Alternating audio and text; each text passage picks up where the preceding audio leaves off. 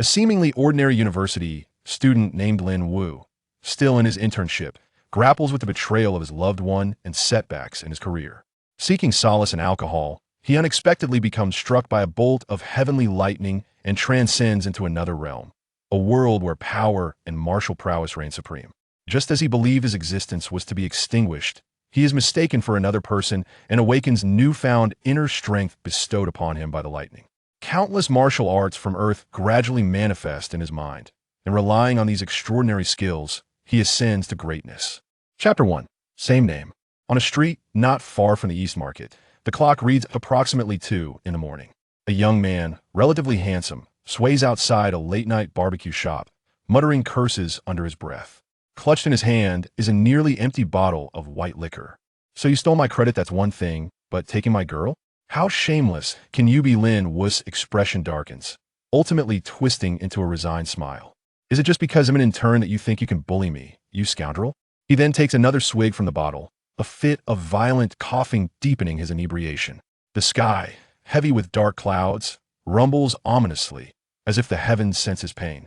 Rain begins to pour down, and he collapses onto the ground, the bottle slipping from his grip, its whereabouts unknown.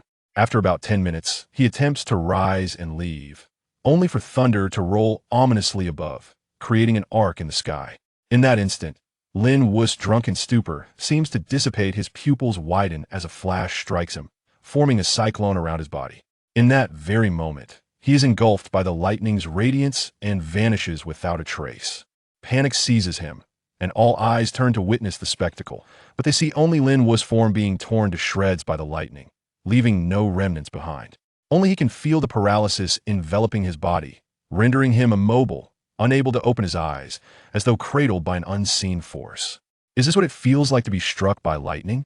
Damn it, why not strike those who truly deserve it? Anyway, I no longer have any attachment to this world. If I must die, so be it. These are his final thoughts before the darkness consumes him.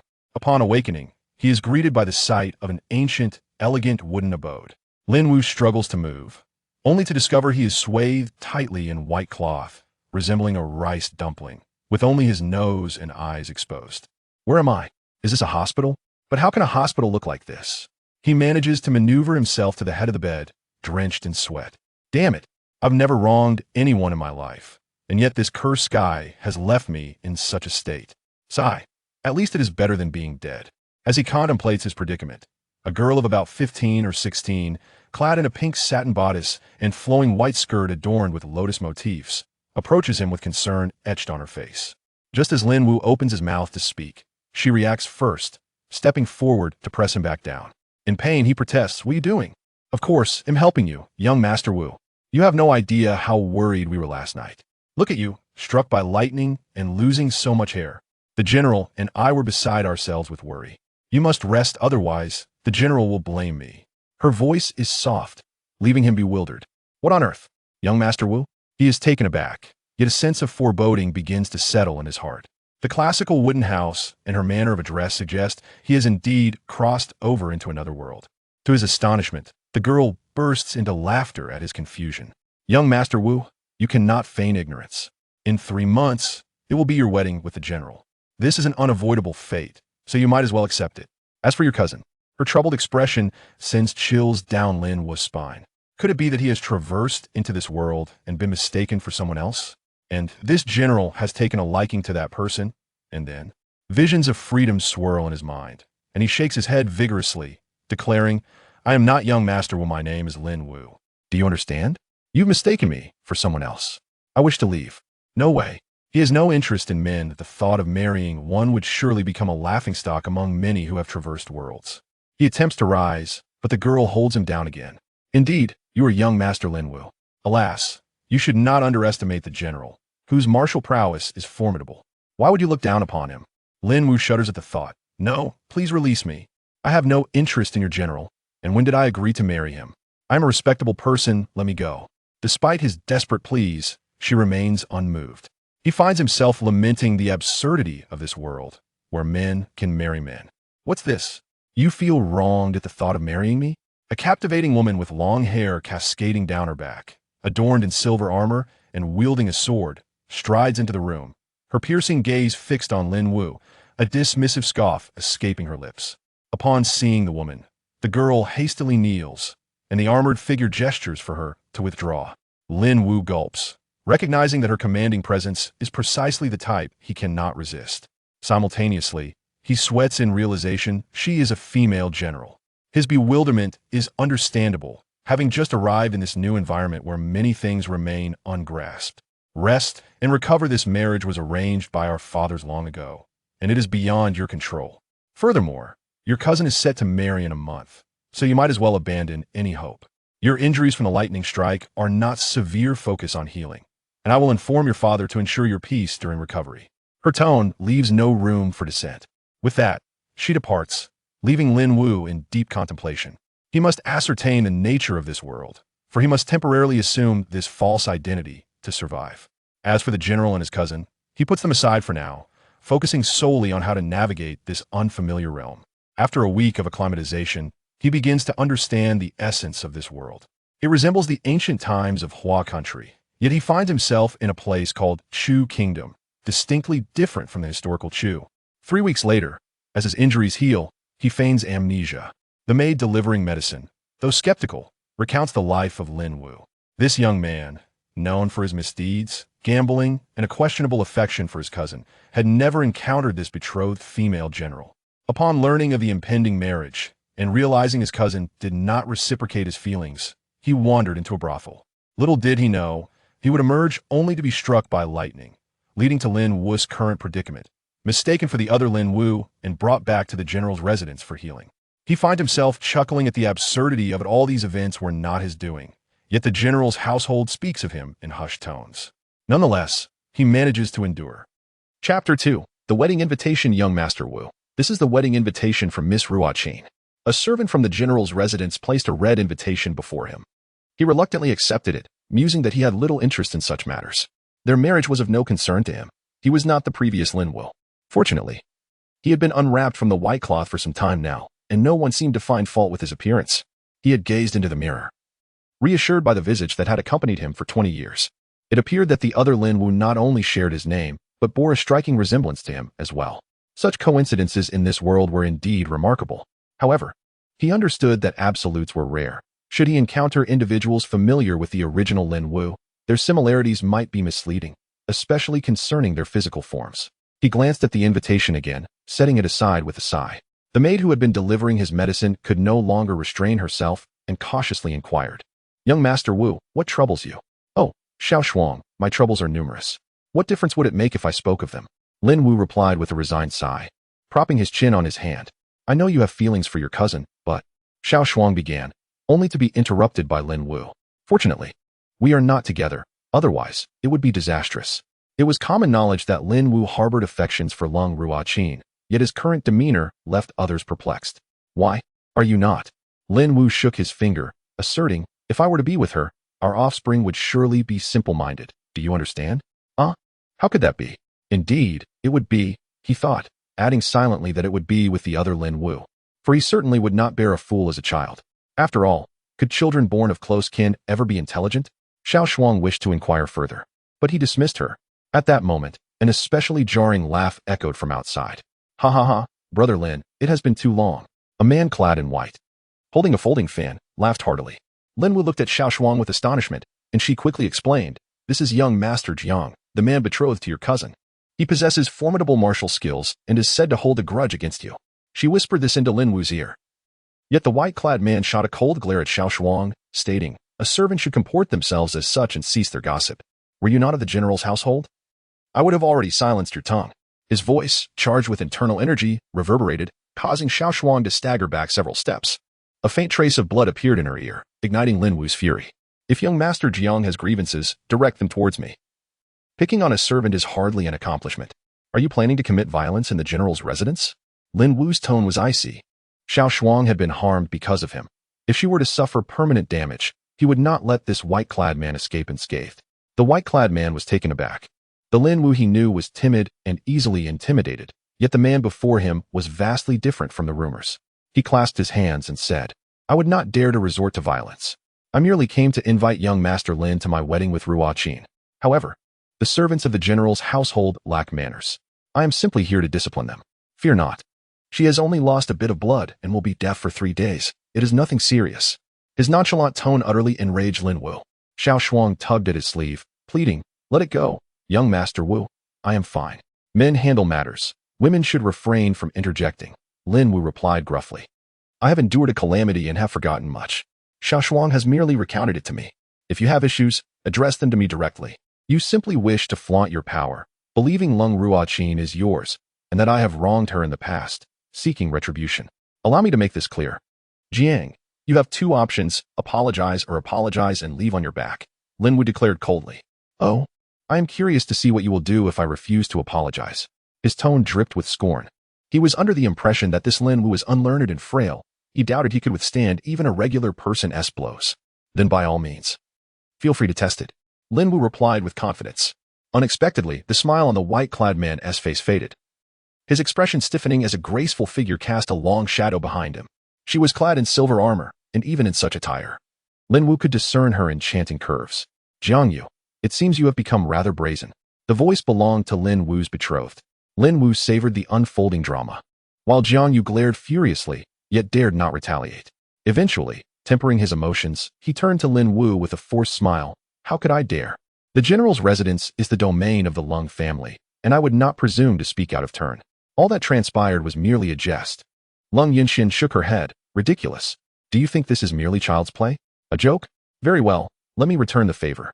With that, she raised her hand, and before Jiang Yu could react, her palm struck him with a burst of pale energy.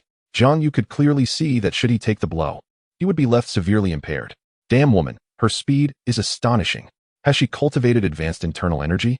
Could her power have reached the terrifying depths of dark energy? He was caught in a storm of panic. He was already outmatched by Lung Yinxian, and now, distracted, he took the full force of her strike. With a thud, his body fell heavily, shattering tables and chairs behind him.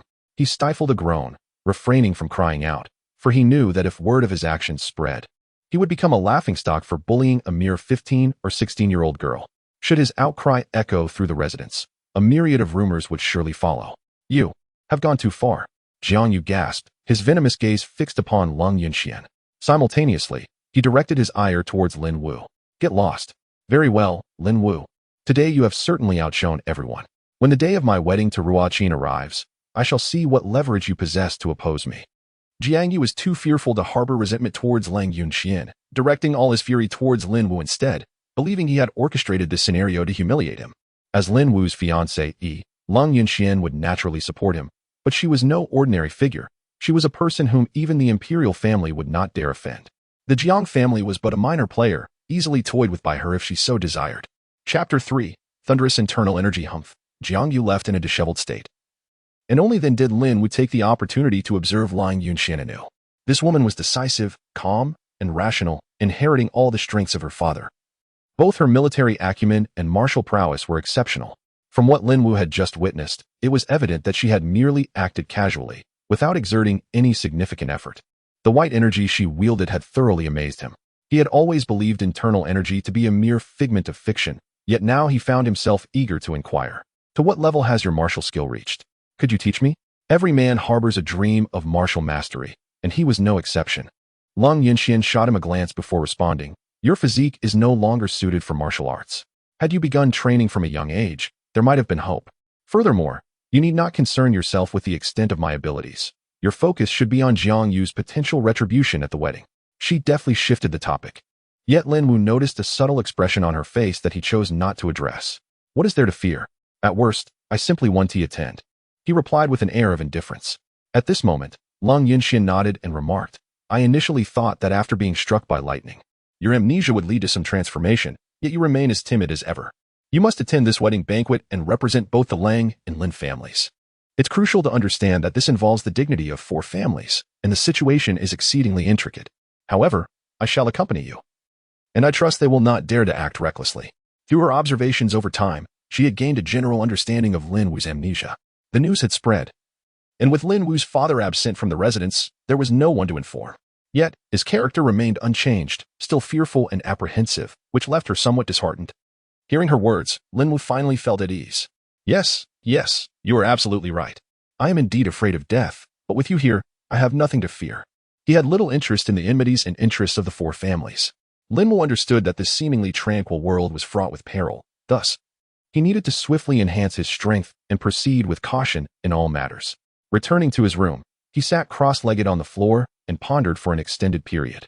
Generally, one would expect that a traveler through realms would be endowed with numerous advantages, yet he found himself devoid of any such benefits. It had been a month, and still, there was no sign of change. How peculiar. Surely, without a miraculous system, he should at least be granted some martial arts techniques. Perhaps something akin to the Duga Nine Swords? Yet, he also recognized that these desires were mere fantasies. Just as he was about to rise, a sudden sharp pain coursed through his body, alerting him to something amiss. What is happening? A crackling sound began to echo in his ears, and his face turned ashen. Suddenly, a white luminescence illuminated his dantian, and an intense power resonated within him, causing his entire body to feel numb and in excruciating pain, leaving him unable to move. He couldn't help but curse inwardly, while simultaneously believing that the coveted treasure he sought was indeed within him. Nevertheless, the process was undeniably agonizing. The sensation was familiar, reminiscent of the life-threatening peril he felt when struck by lightning in his previous world. Gradually, Lin Wu began to acclimate to the pain. After an hour, the excruciating sensation subsided, but he noticed something unusual about his body. Upon closer inspection, he nearly retched. His skin was enveloped in a layer of black sludge. He immediately called out, "Someone come. I need a bath. Prepare it for me." Once he regained his composure, he realized this was the so-called cleansing essence. He could hear everything clearly from a distance, and even his previously myopic vision allowed him to see far-off landscapes with clarity. Everything felt reborn, and he perceived the world in a new light. However, a force continued to circulate within him, yet he was able to control it well. This was, indeed, the legendary inner strength. But why was it so robust, as if it were inexhaustible? Suddenly, he recalled the day he was struck by lightning. Perhaps that moment was what granted him this inner strength, albeit with a need for time to adapt. Today was the perfect opportunity. Was this a blessing disguised as misfortune? He decided not to dwell on it any longer. Typically, bathing would require the assistance of servants, yet Lin Wu resolutely refused. As a person from Earth, he found such elaborate service bothersome and unnecessary, and thus he declined. After a quarter of an hour, having changed the water 4 times, his body was finally clean. Of course, this transformation did not go unnoticed by Long Yinxian. A body covered in sludge? He required 4 buckets of water? I must investigate further. With a wave of her hand, a graceful figure in black nodded and vanished into the night. She sensed that since Lin Wu's revival, his habits had changed significantly. Reports indicated that any woman of decent appearance near him had faced teasing or worse, and his notoriety had spread throughout the city. Now, aside from his cowardly demeanor, it seemed as though he had transformed into someone entirely different, which fueled her suspicions. Naturally, she attempted to send someone to observe his face while he slept to check for a human skin mask, but the truth revealed itself. This was indeed his true appearance. Could amnesia really alter a person so drastically? After much contemplation, she concluded that it must be attributed to his memory loss. The lightning had directly transformed into inner strength, proving to be immensely beneficial to him. However, he understood that this secret must remain confidential. He had no idea whether the Lin family had numerous enemies, and whether his current abilities might seem trivial to others remained uncertain. For 2 full days, he immersed himself in the martial arts of this world, dedicating time to mastering the internal thunderous power within him. Although he had yet to test its might, each time he activated it, he felt an overwhelming sensation, as if this power could unleash devastating consequences upon impact. He also gleaned a bit about the martial arts of this realm. In 5 days, it would be the day of his cousin's wedding. Perhaps he could showcase a fraction of his abilities, but he needed to refrain from excessive boasting. If they remained compliant, all would be well. However, should they pose any threat to him? His eyes glinted with a cold light as he ceased his meditation and gazed out the window, locking eyes with another pair. The other party quickly averted their gaze, and he attempted to pursue, but to no avail. He was still unfamiliar with his own strength and could not act recklessly. It seemed that no matter where one was, there were always different eyes watching. Chapter 4. The pen meets the paper. What is this? Suddenly, in his mind, a book titled Earth Martial Arts materialized. These concepts felt as if they had been etched in his brain for ages. With a mere thought, he opened the first page. The first ultimate technique, the wind and thunder palm. He was utterly astonished, completely taken aback. Wasn't this the palm technique used by the Miao people in the Return of the Condor Heroes? It was incredibly formidable. Yet one must be cautious not to allow inner martial artists to invade the Dantian, or else one would be rendered powerless. He shook his head. While this technique had its drawbacks, he was merely curious if there were other martial arts available. Earth martial arts appeared enticing beyond measure. Flipping to the second page, he found the 18 dragon subduing palms. However, no matter how much he flipped, he could only see the first palm, and he was limited to learning just that. Any attempt to delve further proved futile. There must be certain conditions or characteristics required to unlock the rest. No matter Just as he resolved to study the first palm, a golden light enveloped him, infusing his body, while the book itself dimmed, losing its original vibrancy, rendering him unable to revisit its contents. This phenomenon left Lin Wu dumbfounded. Frowning, the first palm, Conlong Yuhui, was now imprinted in his mind, indelible and vivid, as if he had practiced it countless times. He was confident that once he initiated the move, Conlong Yuhui would manifest effortlessly. This book was truly extraordinary. He resolved to uncover the secrets of this martial tome hidden in his mind, for it was simply too mysterious and enticing. He found himself unexpectedly looking forward to the wedding banquet. Meanwhile, a woman clad in black knelt before Lung Yunxian, cupping her hands and reporting, "General, Lin Wu has discovered me." "What? How is this possible?" Lung Yunxian exclaimed in disbelief as she sprang from her seat. "It is true. He locked eyes with me. I fled, but he did not pursue. However, his gaze was terrifying." The woman recounted, still shaken. "The gaze?" "Yes, the gaze. I have never encountered such an utterly terrifying look. It felt as if it could penetrate one's very soul." She struggled to suppress memories of that moment, but her rapid breathing betrayed her. She was gripped by fear, as that gaze instilled a sense of helplessness within her. It might not merely be an illusion. With a sigh, Lang Yunxian replied, "If I recall correctly, your lightness skill is unparalleled. Regardless, you are a disciple of the Northern School, so your martial prowess should not be lacking. How could he discern you so easily? What has he been doing these past 2 days?" Suppressing her fear, the woman reported faithfully, reading and meditating. "So simple?" The woman nodded. "All right, you may leave," said Lang Yunxian, her voice tinged with fatigue. This time, she felt utterly confounded by Lin Wu. Logically, the unskilled Lin Wu should not have been aware of her arranged personnel. Perhaps it was merely a coincidence. Truth be told, she had no desire to marry Lin Wu, this debauched scion, and even wished for him to be struck down by lightning. Yet, reality often proves cruel. She found some solace in his amnesia, but who could guarantee that his true nature had vanished? What if one day he regained his memories? Alas, she resolved to take one step at a time. After remaining in the room for approximately 5 days, Lin Wu had familiarized himself with the application of internal energy, effortlessly channeling it into his hands and feet. It could be deemed a form of enhancement, conferring immense strength, although he had yet to test his own prowess. On this day, the wedding of his cousin arrived as scheduled, and outside, Lang Yunxian was thoroughly prepared. "Let us go." He examined his short hair and ancient-style white robe, feeling somewhat out of place. Following Lang Yunxian, the carriage procession swiftly arrived at the Jiang Manor, the Prime Minister's residence. The Lin family. Lin Wu had come to offer his congratulations. The General's residence. The Lung family. Lung Yunxian had come to offer her congratulations. He had roughly grasped his identity as the youngest son of the Prime Minister's household. Lin Wu had 2 older brothers, but since they were all preoccupied with other matters, it was left to him to express his felicitations. All the esteemed and notable figures present found their gazes fixed upon Lin Wu, whispering among themselves, "This Lin Wu is indeed fortunate. He has not been struck down by lightning." Who can argue with that? Although a younger son, he is the least favored playboy of the Prime Minister's household. His presence here is truly an eye-opener. Do not speak so lightly. After all, he is the son of Prime Minister Lin. Gossiping carelessly could lead to dire consequences. Someone recalled the terror of the Prime Minister's household and promptly admonished the others. Humph. What of it? It is a pity for General Long, yet one must acknowledge that Lin Wu is merely a son-in-law. Lin Aozhong hardly regards him with any significance. Everything seemed to revolve around discussions of Lin Wu, yet he remained utterly indifferent. "Whatever you say has no bearing on me. I am not the other Lin Wu." "Oh, Lin, my young brother, you arrived without informing me." Jiang Yu, a stark contrast to his earlier demeanor, greeted Lin Wu with unexpected warmth.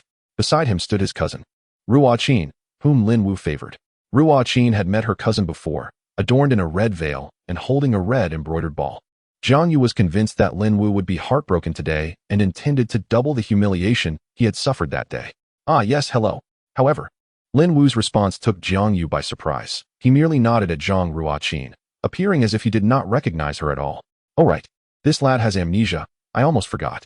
But I refuse to believe you cannot recall that day," he thought to himself with a sinister chuckle before speaking again. "Lin, my young brother, if you do not mind, Could you grace us with a line of blessing? All eyes were upon them. Knowing full well that Lin Wu could not possess such talent, composing poetry was challenging enough, let alone creating a couplet. Lang Yunshuan's expression darkened, and she moved to intervene. But Lin Wu stopped her. Since you insist, I shall not decline.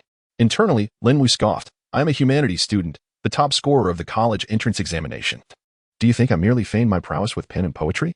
To seek to humiliate me in front of others, how delightful. Blessings are mundane. Your love has many witnesses. Allow me to compose a poem in your honor. His calligraphy was decent. It would not resemble the clumsy strokes he had once made upon arriving in this world. What? Young Master Lin wishes to write poetry? Ha ha, in that case. Let us oblige you. Bring forth the writing tools. Everyone wore expressions of mockery, eager to witness the unfolding spectacle. Holding a large brush before a long sheet of paper, Jiang Yu feigned surprise. Oh dear, such a large brush? How could our delicate young Master Lin possibly wield it? Bring a smaller one.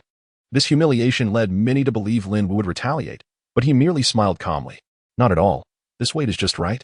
Simultaneously, he concealed his grin, his expression turning serious. Before I begin, please grant me 3 cups of wine. 3 cups of wine slid down his throat, and Lin Wu burst into hearty laughter as he began to write. Jiang Yu had assumed Lin Wu would struggle with the large brush, yet to his astonishment, Lin Wu not only managed it but completed the task using just one hand. After approximately 3 minutes, he chuckled. Done. I am not one for beating around the bush. This poem is for you. Jiang Yu, skeptical, doubted that this young man could produce anything worthwhile. All gazes were fixed on him, fearing they would miss a momentous event. Jiang Yu's face turned ashen as he demanded, Lin, what do you mean by this? That is precisely what I mean. Is it so difficult for young Master Jiang to comprehend? I assumed you would be unable to, Lin Wu teased back, his tone mocking. Long Yunxian glanced at the poem and began to read aloud. The affairs of the world are as fleeting as a spring dream, human sentiments as insubstantial as autumn clouds. No need to dwell on the labor of the heart, for all things are fated in this life. Fortunate to encounter 3 cups of fine wine, especially on the day a new flower blooms. In a moment of laughter, let us draw near. Tomorrow's weather remains uncertain. Gasps of astonishment filled the air. What manner of person could compose such verses? Given the wealth of talent in the state of Chu, no renowned poem or verse could escape their notice. Yet this poem was utterly unfamiliar to them. Thus, only one conclusion could be drawn. This poem was indeed Lin Wu's creation. As for the future, none could predict what lay ahead. Now that I have drunk my wine and penned my poem, I bid you farewell. This poem, Zijianjiu by Zhu Duanru, conveyed a clear message. Although he would marry Ruo Qin, what lay ahead was uncertain, and he held little faith in their union. However, Jiang Yu completely misconstrued its meaning, interpreting Lin Wu's words as an affront, and furiously commanded, stop him. Block his path. Long Yunxian had intended to intervene, but witnessing Lin Wu's confident demeanor, she inexplicably halted the flow of her internal energy, her beautiful eyes filled with curiosity as to how the situation would unfold. After all, she was present, and Jiang Yu would likely not dare to escalate matters recklessly. What do you mean? For individuals surrounded Lin Wu, their expressions unfriendly, yet Lin Wu appeared unfazed. Humph. What do you mean? Is this the blessing you spoke of? Although I must admit it is an extraordinary poem, I cannot believe it was penned by you. And the title is absent. Is this not an insult to me? Jiang Yu's indignation was palpable. Did I ever promise you a line of blessing? Lin Wu mused, recalling that he had indeed not made such a commitment. Yet, he could not afford to dwell on that now. Lin Wu had to be punished. You brother, do not act this way. Zhang Ruoqin began to interject, but Jiang Yu erupted in fury. It matters not who intervenes. Seize him. Jiang Yu, exceedingly volatile, prompted Lin Wu to curse him repeatedly in his mind. He could not fathom how someone like Zhang Ruoqin could be drawn to him. Even the other Lin Wu, despite his flaws, surely possessed more intelligence than Jiang Yu. To strike against the scion of the prime minister's household before so many witnesses was tantamount to courting death.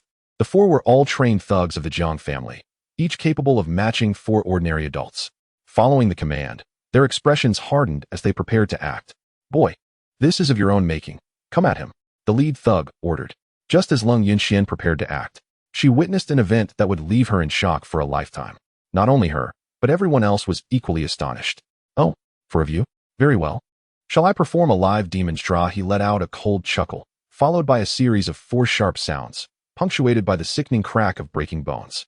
The 4 individuals, poised to strike, howled in agony. What has transpired? A chill of sweat broke out on the brows of those present, as they struggled to comprehend how the hands of these 4 had twisted in such a grotesque manner.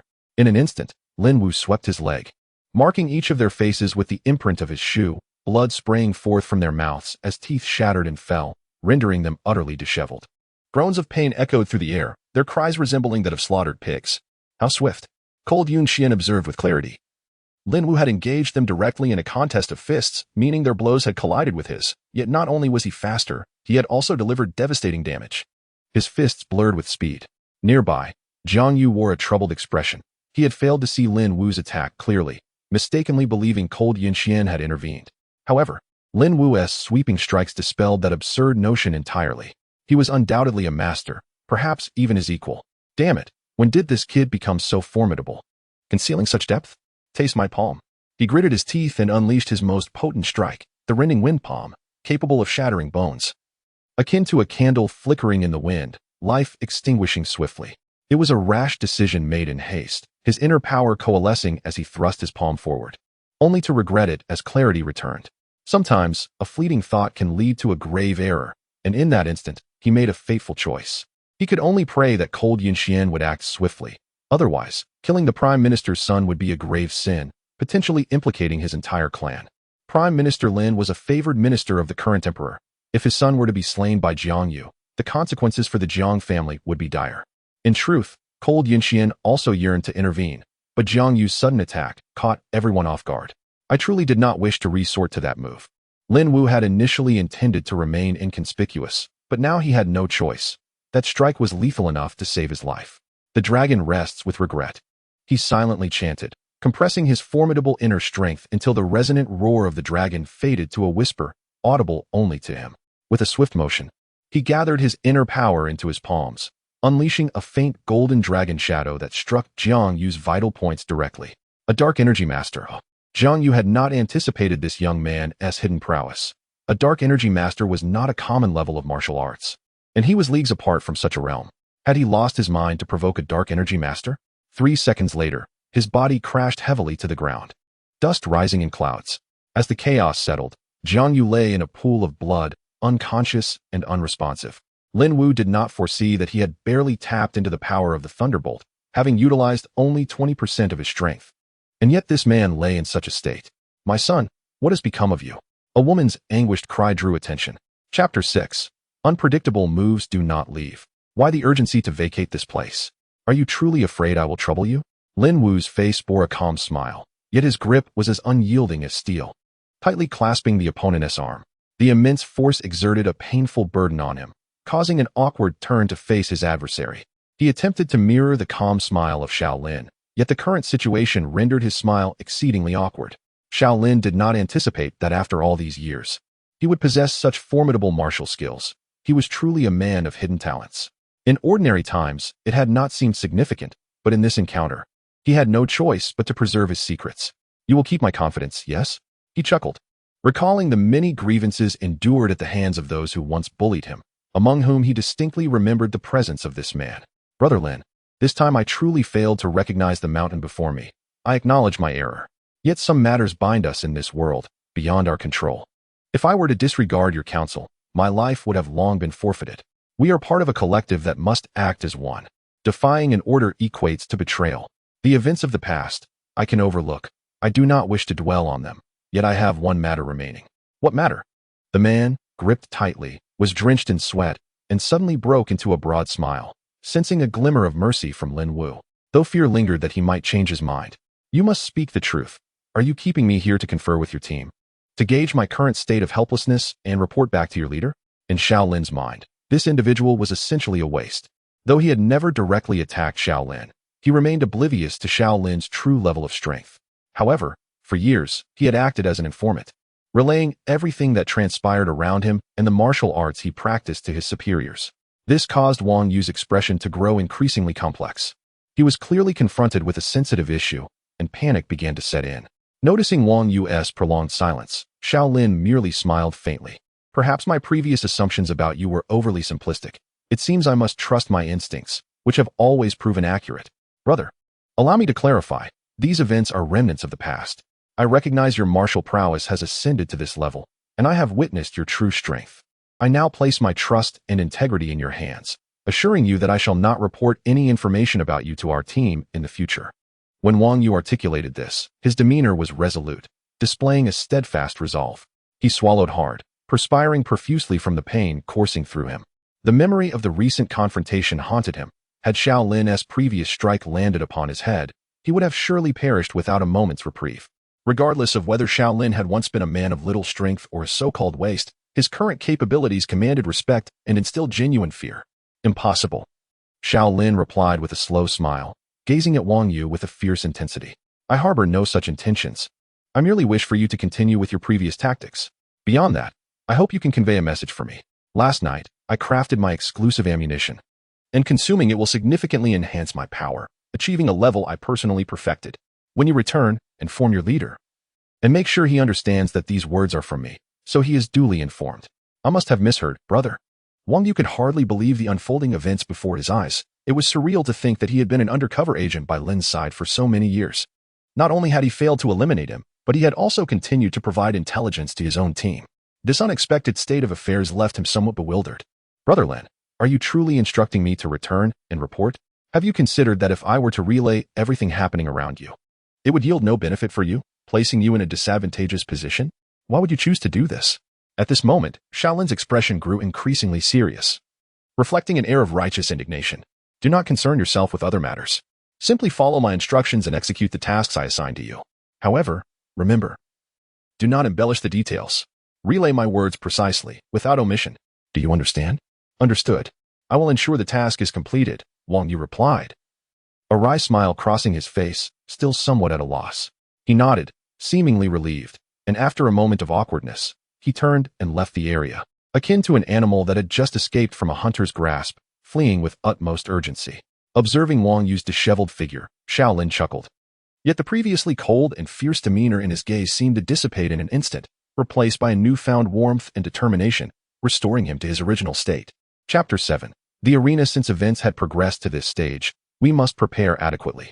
Under the bright sun outside Mei City, a crowd gathered around the arena, engaged in lively conversation. Brother, do you think Xiao Lin is being excessively foolish? How do you plan to deal with him today? One asked. Let him taste the bitter fruit of his folly. This arrogant fool lacks awareness of his limitations. I fear if Xiao Li is too merciless, he might bring him to his knees begging for mercy. Should he strike too hard, that wretch may not even have the strength to kneel and bow. The elder brother replied with a sinister grin. Wang Wenjun sat comfortably on a bench, seemingly in high spirits, contemplating the intricate connections of the day's events. He pondered how best to teach Xiao Lin a lesson, acutely aware that he needed no external advice. Suddenly, he squinted toward a figure in the distance, a person in a hat who appeared to be deliberately concealing their identity as they approached. Isn't that the Wang family's steward, Wang Yu? I sent him for information. Has he encountered some trouble? Why does he appear so disheveled? The elder brother mused, adjusting his posture among his companions. Go fetch Wang Yu for me. What transpired?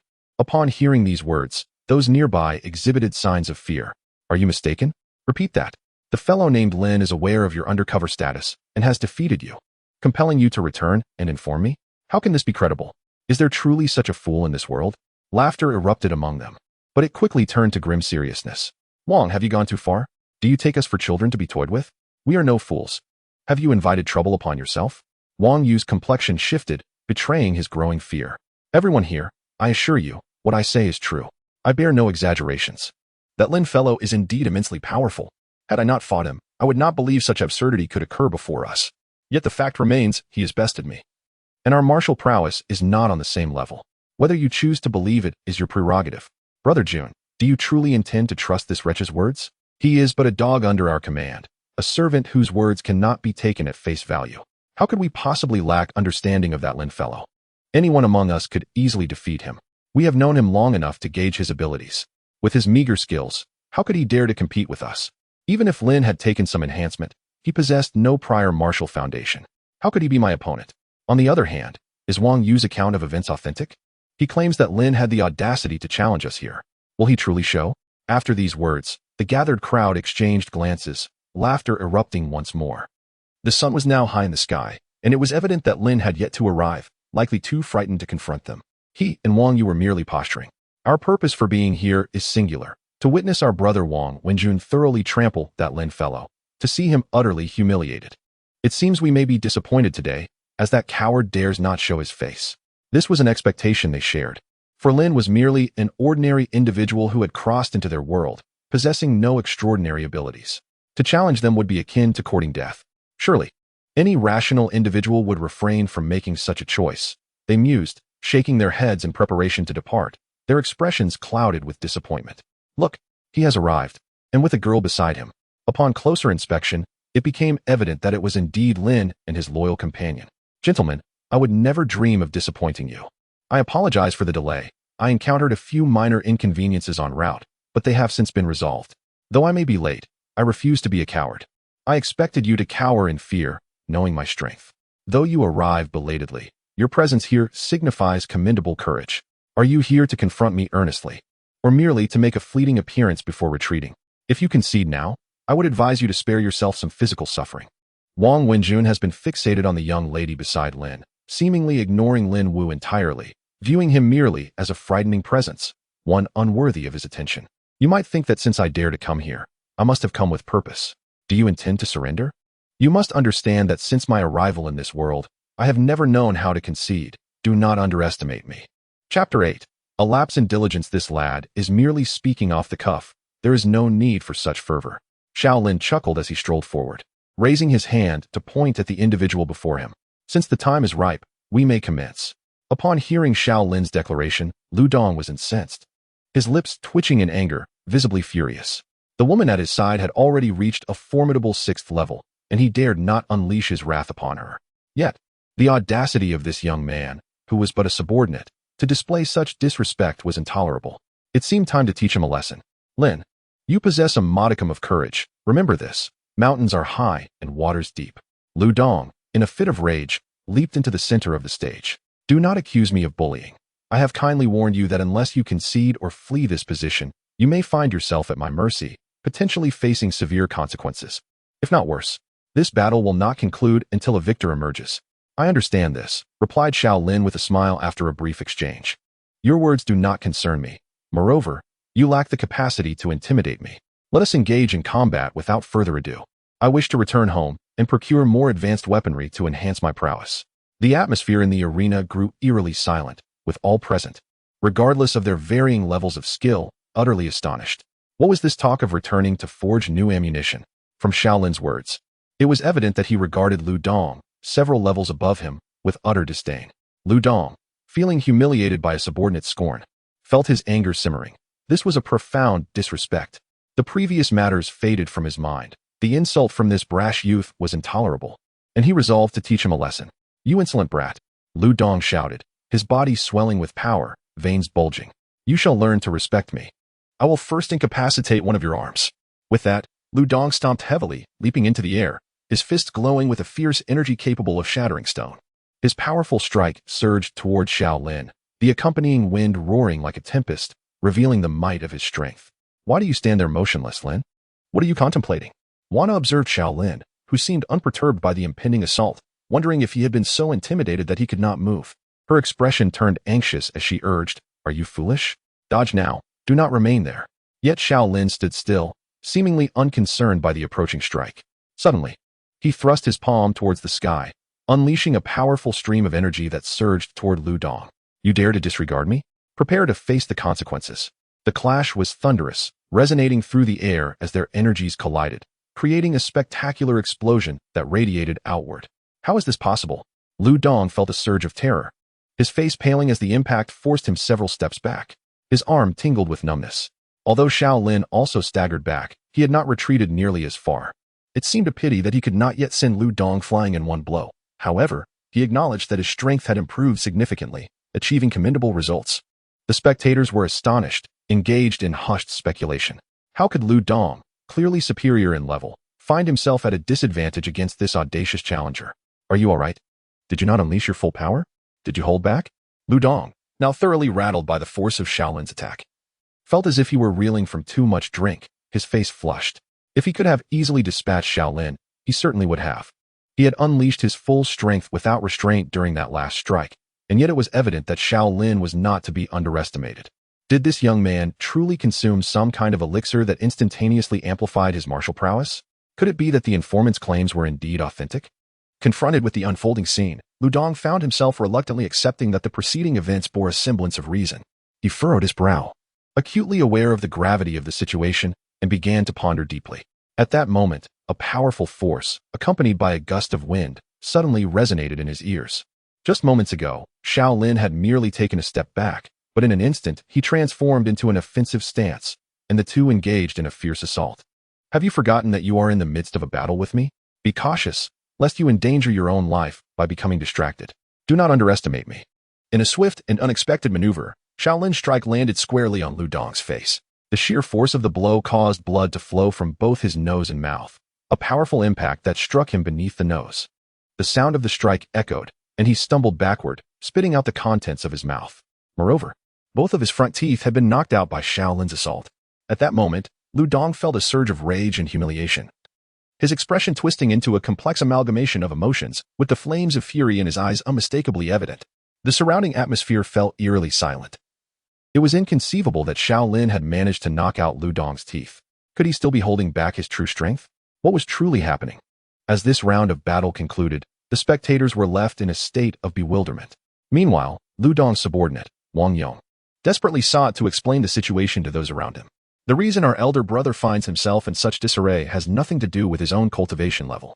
I believe that Lin must have consumed a significant amount of strength-enhancing substances before the match. This constitutes a violation of the rules and is regarded with disdain on our continent. Using external forces to gain an advantage in battle is unequivocally cheating. Wang Yong's words resonated with the unspoken understanding of the era, as it was common knowledge that participants in duels were prohibited from consuming substances that could instantaneously enhance their abilities prior to the competition. If one were to use such substances during battle, it would be deemed an illicit act, one that was universally condemned. Upon hearing this, Wana felt a surge of astonishment, her gaze revealing a complex mixture of emotions. She then addressed Lin's accusers. You speak so brazenly without any sense of accountability. Since you allege that Lin consumed illicit substances before the match, do you possess any evidence to substantiate your claims? If not, this matter is far from settled, and we will not tolerate baseless slander. As Wanner spoke, a sense of unease crept into her heart. She wondered who could have disseminated such information. Wang Yong and his companions exchanged glances, realizing their predicament. Lacking any tangible evidence, they could not simply assert that Lin's enhanced strength was due to drug use. Why are you all silent now? It appears you hold no evidence to support your claims, Wanner remarked with a mocking tone. Seeing their lack of response, she felt a measure of relief and turned her attention to an elderly man with a head of white hair, the founder of the tournament and a local authority figure. Great Elder, we hope you can step forward and deliver a fair statement regarding this matter, Wanner said with a courteous bow. Since they have no evidence to prove that Lin consumed any substances, they should not be allowed to disrupt this competition or spread unfounded rumors. After the match, I will personally investigate whether Lin has violated any rules, and I assure you that I will provide a fair resolution. Should anyone harbor malicious intent to slander others, I will ensure that justice is served. The Great Elder, though advanced in age and speaking in a faint voice, summoned his inner strength to project his words with remarkable clarity, resonating throughout the arena like a powerful torrent. This display of authority was a testament to the depth of his inner power. Meanwhile, Lu Dong, having discarded his broken teeth and wiped the blood from his lips, suddenly rose to his feet. Do you not find your disgraceful behavior embarrassing enough? Cease your incessant prattle and step aside. In that moment, Lu Dong had lost all semblance of his former composure, consumed by fury that clouded his judgment. He glared intensely at Lin, embodying the essence of rage. Chapter 10. A slap in the face. The doctor, feeling helpless, politely bowed to Sister Yuling before retreating into the herbal shop, leaving the young girl kneeling on the ground, heartbroken and weeping inconsolably. The announcement of her mother's death was a burden no one could withstand. Witnessing her anguish, the onlookers felt a pang of sorrow, their eyes reddening with empathy, yet none could offer her solace. Initially, Sister Yuling wished to remain uninvolved, but the sight of the young girl's despair stirred her compassion. Unable to ignore her plight, she utilized her powers to examine the middle-aged woman. Confirming the doctor's diagnosis, her condition was indeed beyond hope. This affliction had not developed overnight. It was a chronic illness that had accumulated over time, rendering it particularly resistant to treatment. The woman's vitality was waning, approaching the brink of death, and Sister Yuling recognized that her own abilities were insufficient for this task. To heal the woman, someone with far greater power was required, a feat she could not accomplish alone. As the middle-aged woman's breath grew increasingly shallow, it became apparent that she was nearing her final moments. Sister Yuling observed the scene, choosing not to speak further. Instead, she offered the grieving girl a comforting embrace. For that was all she could do, provide a semblance of warmth in the absence of her mother.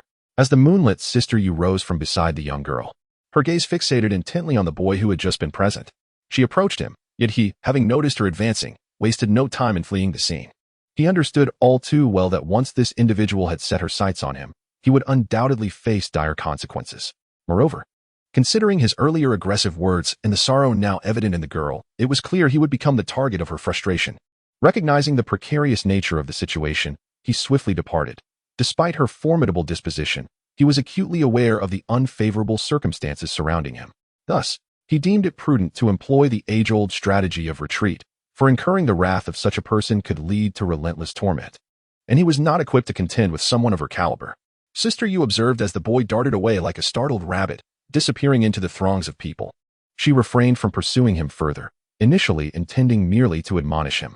However, his speed had taken her by surprise, and she decided to let him be for the moment, focusing instead on the pressing matters at hand. With the middle-aged woman having passed from this world, there remained numerous responsibilities to attend to. If one lives without dreams, it is better to perish, she reflected, acknowledging the profound significance of aspirations. To illustrate this, she likened a healthy body and mind to a well-functioning vehicle. Just as a car requires a robust engine and a full tank to navigate its path, children too need motivation and direction. She often pondered the plight of children whose parents, despite their wealth, failed to instill a sense of purpose. She envisioned a scenario where multiple family members strained to propel a vehicle forward, yet if it lacked fuel, it would remain stagnant, even with a well-maintained engine. Without clarity of destination, progress would be impossible. As children transition through education, the challenges become steeper, akin to a vehicle struggling uphill, at times, perilously so. One of her friends had a child who excelled academically without parental oversight, driven by a clear ambition to become a scientist or an astronaut. This unwavering desire fueled his determination, allowing him to resist distractions and wasteful pursuits. The clarity of his dream kept him focused, and he was resolute in his journey. As she recounted her friend's experience, she illustrated how her friend's son had a profound passion for aerospace. Even when faced with academic pressures, his father ensured he attended an important air show, intertwining the experience with supplementary learning.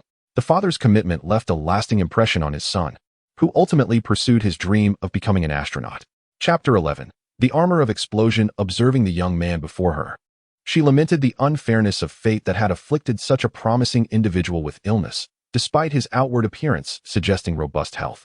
Qin Susu's mother interjected, asking, "Do you not remember my precious daughter? She is the little girl you saved that fateful night." As she stepped aside, a shy young girl emerged from behind her. Her cheeks flushed as she approached. "Come here, my dear," Qin Susu's mother urged. "This is your benefactor. You owe him your gratitude, for without him, the consequences could have been dire." Susu hurriedly expressed her thanks, articulating her deep appreciation. "Words cannot fully convey my gratitude, but I hope you understand the sincerity of my feelings." Xiaoming gazed at the girl, struck by a sense of familiarity. Suddenly, he recalled that she was indeed the girl he had rescued days earlier. Her lineage was evidently distinguished. Raising questions about why she had been wandering alone at such an hour, a girl of her stature surely should have been accompanied by bodyguards. To his surprise, she had come to thank him, despite his initial act being one of mere convenience. As memories of their past encounter flooded back, he remarked, "I remember you.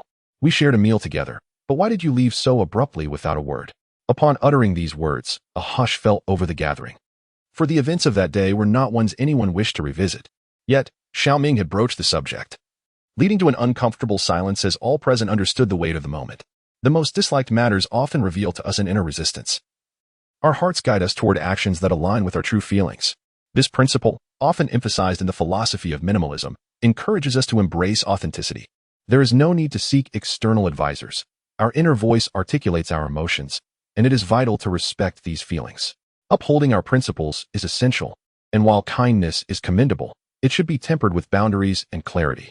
One may provide care to a certain individual, yet it is unnecessary to assume the burden of their elder care. It is imperative to express one's thoughts candidly to avoid awkward situations. Moreover, while it is our obligation to care for our own parents, we are not morally bound to extend the same duty to others' parents. Open communication is key, and should that fail, we have the right to seek assistance. We must not succumb to moral coercion.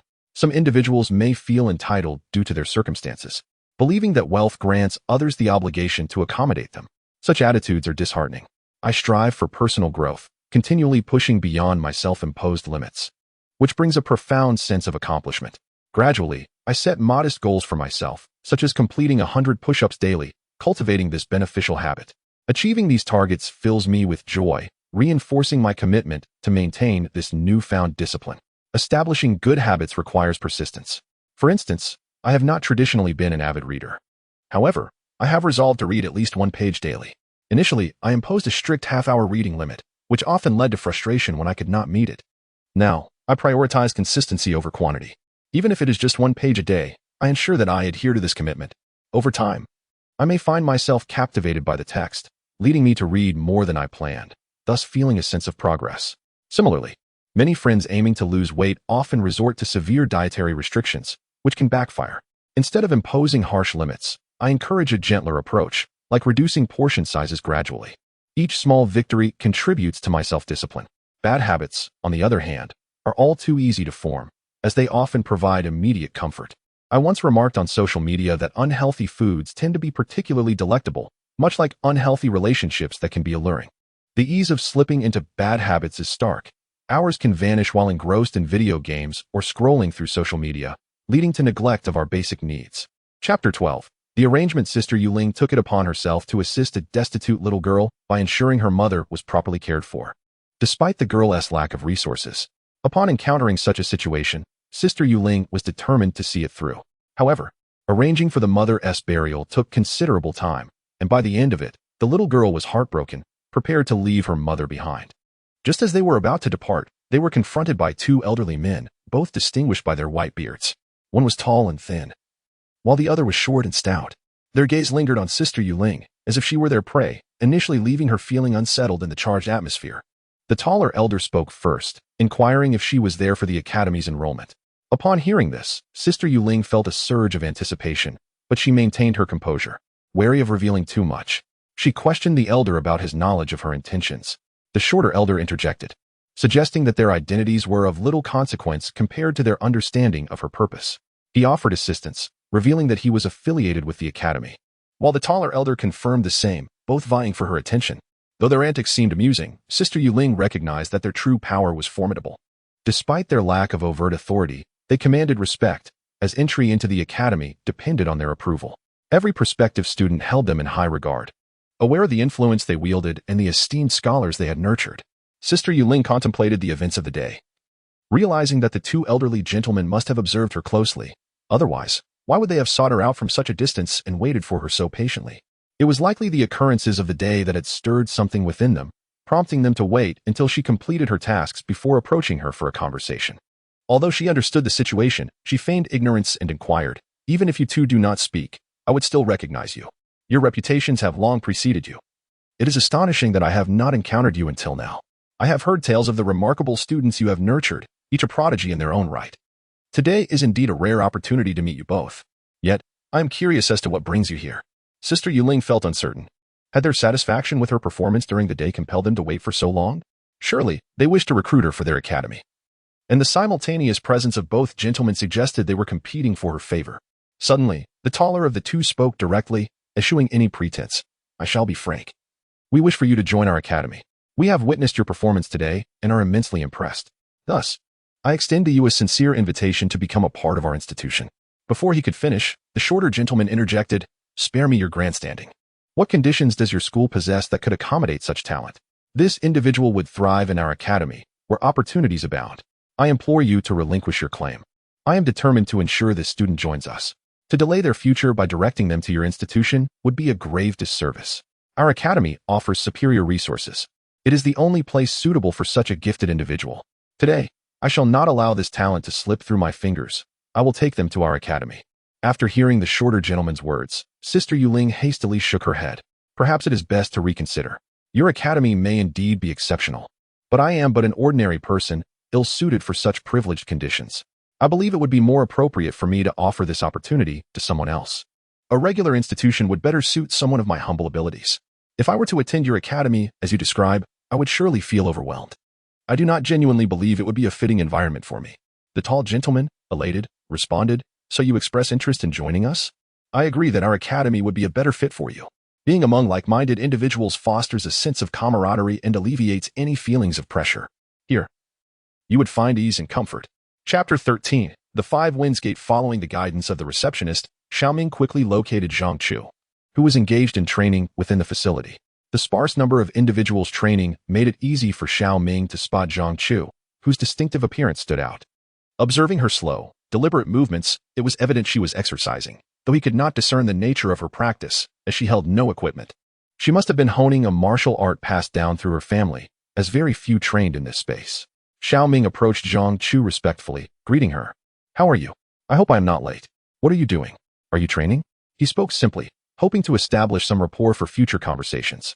However, Zhang Chu paid him no heed, continuing her rigorous training with unwavering focus. Once finished, she exhaled deeply, and Xiaoming mimicked her, realizing he could not sustain such a prolonged breath without feeling dizzy. "Your stamina is remarkable. How do you manage to exhale for so long? Aren't you afraid of fainting?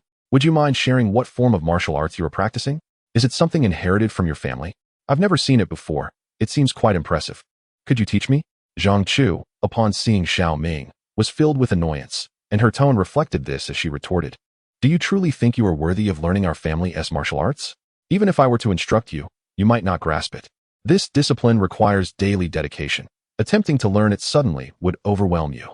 It is not that I do not wish to teach you, but rather that you simply cannot learn it. Spare both yourself and me the trouble. Pursue something more suited to your capabilities. Now, go change into appropriate training attire. If you do not have any, return to get some. This martial art is not for you. Seek something more fitting for your skills. Hurry to the changing room and change out of those unflattering clothes. Ensure you remember your locker number. Do not disturb others' belongings." Xiaoming, taken aback by Zhang Chu's barrage of words, found himself at a loss for how to respond. He complied with her directives, heading to the changing room to don appropriate exercise attire. Following the instructions on his card, he found his locker, only to discover it contained a ready-made set of training clothes. Noticing their superior quality compared to his own, he opted to wear them instead. The attire fit him well. The long-sleeve top was both snug and lightweight, offering comfort and a cool sensation, while the matching shorts provided a refreshing feel. Clad in all black, he felt quite dashing. Upon exiting the changing room, Zhang Chu remarked, "You look quite good in that outfit. How did you know it was prepared for you? Are you not concerned about wearing someone else's clothes? Did you not fear the embarrassment of getting it wrong? It takes boldness to wear something without permission. However, I must admit, you look rather handsome, and this attire highlights your physique, unlike your previous garments that concealed it." Xiaoming, upon hearing Zhang Chu praise him in front of so many people, felt a surge of embarrassment, as this compliment was entirely at odds with Zhang Chu's previous demeanor. He stammered, "What about my physique? Is it really that good? I simply don't spend my time idly lying around, playing on my phone and snacking like others. Whenever I have a moment to spare, I seek opportunities to earn some money. Thus, my body is in constant motion, which may be why I appear more fit than others, without excessive fat. I suppose that is the reason. If I hadn't worn this outfit today, I might never have realized how good my physique looks. I suppose I owe you my gratitude for that." After expressing these thoughts, both resumed their serious expressions. Zhang Chu tossed over a thick pair of gloves, catching Xiaoming off guard. He was so unprepared that he failed to catch them with his hands, instead colliding them with his face. Although the gloves were light, their descent from a height still stung upon contact. Zhang Chu, observing Xiaoming's predicament, urged him to put on the gloves as training was about to commence, instructing him to wait at the front stall. As Xiaoming prepared to don the gloves, he noticed Zhang Chu had already executed a swift somersault onto the stage. Panic began to set in. He realized he was no match for Zhang Chu. If they were to spar, he would surely end up on the receiving end of a beating. Was this supposed to be a training session? Was Zhang Chu intending to take this opportunity to teach him a lesson? The current situation suggested so. Surely, he wouldn't start his training by getting pummeled, which would be utterly humiliating. How could he face others after such an embarrassing first day, faced with the looming threat of being beaten? Xiaoming mustered his courage and said, "Isn't this a bit unfair for our training? I thought it was meant to be training for me. Yet it seems like you were preparing to fight me. This doesn't feel fair at all. Shouldn't I get some warm-up exercises first? Starting with a spar like this clearly disadvantages me, especially since I have no experience in this area. Are you really going to bully a novice?" Chapter 14. Shadow. Xiaoming, witnessing this turn of events, felt a flicker of hope and hesitantly said, "If we are to train, why lock the door? Do you have something else going on? It would be best to be honest with me. Otherwise, I won't participate in this training or your so-called competition. Our training isn't that strict. Why the need to lock the door?" The young girl initially ignored Xiaoming until she had completed locking the door, at which point she responded, "It's no big deal. The door just needs to be locked to prevent any unexpected incidents. It will be quieter this way." Besides, your training will be over soon, and I'll come back to unlock it afterward, so you can rest assured that nothing will happen. Xiaoming began to feel increasingly panicked as he watched the door being secured. With the railing a considerable height from the ground, attempting to escape would be perilous. While the school gates had stairs for easier exit, this small door had now barred any chance of escape, leaving him to confront whatever might unfold within. He called out to the young girl, hoping she would unlock the door, but she ignored him and left the room, returning to her previous position. With no response from her and realizing she had departed, Xiaoming awkwardly turned back to Zhang Chu, forcing a smile that felt more like a grimace. He knew that showing no expression might provoke Zhang Chu further, so he attempted to ease the tension with a slight smile. Zhang Chu observed Xiaoming's discomfort and remarked, "You might want to stop smiling. It's worse than when you don't. Your smile is more painful to witness than tears. Let us keep it serious. We are about to begin training." Xiaoming quickly added, "Actually, what I said yesterday wasn't my true intention. I don't know what came over me. Sometimes I feel out of control. I might say strange things without realizing it. I didn't mean to upset you, so please don't hold it against me. I'm just a naive person. Treat me like a child who speaks without thinking. You should be the bigger person and not take offense." Zhang Chu paid little heed to Xiaoming's explanations and reassured him, "Don't be nervous. I'm not looking to harm you. We are here to train. And rest assured, I want to use this opportunity to take revenge for the past. Let us start training. You're already wearing gloves, so tighten your fists and attack me. This is merely a preliminary exercise for me to gauge your strength and determine the appropriate training regimen for you. Don't be anxious. This is a unique chance for you to hit me. Make the most of it. Don't regret missing this opportunity." Hearing Zhang Chu's words, Xiaoming realized he had no escape from this training session. Since facing it was inevitable, he resolved to confront it head-on. He had no means of fleeing, so he might as well strike first rather than be a passive target for Zhang Chu. With determination, Xiaoming shouted, "If that is the case, I want to hold back." With that, Xiaoming charged towards Zhang Chu, fists clenched. Despite the loudness of his voice and the intensity of his stance, his movements revealed a lack of finesse. The uneven distribution of his strength was evident in how he landed each step. Zhang Chu, witnessing the amateurish approach of Xiaoming, felt uncertain about how to react. In his current state, even a simple kick would send him sprawling.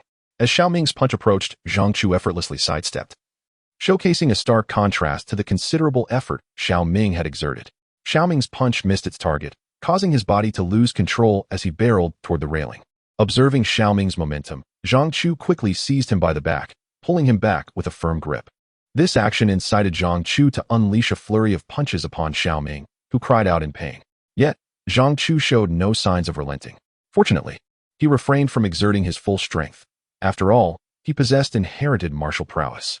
Had he truly unleashed his entire force, Xiaoming would likely have been unable to withstand it, jeopardizing his training for the month. A heavy-handed approach could have resulted in Xiaoming missing out on his training entirely, which would diminish Zhang Chu's opportunities as well. Therefore, even in the act of reprimanding him, there was no need for haste. They had known each other for some time, and even if he were to seek out someone, explaining the situation thoroughly would prove challenging. It would be wiser to allow Xiaoming a proper respite after a day filled with exertion, for fatigue was evident on everyone's countenance, including his own. This fact was indisputable. Thus, given the current circumstances, it was imperative to find a suitable place to rest, allowing time to gradually reconcile with future matters, especially since tomorrow promised further journeys ahead. Chapter 15. Speed. Sister Yuling guided her newly acquainted younger sister deeper into the premises without any staff intervening. Meanwhile, the other students speculated about her background, curious about how someone could traverse so freely without opposition. Clearly, her standing was formidable, justifying such exceptional treatment. The students at this academy were not of ordinary lineage. Many hailed from prominent families, often accompanied by familiar attendants. Such phenomena were commonplace, rendering the sight of Sister Yuling and her sister unremarkable to onlookers. Thus, Sister Yuling proceeded uninterrupted to the innermost classroom.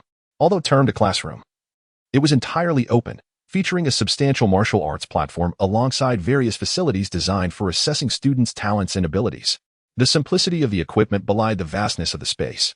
Those waiting outside were well prepared, eager to showcase their finest attributes when their turn arrived, as only then could they capture the instructor's attention. Upon passing through the open classroom, a dedicated staff member was present to record the students' essential information. This individual, a centenarian, appeared remarkably vigorous despite his advanced years. With a full head of jet black hair devoid of any gray, such vitality was likely a testament to his own cultivation. As Sister Yuling navigated through the area, unsure of her next steps, she approached the reception staff member, presenting her card. The elderly gentleman, maintaining a calm demeanor, inquired if she required assistance. Sister Yuling expressed her uncertainty about where to proceed, as she was still unfamiliar with the environment. The elderly man kindly stood up and directed her, indicating a large room ahead. Inside, several students awaited. Unaware of the room's purpose, Sister Yuling inquired among the others, who explained that individuals were assigned based on their differing magical affinities.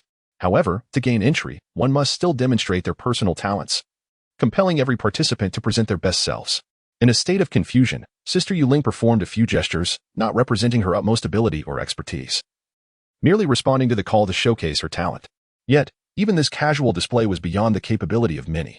Following her demonstration, an elder remarked that this child possessed remarkable talent, not of ordinary caliber. The actions she had just executed were rare among her peers, indicating her potential as a formidable individual in the future, a talent not often encountered, and one that had not been seen in quite some time.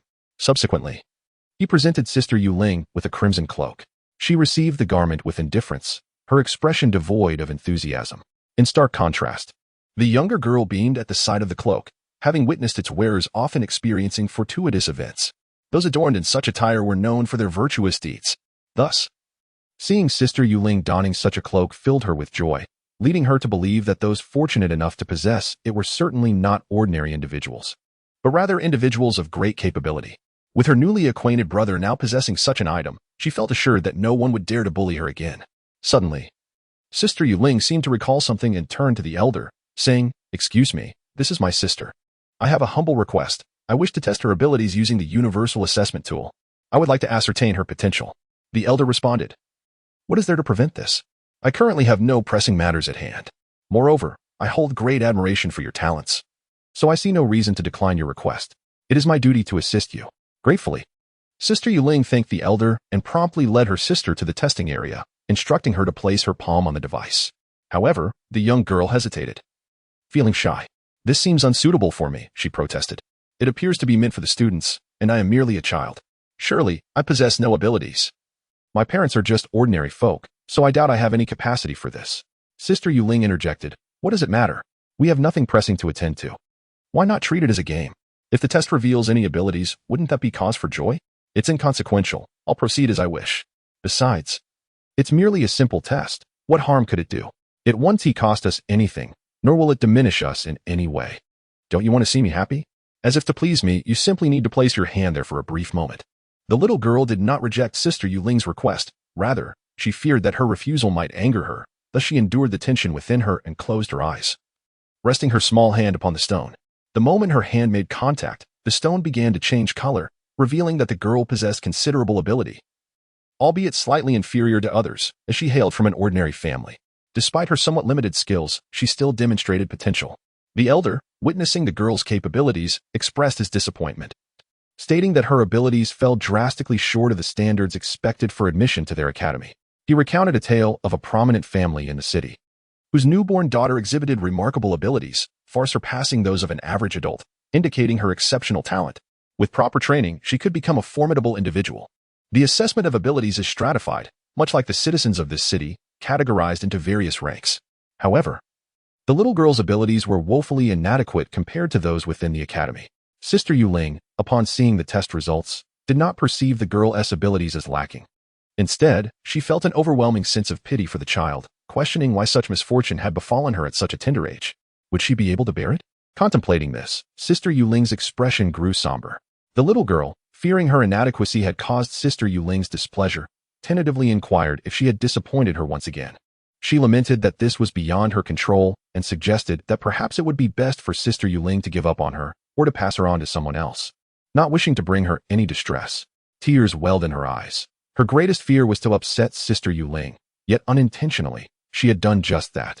Sister Yuling, undeterred by the results, continued encouraging the girl, asking if she had truly focused during the test. She speculated that perhaps the girl's mind had wandered, suggesting they try once more, promising it would be the last attempt. This time, she urged the girl to concentrate entirely on the stone, dismissing any distractions. Sister Yuling could not fathom that the girl's abilities were so minimal. It seemed implausible. Should the outcome remain unchanged, she would accept it, but until then, she would not concede so easily. In her heart, she believed the girl possessed remarkable potential, far beyond that of an ordinary child. Chapter 16. Taekwondo. Zhang Chu affirmed that not only could they learn Taekwondo, but there were also numerous other disciplines to explore. He reassured her that he would introduce these to her during training in the coming days, emphasizing the importance of self-defense techniques. However, he cautioned her not to underestimate the training's intensity, as it would encompass various aspects requiring dedication. He sensed her curiosity regarding his choice for her to participate in the competition, which stemmed from two primary reasons. The first was his personal inclination. He saw an opportunity to vent some frustrations. The second, more direct reason, was his belief in her exceptional physical condition. They had run a considerable distance that day, and while she might not recall the specifics, he was acutely aware of their journey. He considered her physicality to be impressive, perhaps even surpassing that of many athletes. Despite feeling exhausted from their lengthy run, she had persevered, demonstrating commendable endurance. Hence, he held high hopes for her, assuring her that his decision was not an act of revenge, but rather a recognition of her suitability. Her stamina and physical strength had truly astonished him. He had not anticipated her remarkable resilience, which was rarely seen in others. As he spoke, he glanced back at Xiao Ming, suddenly realizing his abilities were indeed extraordinary, particularly for someone who seldom exercised. How was it that he could run so far and so swiftly? Surely, fear alone could not account for his speed. His overall physical condition must be quite commendable. If someone like him engaged in regular training, his athleticism might surpass even Zhang Chu's own. Xiao Ming recalled the sacrifices he had made to gain such speed. If those sacrifices did not yield results, they would have been in vain. Despite recalling those events, he could not divulge the truth to Zhang Chu, opting instead to divert the conversation. He explained that although he did not often train, he frequently engaged in part-time work, which was physically demanding. Thus, his part-time endeavors allowed him to strengthen his muscles, particularly in his legs, enabling him to run swiftly. Additionally, his fear of Zhang Chu had compelled him to run faster. Under similar circumstances, he believed anyone would have fled for their life. Given how frightening Zhang Chu's actions had been that day, everyone had been watching, and had he not quickened his pace, being caught by Zhang Chu could have resulted in a humiliating encounter. If they had not run for so long, it was unlikely Zhang Chu would have heeded his words, as her anger would have clouded her judgment. Thus, Xiao Ming had no choice but to flee, hoping Zhang Chu would understand his sincerity and not take offense. Zhang Chu listened to Xiao Ming's incessant prattling and, interrupting him, said, "All right, enough of the past. Let's not dwell on it any longer. I no longer wish to hear about it. Since you have fallen into my grasp, you must adhere to my arrangements. You are here to train under my guidance, and you shall comply with all my directives. After such a lengthy respite, I trust you have recovered. If you are indeed ready, we shall commence formal training. I need to discuss some fundamental rules with you. When competing, it is imperative that you perform with utmost diligence, as you are representing me in this contest. A loss on your part equates to a loss for me, and should you fail in this competition, the repercussions will be severe. If I were to take extreme measures against you, it would be too late for regret. You are aware that I possess a rather volatile temperament, and should you falter, I cannot guarantee my actions. Thus, during the forthcoming days of training, you must exert yourself rigorously and hold yourself to high standards. Remember, under no circumstances should you allow defeat in the competition." Xiao Ming, smiling, replied, "Since you have articulated your concerns, allow me to speak candidly, and I trust you will not take offense. I am confident about this competition, and even without your threats, I would strive for the championship. You mentioned that the winner receives a substantial reward, and even if you did not, I would pursue that lucrative prize with fervor. Therefore, I assure you I will not squander this opportunity. I will train earnestly, provided you refrain from taking your frustrations out on me. Training is one matter, but the issues between us should be addressed after the competition. Please do not use training as a pretext for venting your anger, otherwise, I fear I will not receive adequate preparation, and my chances of winning will diminish.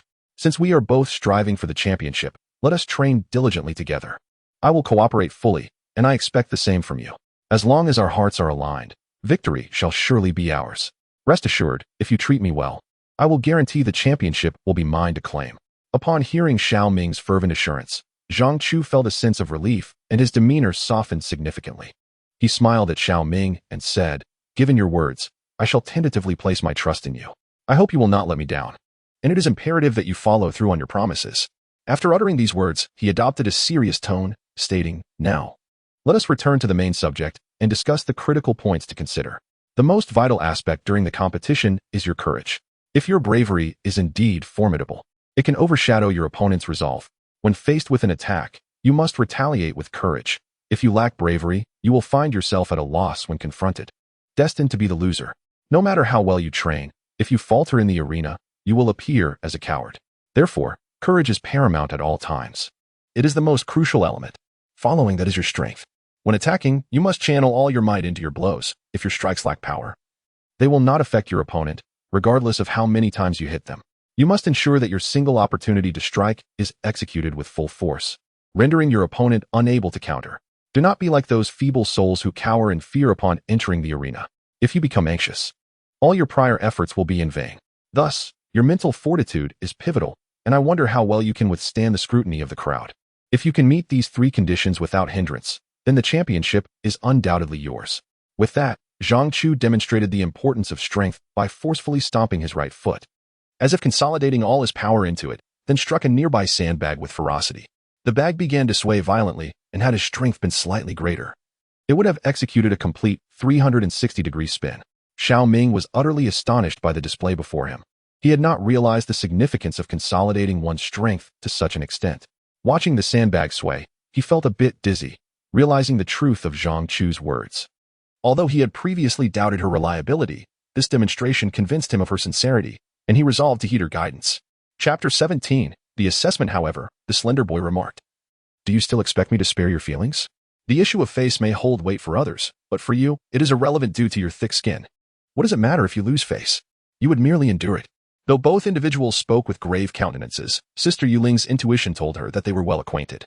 For such sharp exchanges would not occur between strangers. Had they been unfamiliar, they would likely have resorted to blows. Yet, they remained seated, calmly enjoying their food and drink, only their words betraying their camaraderie. Evidently, they were the very best of friends, engaging in playful banter, as was their custom. Suddenly, the youth across from Sister Yuling exclaimed, "Are you deliberately trying to embarrass me in front of our new friend? If so, I shall not hold back. If I do not give you a beating, you may never understand my prowess. You have chosen to provoke me on such a fine day, have you not? If you seek a confrontation, I shall oblige. After all, a proper welcome is in order. If this is how you wish to celebrate, I will not refuse." As he spoke, he pretended to roll up his sleeves in preparation for a fight. The slight boy retorted, "Go ahead and hit me if you dare. Am I supposed to fear you? Your only advantage is your larger stature. Being taller does not equate to greater ability. We are not wrestling, so there is no reason for me to be intimidated. Let us compete, but let us finish our meal first. We wouldn't want to waste the food. If we were to overturn the table during our scuffle, it would be quite embarrassing for our new friend, so let us eat first." Suddenly, the employer remarked, "Have you two not quarreled enough? In front of our new friend, you continue to bicker. Do you not fear being the subject of ridicule? Could you not sit together peacefully and share a meal? Is it always like this when you dine together? I am weary of hearing it. Have you ever truly fought? I have only taken advantage of your exchanges. You both should promptly introduce yourselves to our new acquaintance, who is yet unfamiliar with your names." As we all gathered, a simple self-introduction seemed appropriate. First, the young man sitting opposite Sister Yuling spoke. "Hello, I am Gu Ming. Do not be deceived by my imposing stature. My temperament is quite amiable. However, I do possess a flaw, my tendency to lose my temper. If I should raise my voice in our future interactions, do not take offense. I assure you, my ire dissipates swiftly. I am rather carefree by nature. Should you encounter any difficulties, do not hesitate to confide in me. I will certainly assist you. I cannot abide seeing my friends in distress. Whenever you need help, simply call upon me, and I will be there without hesitation." Then, the slender young man chimed in. "I am Zhao Zilong. Do not heed his tall tales. Although he may be quick to anger, he is also prone to exaggeration. In our future interactions, be wary of his fabrications. As for me, I am quite easy to get along with. No one has ever found me difficult. My only shortcoming is my somewhat cold demeanor. Perhaps due to habit. I have communicated this way for years, but the others have grown accustomed to it, and you will too. I assure you, I am a genuinely good person, not merely boasting. Others regard me as quite amiable. Once you grow accustomed to my manner, you will find me agreeable." After their introductions, they raised their glasses in celebration of their newfound friendship, reveling in the joyous atmosphere. Sister Yuling had not experienced such warmth and liveliness in a long time. Although the hour was late, the group showed no signs of dispersing, perhaps due to their congenial rapport, as they continued to converse and toast beneath the moonlight. As the drinks flowed, the atmosphere became increasingly convivial. Suddenly, Sister Yuling spoke up. "Since you all consider me a friend, I have a request. I wonder if you could assist me. While you all hail from prominent families, I lack any such background. As a solitary figure, it may prove challenging for me to continue my studies here. I wish to create a fictitious family background. Could you help me with this? It has troubled me for quite some time, and I find myself at a loss for solutions." I seek your assistance in procuring a false document that would indicate my affiliation with a family. The three young men fell into contemplation upon hearing her words. After a moment, the handsome youth replied, "What you say makes sense. Navigating this academy alone can indeed pose numerous challenges. Leave this matter to me. You need not worry. In a few days, I will arrange for a false document. However, our families may not be suitable for you, given that many are aware of your identity. Therefore, I shall find a more discreet family for you, one that is less likely to attract attention. Rest assured, you can entrust this matter to me. Your concerns will become my own, and I shall handle it with utmost diligence." Suddenly, Sister Yuling added, "It's not just for me. I have a sister whom I adopted. Her presence here can sometimes be inconvenient. Her talent is remarkable, and though I have tested her abilities, she wishes to remain by my side. I do not want to squander her potential. I seek to find her parents so that they can enroll her here, allowing her to continue her training while staying close to me. As for myself, I have long since become indifferent to others' opinions. I have traversed this world alone for many years and have grown accustomed to the whispers behind my back. However, I do not wish to waste her extraordinary talent." The young girl had been quietly observing the group from the dim light, but upon hearing Sister Yuling's words, she felt a twinge of anxiety. She had not realized how significant her place was in Sister Yuling's heart. Originally just an adopted sister, she was astonished that Sister Yuling had made such elaborate plans for her future, treating her with such importance beyond her expectations. The handsome youth exclaimed in surprise, "So this girl is your sister? No wonder your treatment of her is so different from that of others. I was curious why you would argue with classmates over a servant. Now it makes sense. You take great care of her. And I notice the way you look at her is unlike how you regard anyone else." The girl, hiding in the shadows, found herself at a loss for words. The young man continued, "So you are not acting out of self-interest, but for your sister. Why did you not mention this sooner? If it is for her, then finding a solution becomes simpler. Since she is not widely known, we can choose any family. Many lesser families seek to align themselves with mine. I can select a suitable one. It is crucial to choose a modest family for her convenience and to avoid unnecessary attention that a larger family would attract." Chapter 18. Blocking the door perhaps due to the pervasive ache in his body, the application of the soothing ointment felt particularly comforting, cool, and refreshing. Most importantly, Adu's technique had become remarkably adept. Each application brought immense relief. The medicinal liquor had been thoroughly applied, and Xiao Ming began jesting. "I never knew you possessed such a skill. How come I never noticed it before? Surely, you must have made some money using this technique. It's quite professional. If not utilized well, it would be a pity. You are remarkable, and I must say, your technique is impressively precise. I had no idea you had such talent. I shall not underestimate you in the future. You are no longer just the boy who watches dramas. It seems I shall regard you with newfound respect." Upon hearing Xiao Ming's remarks, Edu deliberately intensified his grip, saying, "You weren't beaten this badly before, were you? Well, today you shall experience my technique. I usually don't bother with just anyone, so be grateful. This is a skill passed down in my family. We don't flaunt it around. Just keep it to yourself. My method surpasses that of any masseuse. Their skills do not compare to my expertise. This is indeed a family heirloom. No one in my family lacks this ability. It is the most effective remedy for injuries. It is a privilege for you that I am applying this medicinal liquor today. You should be pleased. With someone as skilled as me attending to your wounds, you ought to feel fortunate. If you continue to speak of trivial matters, I shall not concern myself with you. It is only because I pity your severe injuries that I am doing this for you. Otherwise, do you think I would go easy on you?" Xiao Ming felt both pain and comfort. The sensation was quite invigorating. He turned to Edu and remarked, "I must admit, your family is rather exceptional. If this is your family legacy, why pass down such a skill? It sounds amusing, yet somewhat awkward to say ancestral massage. It diminishes the craft's value when spoken aloud." Upon hearing Xiao Ming's light-hearted comments, Edu grew irritated, thinking, "After all my effort in applying this medicinal liquor, you still choose to jest." Just as he was about to deliver a few playful slaps, the dormitory door swung open, revealing Aiching and Zhao Kuei.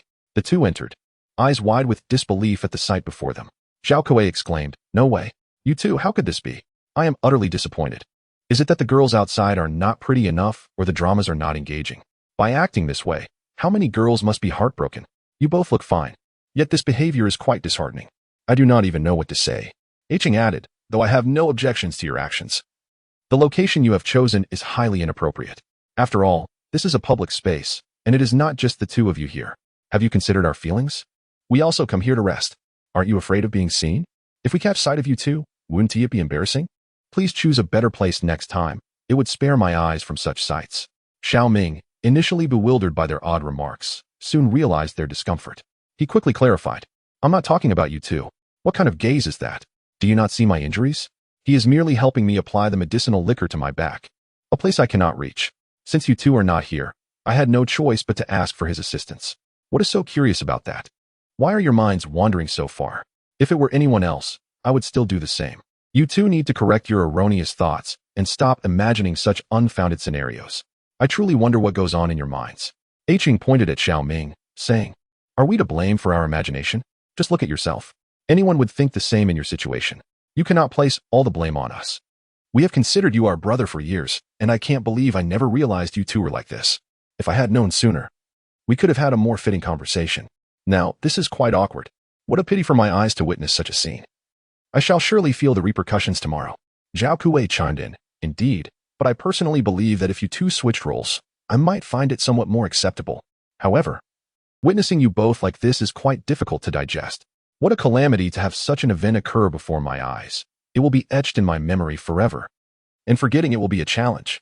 Your presence will haunt my thoughts, and it is utterly repulsive. Unable to endure their banter any longer, Adu interjected. Who is to say who is repulsive? I find you two rather distasteful. I truly do not understand what is going through your heads. Xiao Ming suffered a severe injury during training today, and I am merely helping him with the medicinal liquor. If I do not apply it, he will struggle to leave his room tomorrow. Surely you can see that? Must I explain this for so long? We have lived together in this dormitory for quite some time. How could you be oblivious to such matters? I truly do not wish to explain further. It is futile. I have nothing to hide and am not afraid of your opinions. Even if you do not understand me, I know myself well. I would never engage in such behavior. I am simply applying medicinal liquor. The jesting continued, but upon observing Adu's serious demeanor, they quickly added, We were merely teasing you. We noticed long ago, and we're just trying to provoke you. You should see your flustered face. It is quite amusing. How have you not grasped our humor after all this time? We enjoy jesting, and should you be upset by this, it seems quite unnecessary. Having lived together for so long, surely you must know us better. Ching entered the room, placing the food he had purchased on the table, saying, joking aside, I believe we are all quite hungry. Come, let us eat. I bought quite a bit, and it would be a shame for it to go to waste. Although we jest, do not take offense. If you were to remain angry over such trivial matters, our brotherhood would be in vain. Let this meal be my treat for you today, as a way to make amends for the earlier jokes. So come, let us enjoy this feast together. At this moment, Adu had finished applying the medicinal alcohol on Xiao Ming and stood up to wash his hands, having already coated Xiao Ming's entire body. He noted the myriad of bruises and contusions still visible on Xiao Ming's skin. You should stay here quietly for a while, he advised. The medication needs time to take effect. So let's eat first. You can wait and eat after we've finished. Once you feel up to it, a simple bath will suffice. Although your injuries are quite severe, the medicinal alcohol you've received is rather precious. I noticed that it is nearly impossible to procure such a potion outside. It must be a treasured heirloom of their family. If we were to assess its value, it would certainly be exorbitant, given the numerous rare herbs it contains. Despite the harshness of the application, what you've been given is indeed a remarkable remedy. However, Xiao Ming was overwhelmed by hunger and could not bear to wait until after his bath to eat. He sat up beside them, eager to share in the meal, but the strong scent of the medicinal alcohol emanating from his body was off-putting. Upon sitting near them, he immediately faced their disdain. Zhao Kuei remarked, Can't you wait a little longer to eat? Why not hold off until we finish? The smell of your medicinal alcohol is overwhelming. How can we enjoy our food? Whatever we eat is tainted by that odor. Perhaps you should eat somewhere else. Away from us. It really diminishes our appetite. Please, do us a favor and keep your distance. Xiao Ming, however, deliberately moved closer to them, stating, Are you really turning your noses up at me just because of a little medicinal alcohol scent? Have we become less than brothers? The more you complain, the more I want to stay close. It only highlights our brotherly bond. Besides, there's nothing wrong with the scent. You'll get used to it in no time. I don't even notice it anymore myself. Chapter 19. The car on a tranquil afternoon, Guli sat quietly in a chair, wary of making any noise that might disrupt Zhang Lei's work, though he could see Zhang Lei engrossed in his tasks. There was no indication that he wished to pause for conversation. Reluctantly, Guli spoke up, Zhang Lei, I have something important to discuss with you. Could you please take a moment to listen to me? Yet, Zhang Lei showed no intention of stopping his work, his gaze fixed on the computer screen. Guli, seeing no change in Zhang Lei's focus, pressed on, What I want to say is that we can get married. I've come to terms with it. I can marry you. Zhang Lei's initial reaction was one of shock, though he continued working, maintaining an air of calm. Do you think marriage is as simple as you make it sound? I never said I wanted to marry you. Do you not understand the need for modesty? Hearing this, Guli felt a surge of anxiety. Mustering the courage to voice her feelings had been a daunting task, and his immediate rejection stung deeply, shattering her dignity. Yet, she felt compelled to explain, I realize my proposal may change your perception of me, but this was not solely my decision. Our families wish for us to unite. And I find myself in a position where I have to discuss this with you. If neither of us initiates contact, shall we simply let this matter lie? I felt it necessary to seek you out. As she continued, Guli sensed her resolve weakening. Please don't feel burdened by the idea of our marriage. It is merely a formality we must fulfill. Besides, this union could be advantageous for you. It would be mutually beneficial, so why reject it? Rest assured, our marriage would not lead to any emotional entanglements. I harbor no feelings for you, and perhaps you feel the same. It would simply be a procedural step. After our marriage, you would remain free to pursue your desires without interference from me. We would maintain separate lives, and I assure you, my intentions are purely to ease my parents' minds. Suddenly, Zhang Lei interjected with a furrowed brow. You've said quite a bit without allowing me a word. Does it not tire you to speak so much? I've never encountered a girl so eager to marry a man, armed with so many grand justifications. You've certainly changed my perspective on women. Now that you've finished speaking, I must take my leave. Time is precious, and I have many matters to attend to. If you have nothing further to add, I will be going. With that, he gathered his papers and exited the office without a backward glance. Guli felt a wave of disappointment wash over her. There was so much left unsaid, yet he had interrupted her and left without hesitation. As if her presence was inconsequential, she could only watch him depart, feeling a profound sense of loss, unable to utter another word. As I watched his silhouette gradually fade away within the confines of the office, and the final door clicked shut, the room was enveloped in an eerie silence, leaving me utterly alone. In this office, even the sound of a needle dropping would resonate clearly, startling me to the point where I could almost hear the rhythm of my own heartbeat. Now, with the solitude weighing heavily upon me, I found myself at a loss for what to do, yet I was reluctant to leave so soon. Guli sat in the office, staring vacantly, uncertain of how to occupy her time. After all, she had never truly taken the opportunity to appreciate the office's ambience, perhaps due to the presence of Zhang Lei, which made her feel somewhat tense. But now, with only her company remaining, why not take a moment to marvel at the surroundings? As her gaze wandered, it suddenly landed on the chair recently vacated by Zhang Lei. Deep down, Guli understood that Zhang Lei would never marry her. Nonetheless, she was unwilling to relinquish hope so readily, clinging to the faintest possibility of moving his heart. After all, she was a girl, and she had always taken the initiative. Surely, any young man would have acquiesced to her advances. Yet, inexplicably, Zhang Lei's heart remained as cold as ice, never offering her a warm demeanor or even a smile during her visits.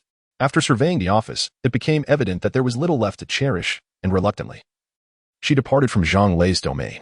Meanwhile, Zhang Lei had completed his tasks and was making his way back to his office, accompanied by an exceptionally attractive female secretary. As he walked, he instructed her on the day's assignments. And it was only upon entering his office and settling into his chair that he finalized his plans for the day. His secretary, upon confirming that he had no further tasks, informed him that his guest had departed just 5 minutes after his own exit. Zhang Lei, seemingly oblivious to her words, wore an impassive expression, offering no response. It was as if the woman were a mere phantom in his life, entirely indifferent to her presence and unconcerned about his whereabouts or the duration of his stay. The secretary, noticing his lack of engagement, continued. I spoke with Miss Gu about sending her something, but she declined. In the end, she left alone. Zhang Lei remained silent, as if her words were falling on deaf ears, rendering her attempts futile. Undeterred, the secretary continued speaking, aware that such matters fell within her professional duties, even if her superior chose to ignore her. Sensing the awkwardness of the moment, she produced a folder from her hands and said, This document requires your signature, but please expedite it, as it is urgently needed this afternoon. With his gaze fixated on the computer screen, Zhang Lei accepted the folder and opened it. Though the contents did not seem to please him, the secretary, though unaware of what lay within, could tell from his expression that it was not to his liking. She then added, If there is nothing else, I'll take my leave. Should you need anything, just call for me. Zhang Lei snapped back to reality, saying, Oh, you may go. There's nothing more for now. Could you also bring me a cup of coffee? That's all really. If I require anything further, I will summon you. The secretary acknowledged his request and exited the office. Zhang Lei resumed his focus on the computer screen, showing little interest in the folder, which he carelessly tossed into the trash, his gaze fixated on the screen, betraying a palpable sense of agitation. Chapter 20. Release of the Martial Spirit Today. I shall show you the stark contrast between possessing a martial spirit and lacking one. Do not be so naive as to think that merely consuming a potent elixir will enable you to stand against me. Can you continue to harbor such illusions? With that proclamation, an unexpected surge of energy surged forth, the air around Li Dong vibrating with intensity. It was as if the very essence of his being was on the verge of exploding. Observers realized that Dong Gu had unleashed his power, revealing the formidable prowess of his martial spirit, which had expanded him several-fold. Who would have imagined that this Lin would provoke Dong Gu to reveal his true abilities? This time, Lin would likely be unaware of the peril he faced. As Li Dong's martial spirit illuminated the arena, his entire being surged with newfound strength, transforming him into a figure unrecognizable from his former self. In an instant, the ground beneath Lin trembled as Li Dong's energy struck with tremendous force, leaving a fissure in its wake. Lin, sensing the imminent danger, hastily retreated, his composure shattered by the overwhelming presence of Li Dong. Li Dong's followers, witnessing their leader enveloped in the radiance of his martial spirit, felt a surge of exhilaration. They had endured for so long. And now it was time for this impudent youth to learn his lesson. They whispered encouragement, eager to see Lin understand the consequences of his provocation. Nearby, in an adjacent building, numerous spectators gathered, their eyes glued to the unfolding battle. Though the students were of a lower tier, some among them recognized the prowess of the combatants and expressed their admiration. It was evident that the outcome would soon be determined, as one wielded a powerful martial spirit, while the other relied solely on brute strength. The bets had been placed, and it was clear who would emerge victorious. As the students observed the battle, they noted Lin's apparent lack of transformation, realizing that their hopes had been misplaced. This youth, devoid of a martial spirit, was simply no match for the overwhelming force before him. Disappointment washed over them as they reluctantly pulled out their coins, resigned to their losses. How could they have ever believed in the potential of a contender without a martial spirit? If one were to say that this young lad was beaten to a pulp, then the person surnamed Lin could indeed be considered the victor. Upon uttering these words, the surrounding classmates erupted into laughter, as all present unanimously believed that Li Dong, this unfortunate fellow, had found himself in such a dire predicament due to underestimating a seemingly agile opponent. This momentary lapse had led him to fall directly into the trap, prompting him to unleash his full strength out of embarrassment and rage. All right, you lot, cease your incessant chatter. Did we not agree beforehand? To wager is to accept the outcome. There is no need for further squabbling here. You are all rather lacking in generosity, remarked a figure clad in red, as he approached the group surrounding Lin, collecting the money they had wagered with a smug smile that resembled that of a wealthy merchant. Enough, enough. There is no need to linger. Let us vacate this place, he added, as it appeared that the onlookers had already grasped the outcome and had no desire to witness the unfolding combat any longer. The man then turned his gaze forward, furrowing his brow contemplatively. Senior sister, it is your turn now. If you plan to resort to underhanded tactics, do not expect me to show leniency. Do not presume that I shall take it easy on you merely because you are a woman. Humph, you insufferable glutton. The battle has yet to reach its conclusion. Are you so quick to pass judgment? Do you truly believe that a Lin will undoubtedly lose this fight? Dreamchi remarked with a slow smile, glancing back at him. Keep your eyes wide open and watch closely. A Lin will surely turn the tide. Do not let your shallow perceptions dictate your evaluations, or you shall find yourself regretting it. An ordinary martial spirit? Li Dong stood his ground, a trickle of blood escaping from the corner of his mouth. A mark of his earlier underestimation by Lin. Is your realization of the situation coming a tad too late? I shall make you acutely aware of the chasm that exists between us. As Li Dong's master unleashed the power of the 5 rings, he expended a considerable amount of soul energy, his breath uneven as he sneered. If you were to kneel before me and beg for mercy, I might consider sparing your wretched life. Otherwise, when my martial spirit's full might is unleashed, you will understand the meaning of suffering beyond death. At that point, you will lack even the strength to concede defeat. Just imagine the horrific fate that awaits you. And yet, here you are, chuckling in the face of death. Have you been rendered foolish by fear? Chapter 21. Direct Election Boy, prepare to meet your demise. The petite figure of Xiao Yu felt an unprecedented tension enveloping the atmosphere, distinctly perceiving the dramatic shift in the air around the stage. Furrowing her brow, she shouted towards the stage, Shaolin, flee at once. Do not linger here. You must escape, or you shall lose your very soul. In her heart, Xiao Yu felt that nothing in this world was more precious than life itself. She could scarcely remember her usual composed demeanor, now transformed into a frantic plea, evidently sensing the grave danger looming over the stage. Yet, Shaolin merely cast a glance back, offering a reassuring expression. Why do you not heed my warnings? Do you not realize how formidable this opponent is? You must escape. Of course, I am aware of his prowess. Yet, How could I possibly surrender so easily? That is simply not in my nature. With that, Shaolin began to gather his internal energy, swiftly propelling himself forward. He had clearly assessed the impending attack, and, as he extended his hand, he launched his counterstrike with fervor. This assault appeared effortless, yet Li Dong, at that moment, seemed to come to a sudden halt, as if time itself had paused, enveloped by the aura of martial power surrounding him. How is this possible? Li Dong's eyes widened in disbelief, feeling as though his body had become unresponsive. In the next instant, a sharp crack echoed through the air, followed by a searing pain that morphed into an eerie laughter.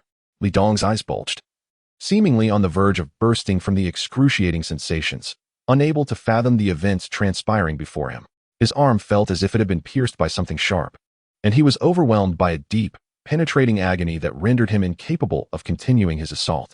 The martial energy that had once enveloped him began to wane, and he collapsed to his knees. What despicable trickery is this? What did you just do? How could a mere low-ranking warrior wield such power? Is there truly no foul play at hand?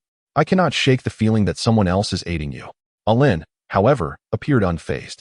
With a chuckle, he turned his gaze back towards Li Dong. Have you truly lost your wits? Besides me, is there anyone else here fighting alongside you? With a disdainful smirk, Lin disregarded Li Dong's current plight and unleashed his power once more, launching another attack. Having once been a martial arts champion, he would not falter against such a trivial opponent, even though his spirit had undergone a rebirth and was yet to exhibit its full potential. He no longer felt the need to conceal any vulnerabilities in the face of such a lowly adversary. Enough. Stop this at once. The victor has already been determined. Seeing their leader reduced to such a state, Li Dong's subordinates grasped the gravity of the situation.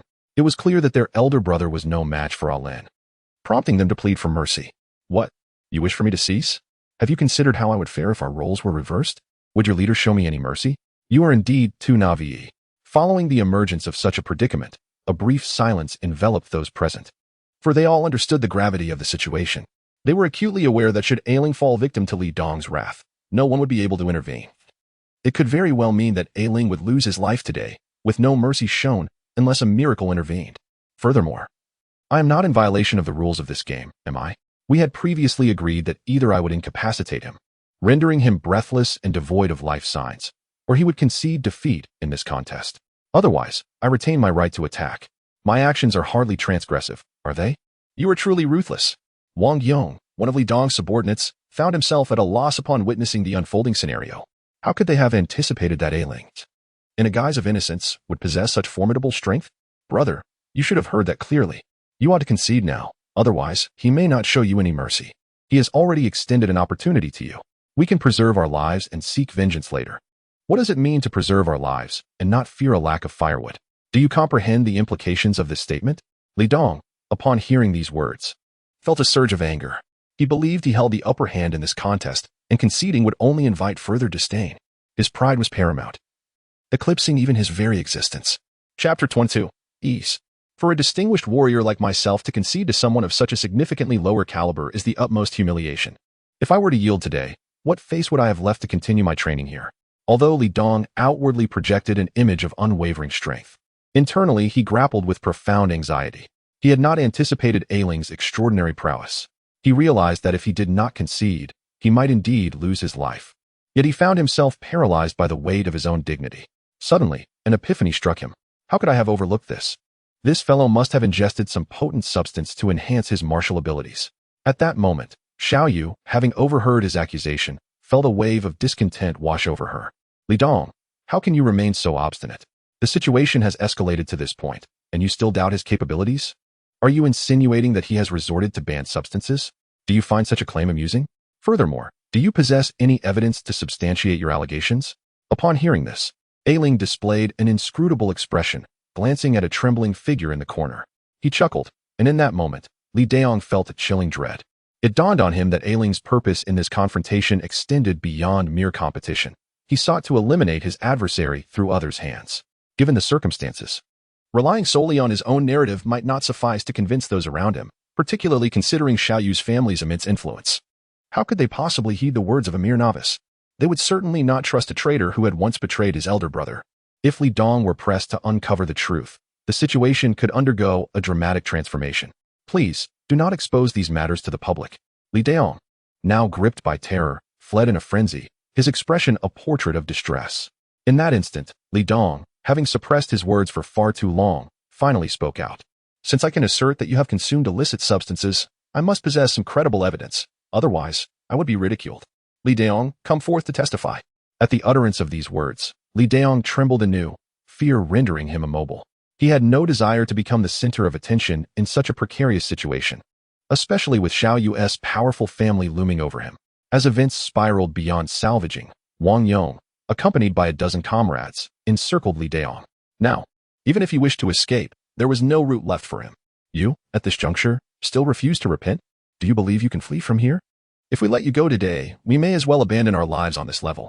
Wang Yong chuckled derisively, his demeanor revealing the face of a villain as he approached Li Dong. Do you see this direction? Step forward to testify, or you shall face the consequences. After delivering this ultimatum, Li Dong remained motionless. Wang Yong, growing impatient, struck out at him. You fool, I am granting you a chance to redeem yourself. Should you continue to be ungrateful, consider the repercussions. We, your brothers, will show no mercy to a traitor. If you believe you can find any glimmer of hope within our ranks, you are sorely mistaken. Hurry, divulge all you know. Perhaps you may still have a chance at survival. All right, I understand. Please, no more. Overwhelmed by pain from Wang Yong's assault, Li Dong, fearing for his life, reluctantly moved toward the arena, unable to lift his head due to the paralyzing dread that consumed him. Meanwhile, Xiao Yu regarded him with an icy gaze. Li Dong, are you aware of the identity you once held? Our entire family has devoted years to nurturing you, yet how have you become somewhat ungrateful? If today's events are on your mind, do not blame my lack of mercy. For all these years, our family has owed you nothing. As soon as Xiao Yu finished speaking, a deep, resonant voice, reminiscent of an elder, suddenly echoed from an unknown source, exuding both steadiness and a hint of authority. Xiao Yu, do not obstruct him. The Grand Elder's words seemed to weigh heavily on Xiao Yu, who felt a surge of pressure, prompting a flicker of concern within her heart. Chapter 23, Betrayal. There is nothing more to discuss for now. If you have any issues to raise, we shall address them upon our return. For the time being, let us depart this place. Xiao Yu's face had turned pale with fear as she slowly turned to speak. Alan, do you truly grasp the gravity of the situation? What have we come to that you still? Alan merely chuckled, seemingly unfazed. The Grand Elder, filled with fury, turned his gaze toward Alan. You are no longer a threat. Now, tell us about Alan's consumption of the potency-enhancing elixir. What transpired? With a stern warning, the Grand Elder's aura subtly shifted, revealing his ruthless nature. Rest assured, there will be no half-truths here. At this moment, Li Dong felt an overwhelming fear, struggling to respond while appearing hesitant. He found himself trapped in a dilemma, compelled to choose a side as his family and Li Dong loomed behind him. Why have you forced me into this position? Have you truly considered the implications? Li Dong adopted a fierce demeanor, seemingly ready to fight back. Clenching his teeth, he glared defiantly. I assure you, every word I spoke holds truth. The scoundrel Lin not only consumed the new potency-enhancing elixir, but also tried several at once. Upon hearing this, Xiao Yu's expression darkened. Realizing it was too late, she had not anticipated that Alan would be betrayed by his own family instead of failing against his opponents. A true case of turning the tide in a dire situation. The Grand Elder furrowed his brow, pressing for clarification. Is this true? Are your statements accurate? Of course. They are true. That night, I personally overheard what he said. As these words were uttered, disbelief washed over the crowd, their gazes fixated on Alan, astonished by the revelation. Consuming such a potent elixir, and doing so multiple times? It was unfathomable. Such powerful substances could render a low-level individual incapacitated, even jeopardizing their life. The fact that someone from this family resorted to such despicable tactics for a mere competition was truly astonishing. Moreover, earlier texts had documented that these elixirs could elevate one's power by 3 levels, but doing so would impose a limit on their potential. Consuming multiple doses would inevitably lead to a premature demise. This young man sacrificed so much for the family's victory, appearing glorious on the surface while being pitifully vulnerable beneath. With circumstances now dire, Li Dong disregarded all and revealed everything he knew. Indeed, this is why Lin suddenly became so formidable. It is an undeniable fact that this contributed significantly to his success in the competition. He chuckled, turning to Li Dong with a subservient demeanor. Brother, I stand with you on this matter. What I have said is indeed correct, right? I have not let you down, have I? Li Dong's expression revealed a sinister smile as he nodded. Just as this young man claimed. I now represent our family and can assert that he has clearly violated the rules of this competition. His previous strength was well known. How could he have become so powerful without external aid? We are not fools. and I am certain he consumed forbidden substances to gain such power. Therefore, I urge the Grand Elder to use his martial spirit to test him for verification. After speaking, he approached Lin, confronting him. Alan, do you have any explanations left to offer? Initially, Li Dong believed Alan would falter, perhaps even beg for mercy. Although Alan sought to uphold his honor and reputation, Li Dong deemed them worthless. If you wish to guarantee something, I suggest wagering 50,000 golden soul coins instead. In truth, Li Dong was a man of courage, lacking cunning. As he spoke without thought, he chuckled dismissively. Don't mention 50,000. I would bet even 100,000, knowing you consumed those substances. What I have to fear? After saying this, someone nearby seemed to remind him of something, causing his expression to shift awkwardly. Brother, did you not understand? This young man's implication is that our family's honor is worthless, even less valuable than the 50,000 golden soul coins. A cautious voice interjected. How dare you speak such nonsense? If you have the courage, repeat that. Realization dawned on Li Dong, igniting a sense of shame and anger. Chapter 24. Conclusion of the duel. Show me your hand, commanded the Grand Elder. Alan, unfazed, extended his hand with utmost courtesy. The Grand Elder grasped Alan's arm tightly, seemingly probing with his own energy, sensing immense potential within Alan, as powerful energies flowed through him. Understood, Elder. Have you discerned something? At this moment, Li Dong furrowed his brow, feeling an impending sense of calamity, and continued to question the Elder before him. Elder, with your vast powers and current status, you must be able to perceive the aura emanating from this young man's body, revealing the use of prohibited substances, correct? You should be able to investigate this matter thoroughly. Everyone present was acutely aware that once these illicit substances were consumed, there would be residual traces within their bodies, detectable only by skilled practitioners. If Lin truly ingested such prohibited items, as that young man claimed, it would surely be evident to the Elder, whose expertise would unveil the truth with ease. What is the Elder's response? Wang Yu, feeling somewhat disoriented, gradually regained her composure after the earlier excitement, appearing somewhat reassured. Moments ago, she had been so anxious that her heart raced uncontrollably, intently observing the Elder. After a brief pause, the Elder spoke, addressing Li Dong. I find no evidence of any residual components from the prohibited substances within Lin's body. You, sir, are merely fabricating accusations. I am curious to see how you will handle the consequences of your actions. The Elder's tone bore a hint of authority, yet was devoid of fury. How can you claim there are no residual traces? Li Dong exclaimed in disbelief, his body trembling slightly. For the potential exposure of this matter could lead to his utter ruin. Elder, am I mistaken? Are you suggesting that Lin truly did not consume any of those illicit substances? The Elder, visibly frustrated by Li Dong's foolishness, glared at him in exasperation. Is it possible that you believe my rank and status would lead me to deceive you? At this point, Wang Yu covered her mouth, glancing towards Lin. Her own heart filled with disbelief. Could it be true that Lin had not taken those pills? Yet this seemed incomprehensible, as during the recent duel between Li Dong and Lin, the latter had displayed a remarkable increase in spiritual energy and level. In just a few days, if he had not encountered any extraordinary substances to enhance his abilities, how could he exhibit such prowess? Everyone present, listen carefully. As the Elder, I will provide a full account of my findings after this examination. I will serve as a direct witness to the events that transpired today, the Elder continued, his expression unwavering as he surveyed the gathering. After my inquiry, I can affirm that there are no traces of enhancing substances within Lin. Therefore, Li Dong, you conspired with your accomplice Wang Yong to unjustly tarnish Lin's reputation. Your unscrupulous actions constitute a violation of the competition's rules. Upon our return, we will deliberate on your punishment, and you shall await our decision in 5 days. Thank you, Elder, Lin responded, beaming with satisfaction as he bowed respectfully. Expressing his gratitude, the Elder, seemingly pleased, regarded Lin with an appreciative gaze. Now that the truth is revealed, your grievances with Li Dong shall be resolved through the outcome of this contest. Settle your scores accordingly. The competition had yet to reach its conclusion, and Lin appeared somewhat restless. Shaking his head, he suddenly surged forward, channeling his spiritual energy as he launched a fierce assault upon Li Dong, striking him with a powerful blow. The sound of bones shattering echoed through the air, accompanied by anguished cries.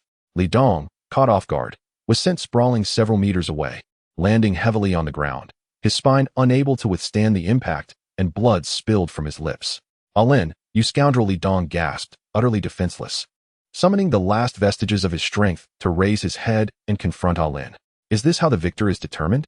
Lin's face bore a serene smile. seemingly unfazed by his actions. You've done well, indeed. Even the elder could not detect any traces of the substances within your body.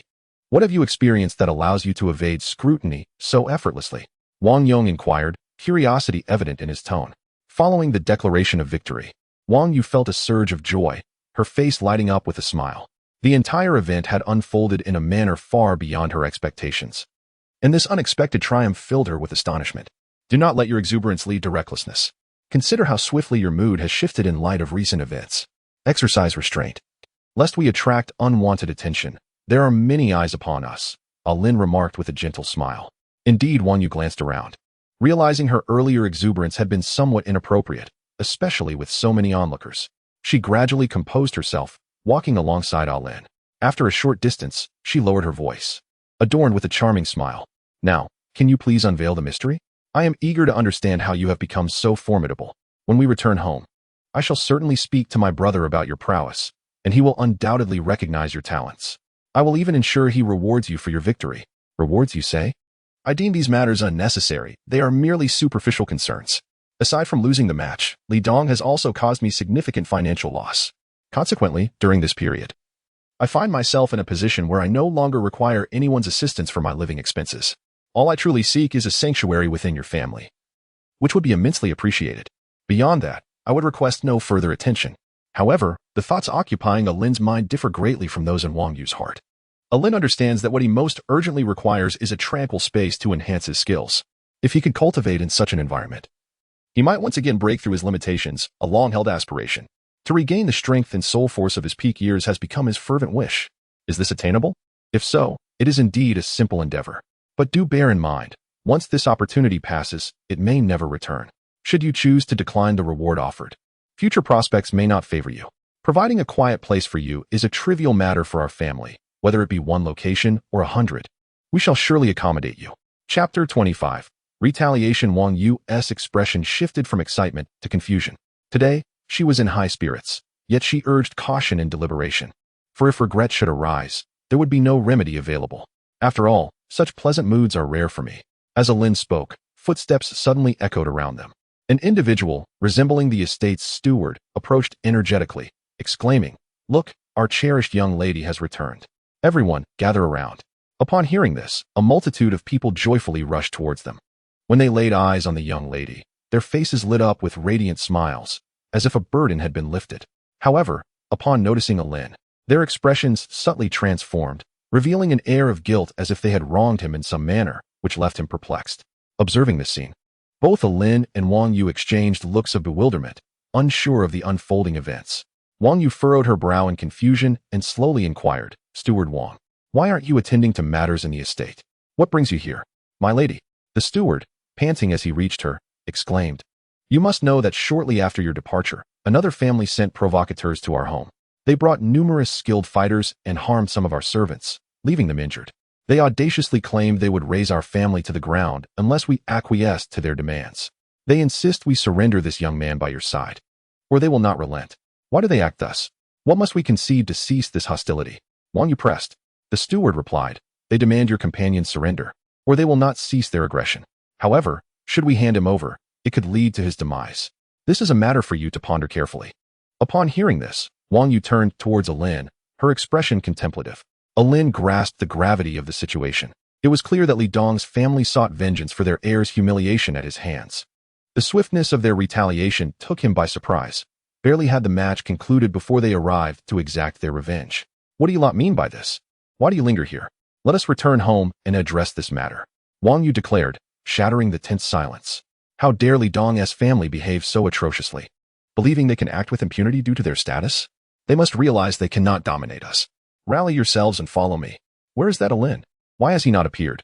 The others exchanged glances, uncertain, as those who had participated in the confrontation lay incapacitated, unable to respond. "Why is no one answering me? Have you all lost your voices?" A woman clad in red exclaimed angrily, her frustration palpable. "My brother, what folly has led him to such disgrace? We have lost face for our family." Turning her ire towards the peculiar youth before her, she continued, "Brother, we had discussed our strategies thoroughly. Now, I wish to amend the rules of our game. Did I not say that once a minute passes, you would assist me in breaking something?" The individual known as the second brother, clutching a fan, bore a fierce expression and chuckled sinisterly.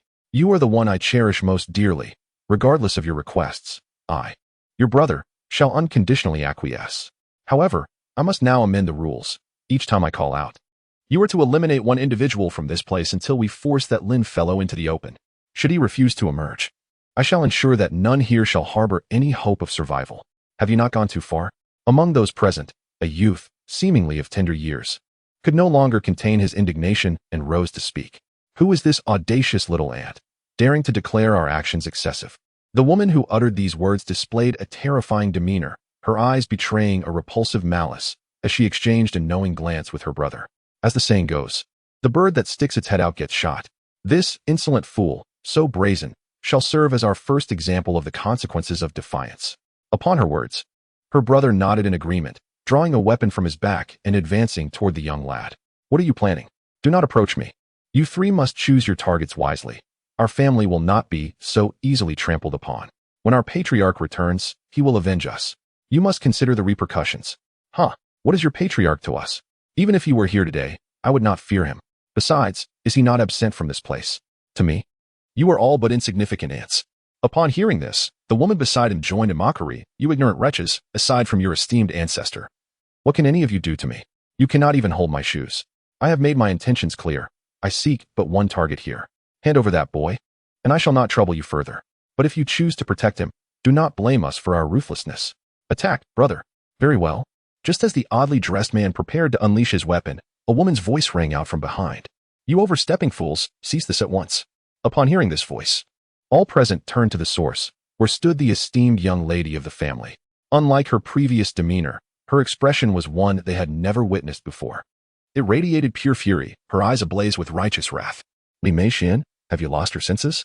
Oh, I presumed it was someone of significance. It seems I was mistaken. And who is this young man beside you? The young lady Lu's face revealed surprise as she pulled forth a paper depicting a man's likeness. Comparing it with the man beside Wang Yu, shock washed over her. Her gaze shifted to Lin, and a fierce glint appeared in her eyes. Lin, to think a person of such lowly status could remain in the memory of a lady of such a grand family. I am truly flattered. Were it not for my own eyes witnessing this, I would suspect I were dreaming. Lin chuckled, his eyes glinting mischievously as he stepped forward, exuding an aura of undeniable authority. Lu's initial surprise faded as she fixed her gaze upon him, retracting her weapon. Typically, someone of Lin's standing would lack the audacity to confront Lu, yet he seemed to be the sole exception. To encounter the legendary Lady Lu is indeed an honor. I wonder how your brother fares. I trust he is well. Lin's words dripped with mockery. How dare you inquire about my brother? The fury radiating from Lu was palpable, her eyes sharp as blades. She stepped forward, fan in hand, prepared for battle. This insolent fool stands on the brink of death, yet dares to insult my brother. What a fool's errand. With Lu poised for confrontation, Wang Yu mirrored her stance, conjuring a blade of energy that glimmered ominously. Ready to strike at Lu. Who here is truly reckless? Know your place. You dare to behave so audaciously within our family? Should you persist in your insolence, do not blame me for my merciless actions. A fierce battle loomed on the horizon. Brother, hold on a moment. What is it, sister? Stop your prying and follow my orders. With that, Lu retracted her weapon, pondering the fortunate turn of events for these intruders. Lady Wang, your behavior is excessively aggressive. Let us resolve this peacefully. Why display such anger? Lower your weapon, and I might extend you some courtesy. Yet Wang Yu remained cold, her gaze fixed upon Lu, unmoved. The energy of her blade remained poised in the air, ready to strike at any moment. Miss Wang, I am currently discussing with you the matter at hand. If you would kindly summon that unsightly fellow beside you, perhaps we can still have a conversation. However, if you insist on protecting him, then our situation may become quite complicated. At this moment, Miss Lu showed no regard for the thoughts of those around her. She turned to glance at the young man before her, gently patting him. After adorning herself with a piece of jewelry, she proceeded to retrieve an abundance of gold and silver treasures from a chest behind them, laying them out in Wang Yu's abode. As she opened the box, the jewels within began to radiate their luster throughout the hall. These treasures were worth a staggering 50,000 gold soul coins. A gesture of goodwill and consolation towards your family, considering the damage we have caused here today. In addition to this monetary offering, I possess some exceptionally rare elixirs that I wish to present to your esteemed grandfather to aid in his longevity and hopefully enhance his martial prowess, allowing him to emerge as a true force to be reckoned with in his own right. As Miss Lu spoke, she produced another box. unveiling a stunning piece of ammunition that emanated a vibrant green glow, exuding a palpable vitality. The moment the box was opened, this energy filled the room, prompting those present to merely glance at it before hastily sealing the box once more. The giant soul pill? Upon hearing the name of this ammunition, Wang Yu's face betrayed a look of astonishment. He hesitated, seemingly pondering a matter of great significance. If his concerns were merely trivial, he would not exhibit such a reaction. However, this giant soul pill was precisely what his father required to transcend his current level and enhance his soul power. Aware of its extraordinary rarity, he understood that such a treasure was indeed a coveted find within the realm of soul masters, especially for one of his family's standing. Chapter 27. Reunion. Although the staff had informed Yunting that Su Lingma was not in his office, she was acutely aware that he was indeed present, merely avoiding her company. Having come this far, she resolved to employ any means necessary and wait as long as it took to see him. She would not leave without encountering him today. After several hours of waiting in the hall without sight of Su Lingma, Yunting reconsidered her strategy. If he was not in the hall, he must have gone elsewhere. With that thought, she promptly exited the hall and made her way to the underground parking garage. There, she waited for several more hours. Just as despair began to creep in, Su Lingma appeared before her. There was a phrase that perfectly encapsulated Yunting's emotions at that moment. Heaven rewards the diligent. After nearly a day of waiting, she had finally encountered the person she sought.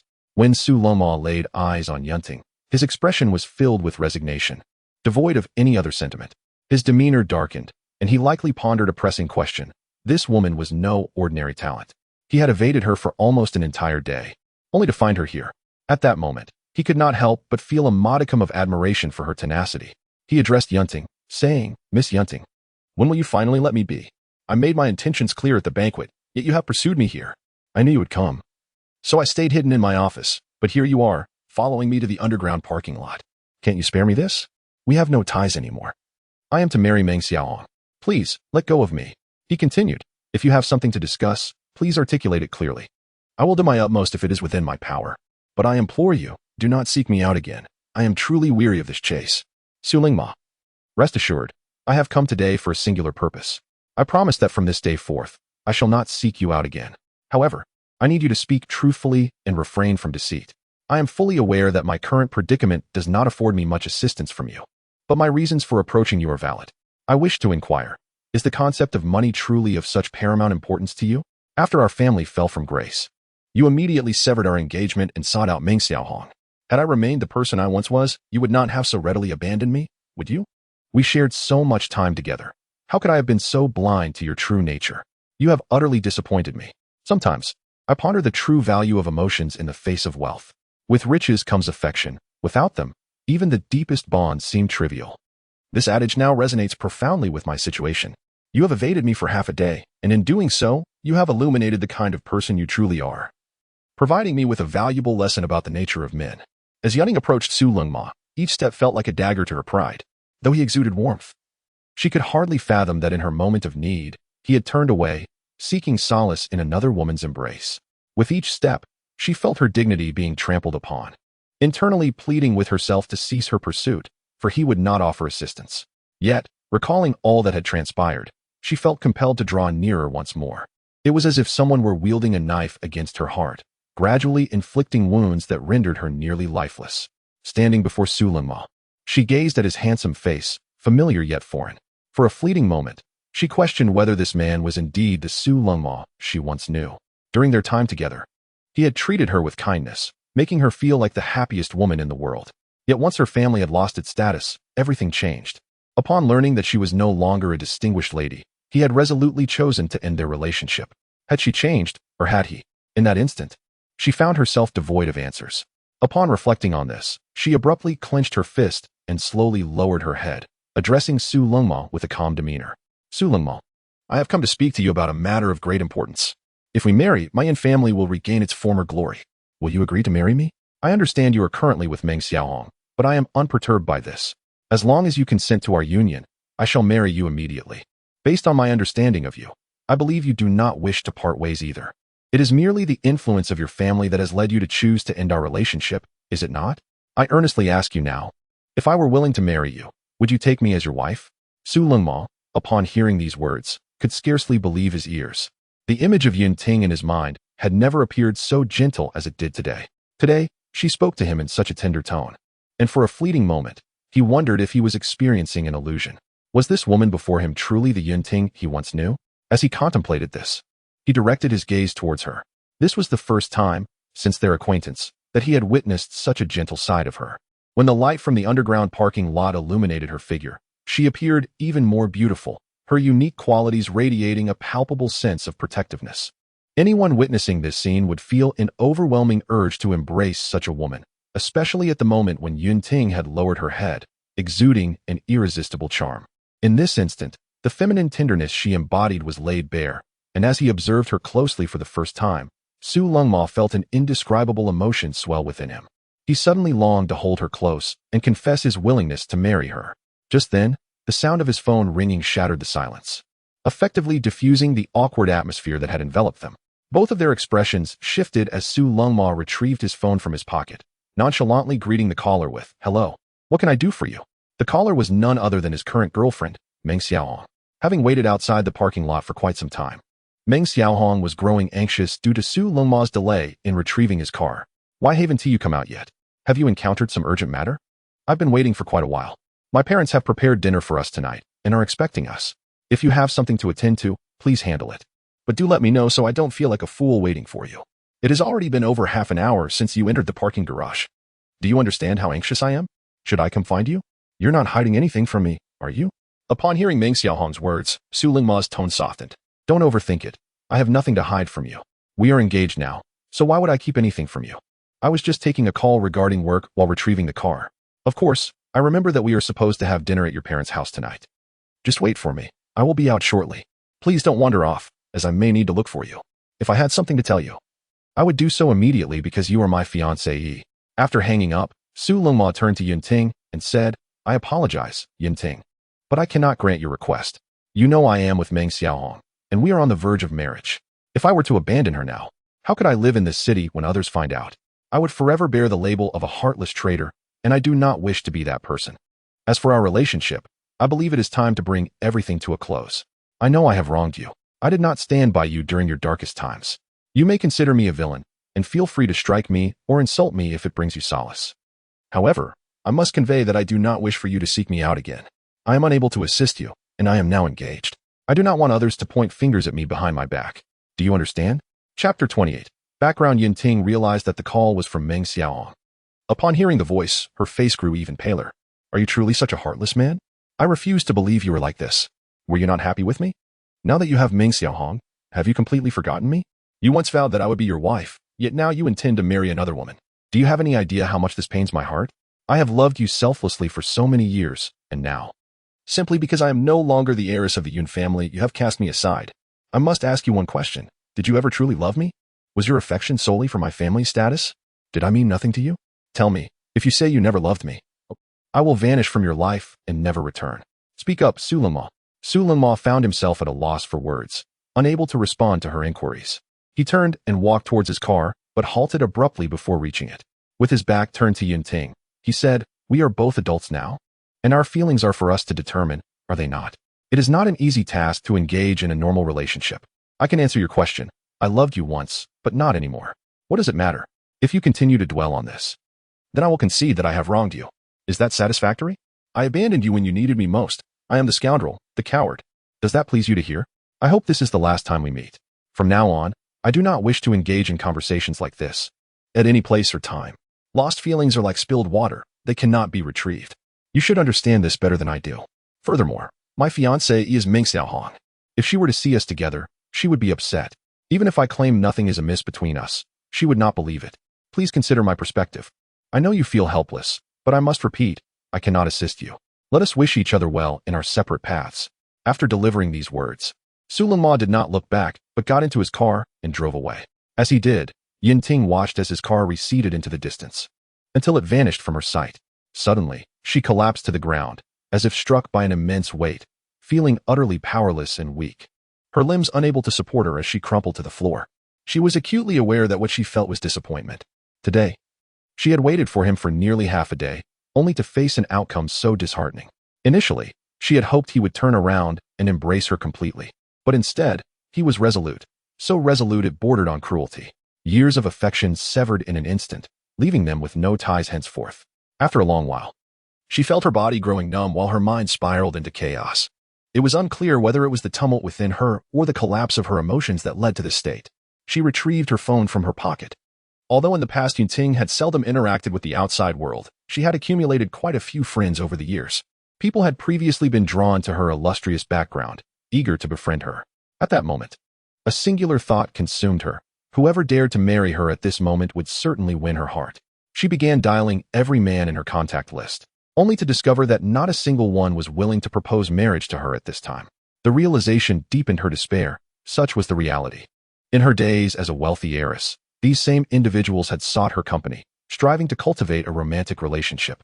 Yet now, not one had the decency to inquire after her well-being, let alone possess the courage to marry her. The mere mention of man had become devoid of meaning to her. As dusk descended, she initially contemplated returning home, but due to a recent unpleasant incident, she had opted not to enter her house that morning. She wished to shield her family from the knowledge that she had once again faced rejection from the man known as Sulama. Should they learn of her plight, they would undoubtedly mock her with a barrage of derisive remarks. The thought alone was a headache, leading her to pause at the entrance of a bar. In a daze, she approached the bar counter without a second thought and sank into a chair. Addressing the bartender, she exclaimed, "Quickly, prepare me a drink. I need it now. Make it the strongest you have. Don't deceive me, for if I find out you have, the consequences will be beyond your imagination. Hurry up, do you hear me?" The bartender, a young man in his 20s, radiated a youthful charm. He replied gently, "Miss, have you had too much to drink? You seem a bit off. You know, the drink you've just ordered is the most expensive and strongest we serve. Are you sure you want it? Perhaps I could suggest a more economical option that tastes just as good. Life is too precious to waste on despair. Are you out of your mind? I'm here to spend money, not to receive a lecture on life. My life is my own to manage.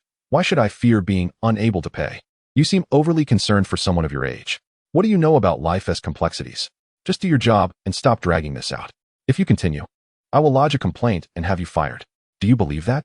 As she spoke, Yinting produced a thick wad of cash from her bag and placed it before the bartender. "Aren't you worried I can't afford this? Is this enough? If not, I have more. You seem young, yet you look down on others. Serve me well, and I might even tip you." The bartender examined the money before him. Truthfully, it wasn't enough, but he remained silent, pondering that perhaps this woman had encountered significant heartache, prompting her to seek solace in such potent spirits. Despite the insufficient funds, he had never seen a woman request such a strong drink before. He began to mix the drink. Before long, the glass was placed before Yinting. Without hesitation, she lifted it and downed the entire contents in one gulp. Not even seasoned drinkers would manage such a feat. This libation was notorious for its potency, and yet she had consumed it with ease. The bartender watched in disbelief, intrigued by her remarkable capability. What kind of woman possessed such strength? She appeared to be of similar age to him, yet her fortitude was astonishing. After finishing her drink, Yinting felt as though she were floating among the clouds, experiencing a sensation she had never known before. She turned to the bartender again. "Come on, prepare me another one of those drinks. I adore this feeling. You see, this is the happiest moment of my life. This drink helps me forget everything. Right now, I wish to drift away, to not think of my family, my boyfriend, or my current miserable existence. I've had enough of this life. Do you understand? Oh, you're worried I won't be able to pay again, right? Don't fret. I won't put you in an awkward position. I have a card too. Check if this is enough," she said as she pulled out a card from her pocket. However, this card was not a typical bank card. It was a golden one. Perhaps due to the effects of alcohol, she didn't even look at it before handing it to the bartender. At that moment, when Yinting presented the golden card to the bartender, he was taken aback upon seeing the name inscribed upon it. He could scarcely fathom the dire consequences should he fail to comply with her request. Bowing respectfully, he inquired, "Miss, how may I assist you further? Shall I prepare another drink for you? Just let me know how you would like it, and I shall comply with your wishes. Are you content with my current demeanor? If there are any points of dissatisfaction, please inform me immediately, and I will rectify them." At this moment, the staff member, upon seeing the card, exhibited a remarkable shift in both demeanor and efficiency, preparing cocktails at a speed several times faster than before. His attitude had also improved significantly. Even as he served the drinks, he would gently address Yunting, saying, "Miss, please enjoy your drink. Should you have any further instructions, do not hesitate to let me know. I will attend to them without delay. Please, do not feel any need for formality. I am here to follow your commands. Just say the word, and I shall act instantly." Thus, Yinting consumed drink after drink, each crafted by the bartender's skilled hands. Every time a glass was raised, She would down its contents in one swift motion, never pausing to catch her breath. The potency of the spirits she consumed was such that even a seasoned drinker would find themselves intoxicated. Time slipped away unnoticed as she continued to indulge, and soon she began to feel the effects of the alcohol. Rising from her seat became a challenge, as she felt her center of gravity shift, her body seemingly floating above the ground, a sensation she had never experienced before. Her consciousness began to blur.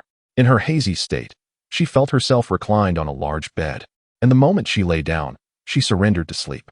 In the heart of the city of Mexico, a grand hotel loomed, its entrance reserved for those of exceptional status and privilege. Within its walls were lavish suites, accessible only to the most authoritative individuals. After finishing his ablutions, the man stepped out of the restroom, only to be met by the sight of a woman peacefully slumbering in his bed. Upon closer inspection, he noted her youthfulness. Yet there was an undeniable air of vulnerability about her.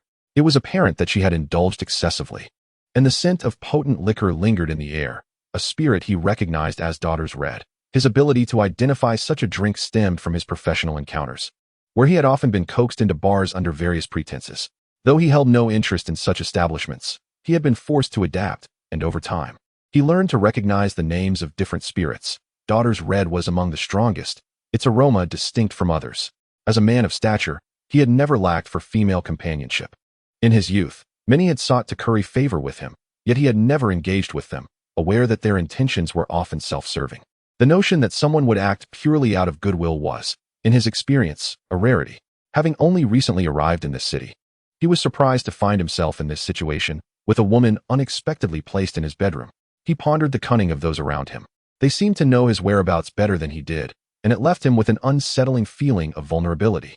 Seated at the edge of the bed, he gazed down at the woman, her dark hair cascading over her face. The alcohol had imbued her complexion with a rosy hue, and while she was by no means conventionally exquisite, she was undeniably deserving of the term beautiful. Despite his reputation as a charming man, he found no desire for her, even as she lay before him in such a state. A hint of derision crossed his features as he observed her. How could someone so young engage in such reckless behavior? He imagined the thoughts of her parents if they were to discover her current predicament. Lost in contemplation, he noticed Yunting stirring in her sleep, her feet kicking off the covers. Her head bobbed as if she were fleeing from some unseen threat, her lips moving in a murmured protest. Strangely, he could not decipher her words despite their solitude in the room. Suddenly, she rolled over, revealing her face to him. He recognized her as the girl he had assisted at the banquet. A murmur escaped his lips. "So it is you. What are you doing here? And in such a drunken state? Have your injuries healed? Do you not value your life, drinking such strong spirits? I cannot fathom what you young women are thinking." As he prepared to leave the bedside for another room, he caught sight of her tears. She appeared so small against the vastness of the bed, her pallor heightened by the alcohol, and the tears streamed down her cheeks, suggesting that her dreams were filled with sorrow. Though he had encountered countless women throughout his years, none had ever stirred such a sense of pity within him as this girl did. Compelled to comfort her, he raised his arm and gently patted her shoulder, saying, "Please do not cry. Whatever troubles you, we can discuss when you awaken. You must have had a nightmare. Rest easy. I am here. And all is well." In uttering these words, a tenderness emerged from him, a facet rarely witnessed by others. As if he sought to soothe the restless spirit of the slumbering woman before him. It was because she had just experienced a dream, in which she and her grandfather returned to their old house from the past. They were together, engaged in conversation, growing increasingly joyful as they reminisced about Yun Ting's childhood. This sensation transported her back in time, as her grandfather held her small hand, continuously sharing stories. Yet, for reasons unknown, her grandfather gradually vanished from her side. At that very moment of his disappearance, panic surged within her, and she frantically searched all around, but he was nowhere to be found. Overwhelmed by sorrow, she began to weep pitifully, feeling as though a cherished companion, who had been by her side for ages, had suddenly and completely disappeared without warning. The emptiness was incomprehensible to others, as if her heart was pierced by 1,000 needles, evoking an unbearable pain. Suddenly, from a distant corner, her grandfather emerged. Yun Ting rushed forward to embrace him, pleading, "Please do not scare me like that. I was terrified. I cannot bear to be without you. From now on, whatever you say, I will obey. Just promise you won't leave me. I would do anything for you. If you doubt my sincerity, I will prove it to you right now. As long as you are here, I can accomplish anything. Please, do not do this again. It breaks my heart." At that moment, tears streamed down Yun Ting's face uncontrollably, as if no amount of wiping could dry them, dampening her once rosy cheeks. Chapter 30. In the dream, when Xie Xie witnessed this scene, Discomfort stirred within him. He pondered what trials this girl had endured, speaking such dreamlike words under these circumstances, suggesting she must have faced significant setbacks. The grandfather she spoke of must have held a profound connection with her. Otherwise, she would not have been calling out for him incessantly. Reflecting on this, Xie said to the woman lying on the bed, "Rest easy, I will not leave. I will always be here with you. Whenever you need me, I will appear before you immediately. So close your eyes and sleep. When you awaken, you will see me. Be good and listen." His voice, gentle and soothing, enveloped her in an irresistible sense of security. It was as if a tranquil balm had been administered to her heart, providing solace. Perhaps it was the charm in Xie's tone that prompted Yunting to heed his words, allowing herself to drift back into a peaceful slumber without concern. As she sank deeper into sleep, the initial unease dissipated, replaced by an unprecedented sense of relaxation. Tears ceased to flow from her eyes. Observing her tranquil repose, Xie smiled softly, finding her sweet slumber too precious to disturb. Seeing her sleep so soundly, he quietly rose and approached the window of the luxurious hotel room. The expansive floor-to-ceiling windows offered a breathtaking view, and as he gazed outside, the illuminated cityscape elicited a smile, though it concealed myriad emotions within him. Despite their time together, he remained an enigma, leaving others uncertain of his true nature. After what felt like an eternity, he retrieved a phone from his jacket pocket and dialed an unfamiliar number. He instructed the person on the other end, "Regardless of your methods, I demand a full report on everything that transpired today. My only objective is to be informed, even of the minutest details. Do not question my motives. I have my reasons. Just comply. Should there be any errors, you will face the consequences. After all these years, you should know the kind of person I am. I reiterate, conduct a thorough investigation. Do you understand?" As he concluded his instructions, the other party had yet to respond before he abruptly hung up. Rather than rushing back to the bed, he stood silently, appreciating the night scenery, his expression unwavering, embodying an air of mystery. One could not ascertain his thoughts, as he might be smiling while grappling with profound inner turmoil. Over time, those around him had grown accustomed to this enigma, rarely attempting to decipher his mind. Eventually, he turned to check on the girl lying on the bed. However, at that moment, his gaze fell upon a handbag and scattered documents on the floor. He picked them up, intending to return them to their place, but noticed a line of text on one of the papers. Upon reading it closely, his expression shifted to one of astonishment, and his hand trembled involuntarily. As he perused the contents, his previously cheerful demeanor darkened into seriousness. He glanced at the still figure of Yunting, whose expression remained unchanged, and placed the documents and bag on the bed. Time passed, and perhaps the alcohol had truly dulled her senses. For Yunting, this was the most restful sleep she had experienced in days, free from the burdens of family issues, her strained relationship with Su Lingma, and the financial concerns surrounding her grandfather's surgery. When she awoke, a wave of pain coursed through her body, as though her bones had been dislocated, leaving her utterly drained of energy. Her head throbbed painfully, akin to an explosion. As she gradually emerged from her dazed state, the sight before her astonished her. The first thing she noticed was a red sofa opposite the bed, against a backdrop of crimson walls adorned with purple accents and decorative pieces that dazzled her senses. She lay upon a vast bed, and in a moment of panic, checked her clothing, silently relieved to find it intact, indicating she had not been violated. Desperately, she tried to recall the events of the previous night, but the haze of alcohol clouded her memory. She vaguely remembered encountering Su Lingma in the underground parking lot and their conversation, which ended with his cold rejection.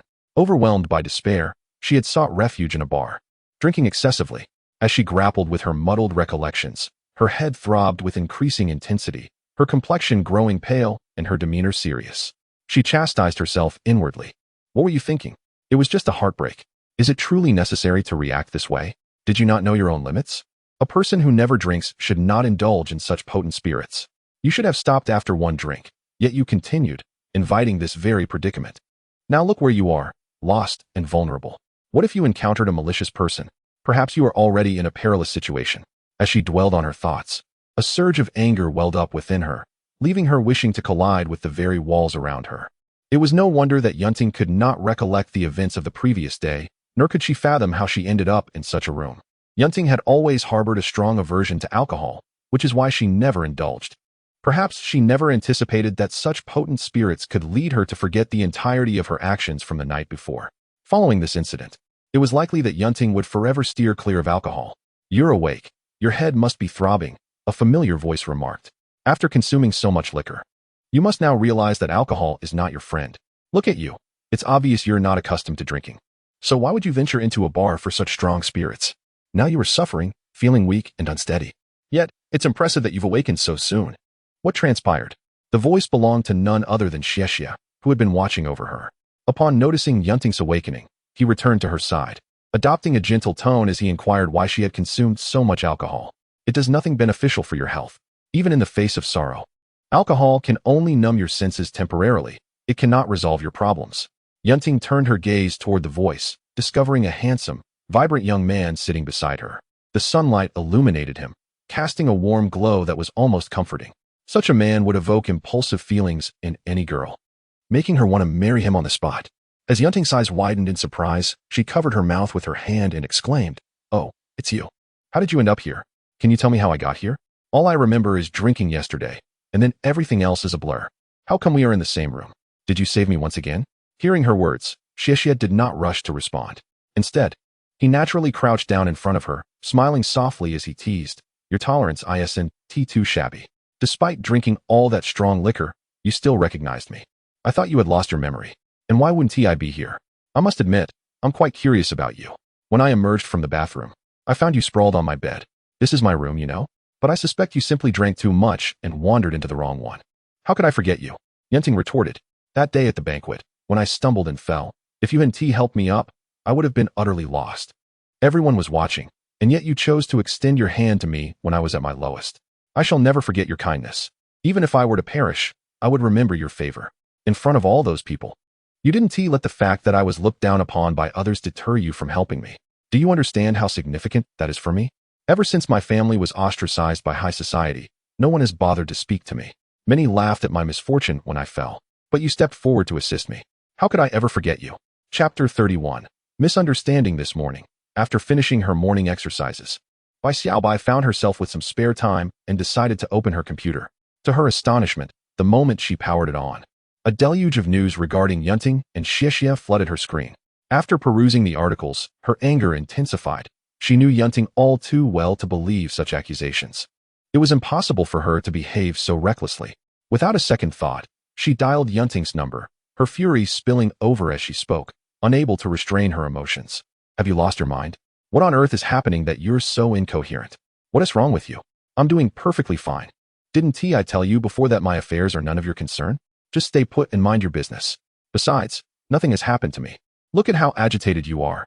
This isn't like you. Even if this incident involves me slightly, there is no need for you to rush back and get entangled in this mess. It would only complicate matters. I'm fine, really. Stop overthinking everything. I'm just puzzled.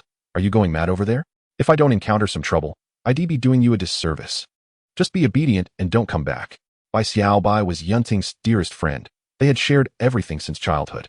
They played together as kids and attended school together as they grew older. Whenever Yunting faced any injustice, Bai Xiaobai would always step in to resolve the issue.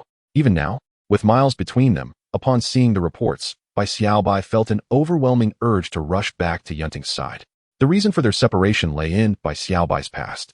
Long ago, she had been involved with a young man she loved deeply. Just as they were about to marry, she discovered he had moved on with another woman. Unable to bear the emotional blow, she chose to leave the city alone, believing that perhaps this was the only way to reclaim her true self. Time is indeed the best healer. Years had passed since her departure from Yunting, yet she constantly sought news of her friend. Even from afar, she refused to miss a single moment of Yunting's life, knowing her character all too well. Thus, upon hearing the news, her fury boiled over, and she yearned to confront those responsible for the slander. "My dear lady, how could you be so oblivious? Such significant news, and you were unaware? What on earth are you thinking? What are you busy with all day? The entire city must be aware of this. Yet you, the central figure, remain in the dark.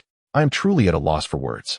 Have you lost your sanity, living in your own world without a clue about what is happening outside? I'm genuinely impressed. You must go online and read the news. I guarantee that when you see it, you will be even angrier than I am. I can't talk any longer. I must book my ticket. If I wait any longer, I'll miss the earliest flight. I'm hanging up now." Before Yunting could fully grasp the situation, Bai Xiaobai hastily ended the call. As she mentioned, a delay of even a second could mean that she wouldn't reach Yunting in time. Unable to find the answers she sought from Bai Xiaobai, Yunting turned to the internet for clarity. As she opened her computer, the headlines that greeted her were a jarring shock. It was as if someone had struck her on the head with a blunt object, leaving her breathless. In that moment, the only word to describe Yunting's expression was frozen. How could these people be so heartless? This is utterly unreasonable. What are they thinking?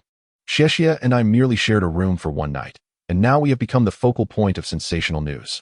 My heavens, what has become of society? Do they not consider the impact of their actions on others? Must they fabricate stories for their own gain? As Mr. Xie aptly articulated, if I continue to exhibit such softness of heart, I may find myself devoid of options. One must cultivate a degree of fortitude, lest I be driven to despair by these individuals. If I fail to assert myself and establish a firm stance, they will surely take advantage of my leniency. Just wait and see. I am eager to witness what capabilities you possess to contend with me. Yunting, seated before her computer, allowed herself a fleeting smile. She then closed her eyes, and upon reopening them, her gaze revealed a resolute determination that eluded all comprehension. Perhaps it is indeed time for a significant transformation. Continuing to exist in this societal framework may lead to inevitable obsolescence. Shortly after Yunting's departure, an assistant named Xie entered the room. Approaching Xie with utmost respect, he inquired whether this woman held such importance in his life. This was not the Xie I knew. You have deployed an A-level signal due to a mere woman. It is said that you would not issue such a signal unless absolutely necessary. Have you truly developed genuine feelings for her, as they claim? Once this signal was broadcast, your mother, miles away, would undoubtedly discern your whereabouts. May I inquire about your thoughts? After all these years of following you, I still cannot fathom the essence of your character. Upon hearing these words, Xie did not express surprise. He was aware that the issuance of such a signal would indeed alert his mother to his location. Yet, whenever the subject of his mother arose, a hint of helplessness would flicker in his eyes. Throughout his life, he had associated two words with her strictness. Every endeavor required her approval, which elucidates why he rarely accompanied her. There is an adage that states even a tiger does not consume its young, despite her stringent demands. A mother's love is unwavering. Regardless of the hardships faced outside, upon returning to her side, she would strive to provide solace, occasionally leveraging her connections to resolve issues. Reflecting on this, the seemingly indifferent man found himself smiling. Mr. Xie, just moments ago, Madame Xie called to inquire about your well-being. It was apparent that she is deeply concerned for you, expressing worries about your current situation. Should anything arise, she implores you to contact her promptly to alleviate her anxiety. Xie stood beside Xie with utmost decorum, sharing these sentiments. Although he had been with Xie for several years, viewing him as not merely a superior but also a role model, he had never dared to contradict him. The innate admiration he felt had persisted throughout the years. As he understood the invaluable lessons derived from aligning oneself with such an individual, Xie wrapped his fingers upon the desk and replied composedly. Our family has not engaged with the opposition for over a decade. During this time, they seem to have forgotten our existence. If we do not take measures to address them, they may remain oblivious to our presence. An ancient proverb aptly states, "Know thyself and know thy enemy, and you will never lose a battle." I have merely sent a signal. I am curious to see how they will respond. His voice rose in intensity, imbued with an almost predatory fervor that sent shivers down one's spine. Just as he finished speaking, his phone rang. Recognizing the number, he promptly answered. "Mother, what an unexpected delight to hear from you today. I was just thinking of calling you. It has been too long since we last spoke. How have you been? I truly miss you. Dear son, you still remember I am your mother. I must express my gratitude. It has been far too long without a call from you. You must have feared disturbing me, but if you hadn't sent that signal, I would still be unaware of your whereabouts. What are your thoughts? You have become quite adept at concealing your position, and I must admit, I admire your prowess. You have been away for so many years. Do you not miss me? Please return home. I yearn for your presence. During your absence, it feels as though my heart has been hollowed out.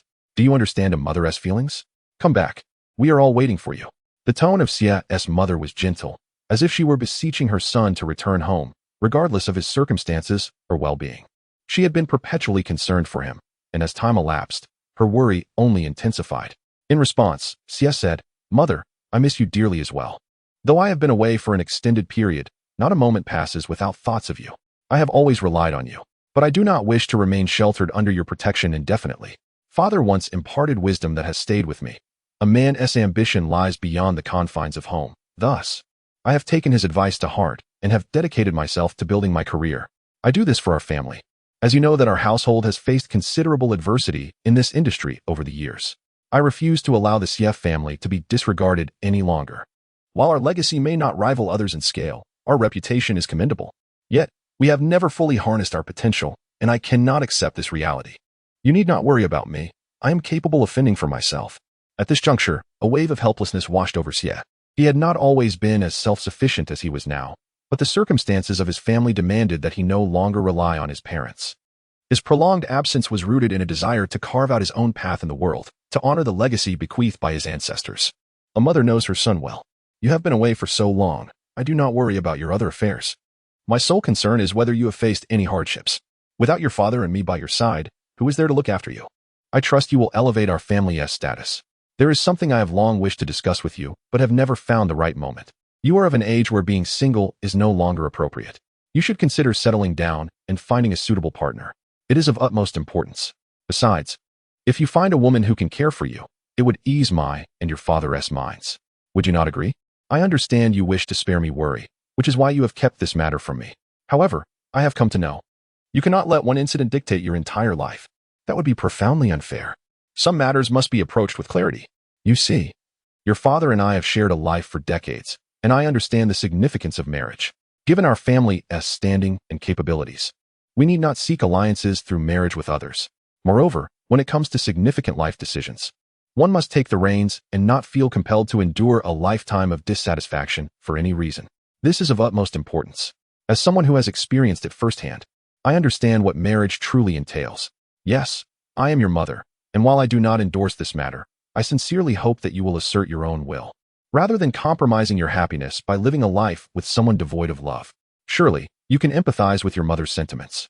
The voice of the mother on the phone radiated warmth, embodying the genuine care and concern a mother holds for her son. The reason for her heartfelt counsel stems from the past. Previously, due to familial expectations, everyone wished for you to marry into another prominent family, thereby elevating our own.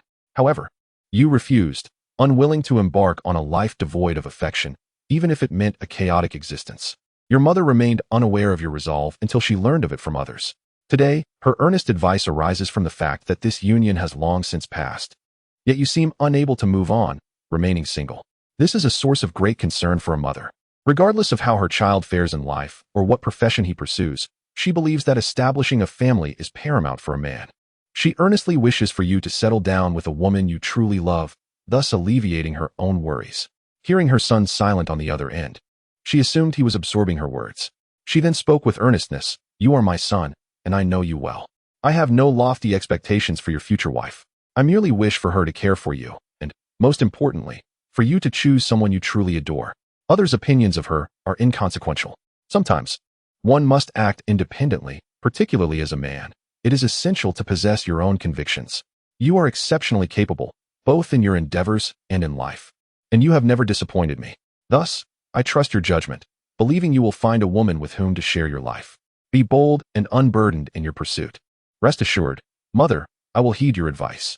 I am no longer a child. It is time I sought a companion for marriage. As for her qualities, I can discern them myself. Most importantly, she must treat you and father well. After all, filial piety comes first," he replied with a chuckle. At this moment, a smile crept across his face, for he had never felt unable to communicate with his mother. Though she had been strict during his childhood, she was undeniably reasonable, and conversing with her was always a source of comfort. You have always been a spirited child, and that remains true. Remember, the woman you choose to spend your life with should be someone you cherish. Her worth surpasses all else. Your father and I cannot accompany you indefinitely, and we hope you find a partner to share your life with, for that is what truly matters.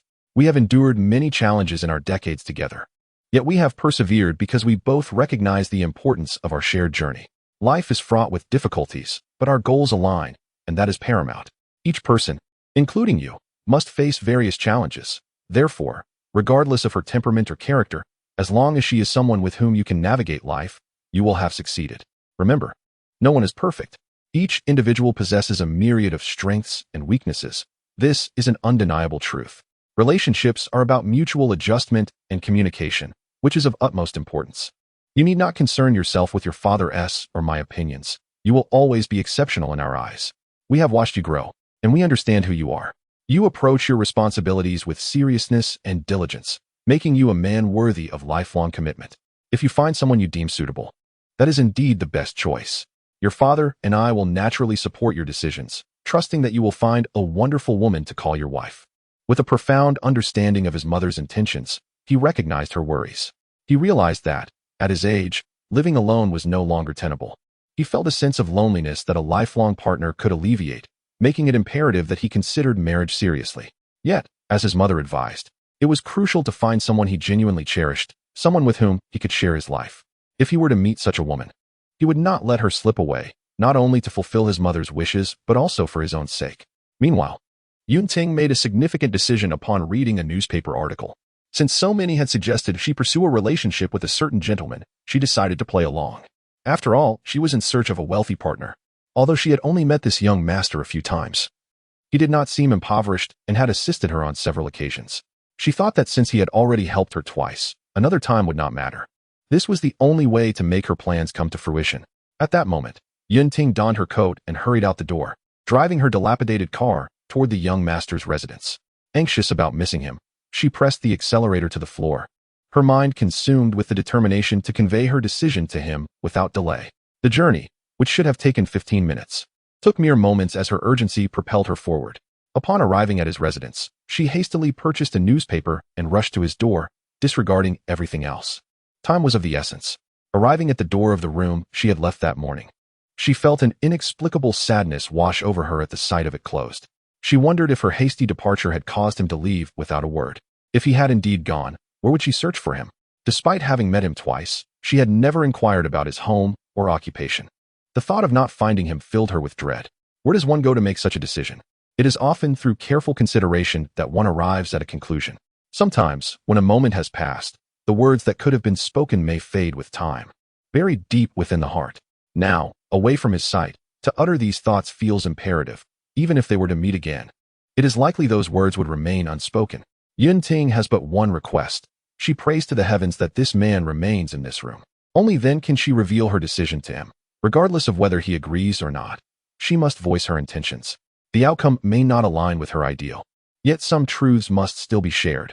Only by speaking them can she avoid a lifetime of regret. With this thought, she lightly tapped on the door, her heart repeating a silent wish, hoping he is still there, hoping he has not wandered too far. Please open the door. I have something to say to you. At this moment, only you can assist me. In those distressing times, he had been by her side. Now, she too needs him. Open the door, if you are still here.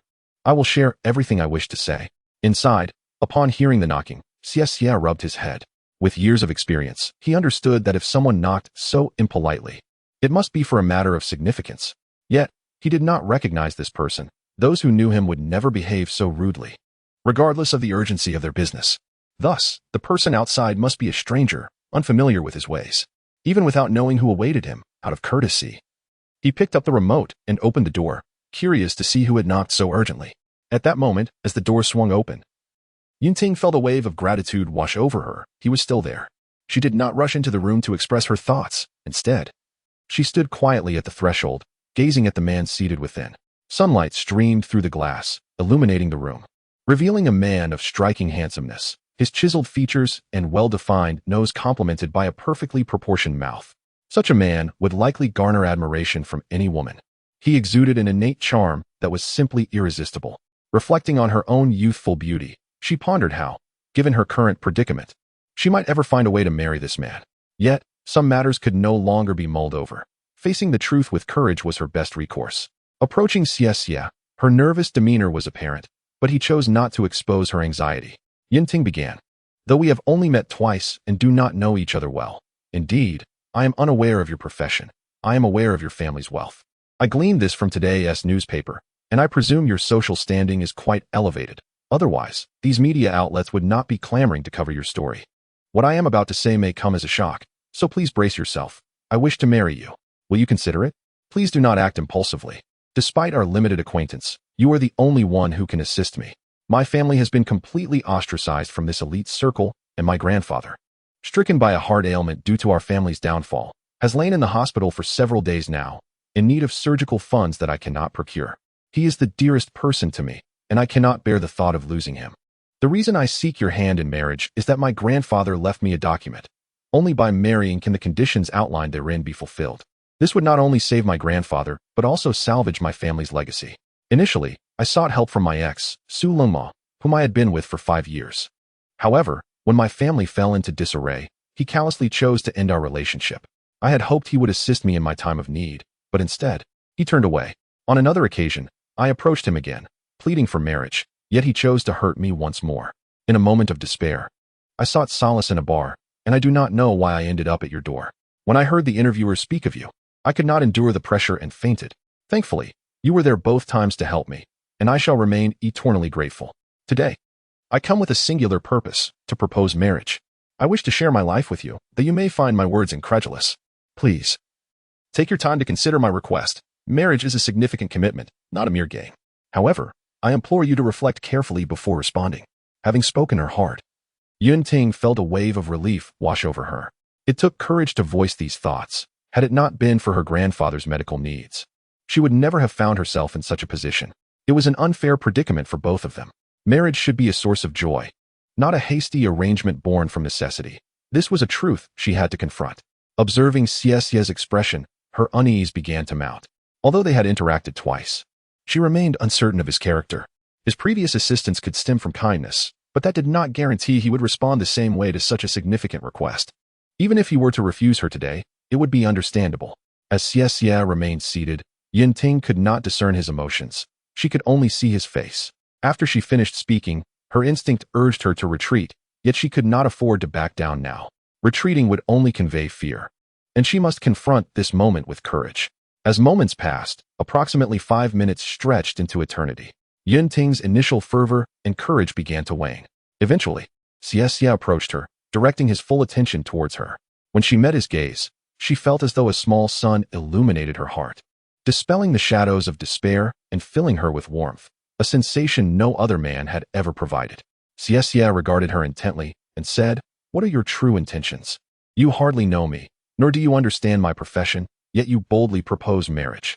Your audacity is astonishing. I have encountered countless women, but none have spoken to me so candidly. You need not elaborate so extensively.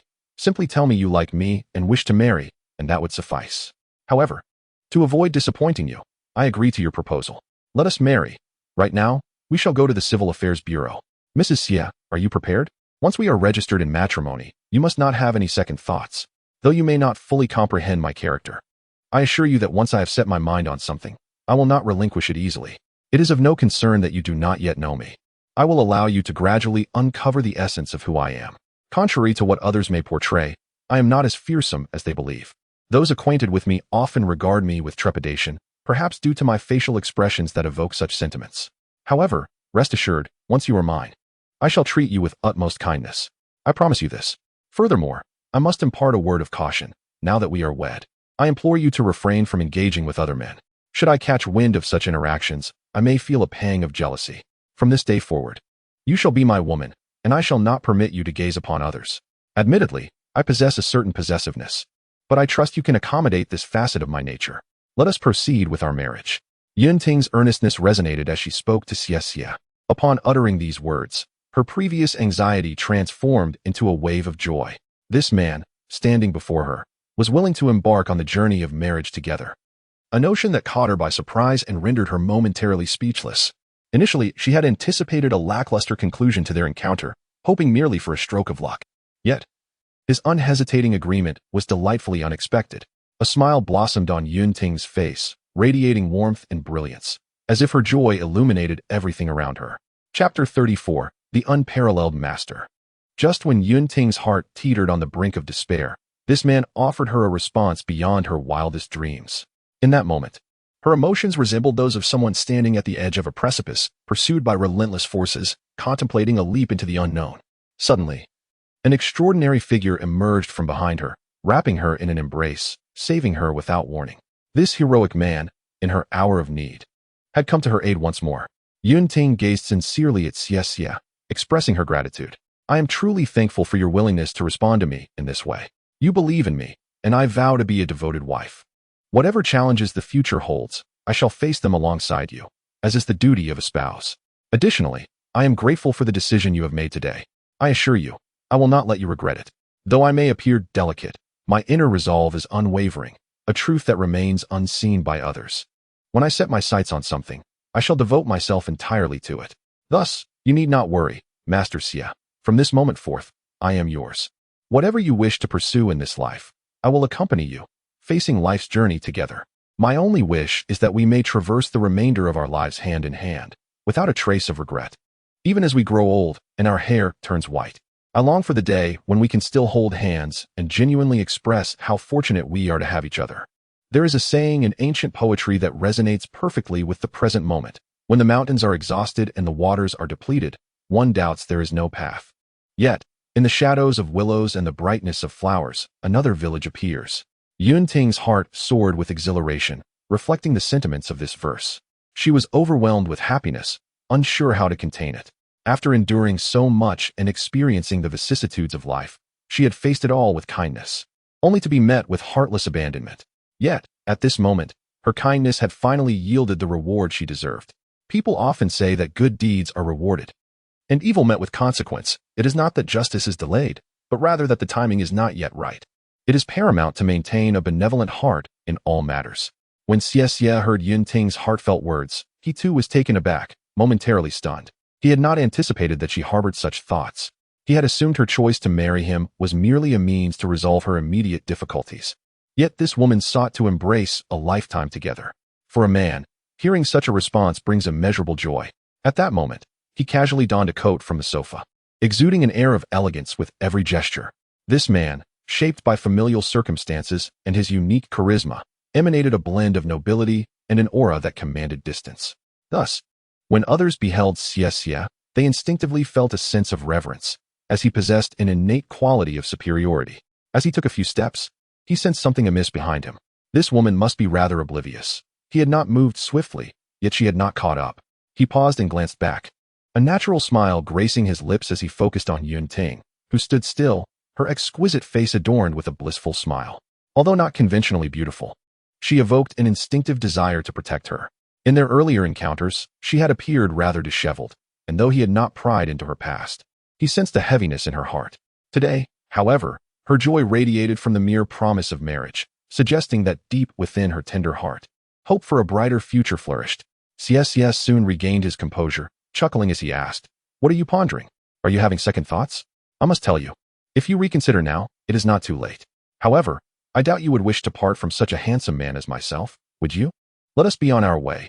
It is lunchtime, and traffic will surely be a hindrance. If we do not arrive on time, our wedding may not take place today. I have already waited for you for about 10 minutes. If you dawdle any longer, we might truly miss our chance. Come now, let us descend together." Upon hearing Xie's call, Yunting was jolted back to reality and hurried to match his pace, resolutely thinking to herself that she would never waver. He was too handsome to let slip away. Where else could she find a man like him? Side by side, they exited the room, and as they walked, Xie remained closely behind her, his gaze never straying. Yunting cherished this feeling of being cared for, something she had not experienced in quite some time. Meanwhile, on the first floor of the hotel, radio station staff crowded the area. Despite the news being broadcasted, everyone still yearned to witness the next chapter of this unfolding story. When the two emerged from the elevator, all eyes gravitated toward them, astonished at this unexpected reunion. The situation left them all in awe, for they had not anticipated such a turn of events after merely a day. Although Yunting understood that being with Xie meant facing the scrutiny of others, she had not foreseen the extent of their astonishment. As she stepped out of the elevator, feeling the weight of countless gazes upon her was undeniably disconcerting. Yet, there was no recourse but to confront it. She was on the verge of marrying him, and just moments ago in their room, they had pledged to face all challenges together. Perhaps this was merely a fragment of their future life. With no other choice, she turned her head slightly to glance at him. Thank you, who, fortuitously, was also looking at Yunting at that moment. Though she did not know him well, there was an inexplicable sense of tranquility that enveloped her whenever she caught sight of him, a calmness that no other man had ever provided her. In this moment, Yunting felt increasingly composed and assured. Deep down, she understood that this young man would offer her everything she desired. Thank you, on the other hand, had grown accustomed to the scrutiny of others. Reflecting on his own life, he had always existed under the watchful eyes of others due to his family background and certain personal factors. Since that fateful day as a technician, it seemed that everything had become the focus of others' concern. Thus, when faced with the crowd, he merely cast a fleeting glance at each person present, choosing not to elaborate on his relationship with Yunting. Although it was but a glance, the intensity of his gaze astonished everyone in attendance. After witnessing such a piercing look, no one dared to meet the eyes of Thank You and Yunting again, fearing to provoke him. Yet, human curiosity prevailed. Despite their trepidation, the crowd continued to steal glances at Thank You and Yun Ting, eager to unravel the nature of their connection. Was it as intimate as the report suggested? In the midst of this, Thank You contemplated the woman beside him, realizing that her agreement to marry him signified that, in a certain sense, she was already his. Consequently, he felt compelled to center her in every situation and protect her with all his might. At this thought, he subtly raised his arm. Yun Ting was taken aback by this gesture. What was he trying to do? Did he wish to hold her arm in front of all these people? It seemed implausible, although they were soon to be wed. The sheer number of onlookers made her reluctant to display affection so openly. She felt incapable of such a public display of intimacy. After a prolonged silence without any response from Yun Ting, Thank You felt a tinge of embarrassment, pondering her thoughts. Why was she refusing to acknowledge him in front of so many? What would become of them in the future? It was no wonder some people bullied her. There had to be a reason behind it. Why fear anything? With him by her side, there was nothing to dread. Yet here he was, offering her a way out. And she merely feigned indifference. How frustrating. If she didn't take his hand soon, she might regret it. With so many eyes upon them.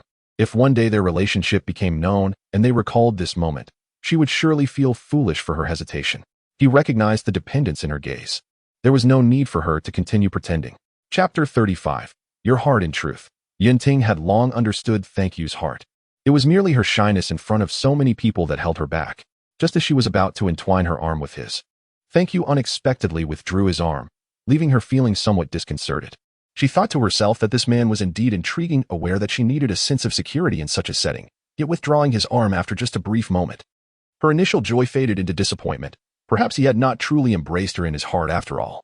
As this thought crossed her mind, her expression darkened. At that moment, Thank You seized Yun Ting's hand, guiding her through the crowd and out into the open. The instant he grasped her hand, Yun Ting felt as if a fawn had taken residence in her chest, leaping wildly. The sensation of their connection made her feel shy. Although it was her first time holding hands with him, she had not anticipated such a reaction. The warmth radiating from his palm was irresistibly inviting, slowly encroaching upon her heart. Could this be the essence of love? As she pondered this, her cheeks flushed crimson. Walking hand in front of so many people was undeniably awkward. Though she longed to withdraw her hand, the current situation compelled her to acquiesce to his desires.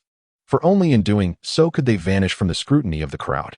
Were she to act independently, she doubted her ability to face their gazes alone due to her embarrassment. Thus, she kept her head bowed, following him closely. After walking a distance, Thank You suddenly halted, causing Yun Ting to stumble against him. Are you all right? What were you thinking? Am I so large that you cannot see me? You ought to watch where you're going. Fortunately, you bumped into me. Otherwise, I shudder to think what would have happened if you had collided with someone else. Have you noticed all these people watching you? Are you frightened? This is merely a glimpse of what you will face in the future. Much more awaits you. There is nothing to worry about. As long as I am by your side, nothing is insurmountable. I will protect you from even the slightest grievance. So walk boldly forward. And tell me, what do you have to hide? Is it not perfectly normal for a couple to walk hand in hand? Why do you keep your head down? Do you feel embarrassed to be seen with me, given my good looks? Lift your head high and walk with me. I will handle everything else. As Thank You spoke, he gazed at the woman before him. Though she was undeniably beautiful, she was petite in stature. Seeing her bashful demeanor stirred an inexplicable urge within him to protect her. With a more discerning look, he concluded that petite was the phrase that best encapsulated her. No matter how arduous the path ahead, he wished to hold her hand and continue walking together just as they were today. Upon hearing Thank You's words, which were tinged with a hint of helplessness, Yun Ting felt as though she had done something wrong. She looked up at him with a hint of grievance and said, "Dear Thank You, this is our first time holding hands, especially in such a significant setting before so many witnesses. Do you not understand a girl's feelings? Have you never had a girlfriend before? You must allow me some time to adjust. Furthermore, every woman is inherently passive. Being led by you requires a measure of courage on my part. If I were to yield to your every command like other women, would I still be myself? Moreover, I do not appreciate being dictated to by my man. My holding your hand today was merely to save face for you in front of all these people. I did not wish to embarrass you, Master Thank You. Do you understand now? Really, must you not exhibit a shred of gentlemanly decorum? You make such a fuss over a mere bump. What will happen if we quarrel one day? Will you then be as verbose as you are now? Wherever you go, I will follow you. Is that acceptable? No matter who we encounter, I will portray myself as someone who is fond of you. Are you satisfied now? You men are all the same, obsessed with maintaining appearances. What is there to lose? Surely, you think the same. Oh, but what does it mean to say it's the first time holding hands? The road ahead of us stretches far, and I am profoundly grateful for your first-hand holding, especially in front of so many onlookers. Rest assured, I will not allow anyone to harbor inappropriate thoughts about you. Moreover, holding your hand is my way of caring for you. I fear that you might faint again in such a setting, and if that were to happen, our marriage would truly be at risk, wouldn't it? Instead of expressing gratitude, you wish to discuss these matters now? Let us first proceed with our wedding. And we can converse later, for if we delay any longer, we may miss our opportunity. Time waits for no one. Upon hearing Yunting mention the first-hand holding, I couldn't help but smile. I never anticipated that this woman would describe our current moment with such words. Besides the courage she instills in me, there are aspects of her that I could never have envisioned. Throughout my life, I have encountered countless women. Yet none have awakened within me such a desire to protect as she does. As this thought crossed my mind, I grasped her hand tighter, fearful she might withdraw it. At that moment, Yunting felt as if she were floating in the air, experiencing a kind of happiness she had never known before. Being held by this boy lifted her spirits. This sensation was unprecedented, and she thought to herself, after all these years, where have you been? I have searched for you in vain. How could I ever find fault with you? I am on the brink of bliss. Thank you for appearing before me when I needed you most. This may be the most correct decision of my life, making you my husband. No matter what paths lie ahead, I hope to always stand by your side as your chosen woman, for that would bring me contentment. Enough of these idle thoughts. We must hurry. If I do not hold your hand now, they will start to question you. When that moment comes, will you be able to respond? You, with your overly tender heart, might falter under pressure. If one question leads to another, we may never get to register our marriage. Don't you long to become my wife? Why do you linger in indecision? Come now, let us depart swiftly. Our business awaits, and I know you desire to be with me. Why do you not display a hint of urgency? Surely you are not reconsidering your decision, for it is too late for regrets. I have been holding your hand for quite some time now, and should I release it, the consequences would be unimaginable. Do you understand? Perhaps you may never find another suitor, as they will undoubtedly see you as mine. As I spoke to Yunting, my tone softened considerably. Careful not to frighten her with my intensity, my grip on her hand lightened, becoming increasingly gentle, as if our emotions reached a new pinnacle. To those observing, we did not appear as mere acquaintances but rather as longtime friends, seamlessly comfortable in each other's presence. Hand in hand, we departed the hotel lobby and approached a waiting vehicle. At that moment, a figure emerged from the car, none other than Xie, who had been by my side. Upon seeing us together, he pondered the situation. He had never witnessed me holding hands with a woman in such a manner. Could the rumors of our romance be true? This seemed too sudden, too unlike the man he knew, who had always been averse to having women around him. Although curiosity burned within him, his position prevented him from inquiring further.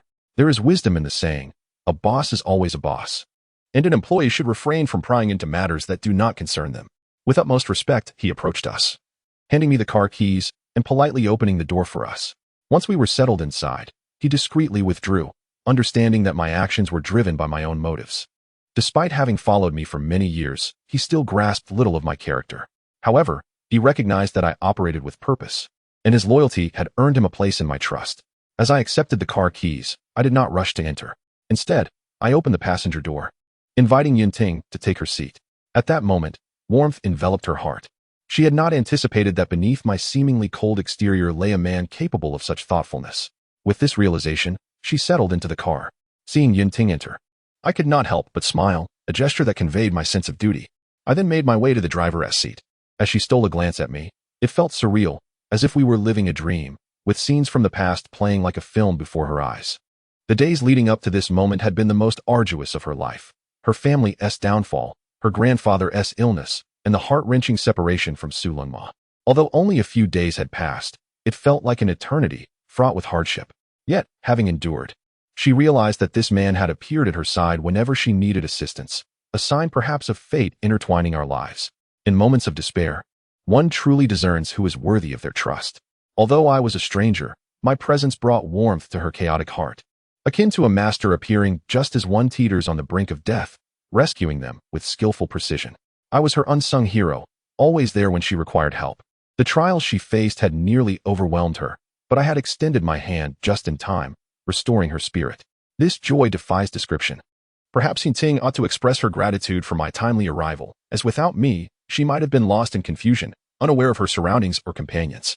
Seated in the car, she resolved that no matter how arduous the journey ahead, she would remain by my side until her last breath, determined to fulfill her role as Mrs. Xie with unwavering dedication. Only in this manner could she repay his kindness. Alas, what are you thinking? Since you boarded the car, you have not uttered a single word. Surely, you are not having second thoughts? If you wish to reconsider, now is still the time. As my vehicle has yet to begin its journey, once we set off, there will be no room for regret. It will no longer be the time for contemplation. Speak to me about what troubles you. After all, we are together now, and there is nothing that should remain unsaid between us. I have never witnessed such a demeanor from you before. It seems you possess another side. Do reveal it to me before we formalize our union, so I may ponder whether I should indeed marry you. I would rather discover any hidden truths before the wedding rather than afterward, when it may be too late. You truly are remarkable. Even at this moment, you can appear so lost in thought. A magnetic voice, unique to men, unexpectedly broke the silence in Yun Ting's ear, causing her to startle. One must admit, such a voice possesses an irresistible allure. This man exudes a charm that is utterly captivating to women. In that instant, Yun Ting became acutely aware of his posture, feeling a sudden wave of embarrassment. She noticed his body leaning casually toward hers, a proximity that she had never experienced in their previous encounters. This unexpected closeness flushed her cheeks once more. The man's features were strikingly handsome, radiating a notably sunny disposition. Under such intimate circumstances, it was nearly impossible for any woman to remain unaffected. Her heart raced uncontrollably, and she feared that he might perceive her flustered state. You wonder what I think? What business is it of yours? I merely recalled certain matters, which are not yet pertinent to our discussion. In time, I shall share them with you. Besides, why sit so close? Are you not afraid I might take advantage of your proximity? Though I may appear delicate, I possess considerable strength. While we are destined to share our lives, I believe that personal space within a marriage is vital. Some matters can be addressed together, yet excessive intrusion into personal privacy should be avoided for the sake of both parties. You would not appreciate me rummaging through your phone daily, would you? I respect you, and I hope for the same courtesy in return. Can you assure me of that? Oh, but I should assert that you certainly can, given your capabilities and work ethic. You must attest incessant inquiries from your partner, correct? Rest assured, I'm a person of discipline, as long as you do not meddle in my affairs. I will not interfere with yours. This is a promise you can trust. What do you think about all day? What does it matter that I sit so close? Soon, you will be my wife. Do you not permit me the privilege of observing you? What could I possibly do? You seem to be perpetually on guard against me. Allow me to clarify. You are overthinking it. I merely wish to assist you in fastening your seatbelt. Is it not customary to wear one in a vehicle? It is quite dangerous otherwise. I noticed the issue when I glanced over. If I were to drive away and something were to happen, what would I do? Please do not mistake my kindness for something sinister. I am genuinely looking out for your well-being. Yun Ting, realizing the futility of further argument, allowed him to fasten her seatbelt before he secured his own and set the car in motion toward the registration office. As the vehicle moved, she felt a wave of relief wash over her. It was merely for her safety. Had she let her imagination run wild, thinking he harbored ulterior motives? Perhaps she was being overly cautious. Here she was, merely fastening a seatbelt, and she felt ridiculous for her earlier thoughts. Although I may not be the epitome of beauty, I do not consider myself unattractive either. What has become of society? If even someone like me is disregarded, what fate befalls others? This man possesses remarkable composure. Nevertheless, after witnessing the earlier exchange, she suddenly felt the confines of the car were too small. The scent of him lingered, intoxicating and bewildering. Had her self-control not been strong, things might have taken an unexpected turn. Yun Ting instinctively tried to dismiss these sensations, yet nothing could alter the prevailing atmosphere. After a brief interval, she found herself slightly breathless, possibly due to the warmth within the car, which left her feeling faint. She opened the window, allowing fresh air to circulate, and was immediately greeted by a brisk breeze that sent chills through her. Yet, she was unwilling to close the window. The invigorating sensation cleared her mind, akin to a convalescent seeing the sun for the first time. One must commend the man's driving skills. He navigated the road with a steady hand. And as the wind tousled Yun Ting's hair, she appeared even more enchanting. Any man would feel an overwhelming urge to draw near her in that moment. Seated in the car, Yun Ting's thoughts began to swirl. Soon, she would obtain a marriage certificate with the man beside her, and the words inscribed there would become her reality. The house her mother left her, though significant, was overshadowed by her pressing circumstances. Selling it was imperative. Only then could she secure the funds needed for her grandfather's medical expenses, which had been accumulating due to his prolonged hospitalization. Once married, she could sell the house and acquire the necessary funds. With that money, not only would her grandfather's medical bills be settled, but the tens of thousands required for surgery would also be raised. She envisioned her grandfather awakening and blessing her union with this man. He had always been the person she cherished most. As long as her actions benefited him, she would do anything, even marry this man, if it meant ensuring her grandfather's health. When her grandfather regained consciousness, she would recount the events of these days. Though tumultuous, the outcome would be gratifying. Chapter 37. The cold wind. Everyone encounters challenges during their growth that are difficult to confront. Life is fraught with obstacles. One cannot expect a smooth journey. It is only through these experiences that one learns and matures. Perhaps you once felt fragile, believing that support was always at hand. Yet, when the moment arrives, you realize that those who once aided you are no longer present. It is in these moments that you grasp the truth. Relying on others pales in comparison to relying on oneself. Yunting sat in the car, feeling the cool breeze, and her mind was increasingly clear about certain matters. Reflecting on the events of recent days, she realized that, regardless of who it might be, no one could assist her at this moment. If she did not find a way, no one would take charge on her behalf. Some individuals, who had once crossed her path, seemed to have vanished without a trace.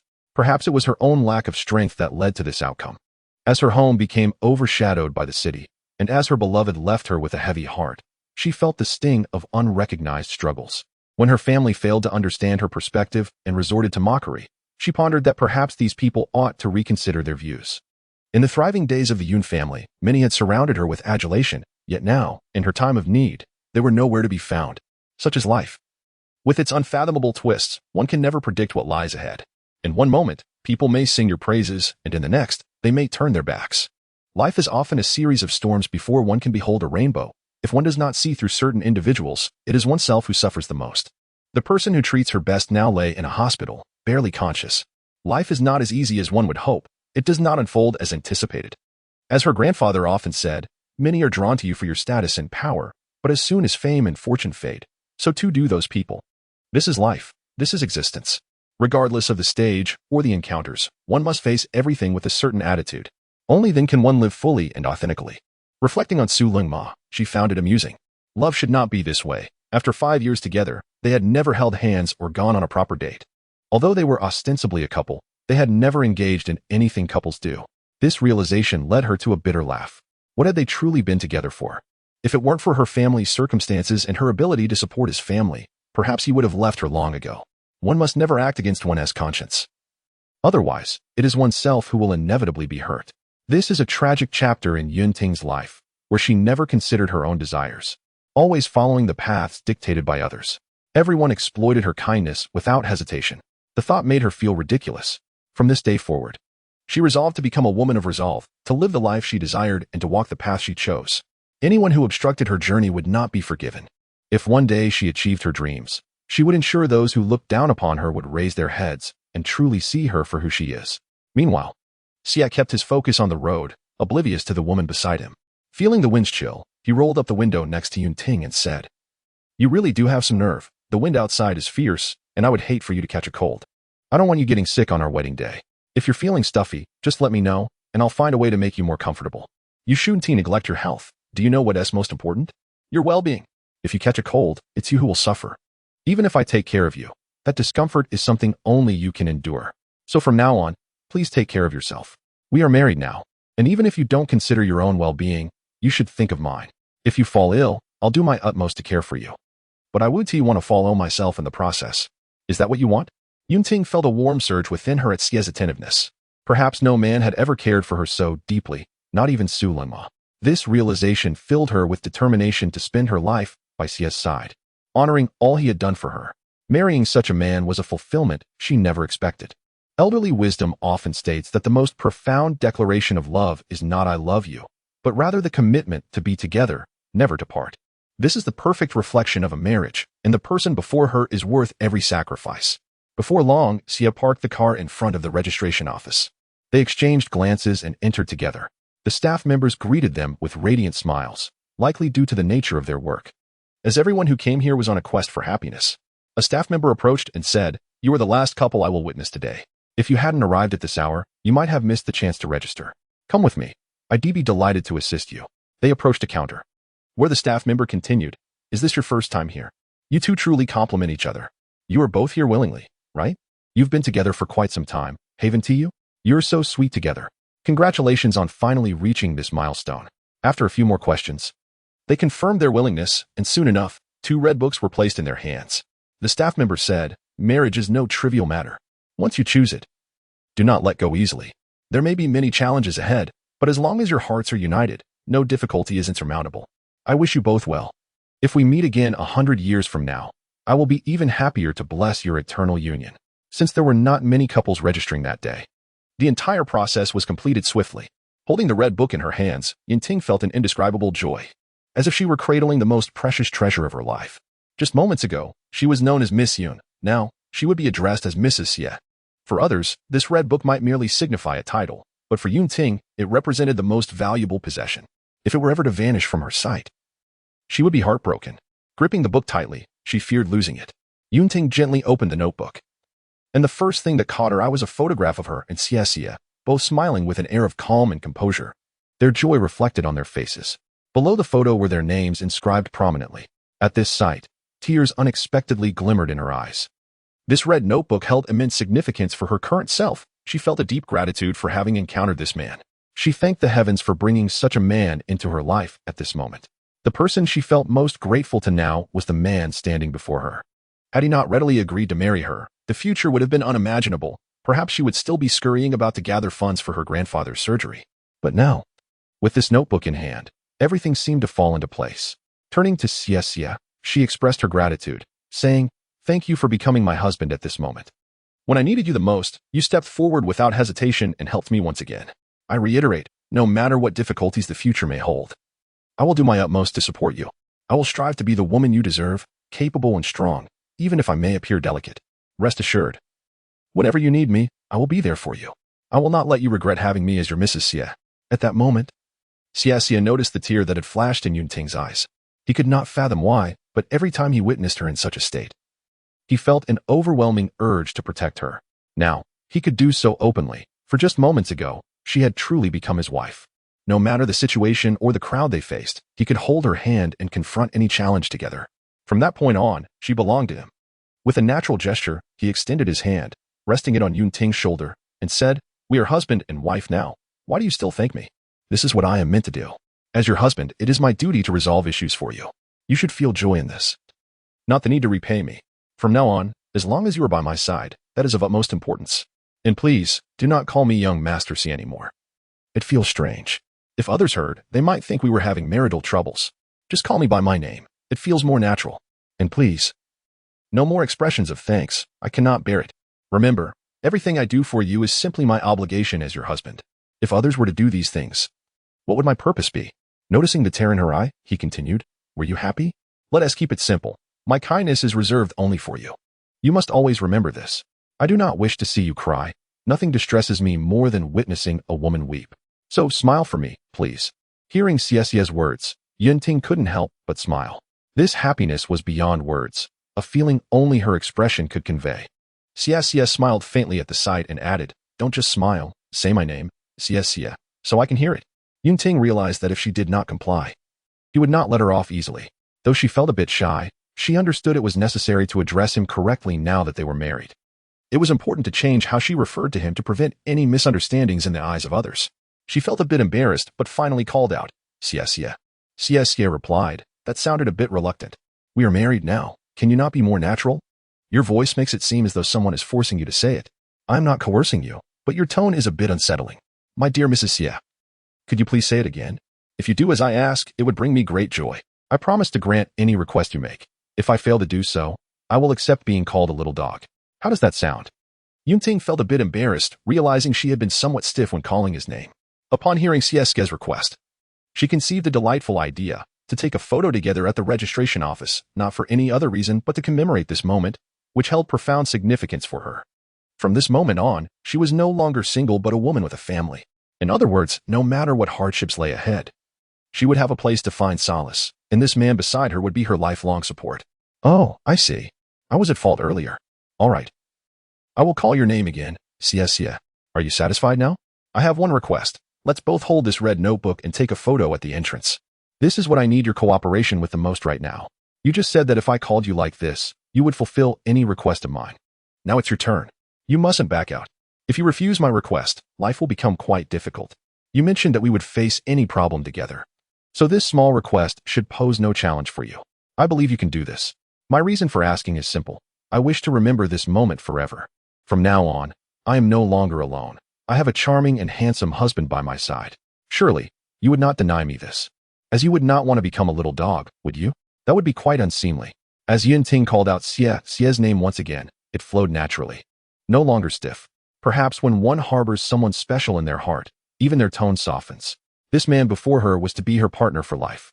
Not to mention, it was only a name. She would do anything for him in the future. Although Xie was quite the handsome gentleman, he had always been reluctant to take photographs. Likely due to the attention his family garnered. From a young age, their family was constantly in the spotlight, and any event, big or small, attracted media coverage.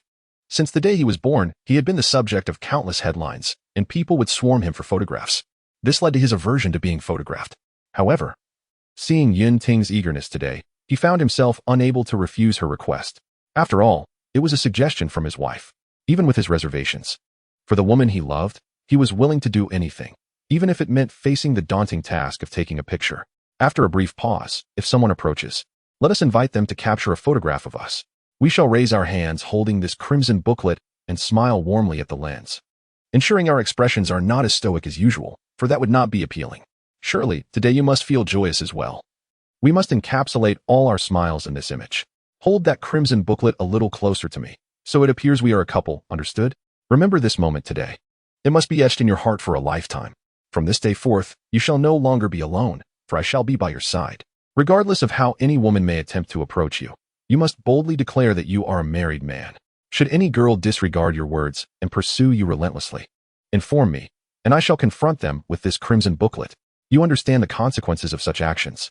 As a wife, my duty extends beyond caring for your daily needs. It encompasses the responsibilities that come with our union. I trust you do not find this excessive.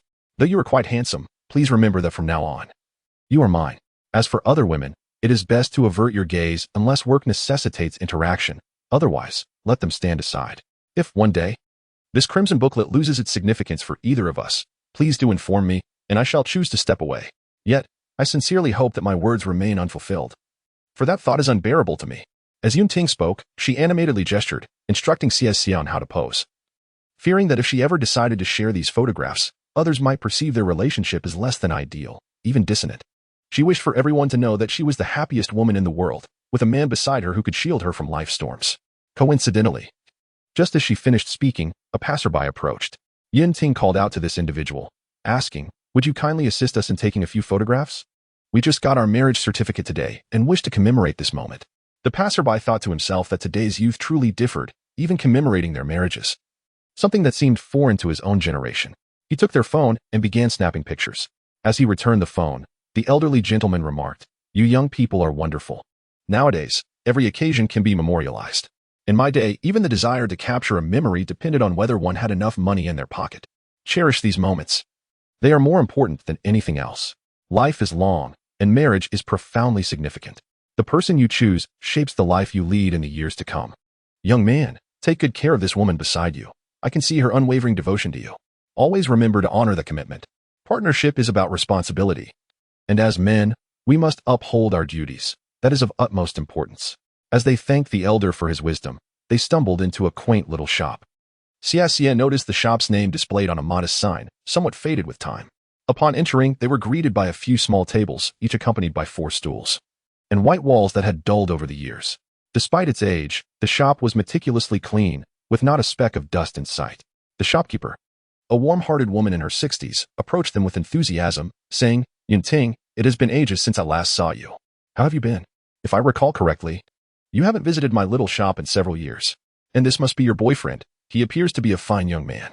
It's been so long. And you haven't thought to visit me. I've been worried about you, but didn't know where to find you. You look even more beautiful than before. How time transforms us." Yunting settled by a window and gestured for Xie to sit beside her, ensuring they did not obstruct others. "You must be curious as to why I brought you here to dine," she began. "I attended university nearby, and this place was a frequent stop for me due to its proximity. It has been 3 or 4 years since my last visit. The elder we encountered is the owner. Please do not mind her. Her vision is somewhat impaired. I have heard that in her youth, she suffered from an ailment that went untreated due to financial constraints, leading to her gradual loss of sight. Yet, her ability to recognize people remains intact. Just as she recognized me today, despite my absence. I share this with you because we are now married, and I wish for you to know more about my past. I would dislike it if, despite our union, We remained strangers to each other. As long as you are willing to listen, I will share my stories with you often. Xie, who had seen a fair bit of the world, noted the warmth in Yunting's demeanor as they entered the shop. Her smile transformed into one of gentleness. Reminiscent of a young girl, her voice softening from its previous rigidity. Perhaps this was the power of nostalgia. In this space, she had rediscovered her youthful memories. Life encompasses various stages, yet youth remains a cherished time for all. Xie envied Yunting for having such a place that allowed her to reconnect with her best self.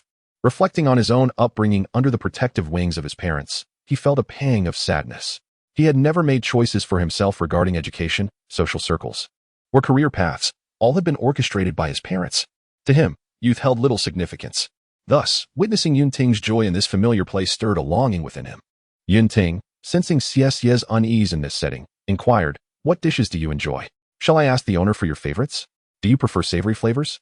I prefer my meals to be rather light." Rest assured, despite the modest appearance of this establishment, the culinary offerings are truly delectable. Whatever you fancy, they will strive to accommodate your preferences. Moreover, please do not hesitate. As I have mentioned, today I am treating. It is only fitting that I treat my husband to a meal on such a splendid day. Although my circumstances may not appear particularly favorable at the moment, I can still afford a meal. Since your arrival here, I have sensed some reservation in you. There is no need for that. Everyone here is exceedingly friendly and kind.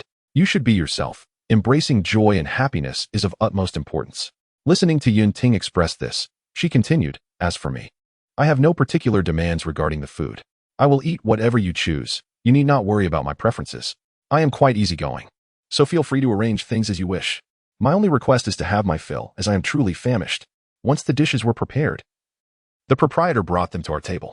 Yunting's eyes sparkled at the sight of the abundant spread, and as the enticing aroma wafted through the air, a sense of satisfaction enveloped her. It had been quite a while since she had dined here, and the flavors were all too familiar. Without sparing a thought for her companion, she eagerly picked up her chopsticks and began to feast. Before long, her bowl was empty, consumed with fervor, likely due to her hunger.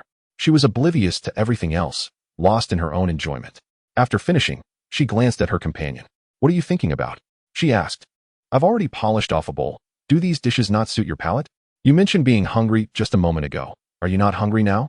I understand your hesitation. But fear not. The cuisine here is delightful, not only delicious but also prepared with the utmost cleanliness. Despite the dim ambience, no unwelcome creatures enter this space. So indulge without worry. You must try everything at least once. Otherwise, you will never know what you might be missing."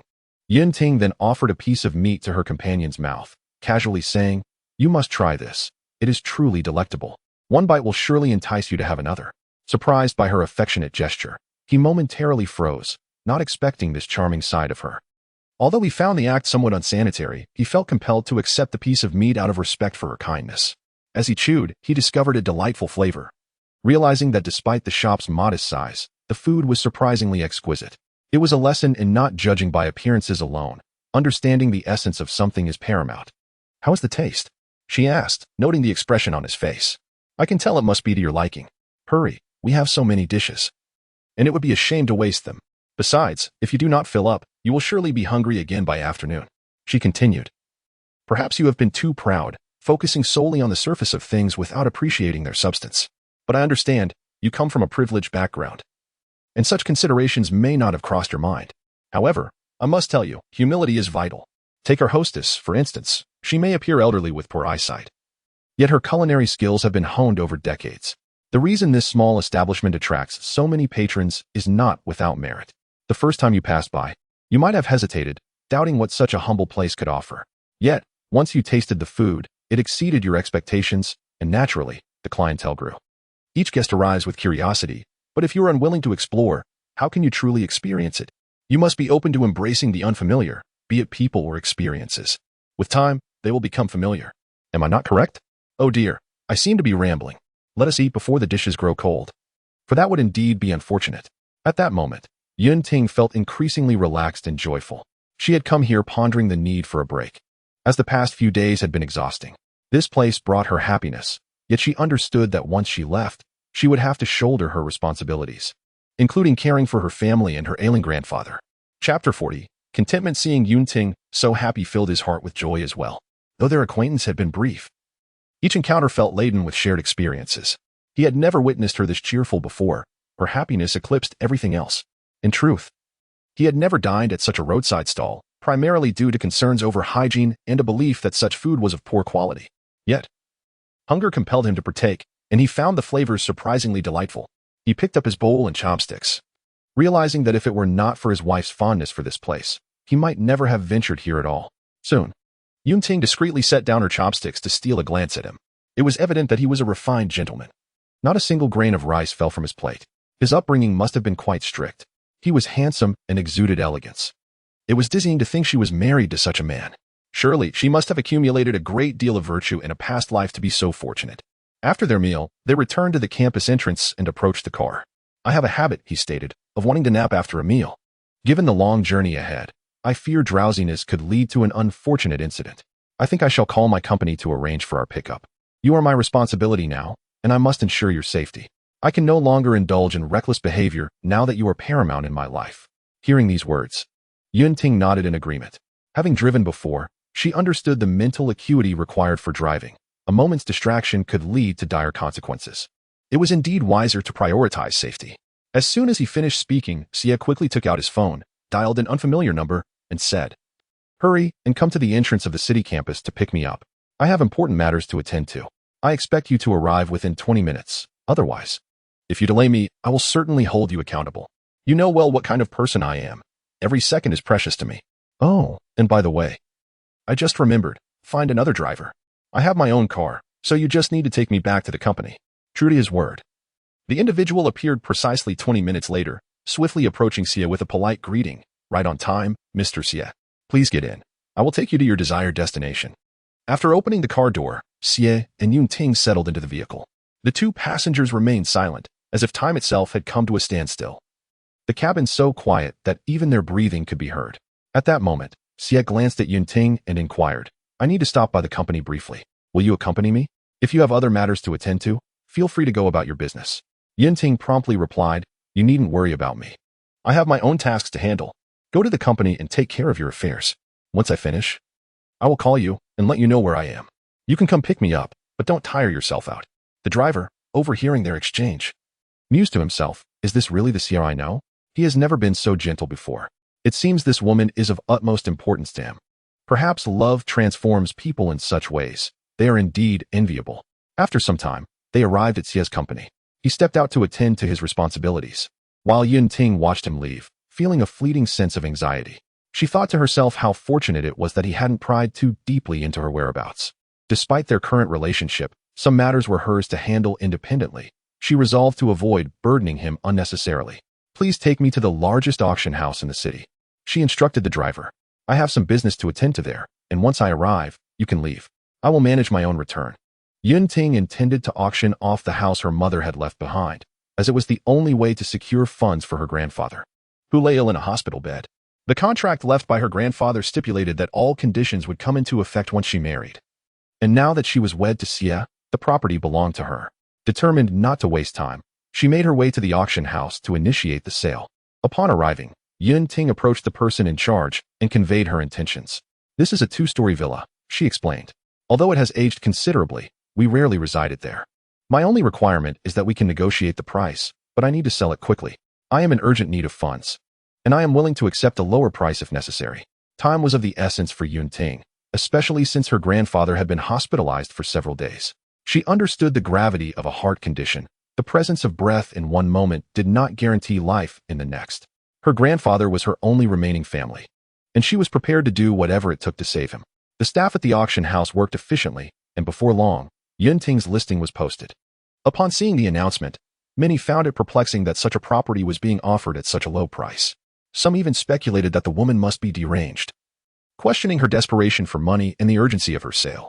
Meanwhile, Xie sat in his office, observing the scrolling announcements about Yunting's property at the auction house on a large screen. He turned to his assistant. "I don't care how you do it. I command you to secure this villa immediately, and the price must exceed 200 million. This is the lowest price I will accept. If anyone bids higher, continue to raise the stakes until it is in our possession. Price is of no concern. My only stipulation is that she must not know I am the purchaser. Remember, it must be transferred under a stranger's name." "Young Master Xie, what are you thinking? Why would you offer such a high price for that property?" His assistant questioned incredulously. "That land holds no value for us. Even if we acquire it, It could very well become a wasteland. Why not invest in something more beneficial? Upon hearing the assistant's remarks, Xiao offered no response, merely casting a stern glance. His expression conveyed a seriousness that suggested this matter was none of his assistant's concern. He was to follow orders without question. The assistant's curiosity stemmed from his awareness that the villa was situated in a remote location, though it had 2 stories. Its value was certainly not in the billions. While such an expenditure was trivial for Xie, the purchase seemed utterly pointless. He struggled to understand why Xie would pursue such a high price for a property with no potential for future appreciation. Noting the intensity of Xie's gaze, the assistant quickly backtracked. I apologize, Mr. Xie. I spoke without thinking. Please disregard my earlier comments. I will proceed as you instructed, regardless of the price. I will ensure this villa is acquired under a stranger's name. You know my character well, having worked together for so long. I assure you that I will follow your directives from now on without further recklessness. Chapter 41. Mountains of Gold. Xie had always achieved remarkable success in his career, which is why he occupied his current position. While his family provided substantial support, an individual's excellence ultimately hinges on personal effort. Even if one were given a mountain of gold, without appreciation, it would serve no purpose. Over the years, he had managed a substantial company, and his leadership style was well known. Despite his handsome appearance, he possessed an indomitable spirit that would never yield. Those who work under him are well aware of his temperament. He never seeks the opinions of others when making decisions and prefers to operate independently. This has become a habit over the years. When Xie Zhou inquired about him, it stirred some discomfort within, for holding such a position in the company indicates a certain level of intellect, rendering the need for others' concerns unnecessary. From another perspective, relying on others for every decision would be impractical. His sole principle is to handle his own affairs without interference. At that moment, Su Longma sat in his office, engrossed in the newspaper of the day. Upon seeing Yun Ting and Xie featured prominently on the front page, he could scarcely believe his eyes. Even if the woman were to turn to ash, he would recognize her. This was his ex-girlfriend, Miss Yun, with whom he had spent 5 years. Yet, he could never fathom why they had come together or how they could be so brazenly captured by the media. Pondering these thoughts only brought him a headache. He never imagined that the girl he knew would be with such a man. His day in the office was consumed by the shocking news, causing many work-related matters to be delayed. When approached by colleagues seeking to discuss business, he instructed his subordinates to inform them he was unavailable. Perhaps it was due to his inability to accept this new reality, coupled with a lingering discomfort, that he chose to isolate himself rather than carry his emotions into work. Just then, the office door swung open, and a dapper, sunlit figure entered, a man in a suit, Su Lingma's secretary, who had been working alongside him for several years. The reason for his intrusion at such a time was clear. He had also seen the newspaper, having spent an entire day cooped up. The secretary understood that Su Lingma's demeanor was a result of the recent events, else his boss would not be in such a state. Even he found the news hard to believe, particularly as Xie had just taken over Maihika City, and such coverage could be detrimental to his position. The impact of the article was immense. Every citizen of Maihika was now aware of the situation, although they had worked together for quite some time. The secretary had never witnessed Su Longma in such a serious light. Sitting at his desk, his expression was grave, devoid of the usual cheerfulness associated with a leader. The assistant, aware of the relationship between Su Longma and the girl in the photograph, refrained from speaking too much. He realized that, as a man, it was natural for Su Lingma to feel upset upon seeing his former girlfriend linked with another man so soon after their breakup.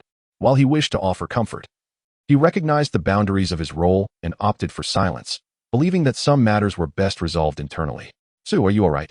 You haven't left this room all day. You should take a walk to clear your mind. Staying cooped up will only deepen your distress. I brought you lunch. Please eat something. Skipping meals isn't good for you. Once something has passed, it's best to let it go. Overthinking won't benefit you.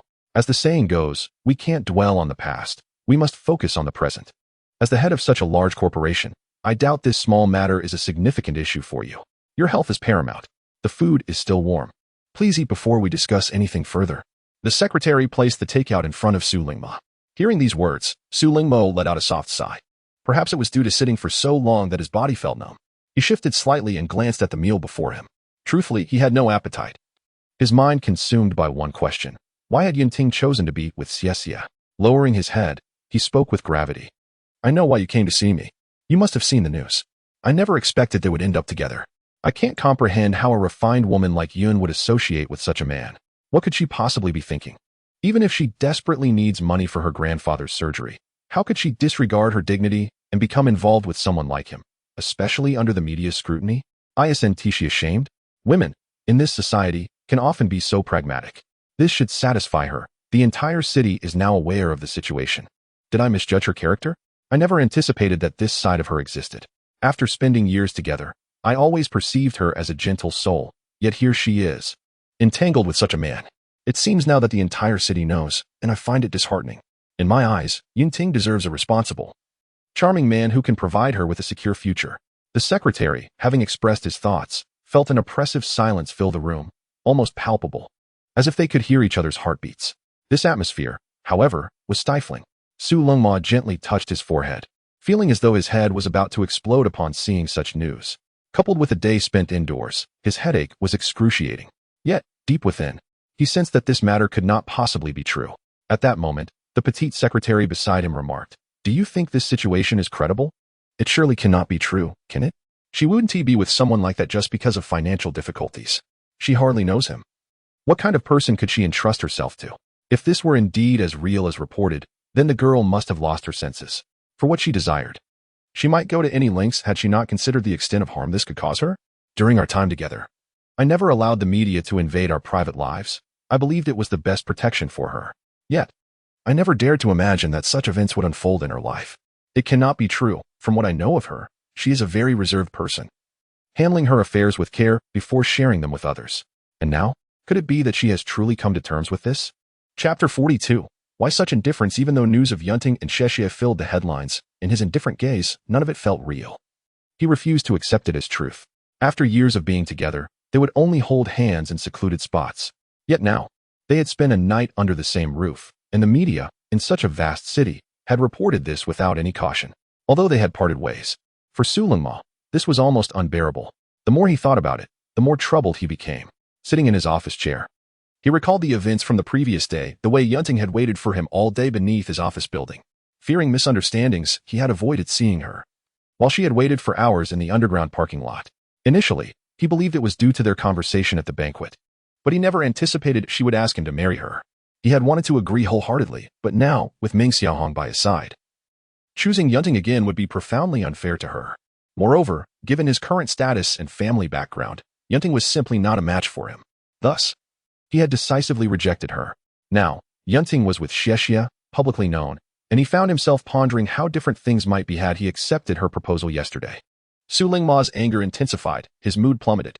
"President Su, I truly believe this cannot be real. Based on my understanding of Miss Yunting, she would not act so irrationally. The media must be acting in their own interest, and it's possible this news is fabricated. Miss Yunting appears to be quite sensible. A woman's reputation is of utmost importance. How could she engage in such behavior? Perhaps someone is manipulating her from behind, coercing her into this reluctant decision. In her circumstances, she may not have had the luxury to consider her options. Indeed, he had worked alongside President Su for many years. Regardless of the task, Su always brought him along. Not for any particular reason, but because he was remarkably efficient. Whenever given a task, he executed it swiftly. During the years spent alongside Su Lingma and Yunting, he had gained some insight into her character. Typically, when Yunting was with Su Lingma, she rarely expressed her opinions, though seemingly delicate. She possessed an innate charm. Her words were few, yet her intellect was sharp. She could not possibly act in such a manner. Now, Su Lingma shared his thoughts with him, perhaps due to his outsider perspective, which allowed him to see things differently. Su Lingma, however, viewed the situation through a different lens, making his understanding of it unique. At this moment, nothing seemed more important than discovering the truth behind these events. Just then, the office doorbell rang. The assistant glanced at Su Lingma, then cautiously asked, "Do you wish for this person to enter? You seem fatigued. Perhaps you should take a break and eat. I can inform the visitor that you are unavailable. After all, it has been a day without meeting any clients. It would not hurt to postpone this meeting. Your well-being is paramount. You must care for yourself to work effectively." Su Lingma, weary and dismissive, waved his hand. "Do not concern yourself with me. Let them come in. This matter does not weigh heavily on me. Yunting and I are in the past now. Who she associates with is of no concern to me. I merely felt discomfort at the news momentarily. A day has passed. I am fine. I suspect the visitor is not here for a collaboration. Just let them in." Upon hearing this, the secretary did not dare to say another word and simply stated, "Please come in." At that moment, a woman entered gracefully. She wore a white dress and striking high heels adorned with diamonds, exuding elegance. This woman was none other than Meng Xiaohong, Su Lingma's current girlfriend. The secretary had worked in the company for so long primarily because she could read the subtle expressions of those around her, recognizing that her presence might be inappropriate. She addressed Su Lingma. If there is nothing urgent, I shall attend to other matters. Please eat your meal promptly. Should you need anything, feel free to call me. I will remain available to assist you. Enjoy your conversation. I shall take my leave. After offering a smile to Meng Xiaohong, the secretary exited the room. Meanwhile, Meng Xiaohong approached Su Lingma, glancing briefly at the newspaper on the table without dwelling on it. Despite the turmoil within him, Su Lingma did not wish for this issue to affect his relationship with Meng Xiaohong. He understood that discussing such matters in her presence would benefit neither of them. Regaining his composure, he spoke to Meng Xiaohong with a gentle tone. What brings you here today? Were you at home? Did you miss me? Or are you here to check if I am with another girl? After all this time together, do you still not trust me? Rest assured, as long as I am with you for a day, I shall never commit any act that would betray your trust. You are well aware of how I treat you. You should know best. So, tell me, what brings you here today? I will fulfill any request within my power. Perhaps my work has kept me busy lately, causing me to neglect you.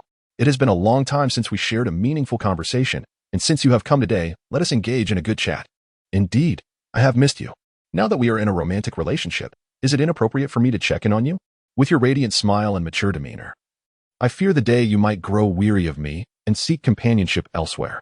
That thought would undoubtedly break my heart. So please, do not betray me. If I find out, the consequences will be dire. On your desk lies a newspaper. Let me see what significant news it bears. Is that not Miss Yin from the Yin family? How could she associate with someone like him? It is utterly astonishing.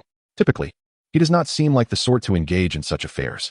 This society truly harbors all types of individuals. A woman who appears so gentle and charming can also take such actions. It is indeed terrifying. I have heard that her grandfather suffered a heart attack due to the bankruptcy of the Yun Group and urgently needs funds for surgery. Meanwhile, her grandmother wishes to marry her off to the young master of the Liu family, or rather, to make her Liu Daizong's clandestine lover. And now, she has ended up with this man. How could this happen? She seems like such a delicate girl, yet upon closer inspection, she proves to be quite the character. It appears I have underestimated her capabilities. As Meng Xiaohong uttered these words, she covered her mouth, her eyes wide with disbelief, seemingly trying to convince Su Lingma that this must be a fabrication, that the content of the newspaper cannot possibly be true. Upon hearing her remarks and observing her expression, Su Lingma's countenance darkened. He had not anticipated that such an astute woman could be so naive. Perhaps he had elevated her in his mind too highly. Closing his eyes, he resolved to expunge Yunting from his heart entirely. He did not wish for this woman to disrupt their current relationship, even though he longed to understand the connection between her and this situation. Yet, he forbade himself from entertaining such thoughts, for it would be profoundly unfair to his current girlfriend. Noting that while she appeared formidable and intelligent, he had never realized how innocent and kind-hearted she truly was. Fate had been equitable to him, allowing him to find such a partner. Therefore, no matter what transpired in the future, he vowed never to betray the girl before him. He would cherish all that she offered, for should he ever disappoint her, he would not forgive himself. In a relationship, the essence lies in sincerity, and this woman is meant to share a lifetime with him. Chapter 43. Arise from within. When Yunting S. saw the news, she burst into a radiant laughter, slapping her thigh as amusement overflowed. She exclaimed that this was divine intervention, after all these years of feeling powerless against her. How unexpectedly revealing to the public such a scandal would be. Now, the entire city knows what sort of girl Yunting truly is. I wonder how she shall continue to live as a young woman of virtue when, overnight, she is embroiled in such rumors. It is outrageous. Every day she spoke of caring for her grandfather, yet secretly engaged in such conduct. It is utterly shocking. She appeared so honest. Yet this hidden side of her was completely unexpected. She deserves this humiliation. The journalist should amplify the severity of the story so that she may never recover her reputation. From this moment forth, her name shall be synonymous with disgrace. Even if she had 100 voices, she could never explain herself. Now, let us see how she manages to maintain her composure. How reckless of her to involve herself with the young Master Xie. She must not value her life. Of course. Yun Mengmeng also noticed the news published in the paper, but her reaction differed vastly from that of her mother. Upon seeing such a headline, her face turned pale as she struggled to comprehend how these two individuals could be linked. She found her mother's attitude utterly perplexing and questioned, "Mother, have you lost your mind? Yunting is part of our family. Should you not be saddened by this news?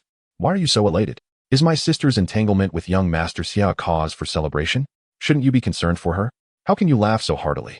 Regardless of any past grievances you may have had with Yunting, this is not the moment for such glee.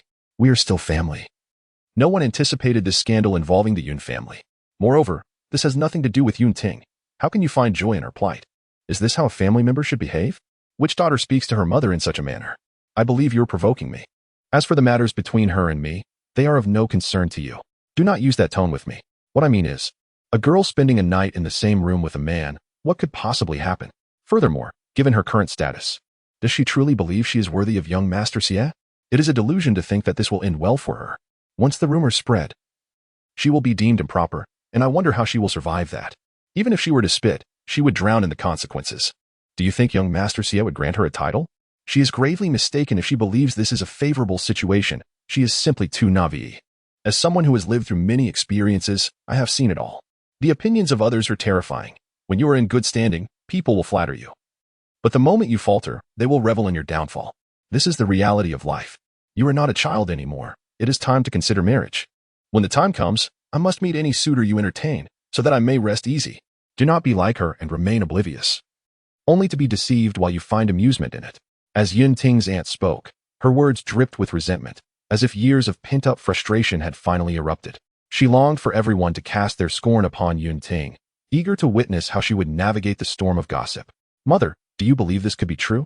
If it is, what shall become of our family? Will we truly be unable to recover from this? Grandfather now lies on his sickbed, perhaps drawing his final breath. Just as the reports have suggested, does this mean that the young master of the Lu family will forever be severed from my sister? If that is the case, our family will truly be finished. We had hoped for her to become the clandestine lover of Lu's eldest son, yet now she has unexpectedly aligned herself with Master Xie. No matter how incompetent Lu's heir may be, he would never seek a woman of such dubious repute. One wonders what she could possibly be thinking at this critical juncture. She has chosen this path. They say true feelings are revealed in times of hardship. Yet I fail to discern the essence of her character when our family is in such dire need of her. It is utterly unfathomable. In truth, Yun Mingming is no different from her mother. At this moment, she exhibits no concern for how Yun Ting has fared. Instead, she is anxious about the potential downfall of the Yun family. She once thought she could leverage her familial status to secure a desirable match. But now it seems she is left with naught but despair. As Yun Mingming articulates these thoughts, her complexion pales further, her tone betraying a mix of tension and hope. Yearning for the most accurate answer from her mother. Life in this world is undeniably challenging. However, every individual possesses their own way of navigating it. A truth that cannot be denied. In this moment, Yun Mingming is devoid of thoughts, as if it bears no relation to her. Her sole concern lies in the uncertainty of her future path. Human beings are inherently selfish. Many conceal this selfishness deep within, while others impose it upon others. This is what people refer to as reality. Upon hearing Yun Mingming's words, her mother responded, "Do you think entering the Lu family is as simple as you imagine? Their lineage is matriarchal, and a woman's heart can be far more ruthless than a man's. When it comes to matters of the heart, they can be hundreds of times more merciless. Do you truly believe they would allow their heir to be involved with a woman like that? It is sheer folly to think so. Even if this young Master Lu has some physical ailments, it would be unthinkable for him to take such a woman as his lover. Even if he were to agree, the formidable women in his family would never permit it. Thus, I believe this marriage is destined to fail. As for our family's future, it will depend on how Miss Yin chooses to maneuver. Our family's decline is directly linked to her actions. If she were to abandon us now, it would be a profound betrayal. We shall leave everything to fate. For now, I can only sit here and observe, letting nature take its course. This woman understands better than anyone what the Lu family truly represents. If the rumors were accurate, it would be absurd to think that Yun Ting could ever serve as a secret lover to their young master. The Lu family may not be as grand as others in the city, but they possess an inexplicable tenacity. Otherwise, when the Yun family faced its downfall, everyone would have retreated, yet the Lu family was the first to extend a helping hand. Yun Ting's aunt, though a mere homemaker, has lived in the Yun household long enough to possess a fair understanding of external families. As for the Lu family, she has long since sent someone to ascertain their true nature. Otherwise, she would not have aligned herself with the matriarch to facilitate Yun Ting's involvement with that man. I have been so absorbed in our conversation that I must share this good news with my mother-in-law, she exclaimed, eager to bring her some joy. I wonder how the old lady will react to this news. Will she be as shocked as everyone else? At her age, I fear what might happen if she is caught off guard by this revelation. When I tell her, I must be delicate, gradually introducing the topic. Stop lingering here and attend to your own matters. Remember what your mother said, even if the sky falls, the ground will still support you, at your young age. Do not burden yourself with this family's troubles, it will bring you no benefit. If you possess the capability, find yourself a worthy partner outside. That is what truly matters. Understand? The concerns you have now are beyond what you should be shouldering at your age. Regardless of our family's circumstances, as long as your father and I are here, you need not worry about food or clothing. Focus solely on your own life. As for Miss Yun, let her do as she pleases. Do you understand? Do not wander around as if you have lost your soul, taking on the affairs of others as your own. Are you foolish? Yun Mingming's mother hurriedly ascended the stairs, intent on informing the matriarch of this news at the earliest opportunity. She was curious to see how the elder would react upon learning of this situation. Perhaps even taken aback, considering she had anticipated marrying Yun Ting to Lu's eldest son. Yet now, a scandal has emerged that may challenge her authority. Chapter 44. Capital Yun Mingming watched as her mother ascended the stairs with an exuberant demeanor, her heart heavy with dismay. She had never envisioned that the person she cherished would end up with Yun Ting. At this moment, her heart felt as though it had been hollowed out, devoid of any vigor. She sank onto the sofa, muttering to herself that this news could not possibly be true. Surely, it must be the fabrication of some unscrupulous tabloid journalist seeking profit. How could Master Xie, so handsome and charming, ever be drawn to her? After all, merely sharing a room does not suffice to label them as lovers. She resolutely refused to believe it. The moment she laid eyes on Master Xie, she knew she was enamored. No matter who attempted to claim him, she would not relent, not even to Sister Yun Ting. She would proclaim to the world that Master Xie belonged solely to her, destined to marry no one else. If any other woman dared to vie for his affection, she would employ every means at her disposal to reclaim him. In her eyes, he was irrevocably hers. Meanwhile, Yun Ting was at the bank, withdrawing the proceeds from the sale of her house.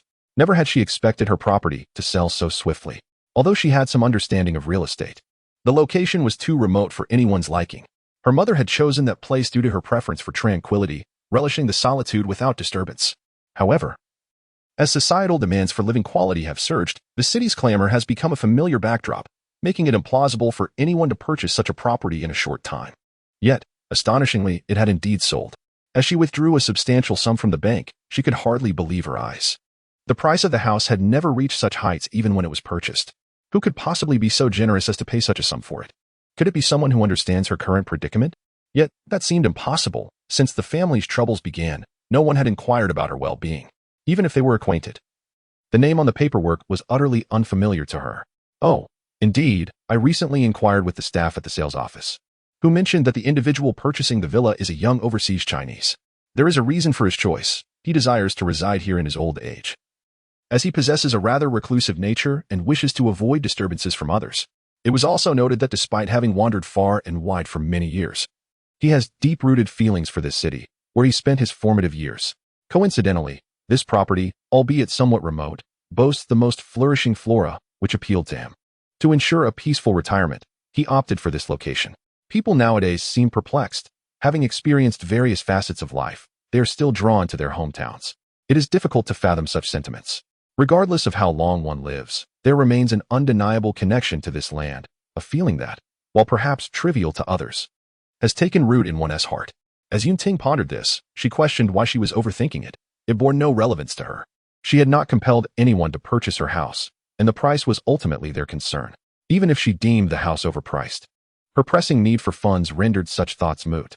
Whether it was $1 billion or several billion, the money would serve a purpose, especially as her grandfather required care, and a large family awaited her assistance. In haste, she made her way to the hospital. For Yun Ting, every moment felt as crucial as life itself. It had been several days since her grandfather's incident, and without immediate surgery, the consequences could be dire. She wished to avoid the regret of a life marked by such a loss. Upon arriving at the hospital, she promptly paid the surgical fees, and the medical staff swiftly wheeled her grandfather into the operating room. The dedication of the healthcare personnel was commendable. As soon as the funds were secured, they sprang into action. For a physician, the act of saving lives is of paramount importance, given that her grandfather's condition had lingered for days. The urgency of the operation was heightened. Otherwise, his chances of survival would diminish significantly. Yun Ting marveled at the unfamiliar team of doctors. Despite her years of service at the hospital, she had never encountered such a distinguished group. Their presence suggested a high level of medical expertise. However, she found it curious that they were so deferential to the hospital director, a well-respected figure in the city's medical community. It was surprising that she had not recognized the significance of the golden insignias they wore, symbols of a lifetime achievement, reserved for only the most elite teams. Reportedly summoned from afar, due to their exceptional skills. It was said that the Yun family had lost its standing among the affluent, their once mighty enterprise having been swallowed overnight. The news of Miss Yun's efforts to gather funds for her grandfather's surgery had circulated, raising questions about the source of her financial means. Observers wondered about the director's judgment in aligning with such a family. He had assembled an elite surgical team for the old man's heart operation, indicating a substantial expenditure on Miss Yun's part.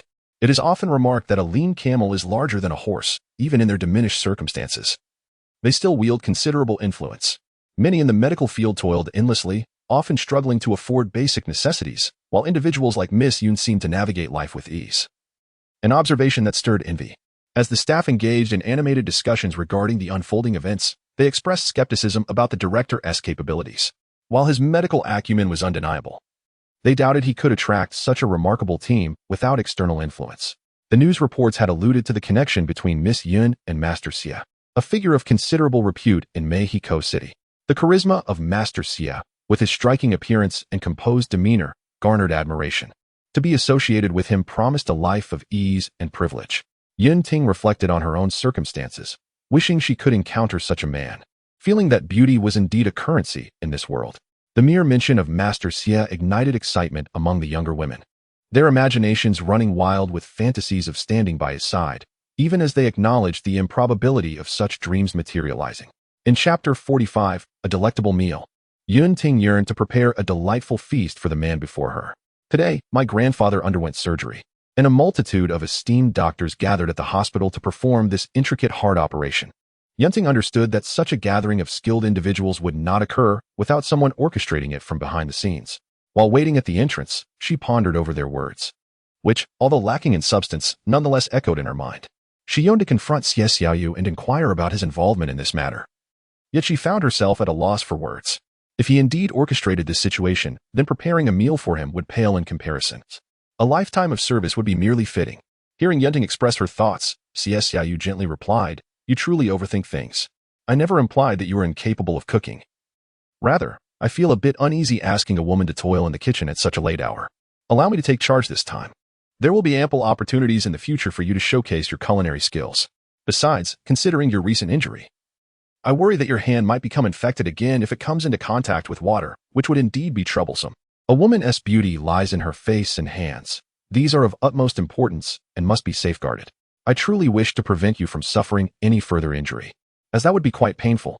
Previously, you faced all your challenges alone, but now that we are married, I must take the lead in addressing any issues that arise.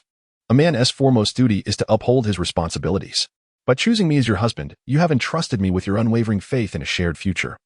And I vow never to let you down. Whether it's preparing a meal or spending a lifetime in the kitchen, I willingly accept it." Xie Xiaoyu, despite having limited interactions with the woman before him, grasped her essence more profoundly than anyone else. She appeared meticulous, yet exuded a carefree spirit, seemingly neglecting her own well-being. In that moment, he resolved to be her shield, ensuring she remained unscathed. Whether now or in the future, as long as she was by his side, he would protect her for a lifetime. This was the finest promise a husband could offer his wife. Yun Ting felt a warmth radiating through her heart, akin to a beam of light, upon hearing Xie Xiaoyu's genuine concern. Such warmth was something no other man could provide. Instinctively, she glanced at her injured hand, which had healed considerably, yet the fact that Xie Xiaoyu still worried about it touched her deeply. What does it truly mean for a man to care for a woman? It is not merely about promises made, but rather the extent to which he is willing to go for her sake. This essence is the cornerstone of their marital bond. Together, they entered the kitchen, which was astonishingly spacious. Over 200 square meters, adorned with exquisite decor and equipped with every conceivable utensil and spice. Yun Ting initially thought it implausible for Xie Xiaoyu, being a man of status and power, to cook. However, upon entering, she sensed that the kitchen's owner seldom dined out. For every corner bore signs of frequent culinary activity. Observing Xie Xiaoyu's deftness in the kitchen left her in disbelief.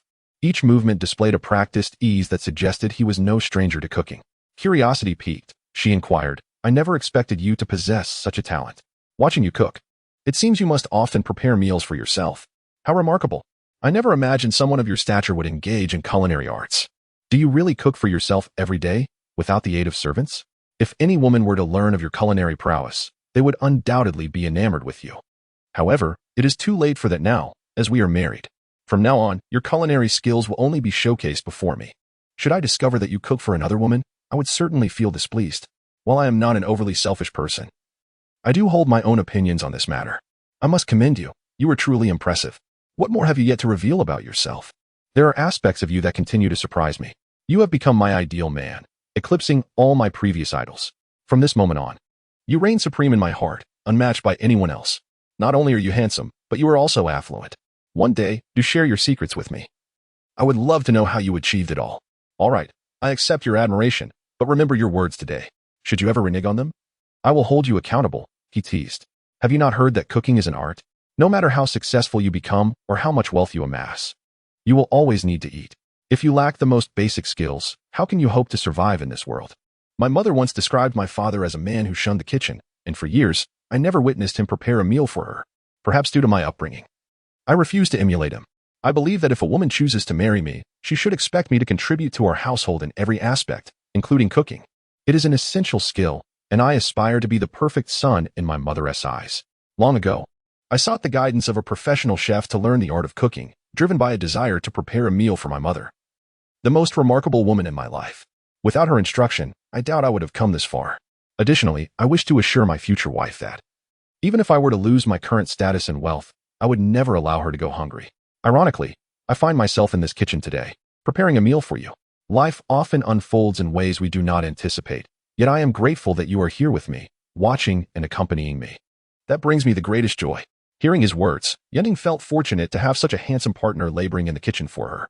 You mentioned your mother. She must be an exceptional woman, for you to speak of her with such tenderness. I envy you for having such a wonderful mother. It is a blessing to have someone so close to share both joys and sorrows with. Your achievements today are undoubtedly linked to her influence. It has been ages since I called someone mother. The term feels foreign to me now. Hearing you speak of your mother made me envious. In this lifetime, how long does one truly exist in this world? No matter the circumstances, having one's mother is of utmost importance. I advise you to spend more time by your mother's side. As our elders age, they have devoted their lives to their children. While we often find ourselves immersed in our own lives, with little opportunity to show them filial piety, perhaps the greatest wish of parents is not the monumental success of their children, but rather their safety and health, which surpasses all else. You are indeed a man far more fortunate than I, for you have such a magnificent mother. Yunting expressed these thoughts because upon hearing the word mother, it triggered a reflexive remembrance of her own mother. The most blissful aspect of life is the companionship of a mother, yet this feeling seems so distant. In an instant, her previously joyful heart turned somewhat despondent, and her gaze reflected an unspoken helplessness. This did not escape the notice of Xie Xiaoyu, who quickly remarked that his mother is also a wonderful woman. She has taught him from a young age the importance of sincerity, diligence, and kindness toward others. The reason for his current success is largely due to her wise guidance. From this moment forward, you should refer to her as my mother, as we are now a couple. It would be rather distant to keep calling her your mother. I am the only child in my family, and if my parents were to learn of your existence, they would undoubtedly be overjoyed. My mother, though somewhat quick-tempered, is very reasonable in her actions. With your beauty and amiable nature, I am certain she will take a liking to you. Rest assured, there will be no mother-in-law and daughter-in-law conflicts in our household. Such things do not occur in my family. When you meet her, you will naturally understand what kind of woman she is. What I say now may be of little consequence without a face-to-face meeting, which is paramount. I will make it a priority to arrange a meeting soon, as I wish to tell my mother that I have married such a wonderful woman to be my wife. Chapter 46. The desolation within Xie Xiaoyu spoke these words not only to comfort Yunting, but also because he understood well what kind of person his mother is. Throughout his life, conversations with her have always been lighthearted and joyful. Being the only child, he often heard her express a longing for a daughter, wishing that having a daughter would make her life complete. The greatest regret of her life has been not giving him a sister. When they grow old and become unable to move or fall ill, he would have someone to confide in. Yet now, with only him as her child, the burden on his shoulders will be heavy when that time comes. Having established a family and married a beautiful and understanding wife, he believes his mother will have nothing but positive remarks about her. She will be grateful that he has chosen such a woman to share his life with. As these thoughts crossed his mind, he secretly glanced at Yunting, feeling an unspoken joy. Meanwhile, Yunting appeared somewhat anxious and awkwardly remarked to Xie Xiaoyu, questioning whether he was merely trying to cheer her up. She remained uncertain about what kind of mother she would meet, but she could tell from his words that she must be quite a decent woman. Would she truly like her? Regardless, she expressed her willingness to accept any criticism, as it is her duty as a daughter-in-law to respect her elders. The ancient wisdom of honoring one's parents must prevail, regardless of one's status. She assured him that she would be a dutiful daughter-in-law and would not cause him any trouble, promising to resolve any conflicts that might arise. While saying these words, Yunting felt a mix of anxiety and trepidation. As she mentioned, how could two people who have never met truly know each other's character? Words alone hold little weight without the presence of the other. Thus, she resolved to accept whatever attitude her future mother-in-law might have toward her. However, when she first uttered the word mother, an inexplicable sadness washed over her, perhaps because it had been so long since she had spoken it. And she felt a sense of unfamiliarity. Xie Xiaoyu, observing Yunting's demeanor, found her endearing. This woman before him seemed to have a charming air of innocence. It reminded him of a pet dog he once had, with whom he shared a close bond. Upon returning home from work, he would always play with the dog, which, though small in stature, was quite clever and adorable. He would often pat its head, and similarly, he felt an urge to touch Yunting's hair. Wishing to assure her that with him around, she need not worry about anything, as he would handle it all. Time slipped away unnoticed, and before long, over an hour had passed as they busied themselves in the kitchen, exchanging words. Yunting busily assisted him, whether by washing vegetables or fetching water. At first, their hands would occasionally brush against one another, creating a sense of awkwardness. However, as time went on, they became more at ease with each other. Once they prepared 4 dishes and brought them to the dining table, the delightful aroma filled both the kitchen and living room, evoking a warmth that was not just about the food but also a sense of home. Seeing the table laden with food made them both even hungrier, and they sat down to eat. When Yunting beheld the spread before her, her eyes misted with tears, a feeling she had not experienced in a long time. She fought to contain her emotions, not wanting Xie Xiaoyu to notice. In the past, when her parents were alive, they two would share warm meals together, laughing and chatting joyfully. Since their passing, such moments had become a distant memory. Although her current household is filled with people, their gazes often felt exclusionary. Yet, looking at the man before her, who was constantly considering her feelings, she felt a warmth she had not experienced since her parents' departure. It had been a long time since she had felt the essence of home, and sitting here with him rekindled that feeling. What are you thinking? Hurry and eat. You must be starving after all that time spent in the kitchen. You should also sample my cooking. Didn't you mention that you had someone teach you before? Today, consider yourself my judge and assess the quality of this dish. Should any aspect seem lacking, do inform me, and I shall amend it according to your counsel. Although I may appear aloof, I possess a commendable trait, the ability to acknowledge my errors and correct them. Please, speak freely without hesitation. We are destined to share decades together, and it is imperative that you promptly communicate any concerns. Holding on to thoughts can lead to ailments, and I certainly do not wish for my wife to feel constrained in my presence. Henceforth, express your thoughts candidly, without any reservations. As Xie Xiaoyu spoke, he hastily placed 2 pieces of pork ribs into Yunting's bowl, seemingly urging her to begin her meal before it grew cold. In response to his gesture, Yunting instinctively picked a piece of meat from her bowl and offered it to Xie Xiaoyu. From this moment on, you are my husband. I am truly grateful for the meal you have prepared today. You should indulge yourself as well, having worked so diligently in the kitchen. I sensed your exhaustion upon your return, yet you chose to cook for me. Frankly, I am deeply touched. Rest assured that once my hand is healed, I will prepare meals for you every day. Just wait and enjoy my cooking. Hearing Yunting's words, Xie Xiaoyu's gaze softened, radiating a warmth capable of illuminating even the darkest corners. Thus, they began their meal, engaging in light-hearted conversation. Yunting felt more at ease and began inquiring about Xie Xiaoyu's day at work, while he naturally shared his experiences. The dinner concluded on a joyful note. After finishing their meal, Yunting intended to rise and clear the table, but Xie Xiaoyu urged, "Please, sit and relax. I will handle the chores from now on. Focus on your own affairs. If you find yourself with nothing to do, feel free to watch television. I will manage the cleanup. Moreover, your hand is still recovering, and I wish to alleviate any inconvenience for you. As your husband, it is my duty to care for you. There is a saying that a man should avoid making promises to a woman. Instead, he should demonstrate his intentions through actions. I am such a man, and I will always treat you well." Yunting did not contest his words, so she left the dining area and settled onto the sofa in the living room. Finding herself with little to occupy her mind, she turned on the television. At that moment, the news broadcast was dominated by a significant story. The mysterious lover of Master Xie had been unveiled, and that individual was none other than Yunting, the heiress of the Yun family. Recently, the Yun group had declared bankruptcy, leaving her destitute. Insider reports revealed that at the last gala, Yunting's fall was not mere misfortune. She had orchestrated it by hiring a waiter to feign a push, causing her to tumble. This scheme was solely aimed at getting closer to Master Xie. The revelation that a woman of her stature could resort to such underhanded tactics to pursue Master Xie was astonishing, shattering the perception of her as a refined lady. It was a stark reminder of the adage that a woman's heart can be as ruthless as it is tender. Chapter 47. Focus. Yunting intended to enjoy a restful sleep, fatigued from recent events. However, after lying in bed for an indeterminate time, sleep eluded her. Rising, she wandered towards the bedroom door, noticing that the light in the adjacent room remained on. Without a second thought, she stepped inside, only to find Xie Xiaoyu at his computer, engrossed in his work, oblivious to her presence. Yunting was captivated by this sight.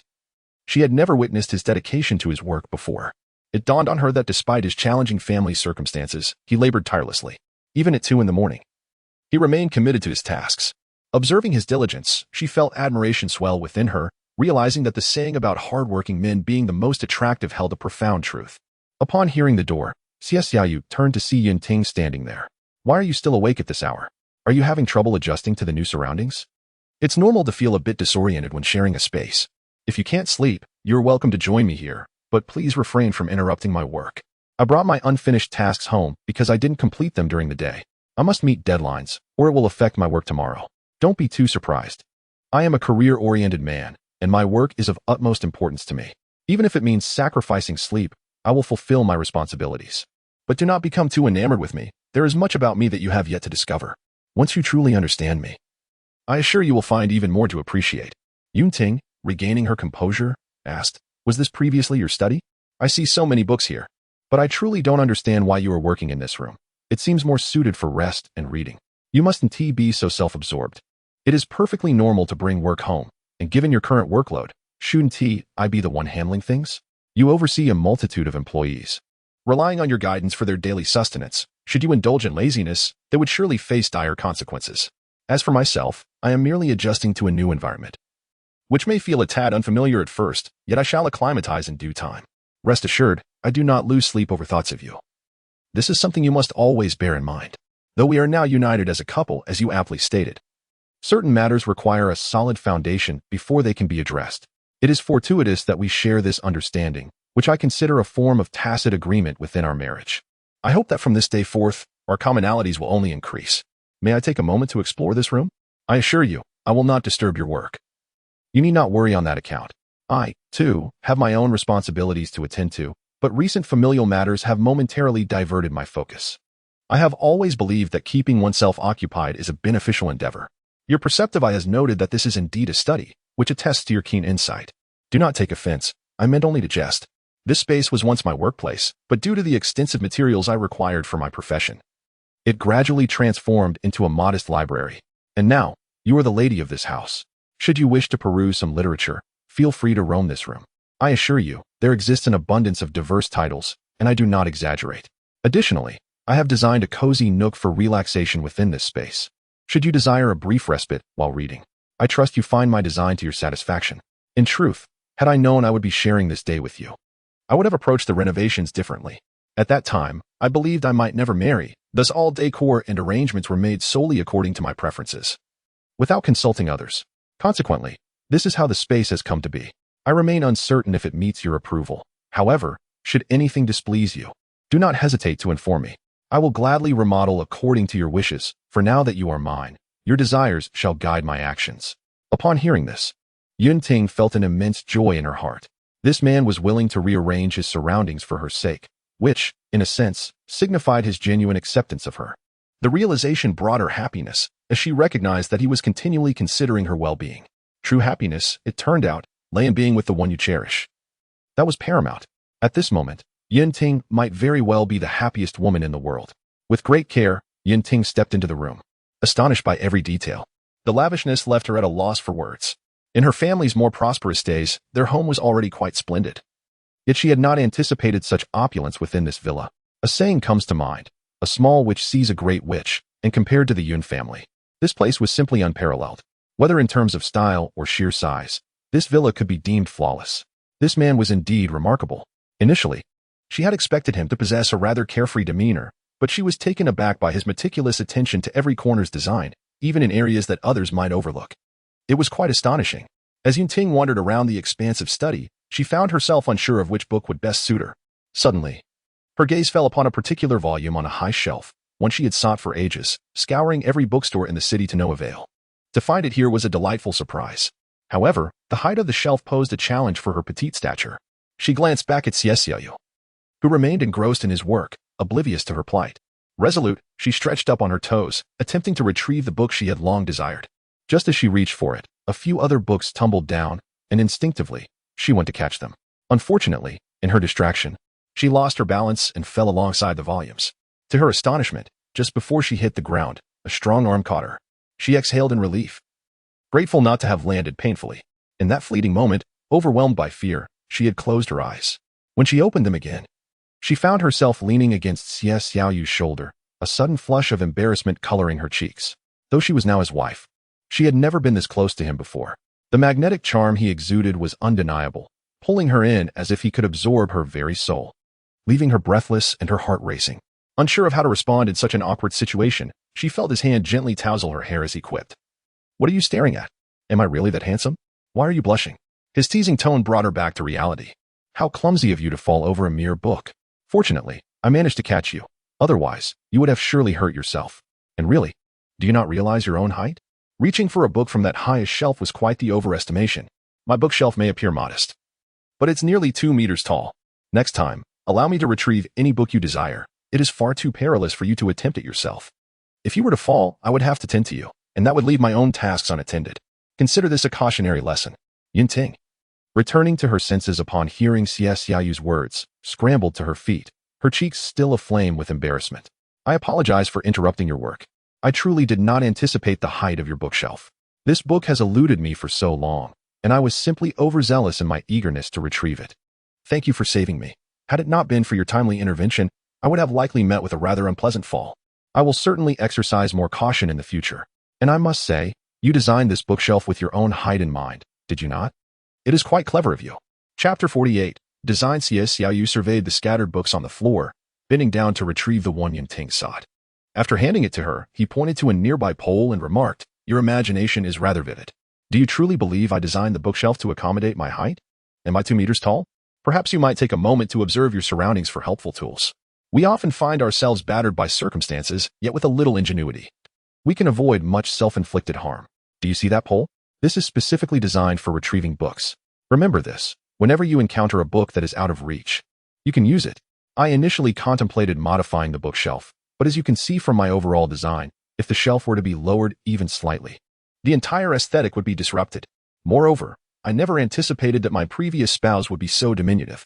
Had I known, I would have certainly instructed the carpenter to create a shoe rack instead. I could place the books there, allowing you to access them effortlessly at any time, without the current exertion. Wouldn't you agree?" Yunting glanced at the pole beside the bookshelf, realizing, due to her earlier haste, she had overlooked it. She couldn't help but think that this man was rather amusing.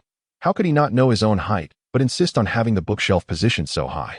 He could have avoided many inconveniences, yet now he required a tool to fetch those books. It was truly perplexing, yet his ingenuity was commendable. After Yinting retrieved the book, she immersed herself in reading. Both were occupied with their own tasks, and the room fell into a sudden stillness. The tranquility was so profound that even their heartbeats were distinctly audible, yet the serenity was enchanting and harmoniously soothing. The book Yinting needed most at that moment contained crucial insights on business. With her grandfather in his current state, he was unable to restore their family's enterprise. Thus Yinting had to rally herself to revive the Yun family's fortunes. People often say that books hold treasures and beauty within their pages. As she read through the marked contents, everything around her faded into oblivion, and she focused intently on each line. Time slipped away unnoticed, and Yunting unexpectedly dozed off at her desk. Meanwhile, Xie Xiaoyu, perhaps fatigued from long hours at the computer, instinctively stood to stretch. Upon turning around, he noticed Yunting asleep. A gentle smile graced his lips as he pondered how this woman, who claimed to be wide awake upon entering the room, had succumbed to slumber so quickly and peacefully, perhaps truly exhausted. With that thought, he shut down his computer and approached Yunting. As he gazed at her peacefully sleeping, he carefully lifted her, moving slowly so as not to disturb her. He carried her to the bedroom and laid her gently on the bed. Just as he did so, Yunting stirred awake, unsure of how to confront him, so she pretended to remain asleep. No one had ever bestowed such warmth upon her, not even Su Longma from her past. Reflecting on her encounters with Xie Xiaoyu, she felt as though he were a beacon of light, illuminating her darkest moments. Marrying such a man felt like a fulfillment of her deepest desires. He appeared in her life during her most trying times, which perhaps was what people referred to as fate. Although they were now married, their time together was still brief, necessitating patience to navigate some matters. The prospect of sharing a room that night felt somewhat awkward, leaving Yunting uncertain about how to proceed. Just then, she heard Xiaoyu's voice. I know you're awake, and you're quite the actress. You seem heavy.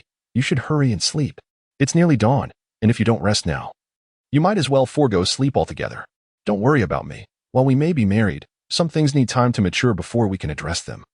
Don't you think? Rest easy. I'm not a man who takes liberties. I merely wish for us to understand each other better, and that will benefit us both. Sleep soundly. Don't think of anything else. Hearing his words, Yunting felt her previously tense demeanor relax significantly. She took pride in being this man's wife, always considering matters from her own perspective. Without him, she couldn't even fathom where she might be or what life she would lead, thought she dared not entertain. They both fell into a deep slumber, exhausted from their busy days. The following morning, as Xiaoyu awoke, he glanced at the woman beside him, a smile gracing his lips. Having such a woman by his side filled him with an overwhelming sense of happiness. To avoid waking Yunting, he quietly rose, tiptoeing to the bathroom to prepare himself. Every movement was executed with utmost caution, fearing he might disturb her tranquil sleep. He had an important meeting to lead that day, and after dressing in his suit and ensuring all was in order, he left the room and drove towards the company. When Yunting finally awoke, it was already past 9 o'clock. She glanced at the clock and realized she had overslept, possibly due to the restful sleep she had enjoyed the night before. Rising to stretch, she made her way to the living room. Upon reaching the entrance, she saw Xieshe preparing breakfast at the dining table, a spread of dishes already laid out.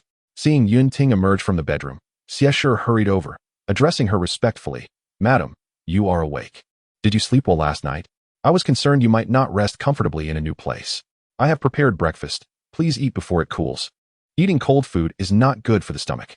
I wasn't sure what you would like, so I made a few of my specialties. If any dish does not meet your expectations, please let me know, and I will gladly improve. Also, if you have any preferences, do tell me. It is my duty to serve you. Xieshe spoke with utmost respect, his tone always gentle, careful not to raise his voice and risk causing any disturbance, the consequences of which he could scarcely imagine. Yunting surveyed the array of 6 or 7 dishes on the table and replied, There is no need to be so cautious with me. Just continue as you have in the past. If I require anything in the future, I will inform you. I have no particular demands regarding meals. I simply wish to be satisfied. You have gone to great lengths today, and I appreciate it. From now on, let us keep breakfast simple. No need for such elaborate preparations. After speaking, Yunting glanced at the empty seat beside her and inquired, Where is Xiaoyu? What is he busy with? Why isn't he joining me for breakfast? Since awakening, I have not laid eyes on him. Has he gone out to work? Ah, yes. My dear lady, I almost forgot to inform you that Master Xie instructed me to convey that due to an important matter requiring his attention at the company this morning, he would be unable to join you for breakfast. He specifically cautioned me not to disturb your slumber, as he noted you had rested late into the night. He advised you to take good care of yourself. Moreover, due to the sudden demands of the company, he could not inform you in person. He mentioned that you need not wait for him, as he might be occupied at the office for the entire day. Once you finish your meal, feel free to attend to your own affairs, and should you need to relay any messages, simply contact him. Yunting gazed at the lavish spread before her, a warm surge of emotion filling her heart upon hearing what Master Xie had conveyed. It seemed she had indeed made the right choice in this man. He was meticulous in every regard, always considering her needs. Throughout their time together, he had never once burdened her with concerns. Perhaps the pinnacle of a woman's happiness lies in having a person who loves her and whom she loves in return. Living together with mutual respect might be more significant than anything else. Contemplating this, Yunting found herself smiling inwardly, pondering what good deeds she must have performed in a past life to deserve such a husband. Chapter 49. A visit. Why are you still here, motionless? Did you not hear my mother just now? We need to visit grandfather. There are matters of great importance we must discuss with him. You may not be aware of my connection to the person inside, but he is my grandfather, and I am his granddaughter, Yun Ming. He has been residing in this hospital for quite some time. Now that his surgery is complete and he has awakened, I must see him. This is a duty I owe as his granddaughter. I see you are of a similar age to me. Do you not have any relatives? Are you all orphans? Was this how your parents raised you? I will reiterate, I must see my grandfather. I am quite worried about his condition. If I cannot see him today, I shall make a commotion until I do. Look at this vast hospital. There must be many patients. If I were to raise my voice here for an entire day, it would surely disturb their rest. At that point, all the patients' families would come looking for you. Can you bear such responsibility? Clear the way for us. We must enter. Do you understand? I apologize, miss, but I do not know the nature of your relationship with the patient inside. I have received orders that the old gentleman does not require visitors, and just yesterday, he underwent heart surgery. You are aware of how vital the heart is to a person, are you not? If you were to say something inappropriate upon entering, it could adversely affect his mood. Furthermore, considering his age, he requires peace and quiet to recuperate. Regardless of the commotion you create today, we will not be opening this door for you to visit. I suggest you return home. Continuing this uproar is counterproductive. If you truly care for the patient inside, please leave. We will contact you should there be any news. If we wish to arrange a meeting, it can be done at a later time. I fail to understand how you can claim to be related to him yet act so inconsiderately. You know he is elderly and in need of rest. Why persist in this raucous behavior? If the patient hears you, it will surely affect his spirits and health. Do not waste my time with your nonsense about rest. I am fully aware of your intentions. You are deliberately making this difficult for us, aren't you? The person inside is his other granddaughter, Yunting. If she truly requires peace, why not prevent her from entering? I am old enough to not need instruction from a bunch of youngsters. Have your parents not taught you that respecting the elderly and cherishing the young is a virtue? Regardless of your current role, it is wrong of you to obstruct me. I know my father's situation better than anyone, and today, without fail, I must see the old gentleman. If you wish to avoid escalating this matter further, I suggest you open this door for me. Otherwise, you will face consequences. Meanwhile, within the hospital room, Yunting listened intently to their exchange, realizing who the intruders were. She recognized them as her aunt and Yun Mei. Throughout her life, these two had been the closest to her, yet they had never shown her genuine concern, often resorting to verbal cruelty instead. Even now, she could discern their voices from a distance. As this realization dawned on her, Yunting's expression grew somber. Remember what grandfather just told you, and do what you must. In their hearts, the notion of kinship has long been overshadowed by today's events. I reiterate, do not concern yourself with my feelings, focus on what you need to do. As for your attitude towards them, I am confident you will understand. To achieve great things, one must relinquish their inherent weaknesses. Only then can you attain what is rightfully yours in this world. You are a wise child. You must have comprehended my words. Grandfather is now frail, lying here unable to move. I entrust everything to you. Handle it as you see fit. After saying this, the old gentleman closed his eyes. Possibly due to exhaustion from the recent heart surgery. Having spoken so much, he felt weary and, moreover, did not wish to see his daughter-in-law and another granddaughter. He understood their motives for being there were not rooted in genuine concern, but rather a desire to extract something from him that they had not received. Thus, he shut his eyes and drifted back to sleep. As Yunting emerged from the room, Yin Mingming immediately spotted her, concealing all prior emotions in front of the others. Lowering her voice, she gently inquired, "Sister, has grandfather awakened? You must be exhausted, having cared for him alone. Your body may not endure this strain. And if you become overworked, what shall we do?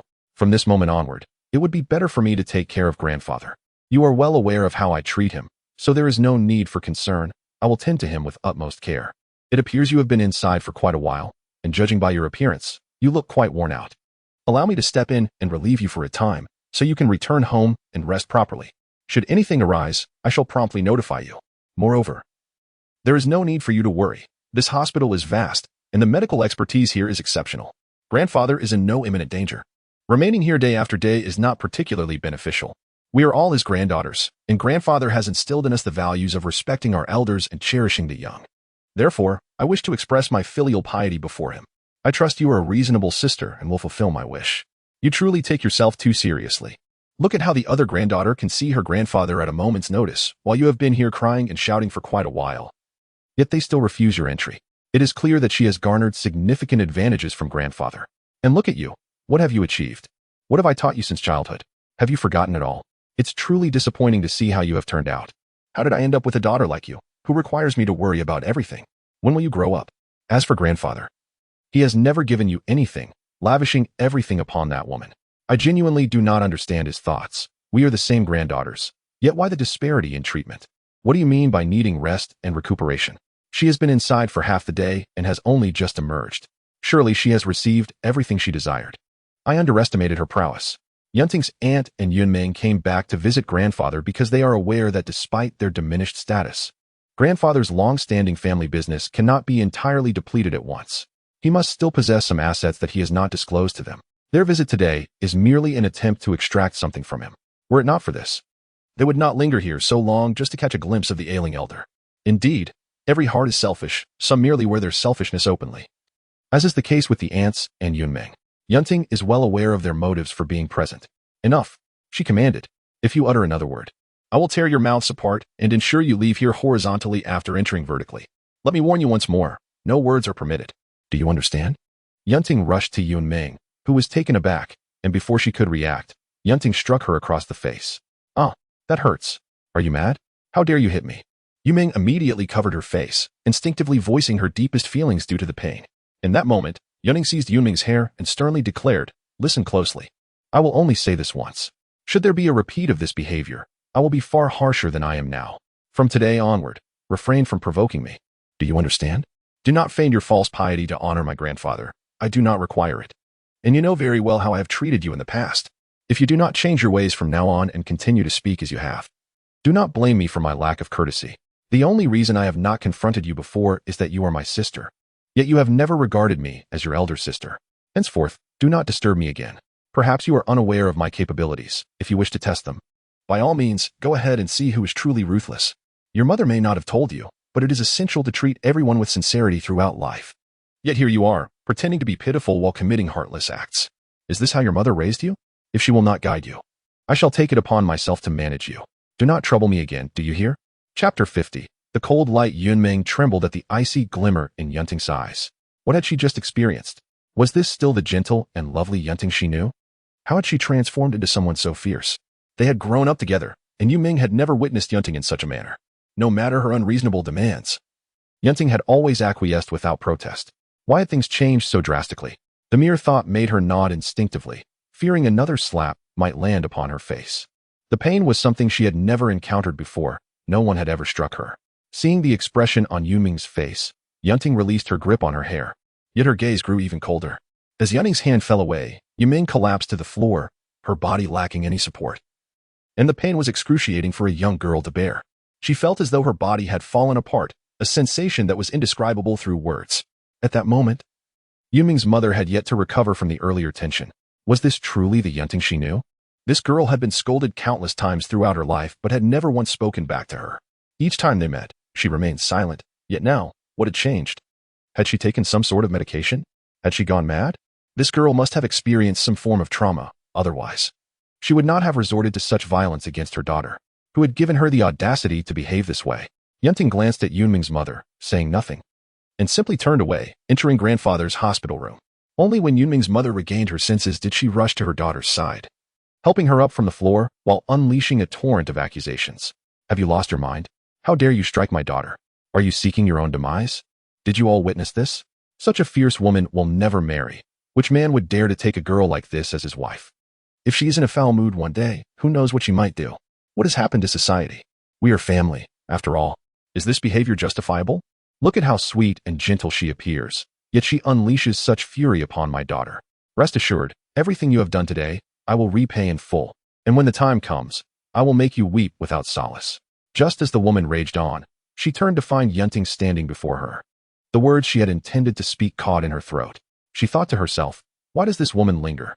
Hadn't she just left? Why was she back so soon? What was she experiencing today? Who had given her the courage to strike my daughter in such a public setting? You wait, she thought. One day, I shall return the favor tenfold. No matter how our paths may diverge in the future, as long as I draw breath, I will ensure you do not find peace. Yunting cast a glance at the mother and daughter duo, then waved her hand. The security personnel stationed within the hospital, all astute and quick-witted, wasted no time in escorting the two women out. Instantly, the hospital corridor fell into a profound silence. The medical staff, having witnessed the entire episode, were left in awe. One young nurse exclaimed with admiration, I've never seen a woman display such immense authority, raising such a ruckus in a place as significant as this hospital. It's simply magnificent. Those two women, fully aware they were in a hospital, still dared to shout and rant, claiming the people here lacked decorum. Given their circumstances, I doubt they are any better themselves. A slap would be too lenient. They truly deserve a good lesson for disrupting the normal order of our hospital. This Miss Yun is truly formidable. From this moment on, I shall revere her alone, for the rest are mere trifles in my eyes. You may be unaware of the morning news, but this woman is currently basking in the limelight. Just last night, all the media outlets were reporting on how she cunningly approached the esteemed young Master Xie, insinuating that she was merely his clandestine lover. Yet, Today's reports tell an entirely different story. It's perplexing how these broadcasters can concoct such tales for the sake of ratings. Many have seen Miss Yoon and young Master Xie together, and they are indeed a couple, holding hands no less. These reporters will do anything for their agendas. They should be held accountable for their reckless words, fabricating stories based on mere snippets of information. Finally, the truth has come to light. And the public now knows of Miss Yoon's innocence. It is no wonder our hospital director speaks so cautiously around Miss Yoon. One can sense the trepidation in his words, fearing that any misstep might provoke her ire. The director, despite his exceptional skills, cannot summon such a top-tier medical team alone. Clearly, someone else must be involved in this affair. I suggest you refrain from making baseless assumptions. How could someone of the director's caliber possibly recruit such talent? Though our hospital is among the finest in the city, you must understand that acquiring such a medical team is no small feat, even in numerous other cities. The media has already confirmed their romantic relationship, implying that Miss Yoon's grandfather is also young Master Xie's grandfather. This affair undoubtedly ties back to young Master Xie, whose stature and influence make it effortless for him to engage such elite medical professionals. Today, our director convened an urgent meeting for all medical staff, a clear indication of the gravity of the situation. He urged us to treat every patient with utmost care, drawing a parallel with Miss Yoon's grandfather, thereby subtly reminding us of the importance of looking after him. If any of us were to falter in our duties, it would not only cost us our jobs, but also implicate the director. He is a person of immense capability, running such a large hospital. He would never condone errors on our part. You all seem lost in thought. Hurry back to your duties. If the director catches us slacking, we might not even have the chance to make a grievous mistake before being dismissed. Upon returning to the ward, Yinting noticed her grandfather was fast asleep and, not wishing to disturb him, decided to step out. She made her way to the elevator, and just as she was about to close the doors, she spotted two familiar figures, Su Lingma and Meng Xiaohong. How could you be so careless? Look at your hand. I've only been gone for a short while, and you've managed to injure yourself this badly. How can I trust you to stay home alone after this? Hurry, I've arranged for a doctor to treat your hand. We need to bandage it promptly, or it might get infected. We must address this before it worsens, she urged, wincing at the sight of his injury. As these words reached Yunting's ears, she couldn't help but let out a cold laugh, wondering, is this really the Su Lingma I once knew? He seems genuinely concerned for a woman, whereas during our years together, he never accompanied me to the hospital when I fell ill. I once asked him why he wouldn't join me, to which he replied that he despised hospitals. Yet now, he is anxious over a mere scratch, and has even taken the initiative to arrange for a doctor. When did he change so drastically? Reflecting on my own feelings, it seems rather laughable. Why is there such a stark contrast between the care he shows her and the indifference I received? Perhaps this is what they mean by fate and fortune not aligning. Maybe Su Lingma never truly valued me. I was always the one to reach out, making numerous calls just to have him join me for a meal, while he never once inquired about my well-being. Our encounters were devoid of intimacy, merely cordial greetings before he would eat without a second thought. Chapter 51. To be continued. Yunting vividly recalled that day in the banquet hall when Su Lingma witnessed her fall in front of a crowd. She had expected him to lend a hand, even if they were no longer connected, yet he merely stood by, seemingly unbothered, as if her plight posed an inconvenience to him. Today's scene felt eerily familiar, but the woman before him was no longer Yunting. Now, as he displayed such tenderness towards his girlfriend, it left Yunting feeling unexpectedly emotional. She pondered her past sacrifices for this man, only to be met with his cold demeanor. Yet, she found solace in her marriage to Xie Xiaoyu. Whatever the future held for Su Lingma was of no consequence to her. As Yunting descended in the elevator, Meng Xiaohong suddenly halted, startling Su Lingma, who quickly inquired, "What's wrong? Hurry, does your hand hurt too much? If you can't make it, I can carry you. Please don't frighten me. It was just a minor injury. If it becomes absolutely necessary, I shall summon a doctor to attend to your wound, for the distance to the physician's office is considerable. Should you truly be experiencing unbearable pain, I will not hesitate to call for medical assistance right here." Meng Xiaohong observed Su Lingma's anxiety and smiled gently at him, saying, "You need not worry so. My hand is perfectly fine. A simple bandage will suffice. I merely bumped it. Everything else is in order. I thought I saw Miss Yoon just now, and I couldn't help but wonder if my eyes deceived me. If it truly was her, what business could she have here? Perhaps she, too, is seeking treatment like myself? It has been quite a while since I last saw her, and I genuinely wonder how she is faring. If she were to notice me, she might offer a greeting. Perhaps I merely imagined it. Why do you fret over someone so inconsequential? Nothing is amiss now. Your hand is of utmost importance. Even if it were her, what difference would it make? We share no connection with her. Furthermore, whether she is well or not has no bearing on us. You seem to worry excessively. Let us not dawdle. Go see the doctor at once, for the consequences of further delay could be dire. As Su Longma heard Meng Xiaohong mention the name Yunting, a weight settled in his heart. If it truly was her, why would she be here? Was she also unwell, or was she visiting someone? Though such thoughts crossed his mind, the pressing matter at hand was to ensure Meng Xiaohong's right hand was properly bandaged. That was of paramount importance. Meng Xiaohong, hearing Su Lingma's words, smiled faintly and took his hand with her left, leading him toward the doctor's office. Yunting exited the hospital and made her way to the underground parking garage, where she entered her vehicle and drove westward through the city. After a short distance, she spotted a villa. Upon alighting from her car, she did not rush to enter the house but lingered outside for a while. This two-story villa, though not particularly large, boasted an attractive exterior, albeit showing signs of age due to its long history. The reason Yunting had come here was that this was the ancestral home of the Yun family, a property over a century old, a vestige of their lineage. In her childhood, her grandfather often brought her here to play, but at that tender age, she had no understanding of its significance. As she grew older, her grandfather had brought her back a few times but had never divulged the true meaning of this place to her. It was only moments ago, in the hospital, that he had revealed its identity as the Yun family's old residence. As Yunting approached the villa's entrance, several individuals made their way toward her, bowing respectfully. Miss Yun, it has been quite some time since your last visit. What brings you here today? Is there something amiss? We have all missed you. It has been a while since your last visit. How is the old master? Is his health well? Why are you alone today? Hearing their inquiries, Yunting replied, I am here for no particular reason, merely to pay a visit. My grandfather is doing reasonably well. You all may resume your duties. Do not mind me. If there is anything I require, I will call for you. With that, she stepped into the courtyard. The courtyard was adorned with an array of flowers, trees, and shrubs, with several staff members tending to them, watering and pruning the foliage. Each time someone spotted Yunting, they would pause their tasks and greet her with utmost respect.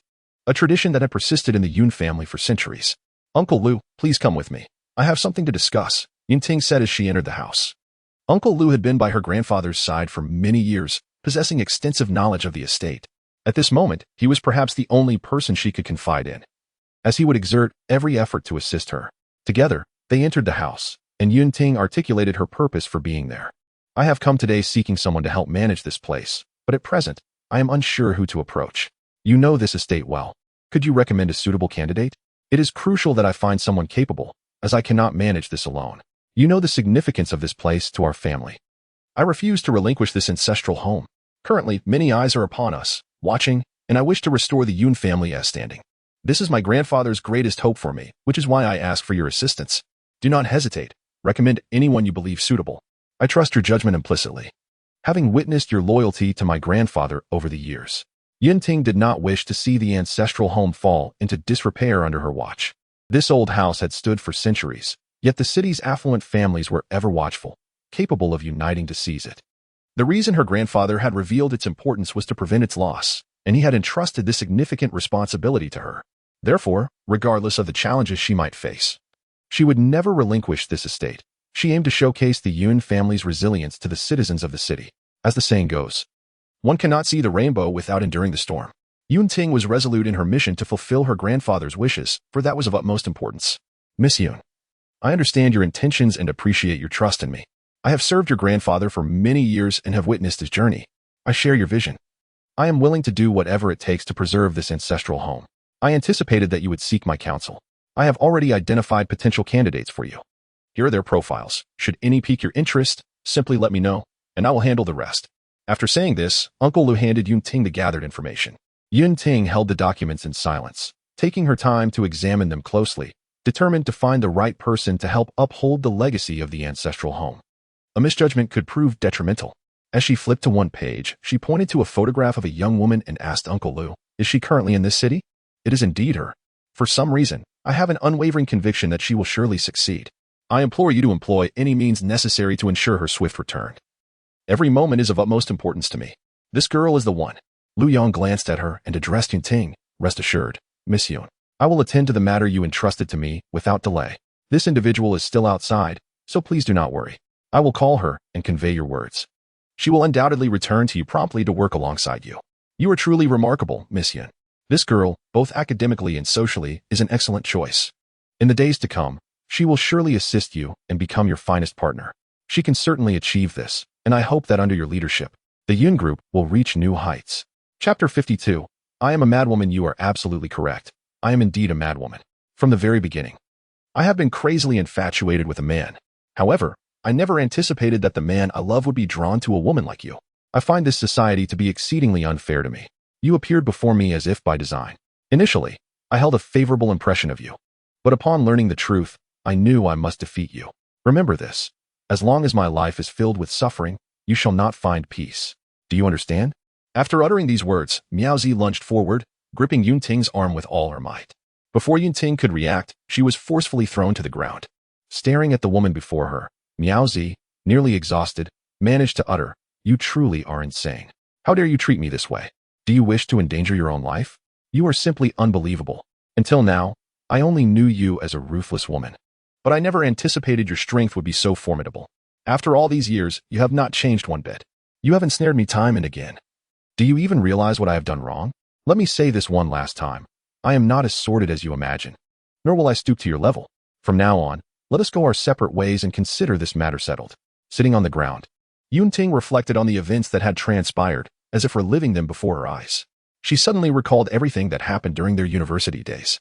To be honest, she had hoped that time would fade the grievances between them, perhaps even allow her to forget them.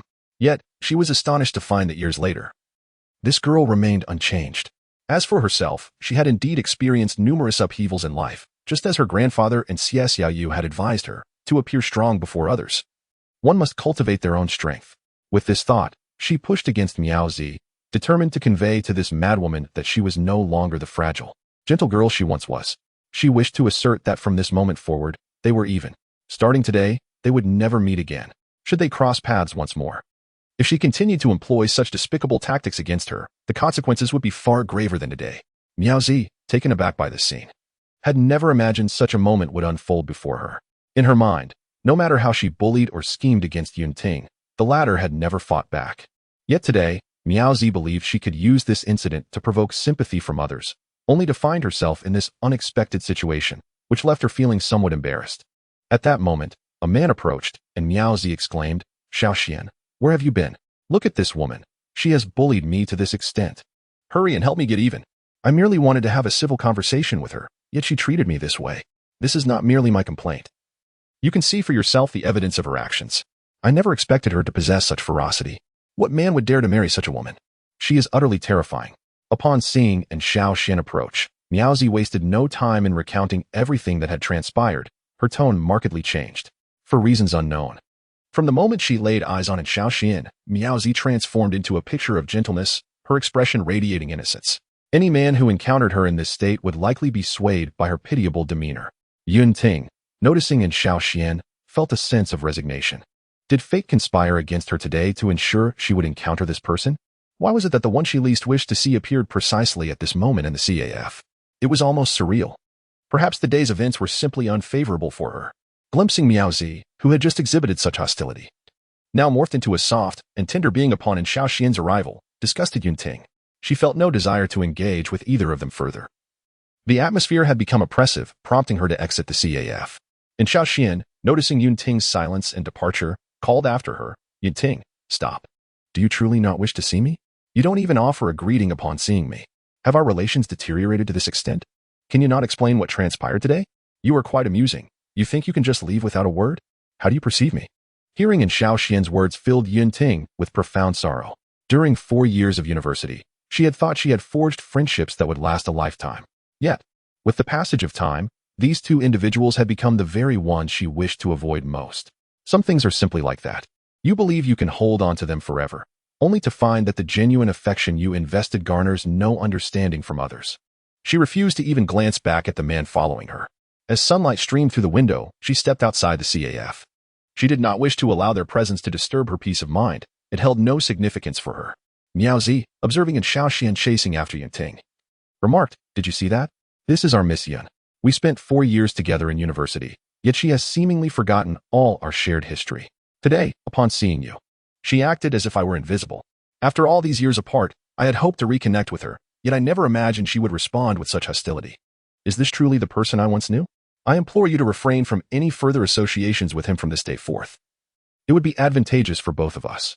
She is a woman who, despite her pleasant demeanor, possesses a heart as cruel as that of a venomous serpent. She often wields her kindness to manipulate others, yet in truth, her heart harbors malice far exceeding that of a snake. Should she reappear before me, I assure you, I shall not extend the same leniency I did today. I shall repay her in kind. Although Yunting briefly retaliated against Miao Zi, she was caught off guard by Miao Zi's shove, twisting her ankle in the process. Her foot throbbed painfully, yet she resolutely exited the CAF. She wandered aimlessly, oblivious to the passage of time or her destination. The injury to her foot, compounded by the recent events, left her feeling as though a bucket of icy water had been poured over her, chilling her to the very core. At that moment, a vehicle approached from behind, and a man's voice emerged from within, exuding an unusually gentle tone. I noticed you sustained quite a serious injury earlier. Please, get in the car. It would be beneficial for your foot. If you choose to abandon yourself to despair now, I fear that by the time you reach home, you may find it impossible to walk. Allow me to drive you wherever you wish to go. I owe you an apology for my earlier demeanor. It was unkind. Given the severity of your injury, it is evident that Miao Zi instigated this altercation. After so many years together, I know her character all too well. Do not stoop to her level. I understand your feelings may be hurt from our encounter, but you cannot walk back home in this state. It would do you no good. Yunting turned to regard and Xiao Xian, her expression devoid of emotion as she replied, How dare I trouble you, Masterin? What manner of person do you believe yourself to be? I shall reiterate, I have no connection to Chu Chu. Whether you choose to believe me or not is inconsequential. Those who trust me will do so without needing others to dictate my character. I cannot predict where our paths may lead in the future, but I must insist that if you value our past camaraderie, you should cease to disturb me from this day forward. Your presence drives me to the brink of despair. Furthermore, if you believe I owe you anything, let it be known that I owe you nothing henceforth. I have fulfilled my obligations and expressed my thoughts. It would be best if we never crossed paths again. You should return to check on that pitiful woman. She intended to ensnare me, yet I turned the tables on her. Had I not valued our former friendship, she would not be here in this CAF today. Over the years, I had hoped she might evolve her perspective, yet she has grown even more formidable than I could have imagined. Please convey to Miao Zi that I regret not allowing her scheme to succeed. You should hasten back. My affairs with you are none of your concern. Chapter 53. The underground. The clock struck 4 in the afternoon, a time when the city's grand screens broadcast the most significant news of the day. Today's report bore substantial relevance to Yunting. According to a recent update from our correspondent, the secret lover of the esteemed young Master Xie has been unveiled. And that individual is none other than Miss Yun from the Yun family. A previous report, marred by a journalist's oversight, had inadvertently skewed public perception. For this, we extend our apologies to both young Master Xie and Miss Yun. This morning, through diligent investigation by our reporters, a source disclosed that Miss Yun is not merely young Master Xie's clandestine lover, but rather his legitimate girlfriend, indicating a genuine romantic relationship. Just yesterday, witnesses observed young Master Xie and Miss Yun hand in hand, departing from the city's largest hotel, thereby revealing that prior reports were mere facades. Their bond is evidently strong, with discussions of marriage reportedly underway. Miss Yun, a genuine heiress, has gracefully refrained from engaging with past rumors, demonstrating remarkable poise. The truth is now laid bare, and we collectively wish this couple a future filled with love and happiness. Yunting watched the news with rapt attention, finding solace amidst her earlier turmoil. Although her experience at the CAF had been disheartening, the city's incessant reporting of this story alleviated her discontent, dispersing her worries like mist. Reflecting on her moments with Xie Xiaoyu, a smile crept upon her lips. She was grateful for a man who sought neither fame nor fortune, who stood by her side during her darkest hours, a warmth irreplaceable by anyone else. As she contemplated this, the events of the day seemed to dissipate as if they had never occurred, with her heart filled solely with the comforting news being broadcasted. Meanwhile, in Shaoxian, upon hearing the news, felt a stir of emotions. He had never anticipated such a man would be with Yunting. His expression darkened as he turned to observe her, noting the sweet, radiant smile gracing her face, a sight he had never witnessed in their long acquaintance. That smile, warm and blissful, perhaps epitomized the common expressions of a woman in love. Considering the recent news and gazing at the woman before him, and Xiao Xian's demeanor grew serious. He spoke slowly, You truly are remarkable, having captured the affections of such a man.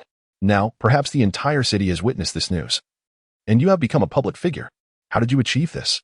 You have chosen such a man as your support, and without further ado, I must admit that I am quite impressed. I initially believed that your Yun family would gradually fade from this city, yet I did not anticipate that you would take this man as your boyfriend, perhaps for the sake of your family.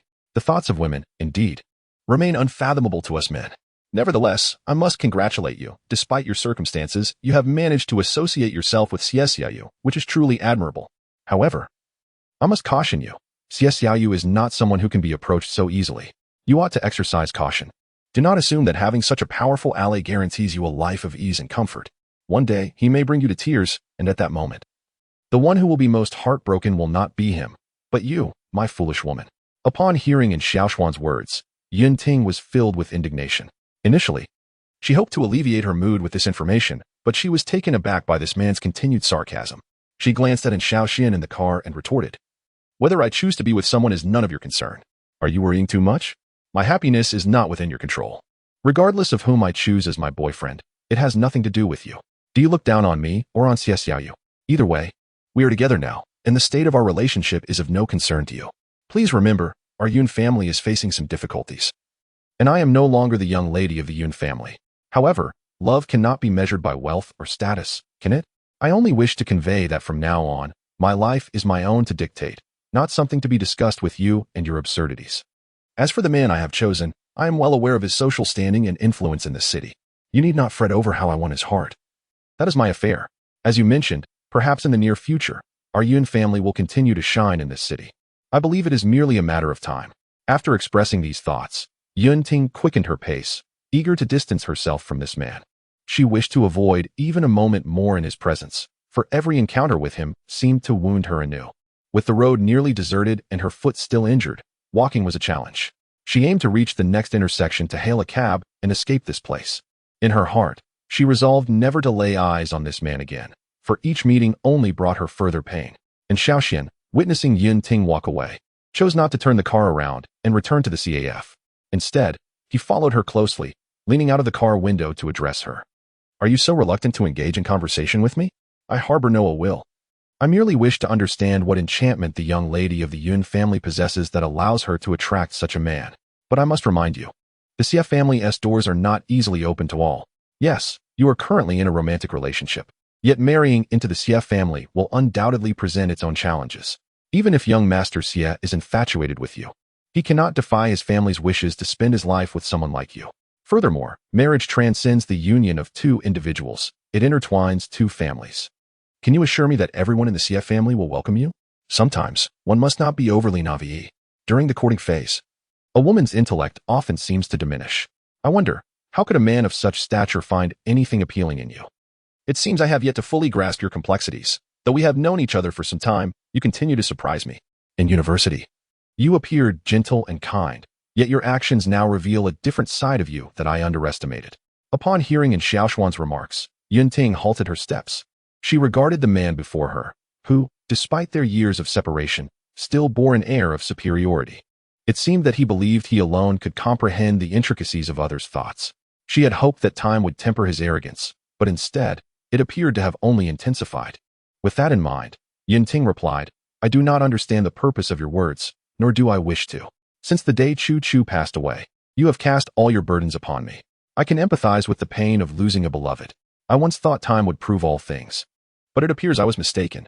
Whom I choose to associate with is my own affair. If the CF family disapproves of our marriage, I assure you, I will not yield. Marriage is indeed a matter for two people, yet when I made the decision to be with this man, I resolved to stand by his side, unwavering, regardless of the difficulties that may arise. This is what a wife ought to do, and I willingly dedicate myself to such a man. As for where our relationship may lead, that is of no concern to young master, and rather than worrying about me, you should focus on your own affairs. I believe Miaozi is still at that CAF, waiting for you. You should hurry back to check on her. I suspect she is in tears by now. You ought to be by her side to comfort her, should you not?" Chapter 54. Stifling atmosphere. Once Yunting exited the car, she patted her chest and exhaled deeply. The oppressive atmosphere within the vehicle had unsettled her greatly. When she later glanced at the license plate, she was taken aback. While she was not well versed in automobiles, she realized that those who possessed such a license plate in this city were likely few. At that moment, it struck her that, despite the city's seemingly modest size, possessing such a license plate suggested a lineage of considerable wealth. After all, it was improbable that an ordinary person would drive a multi-million car for mere errands. The presence of affluent families in Maihika City was far more prevalent than she had imagined. The driver, bearing a scar on his face, indicated that he was not an insignificant individual. Thankfully, he had remained silent. Had he taken offense, Her own safety might have been compromised. Yunting promptly hailed another cab, informing the driver of her destination. Before long, they arrived at the entrance of the villa where she resided with Xie Xiaoyu. Upon entering, she did not greet anyone, but rather made her way directly to her bedroom. Perhaps due to the events of the day weighing heavily on her, she felt an overwhelming fatigue and soon fell asleep. Time slipped away, and she was roused by the ringing of her phone. Glancing at the screen, she realized she had been asleep for quite some time. The caller ID displayed a number that was all too familiar. It was none other than her dearest friend, Bai Xiaobai. When she answered the call, Bai Xiaobai immediately spoke up, expressing her astonishment at the secrecy surrounding her recent developments. You, the young lady, have certainly kept things under wraps. Even I, your closest friend, was left in the dark. Had it not been for the news today, I would have had no idea you and the young Master Xia were together. I had always mentioned that Su Longma was not sincere towards you. You need to find someone more exceptional to be your partner, and it seems you have succeeded. I have not yet met this young Master Xia, but I believe he must be a remarkable man, as our Yunting is an extraordinary girl, incomparable to any other. She continued, I had intended to fly here today to personally offer my blessings, but unforeseen circumstances caused the airport to shut down. I arrived only to be told that no flights were departing. Can you imagine my frustration? I shall have to wait until my next visit to finally meet this young Master Xia and see for myself what kind of man has captured your heart. It must be no easy feat. I once told you never to hang your hopes on a single tree, and now you see why. Su Lingma simply wasn't the right choice. Bai Xiaobai then shifted the conversation to the most crucial point, wishing Yunting happiness. Listening to Bai Xiaobai's heartfelt words brought a smile to Yunting's face. She knew that this girl, no matter where she was, would always send her the most genuine blessings. I didn't mean to keep it a secret. I've just had so much going on lately that I forgot. You are my best friend in this world. How could I not share with you? The relationship with the young Master Xia was something I had hoped to keep away from prying eyes, but the reporters here are relentless, capturing our story without restraint. Initially, I felt disheartened, believing that our affair should remain private, but then I realized, who is Xie Xiaoyu? There's no way to maintain complete secrecy. Now, I've grown accustomed to it. Let them say what they will. I walk my path with confidence, and there's nothing to fret about. She expressed gratitude for Bai Xiaobai's blessings and added, you, too, have grown older and have been away from me for so long. If you find someone suitable, don't hesitate to marry him. There's no point in dwelling on the past. It serves no purpose. As you said, life is about broadening one's horizons. Perhaps the person you desire is waiting for you out there, so strive for it. I hope that in the near future, you will share the joyous news of your wedding with me. I would be overjoyed to attend, no matter which city you choose for the ceremony. I promise to deliver my blessings in person. That is my commitment to you. The two friends engaged in heartfelt conversation for quite some time. Their bond, seemingly unbreakable despite the passage of years, was enriched by their shared history. After concluding the call with Bai Xiaobai, Yunting felt a warm glow within her heart. She had never expected such concern from her friend. No matter the challenges she faced, Bai Xiaobai had always been there, ready to help her through. Despite years of separation, the thought of Bai Xiaobai always lifted her spirits during times of despair. Reflecting on the many people she had encountered in her life, including Su Longma, Chu Chu, Miaozi, and Xiaoxian, and Yun Mingming, she felt a wave of loneliness wash over her. Perhaps it was because she had poured her heart into each of these relationships, only to be met with disdain and betrayal. They had taken her kindness for granted, never considering her perspective. It was a disheartening realization.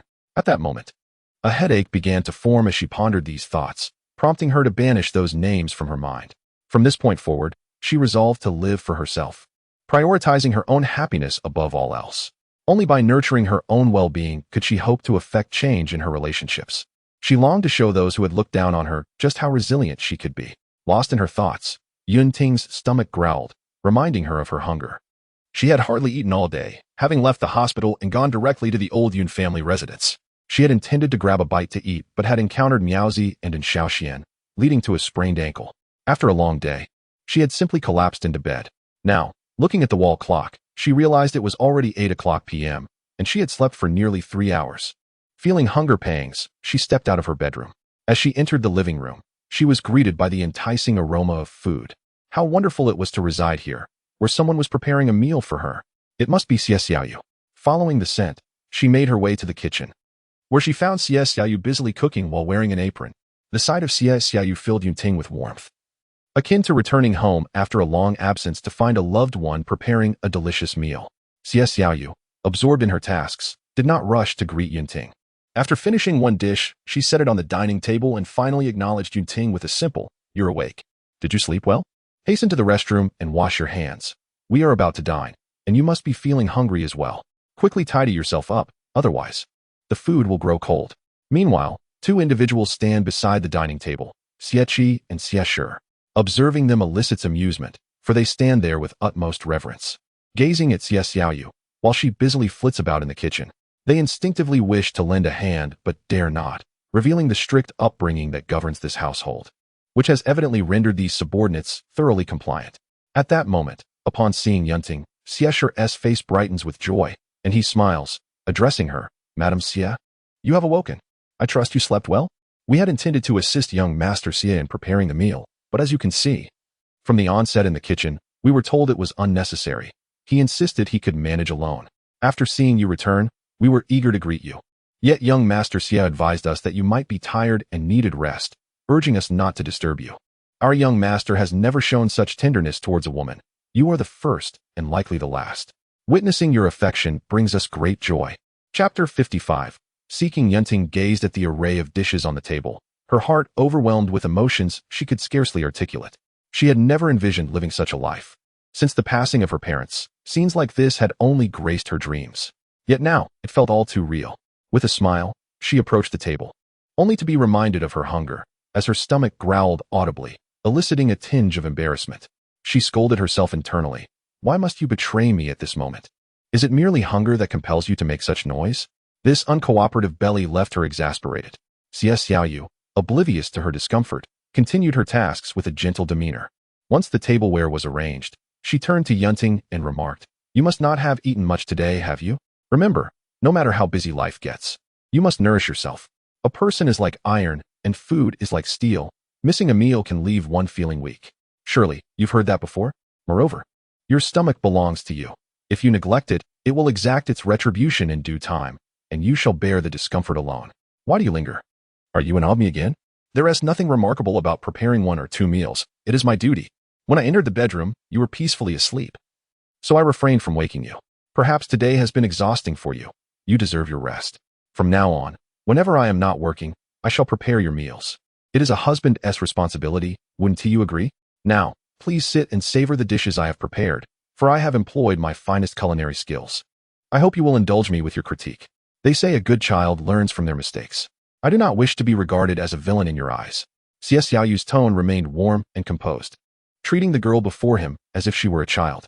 Yunting, not wishing to appear dismissive, nodded eagerly. As she settled into her seat and glanced at the man beside her, her gaze fell upon the dishes once more, and her eyes welled with tears. She reflected on her years of existence, realizing that the true aspiration was not to attain a lofty status or immense wealth, but rather to share life with a partner, to engage in daily conversations about life and dream of the future. Perhaps this was more significant than anything else. The essence of home did not rest in riches or the brilliance of one's companion, but in the heartfelt connection shared between two souls.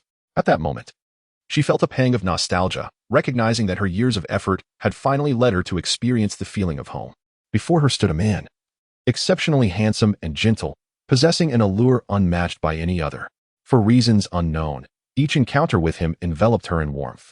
Regardless of what the future held, she resolved to protect this man with all her strength, fulfilling her duty as a wife. To love someone is not merely to speak the words "I love you," but to manifest that love through actions. Is it not often said that the most enduring confession of love is not the number of times one utters "I love you," but rather, "I will be by your side"? After Yunting took her seat, Xie Xiaoyu gently placed several dishes into her bowl, saying, "Do not underestimate this simple meal. There is wisdom within. The dishes I have selected are beneficial for your health. I initially thought you were quite plump, yet living together has revealed that you are rather slender. You must replenish your strength, as I do not wish for my wife to appear malnourished in the eyes of others. If someone were to ever say such a thing, it would surely indicate my failure to care for you. Therefore, you must remember to have 3 meals a day. It is essential. You understand that finances are no longer a concern for us, so you should eat whatever your heart desires. Furthermore, I know women often worry about their figures, but you need not fret. No matter how you may appear in the future, you will always be the most beautiful in my eyes." Yunting chuckled at Xie Xiaoyu's words and mirrored his actions, placing some food into his bowl. "You should eat as well. I was simply so hungry because I skipped lunch today, and now my stomach is incessantly complaining. I know you only wish the best for me. Rest assured. From now on, regardless of my busyness, I will prioritize my meals. As you said, I shall not neglect my stomach. Should it ever decide to strike in protest, I fear I would truly starve, which would indeed be a loss. But you must keep your promise. No matter how I change in the future, you will love and cherish me as you do now. You must honor your word, for if one day I discover you have broken your promise, I will hold you accountable, understand? In truth, I differ from other women in some aspects. For reasons unknown, I have a penchant for greasy foods, yet despite my efforts, gaining weight has proven nearly impossible. Should anyone inquire why I am so slender, I shall assure them it is not due to my husband's influence, but rather my own diligence in maintaining my figure. She laughed. Now are you satisfied? Thus, the two concluded their dinner with laughter and camaraderie. After the meal, Yunting instinctively rose to clear the dishes, but Xie Xiaoyu gently insisted she remain seated. After everything was tidied up, Xie Xiaoyu approached Yunting and said, I won't be staying at home for the next few days. I must attend a meeting that may take several days. You should take care of yourself at home. I had hoped to spend some quality time with you during this opportunity, but I received notice today that I must leave for that meeting starting tomorrow. I sincerely apologize for the inconvenience. Knowing how understanding and empathetic you are, I trust you will comprehend the demands of my work. Rest assured, as soon as I finish my business there, I will return promptly. Truthfully, I am reluctant to go, but I have accepted responsibilities here, and I must adhere to the work arrangements. When I decided to come here, I told myself that if I was to come, I had to give it my all. For the sake of that conviction, I must strive to do my best. You will support me, won't you? How could Yunting not support him? Even though she was a girl and had many uncertainties regarding such professional matters, she had often heard others say that accepting the management of a city meant obeying the directives from above and attending meetings in other cities. Even if it meant losing a few days, or even longer, she would not have any objections. This was a man's responsibility towards his work, and finding such a man as a husband was a form of happiness, for at least she wouldn't have to worry about work issues. As a wife, understanding and tolerance were essential, but more so was the support for his endeavors. Yunting understood this better than anyone. Seeing that Yunting remained silent, Xie Xiaoyu continued, If you don't speak, I shall take that as your tacit approval. I know the kind of person you are. You will certainly support my work. During the days I'm away, please don't dwell on me. I have entrusted all matters to my subordinates. Should you encounter any issues, you can always call Xie Qi, who will be there for you at a moment's notice to protect you. You know, my greatest concern is you. So you must promise me that no matter what happens, you will inform him. Only then will I feel at ease. If you believe he cannot handle something, you can call my personal phone. From now on, this number will be known only to you. No one else will have it. Whenever you need me, no matter how far away I am, I will rush to your side. Remember this always. You are my wife now, and it is my duty to protect you. Even though I must leave for a few days due to work obligations, rest assured that I will miss you dearly. Upon hearing Xie Xiaoyu's heartfelt words, Yunting could not help but shed tears. She had never imagined that this man possessed such a considerate side. Despite the distance he would travel for work, he had arranged everything meticulously. Gratefully, she replied, You can go without worry. I will be just fine. If something does arise, I will certainly call Xie Qi. After all, I know him well. He has been with you for many years and will handle things with composure. So do not worry. As for your personal phone number, I will only use it when absolutely necessary. This meeting is undoubtedly significant for you, and I would hate to be the cause of any delays. Therefore, focus on your meeting, and when you return, I will be safe and sound. Just remember, while you are away, you must take extra care of yourself, especially given the nature of your work. Be cautious of everyone you encounter. That is of utmost importance. Chapter 56. Dim light. As Yunting reflected, she felt a ray of light pierce through the darkest corners of her heart, a light bestowed by the person beside her. In a gentle tone, she reassured him. There is no need for you to feel anxious. Once we enter, just follow my lead. I am well acquainted with the people here. I know precisely what they might say or do. You can trust me. I am no longer the young Miss Yun I once was. Since the upheaval in my family, I have gained clarity about many individuals, revealing their true faces that I had previously dared not imagine. Now, regardless of their intentions towards me, I will not allow them to prevail. This day was inevitable for me to confront, and I have prepared myself for this direct confrontation. I anticipated that old Lady Wang would resort to such tactics against me. Previously, I thought of our past interactions, but it appears I was merely naive, for she has never regarded me as her granddaughter. Today, I shall demonstrate my strength to them. On the day grandfather awakened, Yunting understood that she would now be solely responsible for the Yun family. He had advised her to harbor no pity for these individuals, for their consciences had long been devoured by greed. There was no need to concern herself with familial ties, They were not worthy of her compassion. Had it not been for her grandfather's standing, she might have spared them. But now, with his words echoing in her mind, she felt no further attachment. If she did not show them her power today, they would likely continue to bully her in the future. With this thought, her gaze turned icy. As Yun Ting approached the door of the room, she was met with a sight of familiar faces, yet none of them were strangers to her. It was almost laughable that she encountered this group of people in such a manner today. What had become of society? Was it truly as they claimed? That even the so-called familial bonds were disregarded? At that moment, she let out a cold laugh within herself. Were these really the relatives she had known her entire life? It was profoundly disappointing. As she entered, all eyes turned toward her. It was as if no one could believe their gaze. Was this woman still the little girl they had once known? Today, she appeared transformed, radiating an aura that made it difficult for anyone to look away. Dressed in a flowing white gown that accentuated her slender figure, she exuded an air of nobility. She resembled a child standing upon a lofty podium, her brilliance leaving everyone in attendance in awe. Around her delicate neck hung a jade pendant of immense significance, its value unmistakable. Even those present, accustomed to grand spectacles, had never beheld such a necklace. Her natural beauty, enhanced by the necklace, made her look ethereal. The crowd was captivated by her presence, some even rubbing their eyes in disbelief, questioning whether this was indeed the Yun Miss they once knew. In their impressions, Miss Yun has never cared much about her appearance. Yet today's attire has undeniably captured their attention. The saying clothes make the person rings true.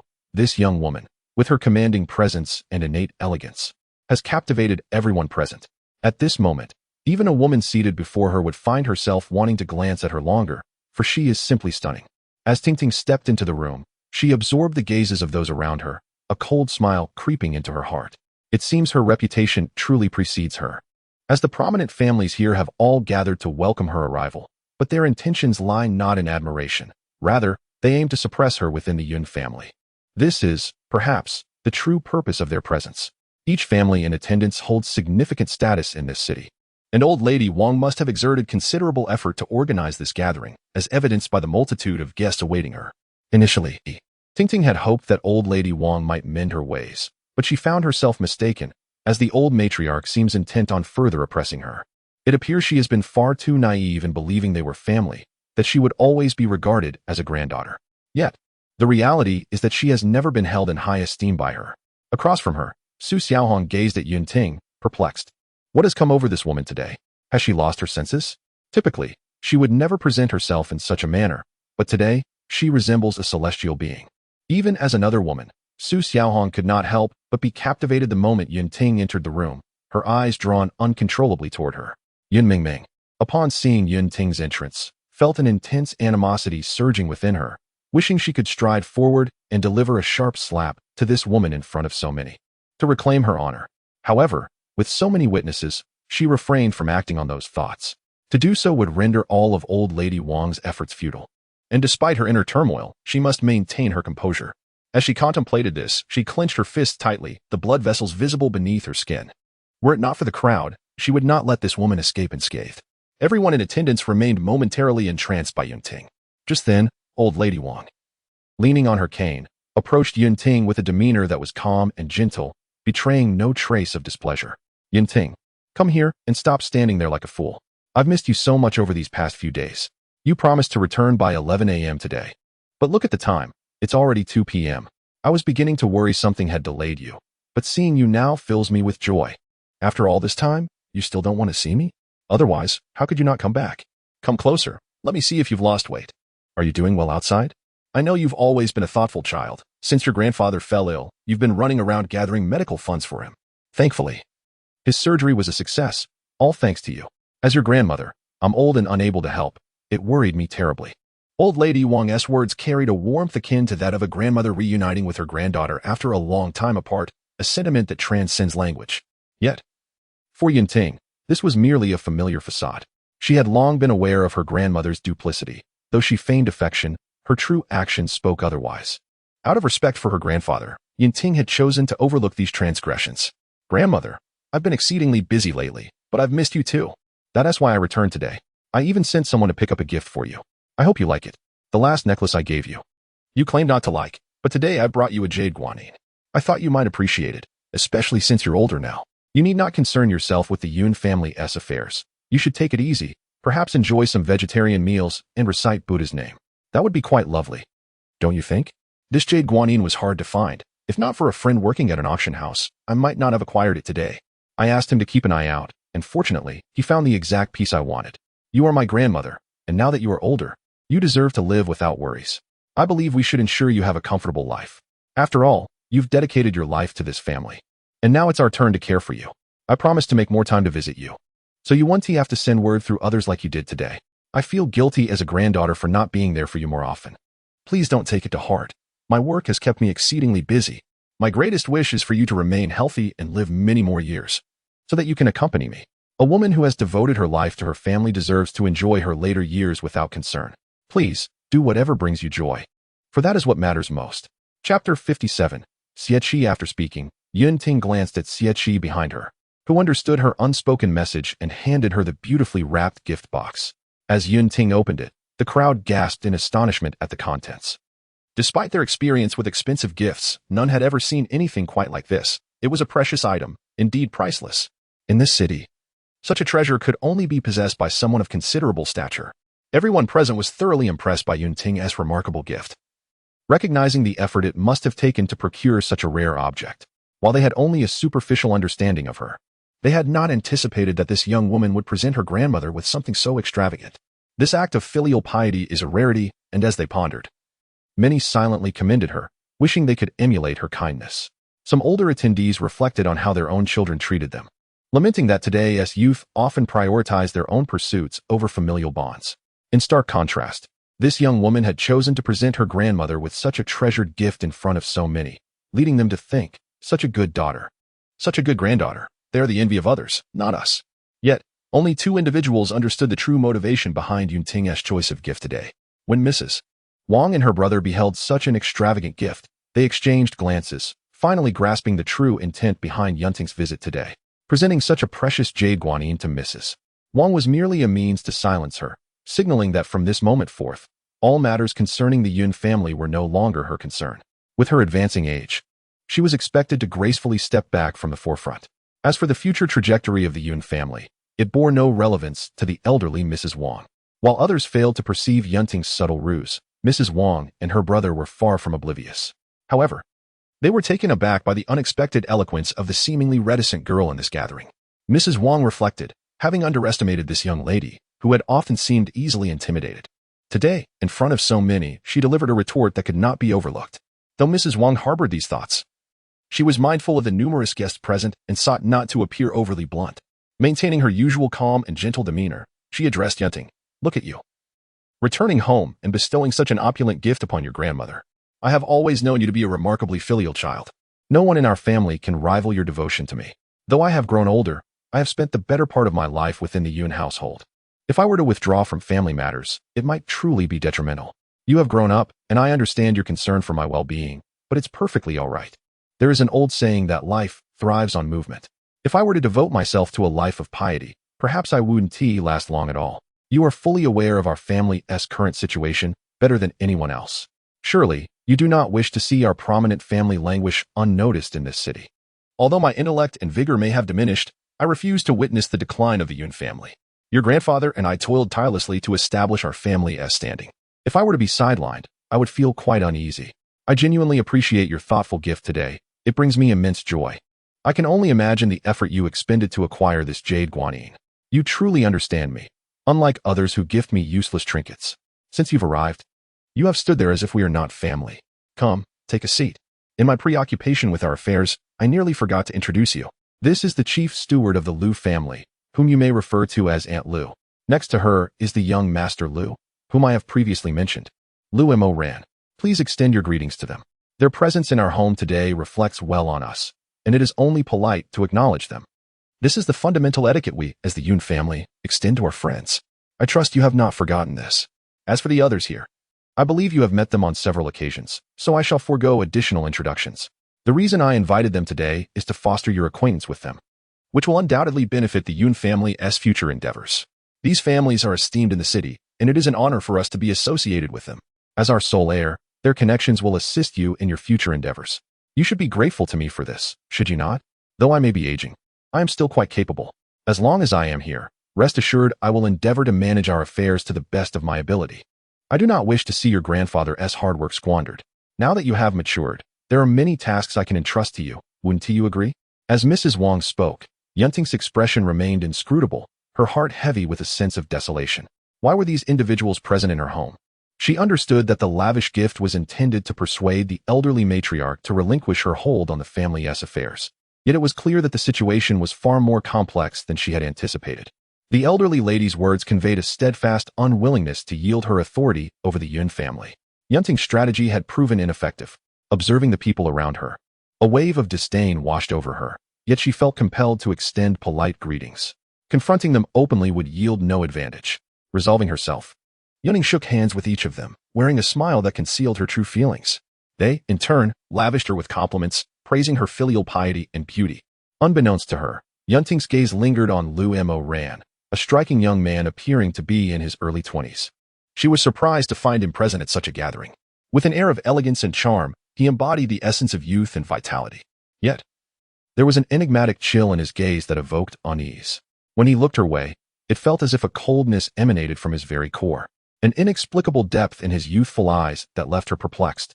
Throughout the gathering, he maintained an air of nonchalance, seemingly detached from the bustling atmosphere around him. Remaining silent until now. Had Yunting not glanced around, she might not have noticed his presence.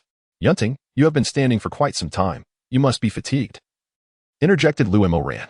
There is a chair beside me. Please, take a seat. You are of similar age, and I am certain you will find ample topics to discuss. It would be convenient for you to sit closer. Lu Mo Ran has not enjoyed the best health, and were it not for his aunt's invitation today, he would seldom venture out. Since he is here, let us treat him as a guest. This is a perfect opportunity for you both to get acquainted. In the future, you may be able to support one another. You have always shown kindness and compassion, and sitting beside Lu Mo Ran, I trust you will look out for him when needed. Do not worry. I mean no more than to suggest that you two seem well matched. If time allows, I hope you will spend more time together. Our families bear no objections. As parents, we should not interfere too much. I am growing old, and my thoughts may be outdated, unable to keep pace with the ideas of youth. Now, please sit down and enjoy your conversation. Mrs. Wang hurriedly encouraged Yunting to take a seat beside Lu Mo Ran, eager to seize this opportunity. For it appeared that the salvation of the Yun family rested upon this very man. Thus, facilitating their acquaintance was of utmost importance. Chapter 58. Intriguing insights. The words spoken by old lady Wang, coupled with her actions, led Yunting to ponder the intriguing nature of this elderly woman. Not long ago, before her grandfather underwent surgery, she had insisted on arranging Yunting's marriage to Lu Mo Ran. Initially, Yunting believed she would enter the Lu family with great fanfare, yet ultimately found herself relegated to the role of a clandestine lover. She vividly recalled her firm rejection of the old lady's proposal, providing a compelling rationale. If the necessary funds for the surgery were secured, she would not need to assume the role of a mistress. Now, with her grandfather's operation a resounding success, the old woman remained undeterred. In front of so many witnesses, she attempted to maneuver Yunting closer to Lu Mo Ran, leaving Yunting bewildered about the old lady's true intentions. Nevertheless, Yunting was now the wife of Xie Xiaoyu, who was also present. If she acquiesced to the old lady's plans, the ensuing events might lead to misunderstandings for Xie Xiaoyu. This prompted Yunting to devise a strategy and assert, "Grandmother, I would prefer to sit beside you. It has been so long since we last met, and I truly miss you. It feels rather awkward to express my feelings in front of so many people. By sitting close, we can converse privately, which would be much better, wouldn't it? Besides, Lu Gongzi is still quite young. He hardly requires any caretaking. If anyone is to provide care, I believe my sister, Yun Mingming, is the most suitable candidate. She has always been exceptionally considerate since childhood. Placing her near young Master Lu would be ideal. As for their ages, I believe they are a perfect match, don't you think, grandmother? Moreover, young Master Lu might not even be interested in someone like me. Yun Mingming, on the other hand, is remarkably charming and youthful, not to mention her articulate demeanor. Pairing them together would be splendid. My sister is at the right age for courtship. If she could find a boy like young Master Lu as her boyfriend, our entire family would rejoice. Coincidentally, Lu Gu is here today, and she holds sway over matters relating to their family. If she truly finds Yun Mingming suitable, she could express it openly, and perhaps this gathering might indeed foster a beautiful union. The old lady's intentions were known only to her. Although Yunting's grandfather had awakened, the Lu family's influence could potentially ease future dealings for the Yun family. However, the old lady was unprepared for the fact that this young girl would no longer be subject to her whims. Her outright refusal in front of the crowd left the old lady's spirits dampened. She had hoped to use this opportunity to strengthen ties with the Lu family. Yet her plans were unraveling because of Yun Ting's cunning. The old lady was left to wonder what experiences this young girl had undergone during this time. Had she received guidance from someone wise? The once inarticulate Yun Ting had become quite eloquent. The old lady found this transformation astonishing. Yet she was reluctant to voice her thoughts. Among so many witnesses, revealing her true feelings would result in her losing everything she had worked for. Suppressing her anger, she chose silence. Meanwhile, Yun Ting's aunt was seething with rage, her expression darkening. This woman had not anticipated that Yun Ting would so brazenly offer up Yun Mingming in front of everyone. The slap Yun Ting had delivered to Yun Mingming in the hospital had already infuriated her aunt, and now, witnessing the public humiliation of Yun Mingming, her anger reached new heights. As Yun Ting entered, Yun Mingming's mother had contemplated rising to retaliate, but with so many influential figures present, she refrained. Knowing it would yield no benefit, Yun Mingming's mother was well informed about Lu Degongzi. Despite his youthful appearance, he had been ill for several years, and the severity of his condition had prevented the Lu family from arranging a marriage for him. As the old lady spoke, Yun Mingming's mother was inwardly amused, understanding the old lady's intentions all too well. However, she never anticipated that her daughter would reject the arrangement and be thrust into the spotlight next to Lu Degongzi. The idea was simply too harsh. As she pondered, Yun Mingming's mother thought, "I shall see what other tricks you have up your sleeve. Feel free to unleash them." I cannot believe this girl thinks she can outmaneuver us all. You have overestimated your capabilities, little one. Today, I will show you our strength. By then, even if you kneel and plead, it will be of no avail. At that moment, Yun Mingming likely felt more aggrieved than anyone else in the room. She could never have imagined that the ball would land at her feet. If she did not align herself with Lu Degongzi now, her grandmother would be displeased. Despite the young man's handsome and sunny demeanor, she found herself disinterested in forming any connection with him. Her thoughts were solely occupied with Xia Xiaoyu. Perhaps apart from him, she would not even glance at another man passing by. Yet, fate had conspired against her, and now, in front of so many, she had effectively refused the old lady's proposal, which could lead to embarrassment. Feeling utterly wronged, she turned to her grandmother and said, "Grandmother, you know best. I have always listened to you. I will do as you say. My sister makes a valid point. I have always been someone who cares for others. I do not see any discomfort in young Master Lu. If I were to sit beside him, he might not appreciate it. Since he is our most honored guest, it would be impolite to disturb his mood. Moreover, since both my sister and you have suggested I sit with you, perhaps it is best I do so.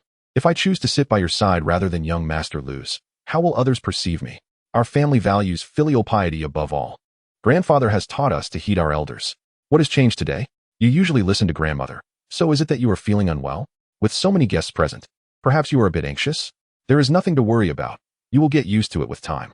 Just as she finished speaking, Lu Mo Ran's voice resonated. Calm and composed, he addressed Yun Mingming with a serene expression. "Miss Yun, I believe you are far superior to your sister. From the moment I laid eyes on you, I recognized your nurturing nature. After being here for a while, I must admit I am feeling a bit unwell. Would you mind joining me for a moment? Moreover, am I truly so detestable to you? Surely, you must look down upon me, otherwise, you would not repeatedly decline my advances. From the moment I entered the room, I noticed you, just as your sister mentioned. Perhaps we genuinely could resonate with one another. Why not grant each other an opportunity? Come sit before me, and let us engage in conversation. This gathering may not suit either of us. Yet since my aunt has invited me, it would be rather impolite to take my leave.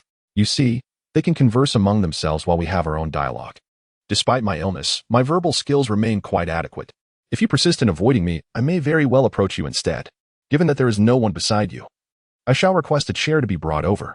What do you think of that? One must not judge others by their exterior but by their inner essence. I believe your heart is exceptionally kind, and thus, you would be particularly attentive to someone like me. In this regard, I am certain you surpass your sister." As Lu Moran uttered these words, her expression softened considerably, and she even smiled at Yun Mingming. Upon hearing Lu Moran's remarks and seeing her smile, Yun Mingming found it difficult to voice any further objections and took a seat before Lu Moran. Since Yun Ting entered the room, Su Xiaohong had remained silent. Yet she observed everything keenly. At that moment, she turned to Yun Mingming's grandmother, expressing her dissatisfaction. "Grandmother, you are aware that Yun Mingming and I are the best of friends. We have grown up together, and I have visited your home countless times. My presence here today is solely due to Mengming's invitation. I initially thought that with so many attendees, the food would be splendid. My intention was simply to enjoy a meal. However, Despite our festive attire, I cannot help but notice what Miss Yun is wearing. I cannot fathom why she consistently exudes such an unpleasant aura, making others uncomfortable. Shouldn't one feel joy at such gatherings? Yet I sense she is here to disrupt the atmosphere. Could it be that she harbors ulterior motives? Otherwise, why would she choose such an attire? Su Xiaohong exclaimed these words almost as if shouting, her tone unwaveringly assertive. Chapter 59. Anticipated Developments. This Su Xiaohong is none other than Su Lingma's sister. Yunting felt no surprise at her words, for ever since her relationship with Su Lingma began, his sister had never welcomed her. Thus, it was no shock to hear her speak in such a manner. At the utterance of these words, all eyes turned to Yunting. Initially, upon entering, no one had noticed the color of her attire, but now it appeared somewhat drab, prompting some to look upon Yunting with overt disdain. Yunting thought to herself, this Su Xiaohong is rather astute, now even criticizing the color of my clothing. She is truly meticulous. Previously, I refrained from confronting her directly, out of respect for Su Lingma. However, circumstances have shifted. I am now Mrs. Xie Xiaoyu, and I have no ties to Su Lingma any longer. Today, I shall demonstrate my resolve. With that thought, Yunting approached Grandma Wang and, with a playful tone, said, Grandmother, please do not misunderstand my intentions. My attire today has been chosen with great care. My grandfather remains in the hospital, although the surgery was successful. The doctor has warned of potential life-threatening risks due to his age. I know you have shared many years with him, and this gathering was arranged by you. Initially, I intended to wear something vibrant, but in reverence to my grandfather, I chose this modest outfit. In our family, the principle of filial piety has been paramount for decades. As the eldest daughter of the Yun family, I must set an example. Otherwise, we would be the subject of ridicule. After all, our family is respected in the city, and such gossip would serve no one well. Unlike Miss Su, whose brother is soon to be engaged to Meng Xiaohong and is dressed in celebratory attire, my situation differs. Our family is not currently celebrating any joyous occasion, so there is no need for ostentation. I initially believed this to be an ordinary gathering, but given the importance you place on it, had I known, I would have dressed up more appropriately. Wouldn't you agree? I recognize that you are friends with Yun Mingming. However, our family's matters do not fall within your jurisdiction. Thus, I advise you to speak less. It would be in your best interest. At this moment, anyone who heard such words would undoubtedly feel discomfort. Each syllable reached Su Xiaohong's ears with piercing clarity, causing her complexion to fluctuate between pale and flushed. She had not anticipated such a retort from Yunting. Su Xiaohong thought to herself, this woman is indeed ruthless, showing no regard for my dignity in front of so many. Her words merely served to convey one message: my brother is soon to be engaged, and my attire is a celebration of that. Our family is on the brink of good fortune. Furthermore, she knows that Ming Ming and I are the best of friends, and the fact that I dressed festively in light of her grandfather's illness is a blatant affront to their family. Initially, she believed this girl to be well-mannered and understanding. Yet it seemed her heart was equally hard. Even her insults were devoid of vulgarity, delivered with such subtlety that one might easily be ensnared by them. This was peculiar. Whenever she was with Su Lingma, no matter how harshly Su Xiaohong spoke to her, she never retorted. What had changed today? Had she taken leave of her senses? In future encounters, one must tread carefully around Miss Yun, for her temperament appears to have transformed in the most astonishing manner. Just as the crowd was captivated by this exchange, Lu Gu rose. Seizing the moment when no one was paying attention, she deliberately knocked her cup to the ground. The sound startled everyone, leaving them uncertain of what had occurred. At that moment, Lu Gu addressed the elderly lady, Aunt Wang. I believe you understand my purpose for being here better than anyone. I initially intended to engage in meaningful dialogue at this gathering. However, I find myself unwilling to involve myself in your family matters. Therefore, I shall take my leave. Should there be future gatherings, I kindly ask that you ensure they are well organized before inviting us again. I detest such oppressive atmospheres. They weigh heavily upon me. If you have any thoughts, please express them directly. I did not come here to witness this trivial exchange of words. Clearly, today's discussions will not reach a conclusion. So do not take it to heart. We shall depart now and discuss matters at a later time. Lu Gu's actions stem from a deeper motivation. Although she now presides over the Lu family, perhaps others believe a woman cannot accomplish great feats. Nonetheless, her diligent efforts over the years to uphold the family's reputation were the very foundation of her success. Today, attending such a gathering indeed serves a specific purpose. However, upon encountering the expressions of these individuals, she was suddenly reminded of her own youthful struggles in her in-laws' home. Each recollection from her past stirred discomfort within her. For everyone possesses poignant memories, and Lu Gu is no exception. Whenever these memories resurface, it feels as though all events replay before her eyes. a sensation that renders her breathless. Initially, she believed that with the passage of time, certain matters would gradually fade from her heart. Yet even after all these years, those events remain locked within her, perhaps never to be erased. Observing Lu Gu's expression, old lady Wang felt increasingly at a loss. She turned to Yunting, saying, "What was once a pleasant occasion has been disturbed by you. Now look, Lu Gu is leaving. Have you forgotten that you are the eldest daughter of the Yun family? Why must matters be aired before so many people? Can't they be resolved privately? Have you forgotten the family rules of the Yun clan? You have not returned in days. With whom have you been associating? How have you transformed into this? You never heed my words and always act contrary to my wishes. What is it that you truly seek? Do you not realize that countless eyes are upon us, watching the Yun family's disgrace? From the moment I laid eyes on you, I perceived that you were no longer the girl you once were. Yet, I did not expect you to utter such meaningless words. Tell me, what are your thoughts? Should the family rules be enforced upon you? I fear you may not withstand them. If you apologize, perhaps I could overlook this incident, but consider carefully." Listening to old lady Wang's words, Yunting could not help but chuckle softly. She had not anticipated that such remarks would expose her shortcomings. This was not a matter of family rules, but rather a blatant threat. If she were to confess any mistakes or thoughts in front of so many witnesses, her future path would undoubtedly become more arduous. With this in mind, she turned to old lady Wang, smiling, and said, "Grandmother, why are you still angry? Anger harms your health. How have I provoked you? From the moment I entered the room, I presented you with my best gift. Then, when you asked me to sit beside Lu de Xiaoyi, I felt it inappropriate and introduced Yun Mingming instead. Afterward, I believed my attire suited our family's current situation. Tell me, where have I erred? Besides, with age comes forgetfulness, does it not? Perhaps I should take you for a checkup tomorrow. How could I forget our family rules? However, if I recall correctly, those who enforce these rules must be surnamed Yun. In our Yun family, with dozens of members, the only one who can wield such authority is my grandfather. He has been in the hospital for quite some time and has yet to recover fully. If you wish to summon him for such trivial matters, that would be an overreaction. Furthermore, it would be unkind of you. By the way, your family is the Wang clan, is it not?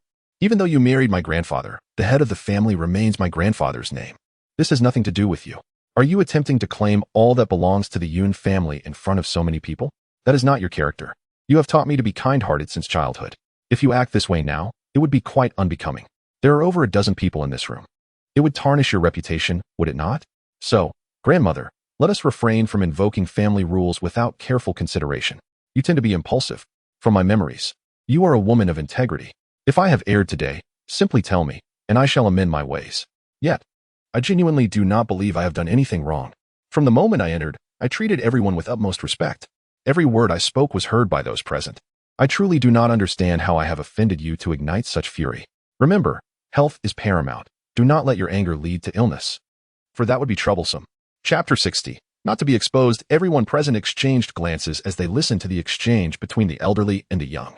They had intended to intervene, but despite their own power and influence, they felt a disparity when faced with the Yun family. Even though the Yun family was no longer as formidable as before, none dared to voice their opinions lightly.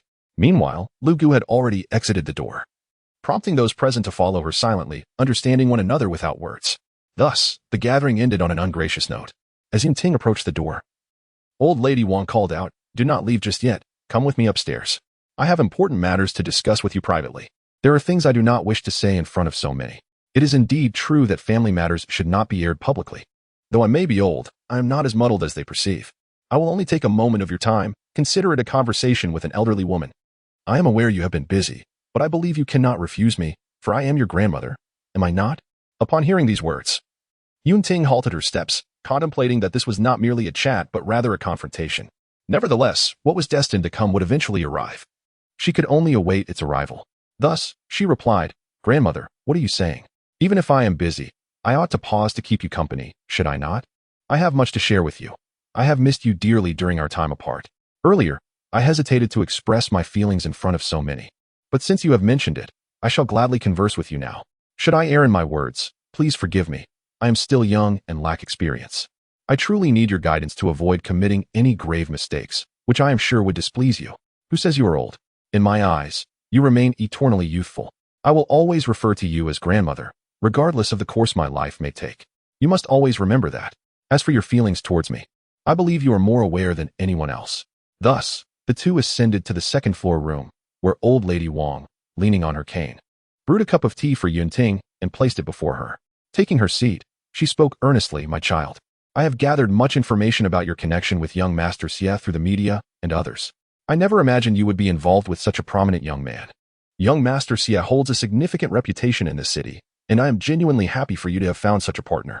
Look at you, now grown, with your own man by your side. Have you stopped heeding my words? Have you grown wings while I have aged? You used to listen to me intently, yet now it seems my words carry no weight. At the banquet, when I asked you to sit next to Lu de Xiaoyi, it was for your own good, was it not? In the presence of so many people, you openly oppose me. I truly find it difficult to comprehend your stance. Please reflect on whether my words hold any truth." "Grandmother, what are you saying? You know the kind of person I am. I am deeply filial. Moreover, since you are already aware of my relationship with young Master Xie, why would you push me towards young Master Lu? I believe you are becoming somewhat confused. If young Master Xie were to learn of this, what would he think of me? When our family faced bankruptcy and my grandfather was in the hospital, I assured you that given 3 days, I would gather the funds for his surgery. As you can see, I truly accomplished that. Therefore, the wager between us is settled. Is it not? I understand you have my best interests at heart, yet marriage is something I must navigate on my own. In this day and age, if matters of marriage still require the elder's intervention, it seems rather antiquated. Henceforth, please prioritize your health above all else. That is of utmost importance. Imagine if one day you found yourself in the hospital. How would I explain that to grandfather? Wouldn't you agree?" When Yunting expressed these thoughts, her countenance remained unchanged, for she understood better than anyone what the old lady's words truly implied. "Yunting, had you not mentioned your grandfather, I might have forgotten about this matter entirely. You have indeed arranged for his surgical expenses, for which I am grateful. Without a granddaughter like you, your grandfather might have already left us. If that day comes, my life would lose its meaning. Young Master Xie is quite impressive, having taken control of Maihika City through unknown means. However, he now holds merely a title. Whether he is truly needed to govern Maihika City remains uncertain. What if one day he loses his current status? Our family, the Yuns, is in a precarious state. I am aging and struggle to comprehend certain matters, but you are different. You are young and our family's sole heir. You must bear this responsibility. You have met young Master Lu today, and outwardly he appears to be a fine young man, does he not? Apart from his illness, you see no other shortcomings. If he were to be seen outside without mention of his condition, others would perceive him as perfectly normal. The Lu family holds considerable standing in this city. I'm sure you understand this without my elaboration. If our Yun family were to gain access to the Lu family's resources, our endeavors would be much simpler. My intentions have always been for our family, devoid of any selfish motives. You are a kind and intelligent girl. I trust you comprehend my meaning." As the old lady spoke, her tone remained calm, while Yunting revealed no sign of dissent. Yet, a glimmer of coldness lingered in her eyes, imperceptible to the untrained observer. One could hardly believe that this seemingly amiable elderly woman harbored such malice. "Grandmother, the type of person I choose to associate with is my own affair. I do not require external validation regarding young Master Xie. Marriage is a private matter between two individuals, unrelated to our family. If I claim he is good, then he is good. If I acknowledge his flaws, it is of no consequence. My boyfriend's worth is not for outsiders to judge. I trust my judgment regarding the kind of partner I seek. Whether he is capable of managing this city is irrelevant to me. My choice to be with him stems not from his prowess, but from my genuine affection for him. You need not fret over this. Considering that grandfather is currently in the hospital and requires care, what would happen if you two were incapacitated? My work has kept me exceptionally busy, with a daily routine that hardly allows for leisure. If you were to fall ill, even with great effort, I might struggle to care for you. You elders worry too much. It is time for you to relinquish all concerns and enjoy your twilight years. That is what truly matters. Wouldn't you agree?" Yunting's insistence on addressing the old lady stemmed from her reasons. Previously, she refrained from employing her tactics against the old woman out of respect for her grandfather. Now, however, this elderly lady, in front of so many witnesses, sought to bully her. With her current capabilities, it was entirely possible to incapacitate the old woman, rendering her bedridden for eternity. Just as a cornered rabbit may bite, Yunting, at this moment, was akin to that rabbit. "Child, you see, I have shared my heartfelt thoughts with you, yet you still do not grasp my meaning. It seems I must elaborate further. You are still quite young. By the way, I heard that young Master Xie is attending a conference in Beijing. Is that so? It appears he is indeed set to finalize matters concerning Maihika City. However, even if he ascends to this position, what does it truly signify? Maihika City is vast, filled with numerous noble families. To topple someone is akin to crushing an ant. He may hold his position now, But one day he could find himself in disgrace, back where he began. Remember, your support does not come from young Master Xie. Wherever you may go, you are a member of the Yun family. Should you face adversity, others may turn a blind eye, but always remember, the Yun family is your true home. Am I not correct? My eyesight may be failing, but I am not merely fixated on appearances. What matters is the person's character. Though I have yet to meet young Master Xie, he seems to give off a decent impression. Chapter 61. Like a dream as soon as the words left her mouth. Yunting, seated in the front of the car, noticed a truck speeding towards them. Before they could react, the truck collided with their vehicle, producing a deafening crash. The sound reached the ears of Xie Xiaoyu on the other end of the phone, causing him to furrow his brow in alarm. Ting Ting, are you alright? I just heard a loud noise. Did something happen on your end? You must drive safely. If anything were to happen to you, what would I do? I am so far away, unable to return. Please don't worry me. Just tell me what happened. Did you get into an accident? Speak quickly. You are driving me to despair. Xie Xiaoyu's words spilled out in a rush, and upon hearing the crash, his sole thought was to hope nothing was amiss. With thousands of kilometers separating them, even if something unfortunate occurred, he could not immediately be by Yunting's side. The thought intensified his anxiety, leaving him breathless. At that moment, a truck abruptly collided with the vehicle in which Yunting was seated, causing her car to shake violently. The intensity of the tremor made Yunting sway along with the motion. Yet she knew that Xie Xiaoyu, holding her phone, would undoubtedly hear the commotion. If she were to reveal what had transpired, he would surely be alarmed. Striving to stabilize herself, she spoke into the phone. Xiaoyu, there's no need to worry about me. I assure you, everything is fine. The noise you just heard was indeed the sound of a collision. It seems that two vehicles in front have collided. I'm stopping my car now to check things out. I hope no one is injured. Drivers nowadays really ought to be more cautious. If something were to happen, the occupants of the vehicles would be in grave danger. I must go now. I need to see what's happening. Your safety is paramount, so don't fret about me. I'm fine enough to be on the phone with you right now. I'll hang up now. Goodbye. Before Xie Xiaoyu could respond, Yunting ended the call, fully aware that any delay in disconnecting could lead to dire consequences. Meanwhile, Xie Xiaoyu, not lingering on the matter, instructed the driver to hasten to the meeting venue. As this meeting was of utmost significance to him, he thought to himself that once this work was concluded, he would never again venture to such distant places. In his pre-family days, he had roamed freely without a care, but now the weight of concern for another person was profoundly unsettling. Even after their brief conversation, the worry lingered in his heart. Immediately after hanging up, Yunting dialed the emergency services, hoping fervently for prompt assistance. Otherwise, her life might be forfeit in this precarious situation. She had much yet to accomplish and was unwilling to depart this world so abruptly. However, the current circumstances were undeniably perilous. Some realities must be faced head-on. Just as she was doing now, Xie assessed the situation before him. Initially, he contemplated reversing the vehicle, but the truck ahead was barreling directly toward them, its headlights blindingly bright, rendering the rear view entirely obscured. If he were to reverse, the repercussions could be catastrophic. Despite his years of driving experience, he had never felt such panic.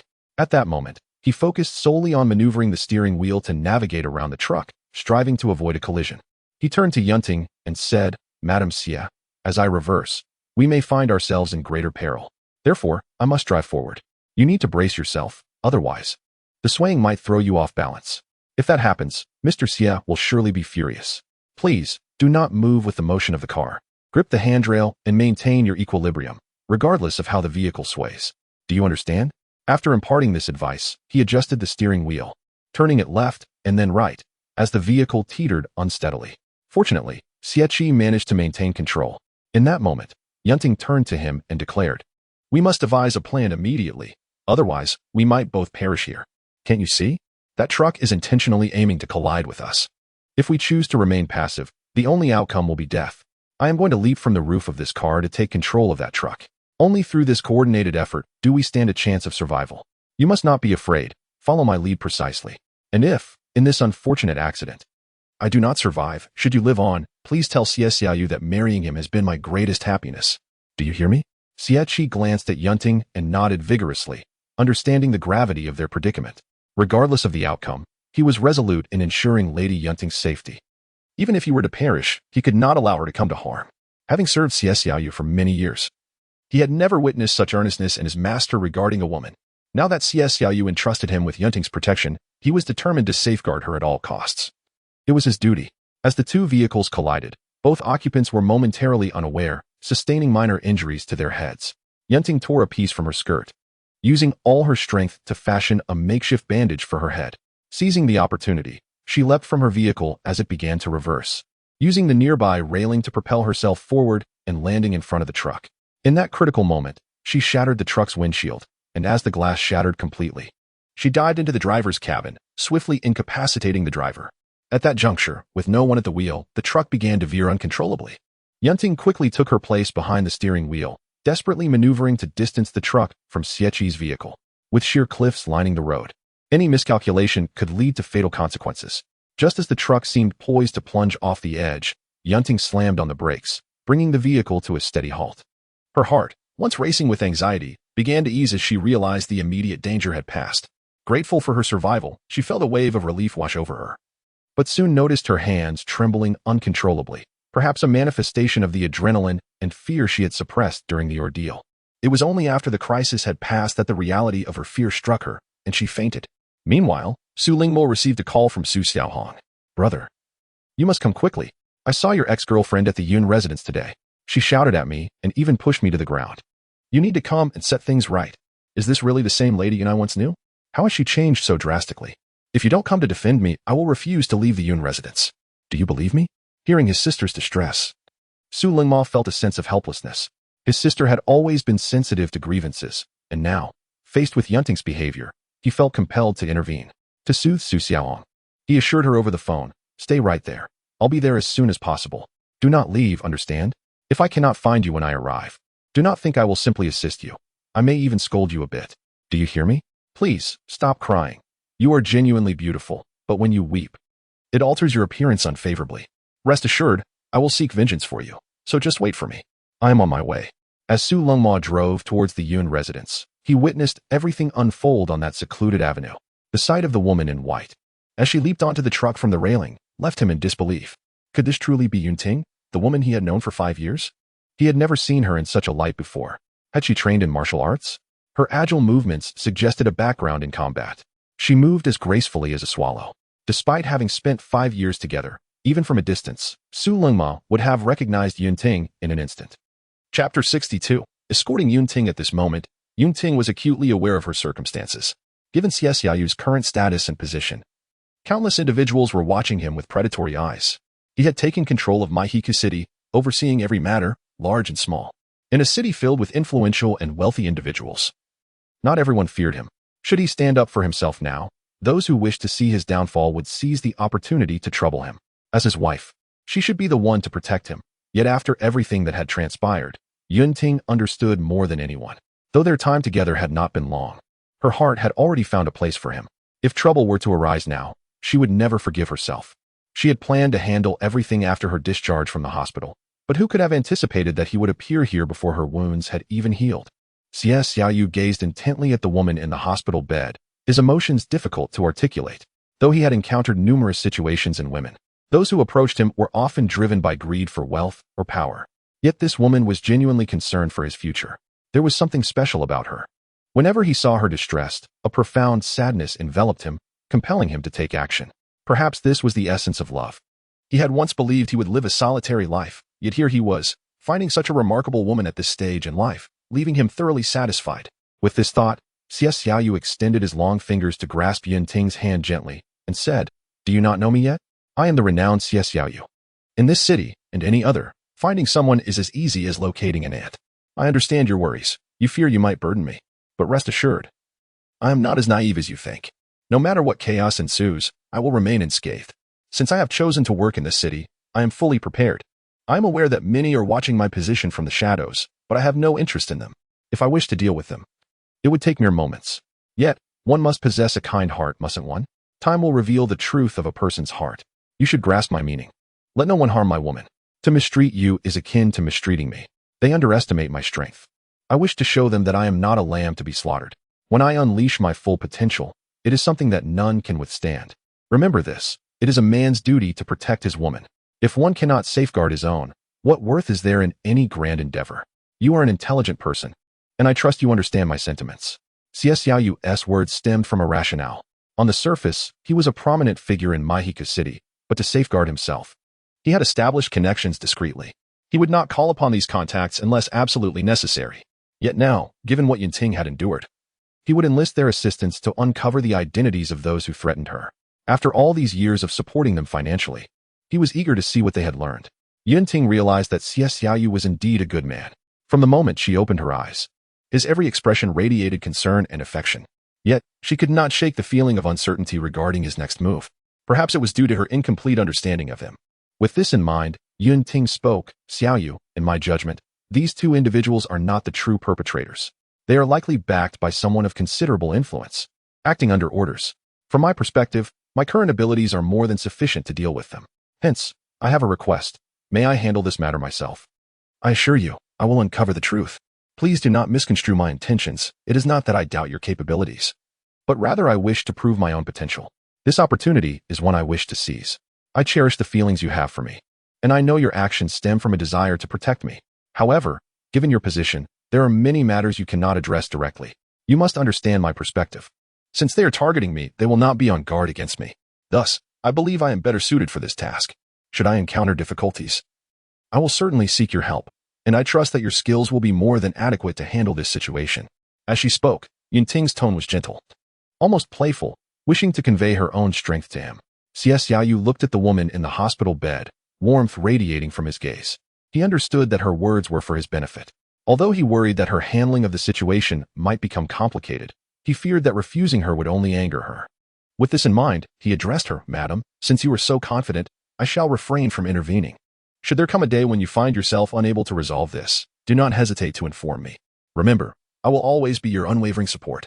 Even when storms approach, you need not fear, I will stand by you.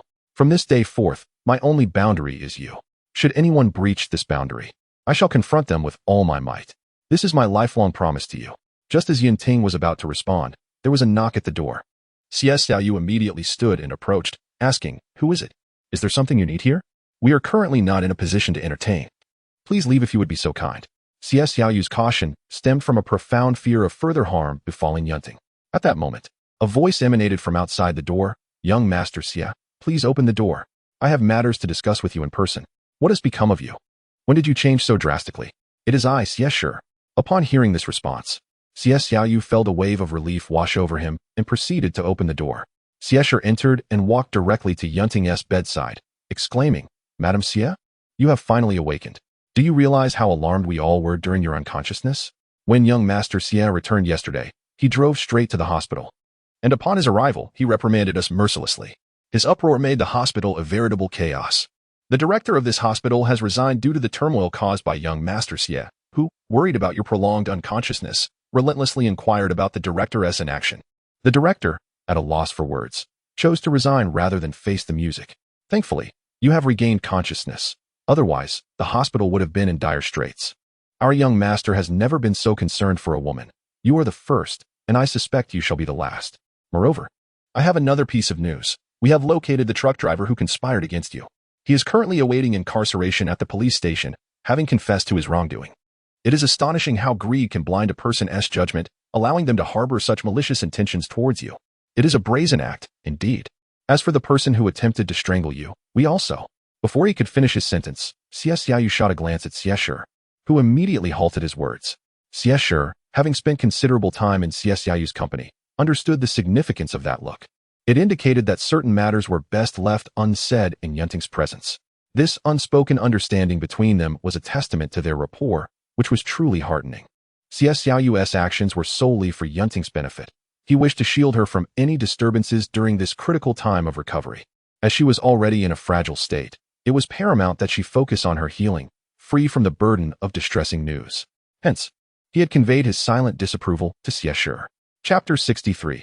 A lifetime of solitude. Xie Xiaoyu, feeding Yunting as she lay in her hospital bed, felt an overwhelming sense of joy. Were it not for this remarkable woman before him, he might have faced a lifetime of solitude. The intricacies of fate are indeed mysterious. A mere encounter at a banquet had forged an unbreakable bond between them. There exists a form of happiness that flourishes in the mere presence of another. And in that moment, Xie Xiaoyu profoundly grasped the essence of that sentiment. As Yunting finished a bowl of porridge, the radiance of Xie Xiaoyu's smile intensified. He remarked, I have often observed your meticulousness and dedication in your endeavors, yet I never imagined you possessed such endearing qualities. Look at you, with grains of rice adorning your lips. What were you thinking? Perhaps you were testing my attentiveness? After speaking, Xia Xiaoyu retrieved a tissue from the box and gently wiped the remnants from Yunting's mouth. Witnessing this tender gesture, Yunting felt a surge of gratitude that left her at a loss for words. She had never anticipated such attentiveness from Xia Xiaoyu. Not every man possesses such qualities, and yet her husband embodied them wholly. Just as they were relishing their intimate moment, Xia Shi barged in. Upon witnessing the scene, he instinctively turned to leave, feeling somewhat intrusive. At that juncture, Xia Xiaoyu stated, "Since you are already here, please speak your mind. Can't you see I am caring for my wife? Had this been another situation, I would not let them off so easily." Xia Shi felt a wave of anxiety wash over him at these words. Were it not for the urgency of his message, he would not have dared to re-enter the room. "Young Master Xia, I sincerely apologize for intruding once more, but I felt it imperative to inform you of a crucial matter. I believe you will be pleased to hear that Xie Qi's attending physician just notified me that he has awakened and is no longer in critical condition. I came to relay this news, knowing how deeply concerned Madame Xie must be about him." Upon hearing this, Yunting, despite her injuries, felt an overwhelming urge to leap from her bed in joy. Reflecting on the events that transpired, she felt a lingering fear. Had it not been for Xie Qi's quick thinking and their seamless cooperation, the outcome could have been dire. Is it true? He has truly awakened? Thank heavens. Had he not been there that day, my life might have been forfeit. Please extend my gratitude to him, and once I recover, I shall express my thanks in person. As she spoke, she cast a glance at Xie Xiaoyu, who understood her unspoken request. He turned to Xie Shi, saying, "You may return now. I am aware of the situation. Please inform him that I will visit shortly to ensure he recuperates well. That is of utmost importance." After voicing these sentiments, Xie Xiaoyu addressed Yunting. "Look at how elated you are. I know you have been worried about him. I shall go check on him now, do not fret. For I will ensure all is well. You rest easy here. I will be back shortly. Do not miss me too much." With that, Xia Xiaoyu left the hospital room. Regardless of the circumstances, it was essential for him to see Xie Qi. After working alongside him for so long, Xia Xiaoyu knew Xie Qi's character better than anyone. Had Xie Qi not been present that day, the consequences could have been catastrophic. Throughout the years, Xie Qi had remained steadfastly loyal, never once disappointing Xie Xiaoyu. This incident was no different. This hospital, indeed the largest in the city, boasted state-of-the-art medical equipment and top-tier healthcare expertise, with numerous wards, perhaps even hundreds. As Xie Xiaoyu traversed the halls, he marveled at the impressive scale of the institution. It took him nearly 10 minutes to walk from Yunting's room to Xie Qi's, leaving him astonished by the sheer magnitude of the medical facility. Upon entering Xie Qi's hospital room, before Xie Xiaoyu could utter a word, Xie Qi respectfully expressed his apologies, saying, "I am deeply sorry, Master Xie. I failed to protect Madame Xie. In the face of such a catastrophic accident, it is unforgivable that Madame suffered injuries akin to mine. Please, impose any punishment you deem fit. I shall comply with your wishes. Do not harbor anger. Grant me a chance for redemption. I am grateful for your visit. As your subordinate, I regret not fulfilling the responsibilities entrusted to me. This is my dereliction of duty. As long as you do not dismiss me, I am willing to do anything. After all these years by your side, I hope you understand the kind of person I am." After uttering these words, Xie Qi felt an overwhelming sense of anxiety, for the man before him instilled a genuine fear.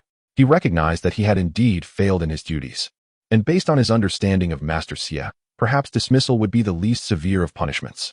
With this thought, he turned his gaze towards Xie Xiaoyu, eager to ascertain whether he would still have a place by his side in the future.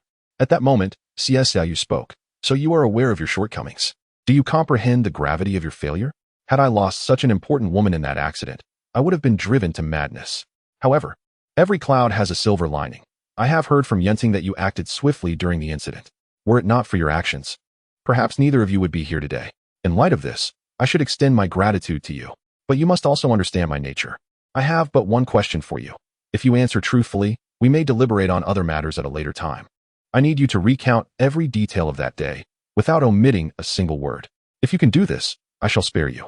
Listening to Xie Xiaoyu's words, Xie Qi's previously tense demeanor relaxed somewhat, allowing him to finally breathe easier. The man before him was indeed formidable, and despite having followed him for years, he understood how crucial Madame Xie was to him. Now, having failed to protect her, if he were not to be punished, it would be the greatest act of mercy. With this in mind, Xie Qi recounted every detail of the day's events, even the minutiae, for he realized that concealing anything could jeopardize his life. Holding this attitude, he spoke for a full 20 minutes, anxious not to forget even the slightest detail. He articulated every word and every action with utmost care. Once Xie Qi had finished recounting the events, The atmosphere in the room grew tense, with Xie Xiaoyu's expression turning increasingly frosty. His gaze carried an air of menace, causing Xie Qi and Xie Shi to be apprehensive, as they could not predict what Master Xie might do next. Fearing for their own safety, they remained still, watching the man's every reaction. At that moment, Xie Xiaoyu suddenly inquired, "You mean it was Su Linma who rescued you both from the car and brought you to the hospital? Did he say anything? What was his motivation? Were there others present during the rescue? Recollect everything you can. This matter is of utmost importance to me." Xie Qi quickly replied, "Master Xie, I have shared everything I know. It was indeed Su Linma who extricated us from the vehicle. As for what happened afterward, or whether anyone else visited us, I am at a loss. My head sustained some injuries, and upon arriving at the hospital, I was taken directly to the emergency room and lost consciousness. I am aware of the significance of this to you, but I have conveyed all that I recall. For the rest, I believe you should inquire with Miss Yun." After hearing Xie Qi's response, Xie Xiaoyu fell silent, seemingly lost in thought. Meanwhile, Xie Qi berated himself for being so forgetful, struggling to remember the details of that day. Just then, Xie Xiaoyu spoke again. "Only you, Yunting, and Su Lingma are privy to this matter. I have but one request, until this issue is clarified. I do not wish for anyone else to be informed. If I discover that even a whisper has escaped, I trust you understand the consequences. I advise you to ponder this carefully. I will ascertain the truth. Everything will surface in due time. You, being part of this incident, are obliged to assist. Do not feel undue pressure. Should you recall anything later, do let me know." Chapter 64. Mercy. Xie Qi nodded vigorously, knowing that, given Xie Xiaoyu's temperament, this was already a show of considerable mercy. After saying this, Xie Xiaoyu exited the hospital room without uttering another word. Accompanying him, Xie Shi addressed Xie Qi, who lay on the bed, saying, "Focus on your recovery. We can address other matters later. You know how Master Xie feels about Miss Yun. There is no need for you to be overly anxious. In the past, I have assisted him, and I will continue to help him uncover the truth." With that, Xie Shi did not linger, understanding that Xie Xiaoyu needed support at this moment, and thus followed him out of the room. The hospital staff, witnessing Xie Xiaoyu's departure, remained silent. Although he appeared amiable and sunny, there was an undeniable aura of authority about him that sent shivers down their spines, leaving them fearful of saying the wrong thing.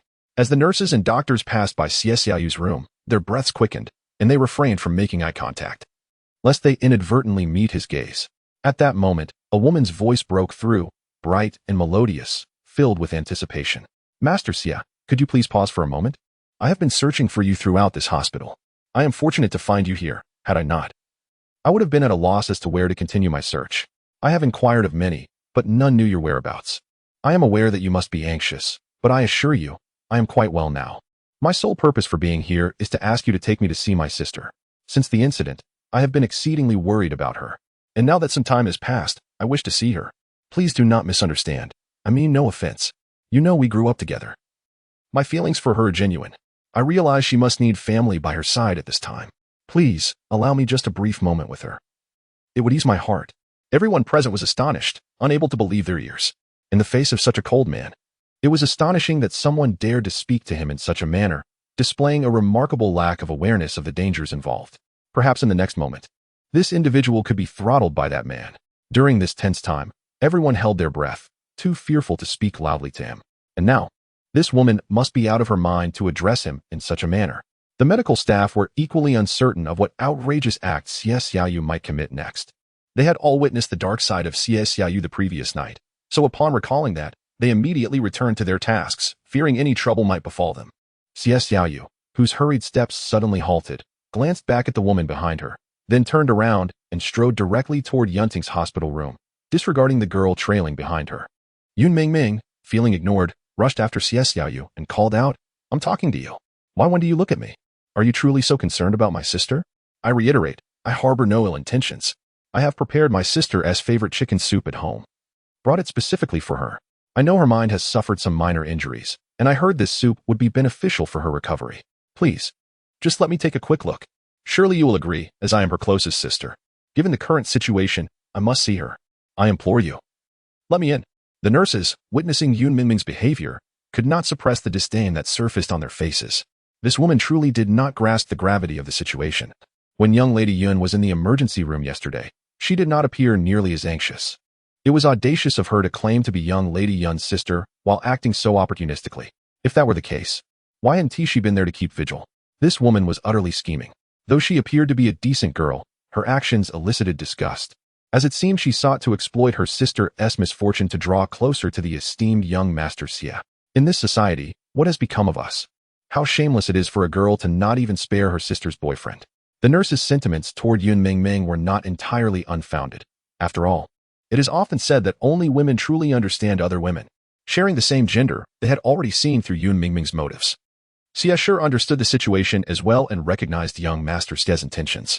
Given her understanding of him, it seemed he genuinely wished to avoid excessive interaction with this girl. Otherwise, he would not have made his way to young Lady Yun's room. At this thought, Xie Shi stepped in front of Yun Mingming, stating, "I'm terribly sorry. But please pause here. Our young Lady Yun requires rest. The doctor has just informed us that patients need tranquility and should be undisturbed. I will graciously accept your thoughtful gesture of the chicken soup and deliver it inside. As for you, I suggest you return home and attend to your own matters. Young Master Xie is here to care for her, so you need not worry. Furthermore, young Lady Yun is recovering splendidly, and your presence is unnecessary. I will convey your sentiments to her and extend our gratitude." Seeing Xie Xiaoyu's retreating figure, Yun Mingming felt an indescribable emptiness within her. In truth, her visit was not solely to see Yunting. She yearned to encounter Xie Xiaoyu. However, it was unexpected that Xie Xiaoyu did not even spare her a glance, leaving her heart feeling a bit desolate. At that moment, Xie Shi continued, "You see, our young master has entered. If you do not leave now, I will have to personally escort you out. With so many people here, I truly do not wish to place you in an embarrassing position. Therefore, I advise you to hand over the items to me. This way, you can both deliver your gift and exit gracefully. I know you are an intelligent girl. You must understand." Xie Shi remained polite in her address to Yun Mingming, yet her tone carried an underlying menace. After hearing these words and witnessing Xie Xiaoyu's departure, Yun Mingming reluctantly handed over the food container, wearing an expression of mild grievance as she implored, "Could you please inform her that I wish to see my sister? I am genuinely worried about her. I spent several hours preparing this soup, and I hope you can empathize with my feelings. We are both young and have our own sisters. With my sister in such a predicament, do you know how anxious I am? I sincerely ask for your help. Just to let me in for a moment." Xie Shi's expression remained cold as she regarded Yun Mingming, replying, "I am truly sorry, miss, but I am powerless to assist. Our madam instructed me before I left that no outsiders are to be admitted. If there is anything, you may return once she has recovered. Due to her condition, she cannot meet anyone. As her sister, you should understand this. A patient's most vital need is rest. And your continued presence here benefits neither you nor young Lady Yun. Therefore, I strongly advise you to leave and cease this unruly behavior." Xie Shi's words were not without reason. At a previous banquet, she had witnessed young Lady Yun fall due to inattention, and though this woman appeared to assist her, she had covertly pushed her down again. Initially, Xie Shi held a favorable impression of Yun Mingming, as she was quite lovely. However, her actions revealed a heartlessness that was shocking. Since the moment Yun Mingming appeared, the events of that day replayed in Xie Shi's mind like a film. Hence, no matter what, she could not allow this girl to see young Lady Yun, while it seemed she came to visit her sister. The potential chaos that could ensue was unknown. To ensure the madam's safety, she could not permit this young lady to approach. Yun Mingming, upon hearing Xie Shi's numerous remarks, felt a surge of anger, unable to articulate her feelings. To be deemed an outsider in her sister's eyes was utterly incomprehensible. Moreover, Xie Shi referred to her sister as Madame Xie. Had they married without her knowledge? What was this all about? She must return and inform her grandmother and mother. Eager to see how they would respond. Chapter 65. Forthrightness. Upon hearing the elder's words, each person exchanged glances. Over the years, they had come to understand the nature of the man before them. If they did not disclose the truth now, the consequences would be dire. At that moment, the elder's second son spoke up, addressing the elder, "Father, you know what kind of person I am. I could never act behind your back. Moreover, I have always conducted myself with integrity. I never engage in underhanded dealings. Therefore, this matter has nothing to do with me. Furthermore, our family, the Wangs, has reached this point through considerable effort. I cannot afford to tarnish the family's reputation at this juncture. Otherwise, the rumors that circulate will only serve to humiliate me further. This situation, in my humble opinion, seems orchestrated by someone lurking in the shadows, eager to witness our downfall. It is implausible that such a matter could spread so rapidly through various channels without intent. Moreover, what is your temperament? Many are aware of it. And if they knew that you were so angered, they would surely find amusement in it behind your back. Therefore, I suggest you temper your wrath." The third son of the old master, upon observing his elder brother's silence, hastily addressed their father, saying, "Father, please do not regard me with such suspicion. This matter has nothing to do with me. I would never resort to such underhanded tactics to divert attention from myself. My life is filled with comforts, and I am surrounded by lovely companions. Would I jeopardize our family's reputation for such trivialities? I understand our family's ascent better than anyone. If we had not conducted ourselves with diligence and integrity, we would not have reached this point, even in my most reckless days. I recognize the hard work you put into building this family. If I were to undermine your efforts with such an act, what would that make me? I have no ties to Miss Yun, nor do I see any reason to act against her. You must trust that I am not involved in this affair. Father, consider this. If Miss Yun were to meet with some misfortune, what would I stand to gain? Thus, from every angle, you should not doubt my character. You know me well. I have always been the kindest among us, have I not? As he spoke, the young man nonchalantly grabbed a banana from the table and began to eat, as if this entire situation had no bearing on him. The old master, witnessing his son's indifference, found himself at a loss for words. Were it not for the fact that this son was born of a liaison in his youth, he would have freely entrusted the family legacy to him. However, although he is nominally his son, he is, in truth, a bastard child, the cleverest among the three. In terms of capability and eloquence, he possesses a brilliance unmatched by others. Yet, due to his origins, he has adopted a carefree demeanor, fully aware that he could never seize control of the Wang family's affairs. As long as he can live comfortably, that is sufficient for him. Though the third son had not uttered a word of protest before his father, he harbored deep resentment. Had it not been for this awkward status, his intelligence would have propelled him to great success. Yet, despite his efforts, he remains unacknowledged by the family. Over time, he has ceased to care about their opinions, indulging in a life of pleasure and revelry as a matter of course. Upon hearing his son's remarks, the old master found them somewhat reasonable and shifted his gaze to his eldest son and grandson. Perhaps they were the ones behind this debacle, although he could not jump to conclusions without concrete evidence. At that moment, the family steward rushed in, breathless, and addressed the old master. Sir, what should we do? We have a throng of reporters in the courtyard clamoring for your attention. They claim to have important matters to discuss with you, and I could not fend them off. I had to seek your guidance. We already have dozens of reporters here, cameras at the ready. You ought to step out and clarify matters. If you do not, they surely will not leave. If word of this spreads, our family will be the subject of ridicule.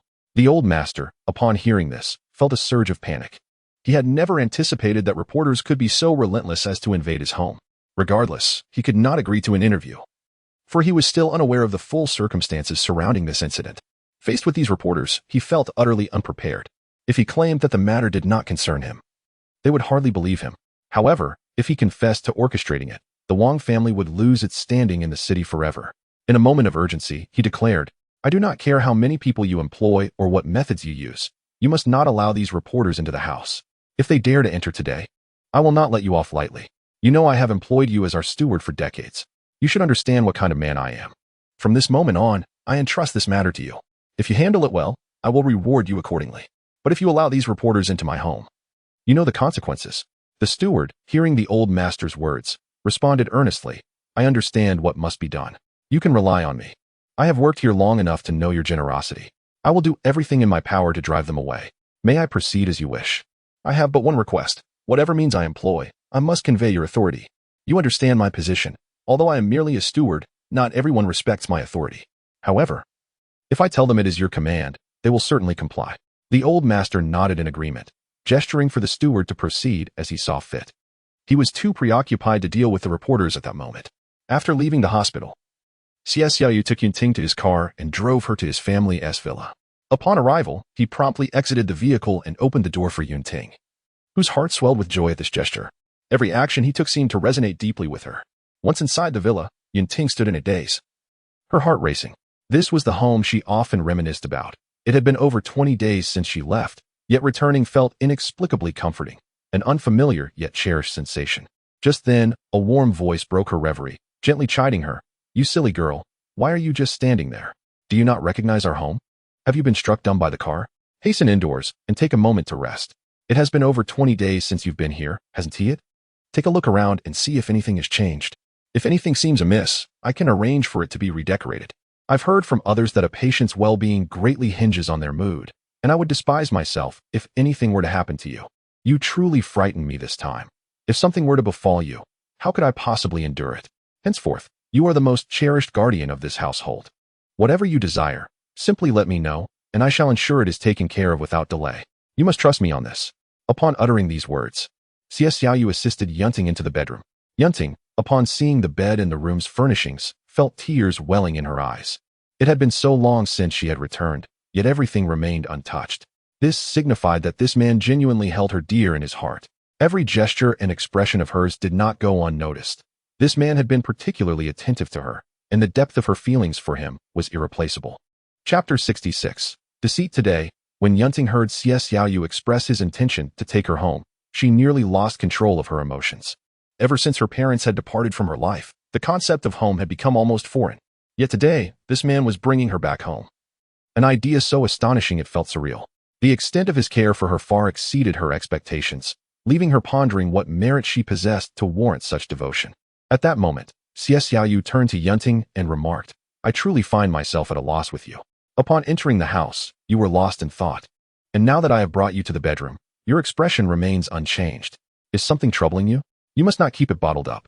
Although you have been discharged from the hospital, you still require rehabilitation. Please sit on the bed and rest. The journey home was quite lengthy, and you haven't closed your eyes the entire time. Now that we are home, do take a moment to sleep. I will change into a fresh outfit and prepare a meal for you. Just let me know what you would like to eat. If you have no particular cravings, I shall cook something myself. Oh, and if sleep eludes you, feel free to watch television on the sofa. I can whip up a meal in no time." As Yunting watched Xiaoyu step outside to change, she too changed into something more comfortable. Approaching the kitchen door, she glimpsed Xiaoyu busy at work, and a tender warmth enveloped her heart. Since her illness began, this man had devoted himself tirelessly to her care, igniting a desire within her for delectable food. Resolving not to disturb Xiaoyu, Yunting made her way to the living room and turned on the television. At that moment, the news flashed before her eyes, revealing a story that took her by surprise. The coverage of the accident was extensive, showcasing the actions of the reckless driver who had collided with her vehicle. However, curiously, there was no footage of Yunting's face during the incident. More shockingly, the mastermind behind this calamity was revealed to be the Wang family. Reports indicated that the driver had been hired by the Wangs to inflict harm upon her. Another clip displayed the driver escaping from the police station, armed and intent on confronting the Wang family. Yet his plan was thwarted before he could encounter them, as law enforcement apprehended him once more. Current reports confirmed that the reckless driver had been brought to justice again, yet the Wang family had remained silent, failing to address their connection to this individual. The public awaited a representative from the Wang family to provide clarity on the matter, as the television host narrated the unfolding events. The next scene depicted a throng of reporters congregating at the Wang residence, only to find that every member of the family had retreated indoors, refusing to engage with the media. Upon absorbing this information, Yunting's previously gentle demeanor shifted to one of stern resolve, her gaze growing icy. She had not anticipated that the orchestrators of her suffering were linked to the Wang family. Since her grandfather's illness, the matriarch of the Wang family had subjected her to relentless torment. It was clear that the sinister force behind this plot was none other than her. For such a family would not resort to such drastic measures without provocation. Initially, Yunting had hoped to avoid conflict, but now, faced with such egregious actions, she could no longer remain passive.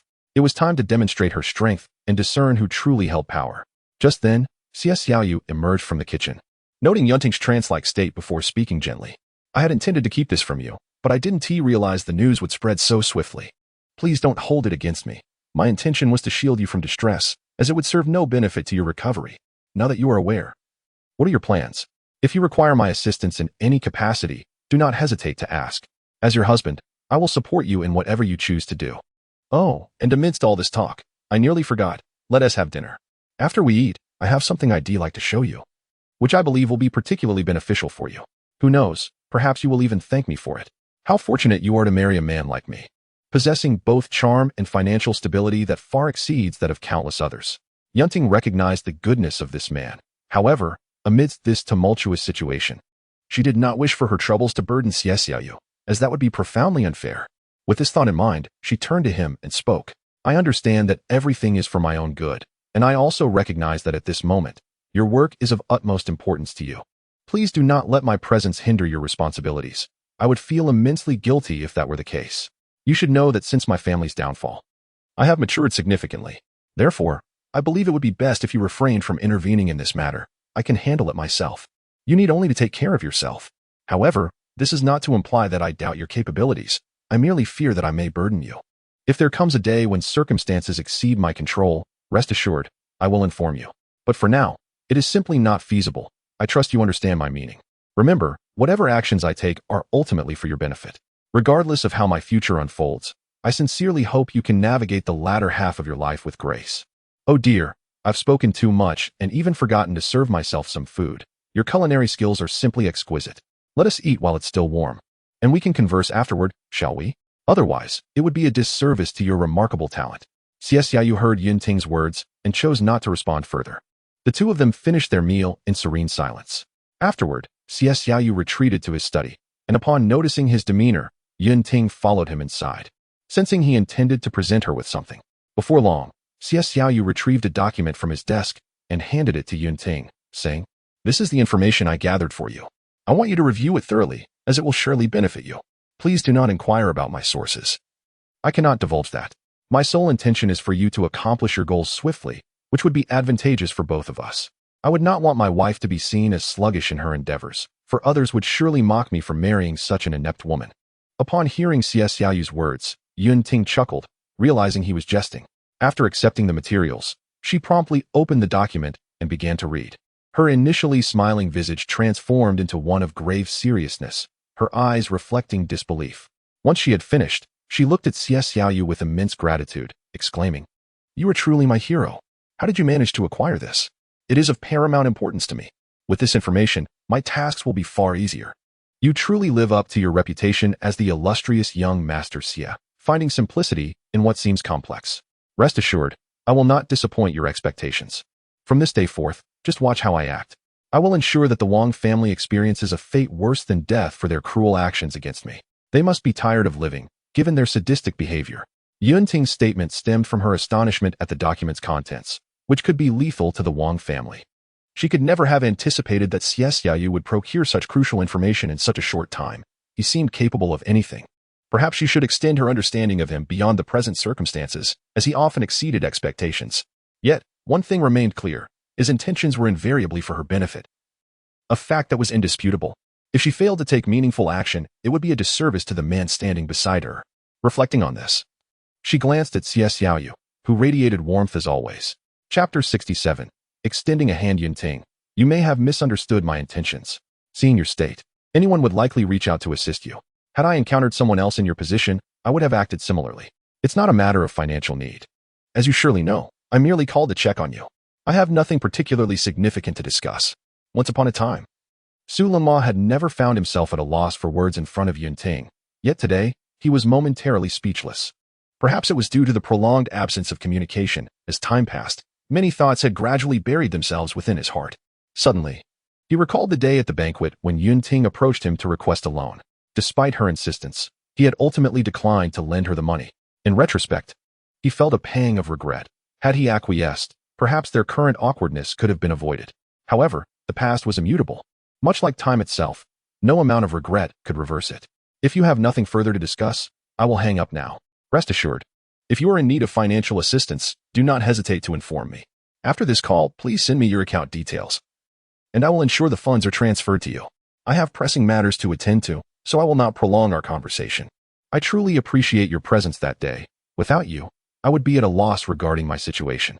In the future, if there are no urgent matters, please refrain from calling me. My husband might misinterpret our communication. Given our current circumstances, it would be best to limit our contact. I have heard that you and Meng Xiaohong are soon to be engaged. Continuing our correspondence might cause her discomfort.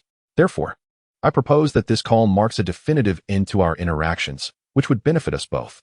You are an astute individual. I trust you comprehend my reasoning. With that, Yunting ended the call. Since the banquet, she had seen through Su Lingma entirely. Although he appeared kind and gentle on the surface, an underlying arrogance was evident to those who truly observed him. Perhaps such a man was beyond her capacity to handle. Su Lingma had intended to converse further with Yunting, but as he opened his mouth, he was met with the busy tone on the line. He understood that the woman had hung up before he could articulate his thoughts. Perhaps she truly wished to sever ties, or she would not have expressed herself so candidly today. Contemplating this, an inexplicable sensation weighed heavily on his heart, as if a pressure was suffocating him. The autumn wind blew briskly, sending a chill through the air as it entered through the window and brushed against Su Lingma's face. Instinctively, he tugged at his clothing, feeling the cold seep into his very core.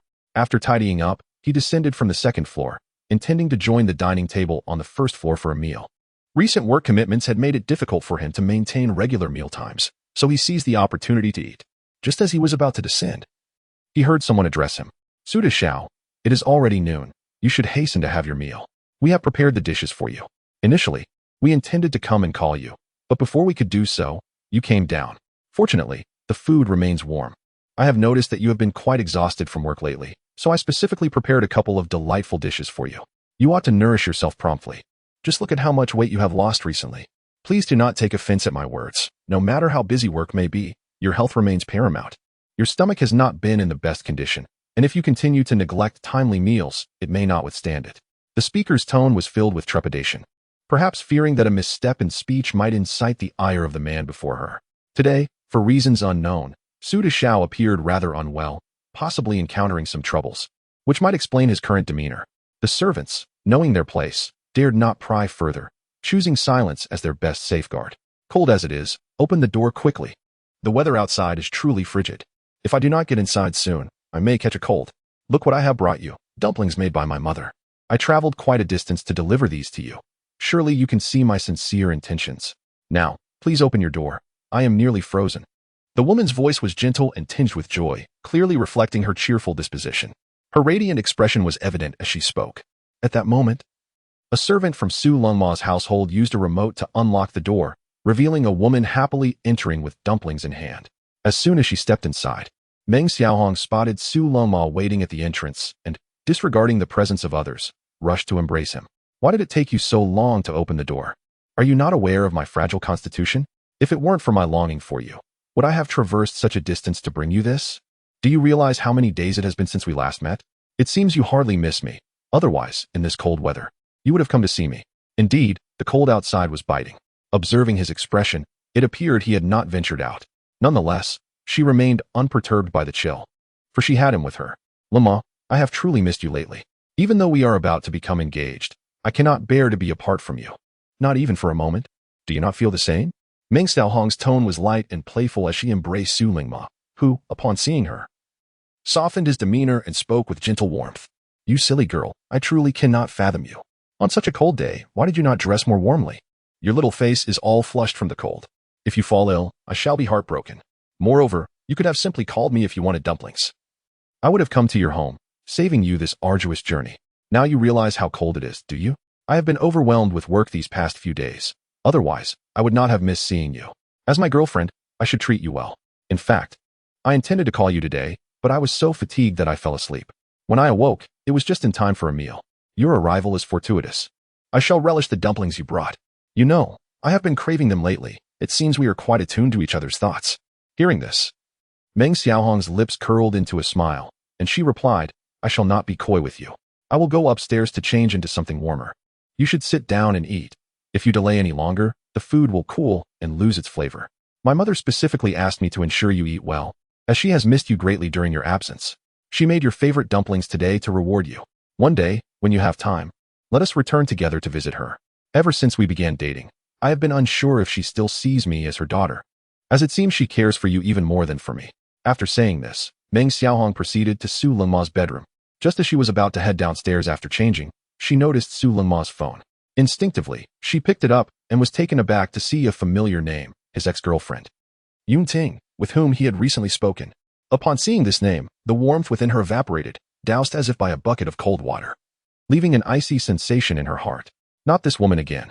Initially, Meng Xiaohong paid little heed to Su Lingma's past, but ever since Yun Ting's injury, she felt a growing distance between them. Now it seemed he had contacted this woman without her knowledge. Meng Xiaohong's thoughts turned to the events of the recent banquet, where she witnessed Yun Ting approach Su Lingma, seemingly oblivious to her presence. Although she had been there, it felt as though she were invisible to Yun Ting, who had never acknowledged her existence. She had hoped that after that encounter, their lives would diverge completely, yet it appeared she had underestimated the situation. Unbeknownst to her, the two had likely met numerous times since then, while Su Lingma claimed to be busy, possibly engaging with Yun Ting behind her back. Had she not stumbled upon his phone today, she might still be blissfully ignorant of the truth. This woman was truly formidable, despite their breakup. Why did she still maintain contact? Chapter 68. A firm grip in that moment, Meng Xiaohong held Su Lingma's phone tightly, her knuckles turning pale from the pressure. She longed to hurl the device to the ground, yet she knew she must remain composed. In this city, Meng Xiaohong was regarded as one of its most striking beauties. Her family's prominence drew attention, and her looks captivated many. However, she had never given anyone else a chance, for her heart was set on Su Lingma. Thus, as time passed, their affection deepened, and they became a couple. Initially, Meng Xiaohong felt indifferent towards him, but upon their first meeting, Su Lingma was instantly enchanted by her beauty. No matter how busy he was, he would always bring her flowers or invite her to dine. Over time, Meng Xiaohong found herself touched by his ardor, and they eventually became a couple. What Meng Xiaohong had not anticipated was that her initially passive feelings would transform into a yearning for closeness. Unbeknownst to her, she had become reliant on him, and every gesture of his tugged at her heart. The adage, no pain, no gain, rang true, although many men pursued her. None cared for her as deeply as Su Lingma did. Now, she had invested all her energy into him, and at times, she fervently wished for a complete family with him. Su Xiaohong spoke dismissively, yet she was acutely aware of the past shared between Su Lingma and Yunting. As a woman herself, she discerned that Su Lingma's feelings for Yunting were not as indifferent as others claimed. Perhaps a shadow of Yunting still lingered in his heart. Had she not entered Su Lingma's life, he might have already married and built a life with Yunting. Life should be governed by fate, had Yunting's family not faced such upheaval. It is possible that Su Lingma would have been with her for the rest of his days. It felt as if the heavens were playing a cruel joke. The more Meng Xiaohong contemplated her situation, the more she sensed a disparity between her worth and Yunting's, as if they belonged to entirely different worlds. Yet here she was, with her boyfriend still preoccupied with thoughts of that woman. At that moment, Meng Xiaohong reassured herself, Su Lingma, you are mine for life. No matter what means or methods I must employ, I will stand by your side, regardless of the rumors that may arise in the future. My vow is to become your wife. But with that thought came a weight in her heart, as though a stone pressed upon her chest, rendering her breathless. Meanwhile, downstairs, Su Lingma wondered about Meng Xiaohong, who had merely stated she would change her clothes. Yet, upon glancing at his watch, he realized half an hour had passed. This was not the Meng Xiaohong he knew. Previously, she would have resolved such a task in 5 minutes. Concerned, he ascended the stairs. As he approached, Meng Xiaohong heard his footsteps and hurriedly placed her phone back in its original position. After slowly removing her jacket and hanging it on the hook, she feigned nonchalance, standing there as if waiting for him to approach. The dim light of the upstairs cast a contemplative aura over her, reminiscent of Yunting. Su Lingma recalled moments with Yunting, where she had tidied his cluttered desk, chiding him for his laziness. You boys are so careless. Look at the state of your desk. I know you work hard, but if it gets messy again, just call me. I'm free. I'll come and tidy up for you, if you don't mind. Lost in thought, he momentarily drifted away until Meng Xiaohong turned to face him, snapping him back to reality. Why are you up here? I told you the dumplings were on the table. Did you finish? Did you miss me that much? She teased. We haven't spoken in ages, and you didn't even call. Hurry up. What brings you here? Oh, right. No working now. It's late. After dinner, make sure you rest. My mom made the dumplings just for you, so you should be grateful. Hastily, Su Lingma replied. If you don't come down, how can I eat? Besides, we haven't seen each other in so long. Dining together could be considered a date. I just came to check on you. Why is it taking so long to change? He continued, if I finish all the dumplings alone, you would surely scold me. Thank you for going out of your way to bring me food. I must wait for you. It's the least I can do. It's freezing outside, and I can't let you run over here without regard for your health. Once you're dressed, let us go downstairs together. Otherwise, the dumplings will get cold. Despite the city as seemingly small size, the distance between the Su and Meng families was considerable, requiring a half-hour drive. Su Lingma felt a wave of gratitude as he realized Meng Xiaohong braved the cold to deliver dumplings to him. Meng Xiaohong linked her arm with his and replied, What else could I be doing? I just need to change my clothes. Let us eat, shall we? It's not easy to bring you food in this weather. My mom specifically instructed me to make sure you finish all the dumplings.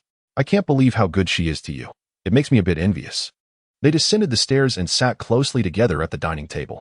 An awkward silence enveloped the room, a stark contrast to their usual laughter. Each was lost in thought as they consumed the dumplings, neither speaking a word. After the meal, Su Lingma glanced at the wall clock and then outside. Although he still had much to do, he felt it would be remiss not to drive his girlfriend home. It's getting late. I should take you back. Your parents will worry. I wanted you to stay over, but it's not convenient. Please go upstairs and change back. I'll drive you home. It's too dark and cold for you to walk alone. Don't worry about me. I'll call you when I return home. I have things to do. But since you came all this way to bring me dumplings, I must ensure you get home safely, he said earnestly. Hearing this, Meng Xiaohong felt a pang of disappointment. Despite their time together, he had never once invited her to stay, always insisting on escorting her home. no matter how late it was. Yet, she remained patient, thinking, "This man will eventually be mine, and no one can take him from me." She replied, "All right, since you insist, I'll let you take me home. Just wait here while I change. I had considered staying the night, but I don't want to disturb your work. We have plenty of time together in the future." "Don't we? I really want to tell you something. I genuinely like you, Su Lingma. If it weren't for our families insisting on a grand engagement ceremony, I would have taken you to the Civil Affairs Bureau to marry you by now. But I can't do that yet.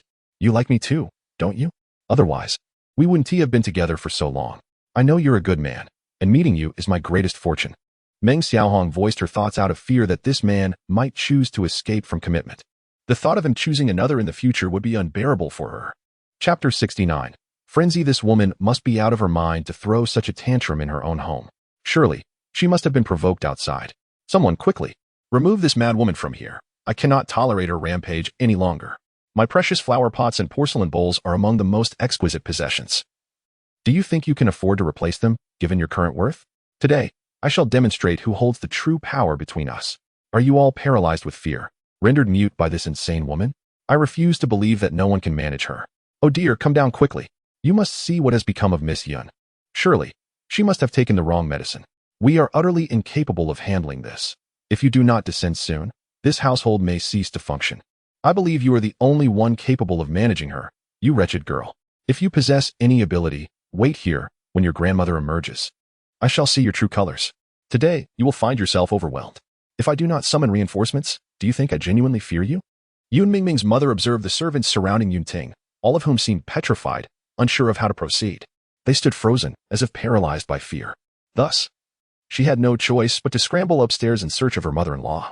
Upon reaching her mother-in-law's room, the tension gradually dissipated as she pondered the situation. This woman must have taken some strange medication, otherwise, such strength is inconceivable. What kind of support does she have behind her? Normally, with Yun Ting's temperament, such behavior would be impossible.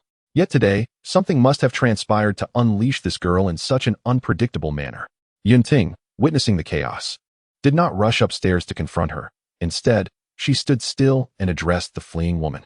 "You used to seem quite formidable. What has happened to render you so terrified?" "I merely shattered a few items, a minor lesson. If you possess any courage, do not flee. Come here and witness how I will deal with you." It is truly foolish to underestimate the innocent. Now you understand my strength, do you not? But fear not. I have only exerted 1/10 of my power. Should you continue your reckless behavior, I may just break your legs. Quickly, tell me where Yun Mingming is. I hold no interest in that old woman. I seek to understand what sort of woman her daughter is. She appears composed, yet who would have thought her demeanor is merely an act? She even brought her mother to visit my grandfather in the hospital. I suspect they have caused him considerable distress, possibly even triggering his heart condition. Just wait and see how I will deal with her. Speak up now. Where is Yun Mingming? If you claim ignorance today, none of you shall leave this door. You have worked in this household for decades. Do you truly believe you understand who I am? Today, you will witness whether I am to be feared or if they are. Anyone who dares lie to me today may very well find tomorrow to be their last. Therefore, I advise you to reveal Yun Mingming's whereabouts promptly. Why is it that you all, who usually seem so capable, have suddenly lost your voices? Yun Ting spoke at length to the servants because most of them had served Yun Mingming and her mother. They must have some knowledge of Yun Mingming's whereabouts. "Miss, what has happened?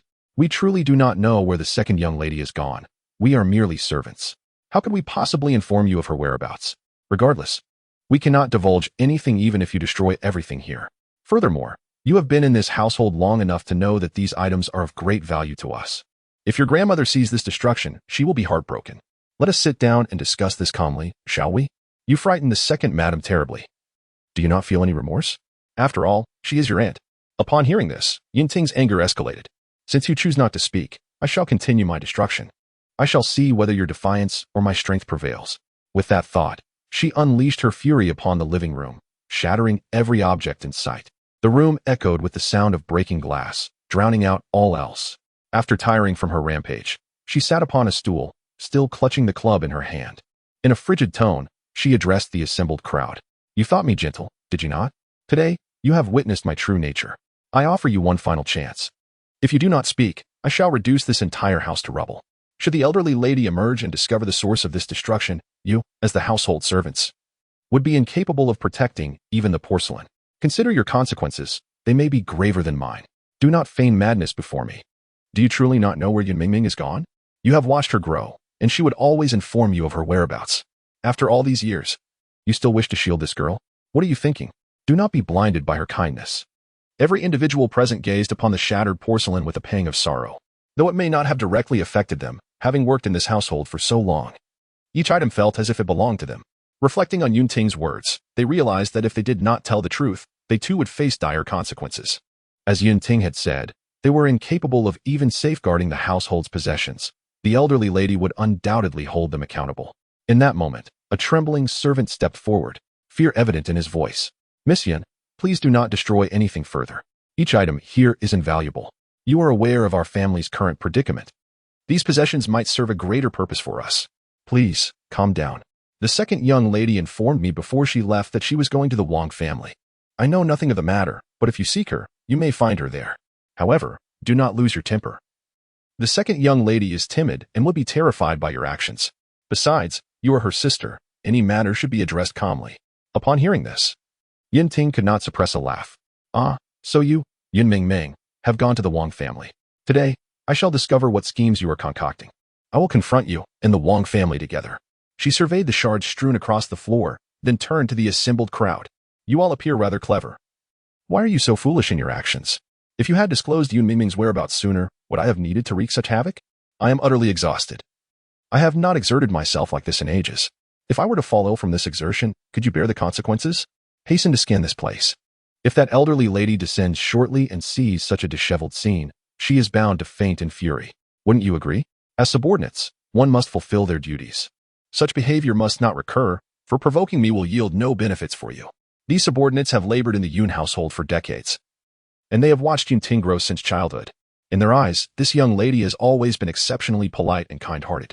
However, witnessing Yunting's behavior today, they find it utterly unbelievable. Is this truly the Yun lady they are familiar with? A girl who appears gentle and well-mannered can, in a fit of rage, become quite terrifying. Had they not witnessed it themselves, they would not have believed such a thing could be attributed to her. As they glanced at the shattered pieces on the ground and then at Yunting sitting on the bench, they instinctively took a few steps back, fearing that they might provoke her wrath with any misstep. At that moment, an elderly lady descended from the second floor, leaning on her cane, limping down slowly. With a commanding voice, she addressed everyone present. Who possesses the audacity to cause such a ruckus? Do you not regard me, this old lady, at all? Stand there and do not move. I must see how this place has been reduced to such chaos. What is it with this girl? Why must she disturb the peace of the household to feel at ease? It seems she has no idea of her own limitations, thinking herself formidable. Today, I shall confront this woman whom I once believed to be demure, only to discover her capacity for brutality. Chapter 70. The melancholic autumn invariably evokes a refreshing sensation. Yet for reasons unknown, the evening breeze often stirs a sense of melancholy. Su Lingma drove slowly, rolling down his window. The wind slipped through the openings, and in that moment, Su Lingma felt an overwhelming sense of sorrow, oblivious to the expression of Meng Xiaohong, seated beside him. Meng Xiaohong, positioned by the window, felt the chill of the wind against her face, a shiver coursing through her heart. She leaned back, casting a slightly aggrieved glance at Su Lingma, asking, Lingma, do you have something on your mind? Why open the window? Do you not feel cold? I understand the pressure of your recent work may be substantial, but is there anything you wish to share? Perhaps I could assist you. As we are now in a relationship, if we cannot confide in each other now, how will we bridge any gaps in the future? Having spent considerable time together, she understood his character well.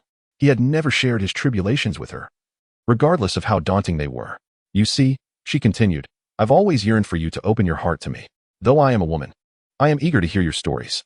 The outside air is frigid, and with the window down, what if you catch a cold? Please, shut it quickly, will you? Su Longma noticed Meng Xiaohong's cheeks reddened by the wind. Realizing he had neglected to close the window, maintaining his usual gentle demeanor, he replied, I apologize for leaving the window open in such cold weather. Look at how it has chilled your little face.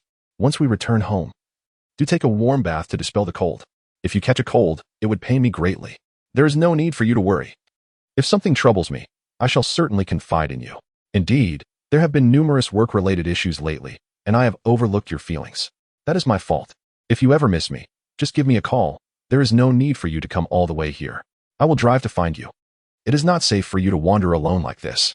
We are about to become engaged, and you will soon be my fiancée. It is my duty to care for you. Do not concern yourself with anything else. As a man, if I cannot shoulder my responsibilities, how shall I protect you in the future? Upon hearing his words, Meng Xiaohong felt her once cold heart warm significantly. She replied, I understand. If I think of you again, I will call you, but you must promise to visit me. No matter how busy work gets, your health is paramount. Please take care of yourself, will you? I will heed your advice and not come alone to see you again. In truth, Meng Xiaohong understood Su Lingma better than anyone. Though he appeared aloof, he was, in reality, profoundly gentle and loyal. Before they were together, she had inquired about his relationship with Yunting. Their time together spanned nearly 5 years. Yet aside from dining and conversing, they had scarcely held hands. Such a man was indeed perplexing to her, given his status and career. He could have had any woman he desired. Yet, he treated every girl with courtesy, and were it not for her admiration of this quality, they might not have ended up together. Meng Xiaohong had even gathered all information regarding his relationship with Yunting, only to find no intimate photographs among them. This realization left her astounded. After hanging up the phone, Yunting sat on the ground for a long time, lost in thought. Ever since meeting in Shaoxian and Su Lingma, she believed such men should be kind-hearted, both in appearance and spirit. Yet, she discovered that when provoked, their ruthlessness surpassed her expectations. Having invested her sincerity in these two men, she found herself with nothing to show for it, ultimately seeing through their true natures. At that moment, she glanced at the handsome and affluent man beside her, Xie Xiaoyu.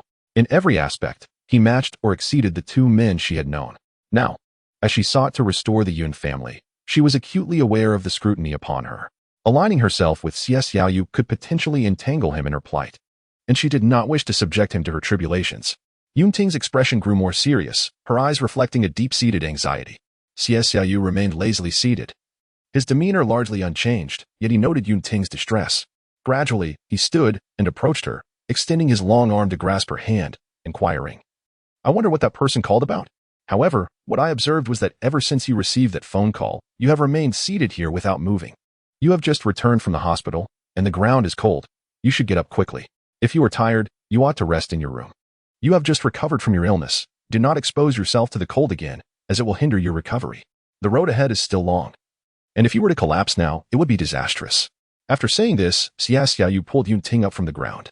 Upon hearing these words, Yunting suddenly felt that the man before her was somewhat unfamiliar. Just moments ago, he had been so gentle with her. How had he transformed into this? Which version of Xie Xiaoyu was the true him? Pondering this, she weakly asked him, Aren't you coming in with me? It is already quite late. Do you still have matters to attend to? Hurry and rest inside. Any work can wait until tomorrow. You have been busy all day at the company, and today, because of my discharge, you specially drove me back from the hospital. I know you must be exhausted. Let us discuss everything tomorrow. It's getting late, and you should rest. As you said, health is paramount in life. If you fall ill, it will truly be a problem.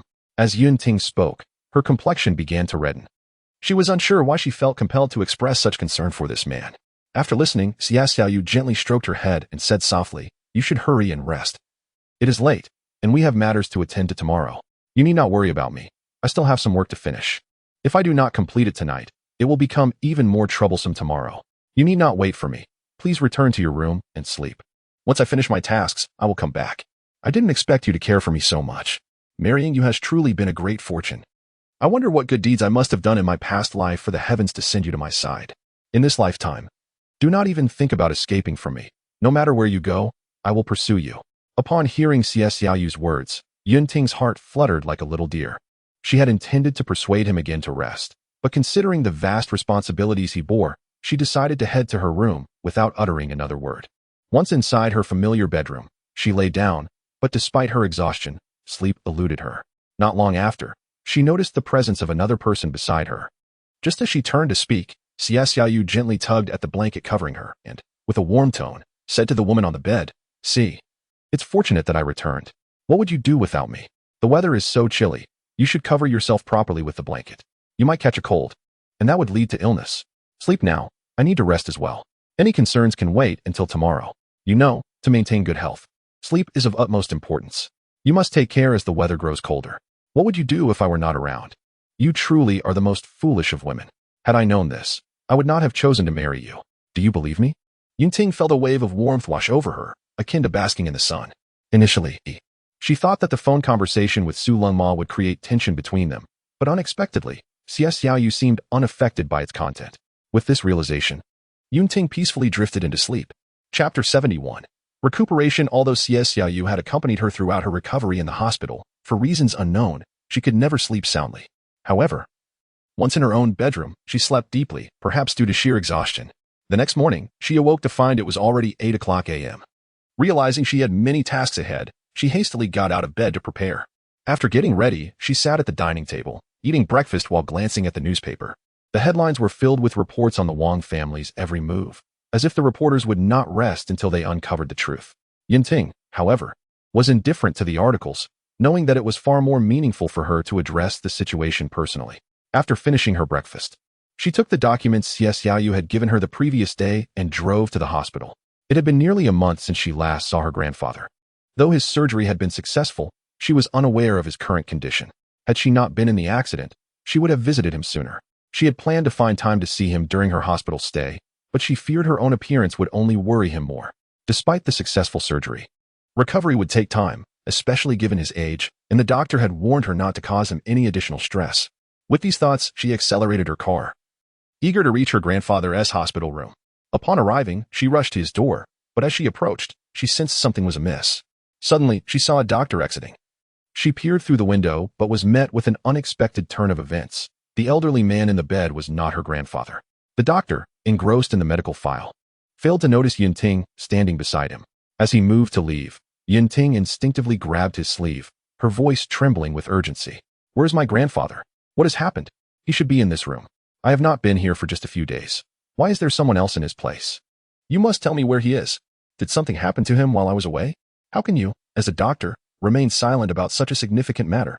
You must inform me of what transpired. Who is in there that I do not recognize? Can you not communicate properly? Is your relative not inside? I am quite busy. You know. If you have something to say, do so inside. Do not waste my time with useless chatter. That person is not your grandfather. Is there anyone else?" The young doctor, preoccupied with the case file, had not lifted his gaze to identify the woman before him. He assumed the patient she sought was indeed the one inside. However, when he finally looked up and saw her, he was momentarily taken aback, rendered speechless. How could he not recognize her? He had simply been careless and failed to notice that the woman before him was none other than young Lady Yun. His face turned pale as he stammered an apology. "I apologize, Miss Yun. I truly failed to recognize your significance. My mind was solely preoccupied with my own medical records, and I mistakenly thought you were merely a family member of the patient in this hospital bed. Please, do not be distressed. Your grandfather is safe. He has merely been moved to a different ward. I understand your concern for him, so let's take a moment to calm your emotions. I will explain everything to you slowly, if you would permit me. I sincerely apologize for my earlier remarks. I hope you won't hold it against me. Had I recognized you at first glance, I would have refrained from such trivialities. I implore you, in your magnanimity, to forgive me this once. I assure you it will not happen again." As the doctor spoke these words, his voice trembled with fear of inadvertently provoking the woman before him. He worried that a single misstep could cost him his position. Upon hearing the doctor's explanation, Yunting seized his collar, her gaze icy and intense, and almost shouted, "What transpired during my absence? Repeat what you just said. You mentioned my grandfather was moved, which implies that he suffered another heart attack during his hospitalization. Did you not tell me that he only required rest? Why has he been transferred to the intensive care unit? Do you believe I would hesitate to wreak havoc upon your hospital? Speak quickly. What is truly going on?" The doctor, feeling the grip of Yunting's hand tightening, felt an overwhelming sense of dread. His breath became labored as he stammered, "Miss Yun, please release me. I can scarcely breathe. If anything were amiss, how could we fail to inform you? Your grandfather, after meeting with 2 individuals, became agitated and subsequently suffered a heart attack. We feared for his well-being and promptly transferred him to intensive care. He is now out of danger. If you wish to verify, you may review the hospital's surveillance footage. It will clarify everything." Yunting's mind raced with the realization that her grandfather had been unaware of her troubles during her absence. Who could have leaked such sensitive information? At this juncture, who could approach her grandfather and provoke such a reaction? The thought of finding this person filled her with a fierce determination. She would not forgive them lightly. Just then, she released her grip on the doctor's neck, and noticing her demeanor had softened somewhat, he cautiously continued, "I sincerely apologize. Miss Yun, we, too, were unaware of the identities of those 2 individuals. We did not even observe their presence clearly. All we know is that shortly after they left the room, your grandfather experienced a crisis. Fortunately, a duty doctor happened to pass by. Otherwise, the outcome could have been dire. I empathize with your feelings, and I will escort you to the intensive care unit to see your grandfather, if that is acceptable." After uttering these words, the doctor hurriedly led Yunting to the ICU. Upon seeing her grandfather lying in the hospital bed, tears streamed down her face uncontrollably. Observing the elderly man adorned with medical apparatus, she felt an overwhelming sense of inadequacy as a granddaughter. She had failed to visit him during his recovery, and perhaps if she had been there, he would not have endured such a frightening episode. The guilt weighed heavily on her heart. Suddenly, a thought struck Yunting, prompting her to dash into another room in the hospital, where she accessed the surveillance footage from that day. The moment she laid eyes on the video, an unprecedented fury ignited within her. The two individuals she recognized, even if reduced to ashes, would forever remain etched in her memory, Yun Mingming and her mother. These two women had the audacity to visit her grandfather during her illness. But why had they incited such distress in him? Surely, their intentions were nefarious. With this realization, she felt an overwhelming urge to confront them, to exact vengeance. The hospital staff observed Yunting's expression, which radiated a murderous intent reminiscent of the time when young Master Xia had reacted similarly, leading to the dismissal of all personnel. Now, witnessing Yunting in such a state, everyone dared not breathe too loudly, fearing her wrath. Meanwhile, the hospital director, upon witnessing Yunting's demeanor, cowered in his office, afraid to emerge. The previous director had lost his position due to young Master Xia's fury, and he feared a similar fate awaited him if he dared to show his face. Yunting hastily exited the hospital, approaching her car with urgency. Once inside, she revved the engine and sped off down the road, her speed astonishingly reckless. The journey from the hospital to the Yun residence usually took about half an hour, but she aimed to cut that time drastically, ignoring traffic signals in the presence of other vehicles. Her eyes glinted with a fierce resolve to unleash the pent-up anger that consumed her. Who is this person? She thought, navigating the road at breakneck speed.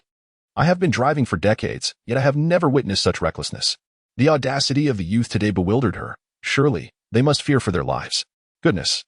This pace could easily leave others in the dust. It is as if they are playing with their very existence. As she sped along the bustling thoroughfare, each vehicle that passed by seemed to lower its window, casting incredulous glances at her.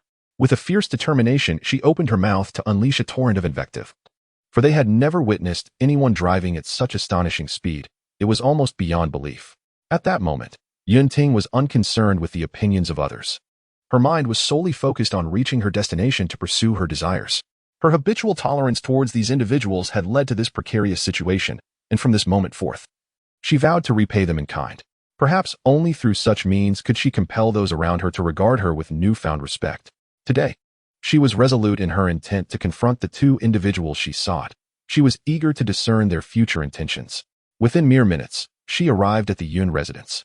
As she alighted from the vehicle, she hastened to the grand entrance, only to find it firmly shut, as though it were barricaded against unwelcome visitors. In that moment, Yunting produced a key from her pocket, and without a second thought, she unlocked the imposing door, brandishing an iron rod in her hand. Miss, what has happened to you? Could you please pause for a moment? Allow me to inform the household within. If you proceed like this, I fear I will find it difficult to explain, pleaded a long-serving servant. Consider us, the lowly staff, and wait here a moment. If something were to happen, we would be in grave trouble. You are the lady of this house. You know the rules. Please stop and let me announce your arrival to the matriarch, so that I may have something to report. The servant, having witnessed the fury radiating from Yunting, was taken aback by her menacing demeanor coupled with the iron rod. He instinctively advanced to impede her progress, as he had never seen such a fearsome version of the young lady in all his years of service. All of you, disperse at once. If you continue to babble nonsense, I swear I will ensure you meet your end here. I have but one purpose today. I must see the person I seek. Anyone who dares obstruct my path will face dire consequences. Do you hear me? Leave me be. I require no one to announce my presence in my own home. Do you not recognize who I am? I am Yunting, the lady of this house. And yet, you treat me with such disdain? It seems you court death. If anyone here has had enough of life, let them speak up, and I shall escort them to their rightful destination. The sight of Yunting's wrath sent shivers through everyone present. Clad in a dark trench coat, her fiery gaze and the iron rod in her grasp made it clear that anyone encountering such a woman would be terrified, just as they were now. Each individual wished to intervene and stop this seemingly deranged woman, yet the murderous intent in her eyes compelled them to retreat, instinctively fearing for their lives with each step closer they took. Who dares create such a ruckus outside? Are you unaware that I am resting? These feckless fools cannot even stop one person. You allow her to barge in unchallenged. What use are you to me? From this day forth, you need not report for duty. I must see who possesses such audacity to enter our home and frighten a dozen men into retreat. Though our family has fallen from grace, no one has ever been permitted to enter so brazenly. Do you believe you are formidable? You underestimate us gravely. State your name. I wish to know who is so blind as to disturb my repose. Yun Mingming's mother had been engaged in an all-night mahjong session with friends, rekindling old ties. Just as she prepared to catch up on sleep, the cacophony outside roused her from her slumber, and she descended from the second floor. Her patience worn thin by the lack of rest and the disturbance. Her tone was unmistakably irate, revealing her displeasure. Yet the moment Yunting entered, Mengming's mother's expression shifted in astonishment. She could hardly recognize the woman before her. This was not the delicate young lady she once knew. Who do you think you are? Making a fuss here? Do you realize how arduous it has been to find you? Are you not afraid of my presence? You have a cadre of guards at your door, and yet you think you can stroll in unannounced with your key? What are you hiding? From your demeanor. It seems you were up to no good last night. Have I interrupted your rest? My apologies. Unless you provide me with a satisfactory explanation, I will not relent. I have ample time, and I intend to create a scene until I am satisfied. Do you think I am easy prey? Today, I will show you what kind of woman I truly am. Mingming's mother, hearing these words, could scarcely believe her eyes. Was this truly the same pampered young lady she once knew? When did she stop addressing her elders with respect? As Yunting continued her tirade, Mingming's mother felt a chill run down her spine. She had never encountered this fierce version of Yunting before, and it was nothing short of terrifying. Nevertheless, she raised her voice, challenging the young woman. Child, you are courting disaster.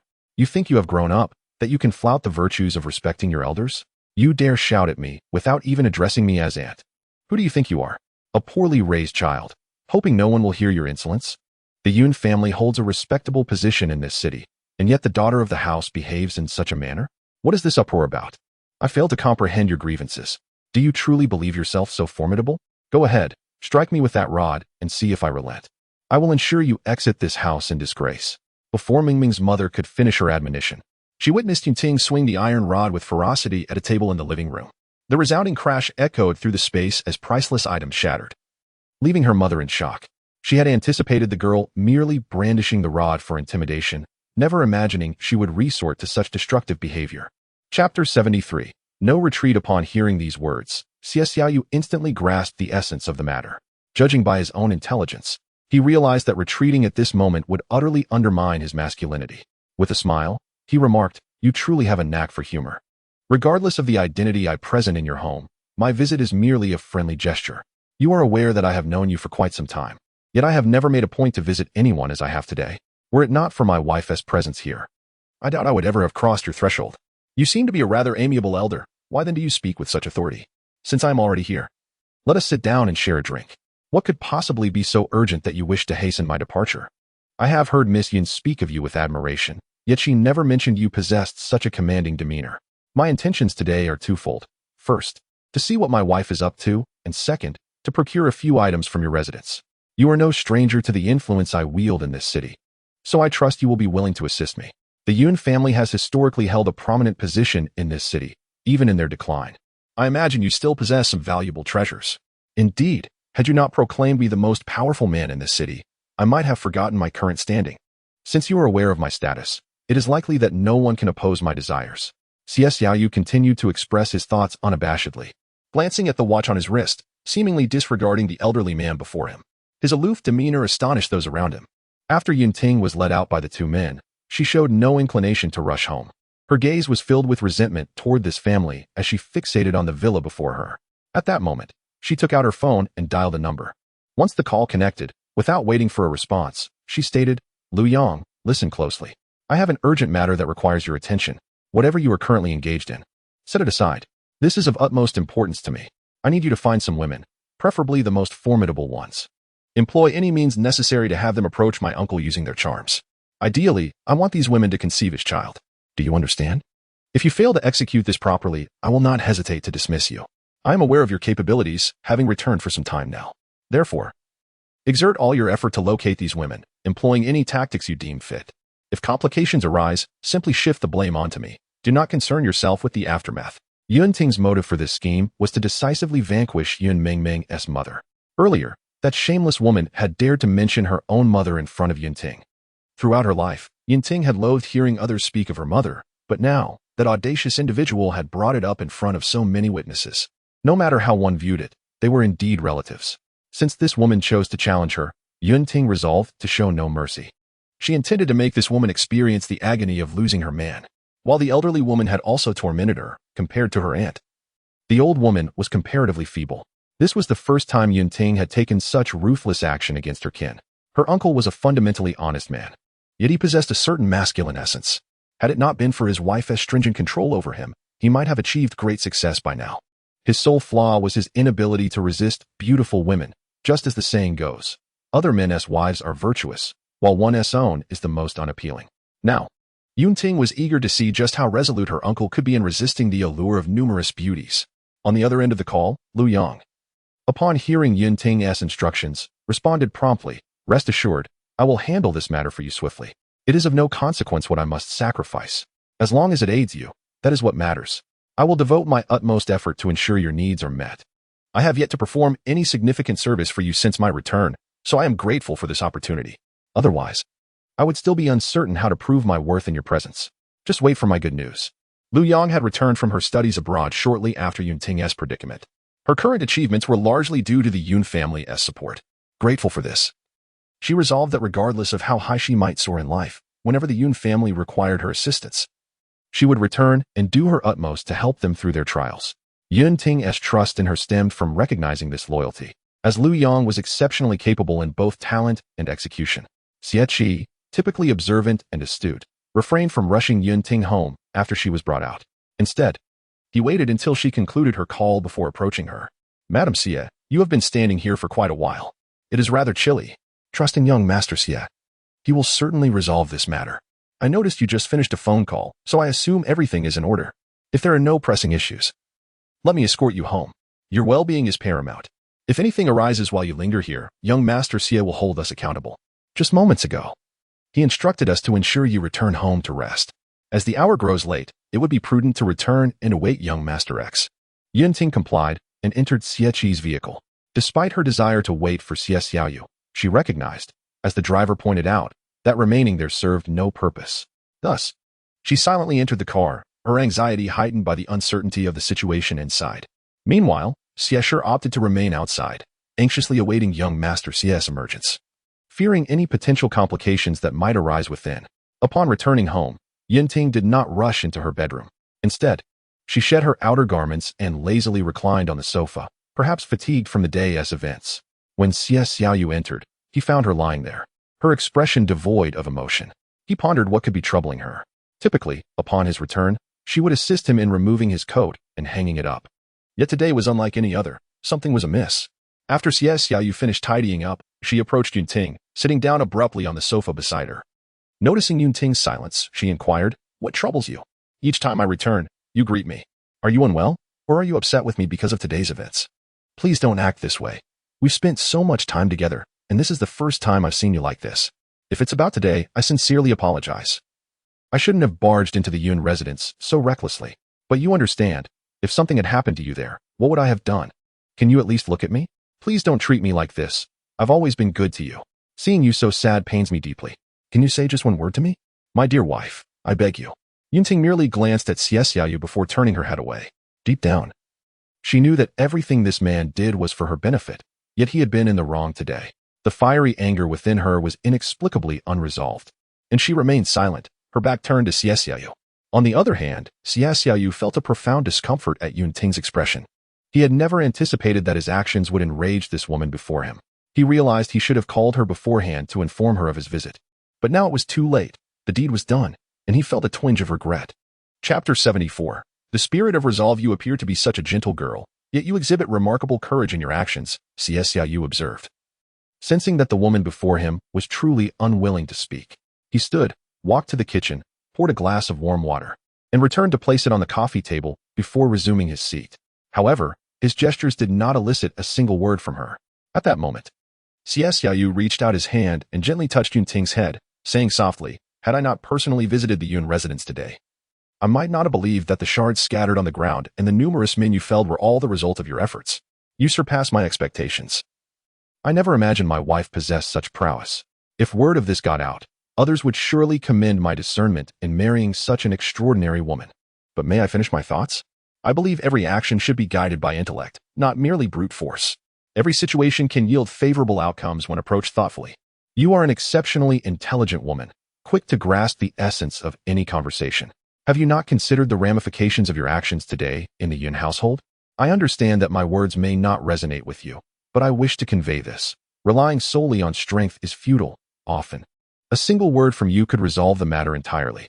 Yunting did not react to Xie Xiaoyu's words. Instead, she lowered her head, leaning back against the sofa. In that moment, she felt a profound loneliness that only she could comprehend. This sense of solitude and desolation was reminiscent of feelings that had first surfaced after her grandfather's passing. She suddenly felt as though she had lost all familial ties. Despite the presence of this man beside her, she sometimes struggled to discern who the true Xie Xiaoyu was. Since her parents' departure from this world, her closest relatives had been her grandfather and younger sister. To shield her sister from the turmoil of their family, Yunting had sent her away to study at a young age, leaving herself to navigate the complexities of the Yun household alone. She simply wished to protect her sister from harm, and in doing so, she had not seen her sister in a long time. Even now, as she faced a multitude of chaotic issues, she longed for someone to share the burden with her, yet she did not want her sister to return to assist her. Perhaps this was the essence of a sister's love. Now, with her grandfather having suffered a sudden heart attack and being admitted to intensive care once more, she had hoped that after the surgery, he would be by her side. However, the unexpected interference of those two women had complicated matters. Had it not been for her aunt and Yun Mingming visiting her grandfather in secret, the situation might have been different. As these thoughts crossed her mind, she felt a chill and instinctively tugged at her clothing, burying her emotions deep within her heart. Yet, Xie Xiaoyu, sitting nearby, observed everything. Noticing a slight easing of Yun Ting's emotions, he spoke gently. I know your greatest concern right now is your grandfather. You need not worry. He is in the best hospital room with the finest physicians. No matter the progression of his illness, I believe he will be all right. You are his closest companion, and should anything happen to you, even if he recovers, he would not find joy in it. Do you understand? Your reckless intrusion into the Yun residence today was perilous. You know those two mad women. Had they turned violent, you might not have walked away unharmed.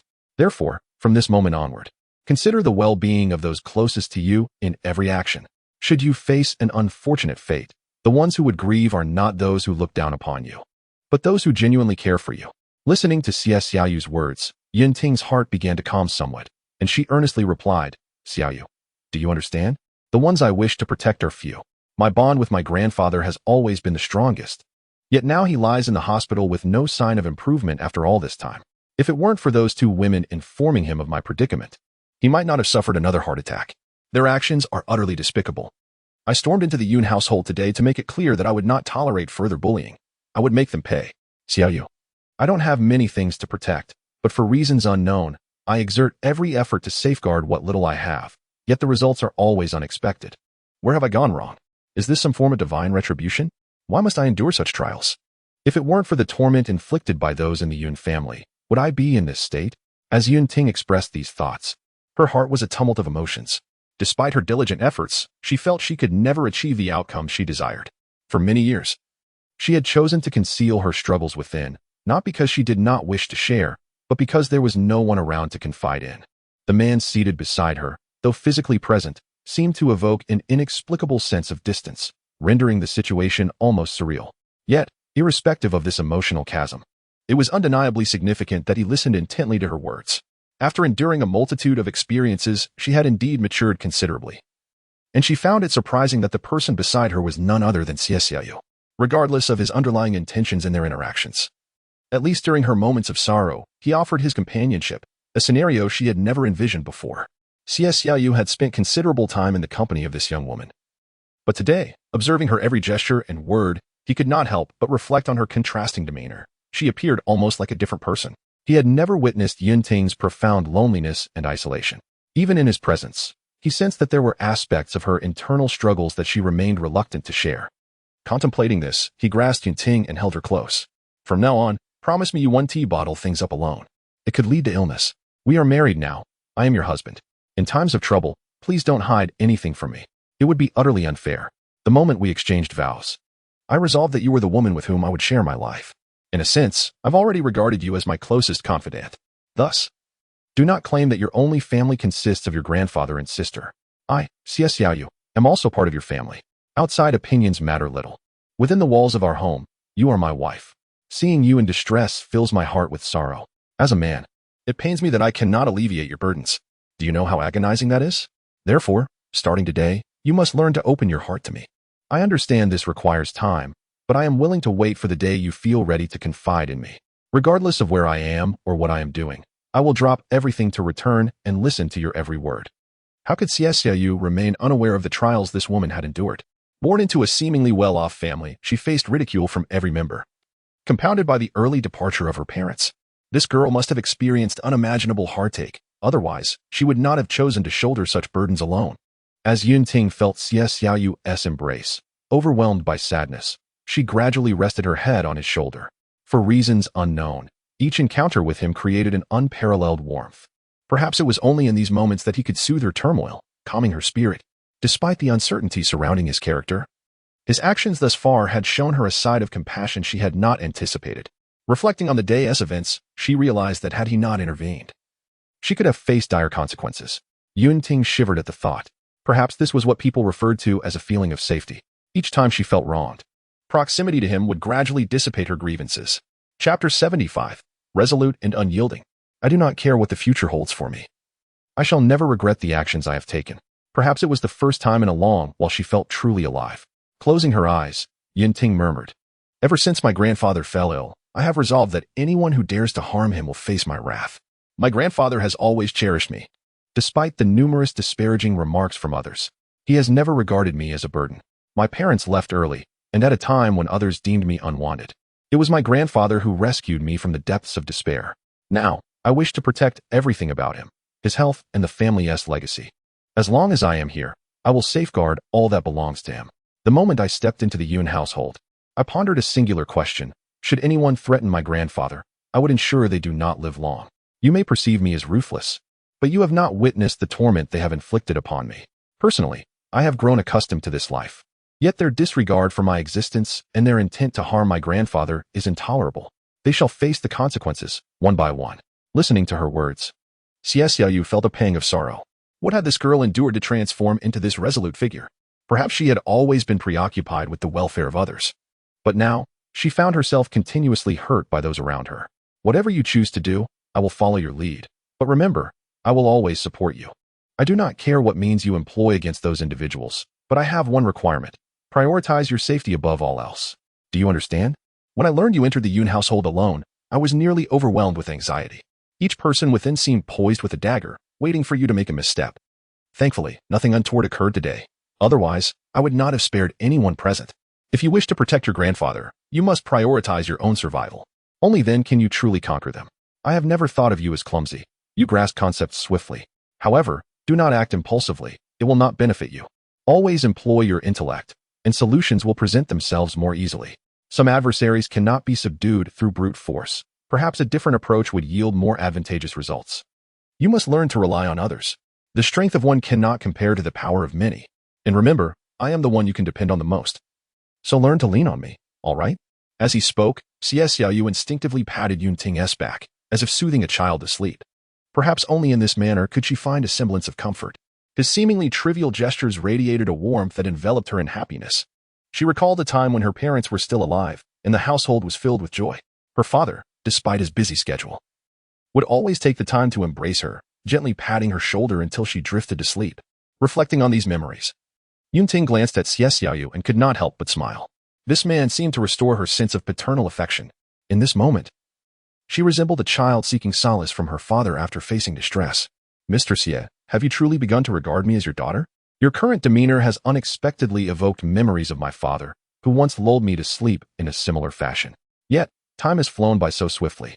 It has been several years since they departed from my life.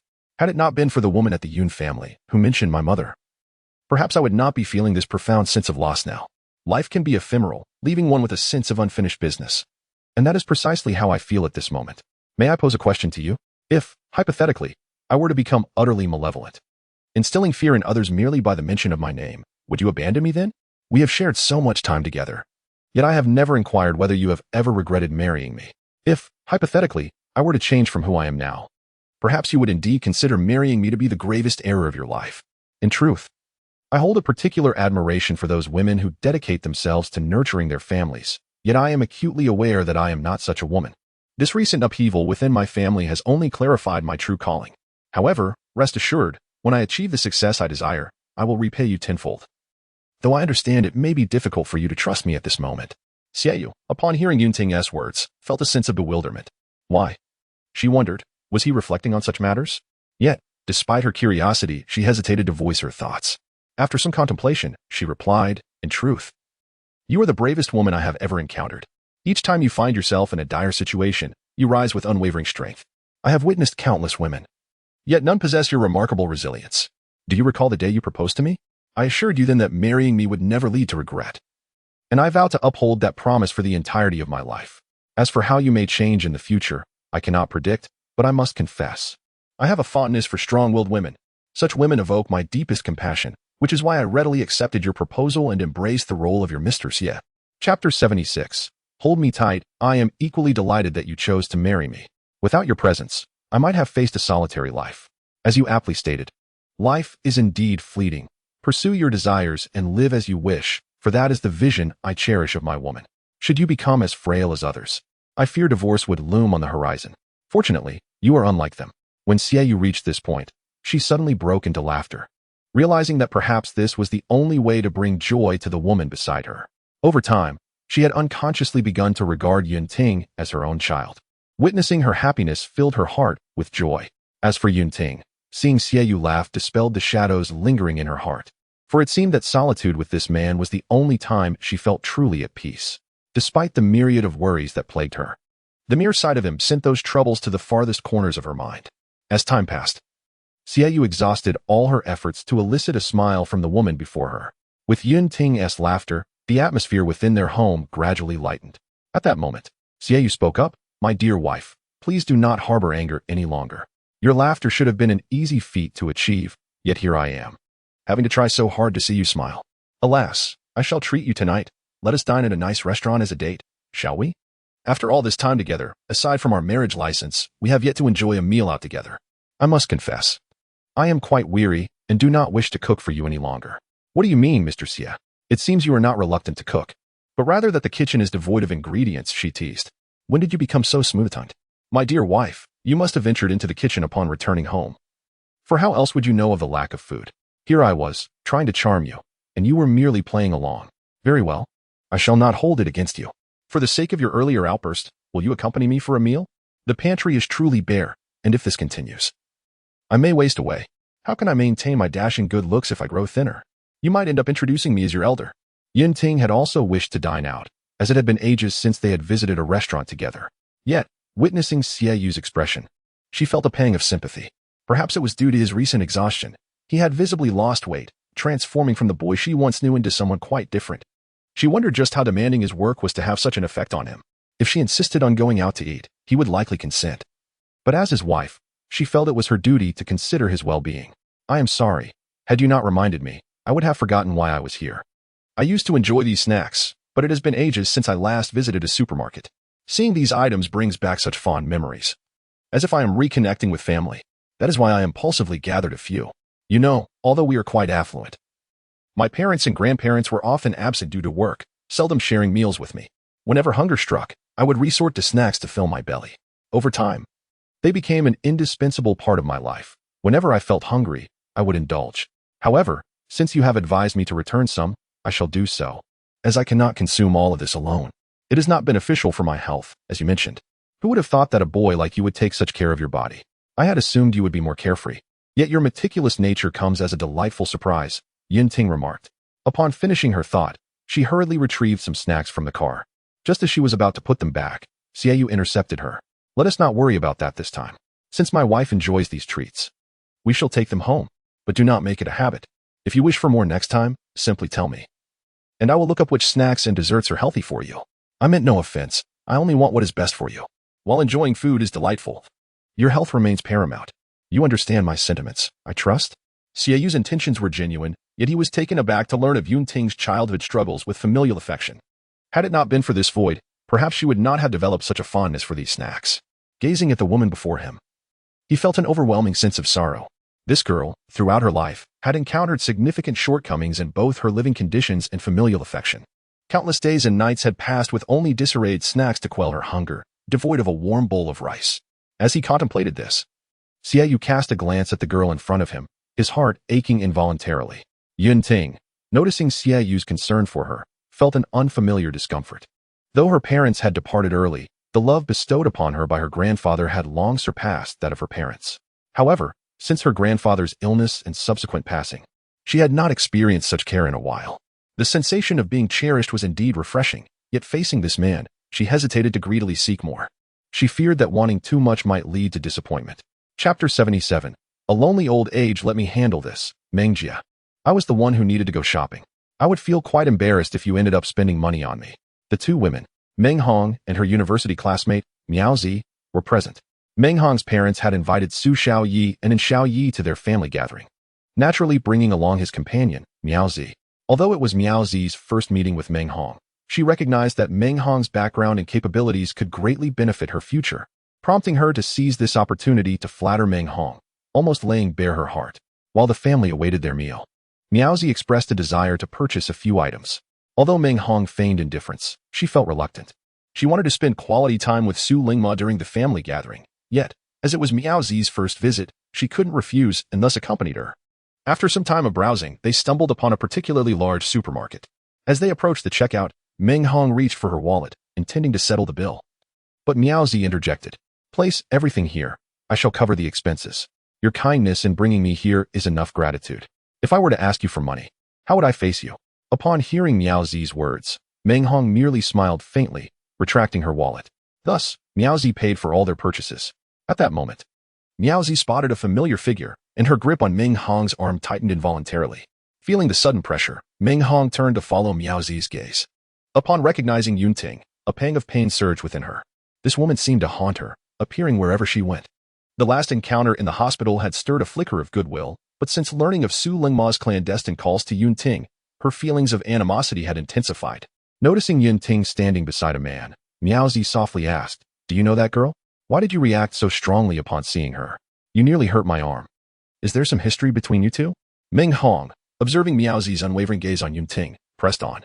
"If you know her, we should approach her and say hello, to avoid any awkwardness later. If you feel uncomfortable with me here, I can step aside.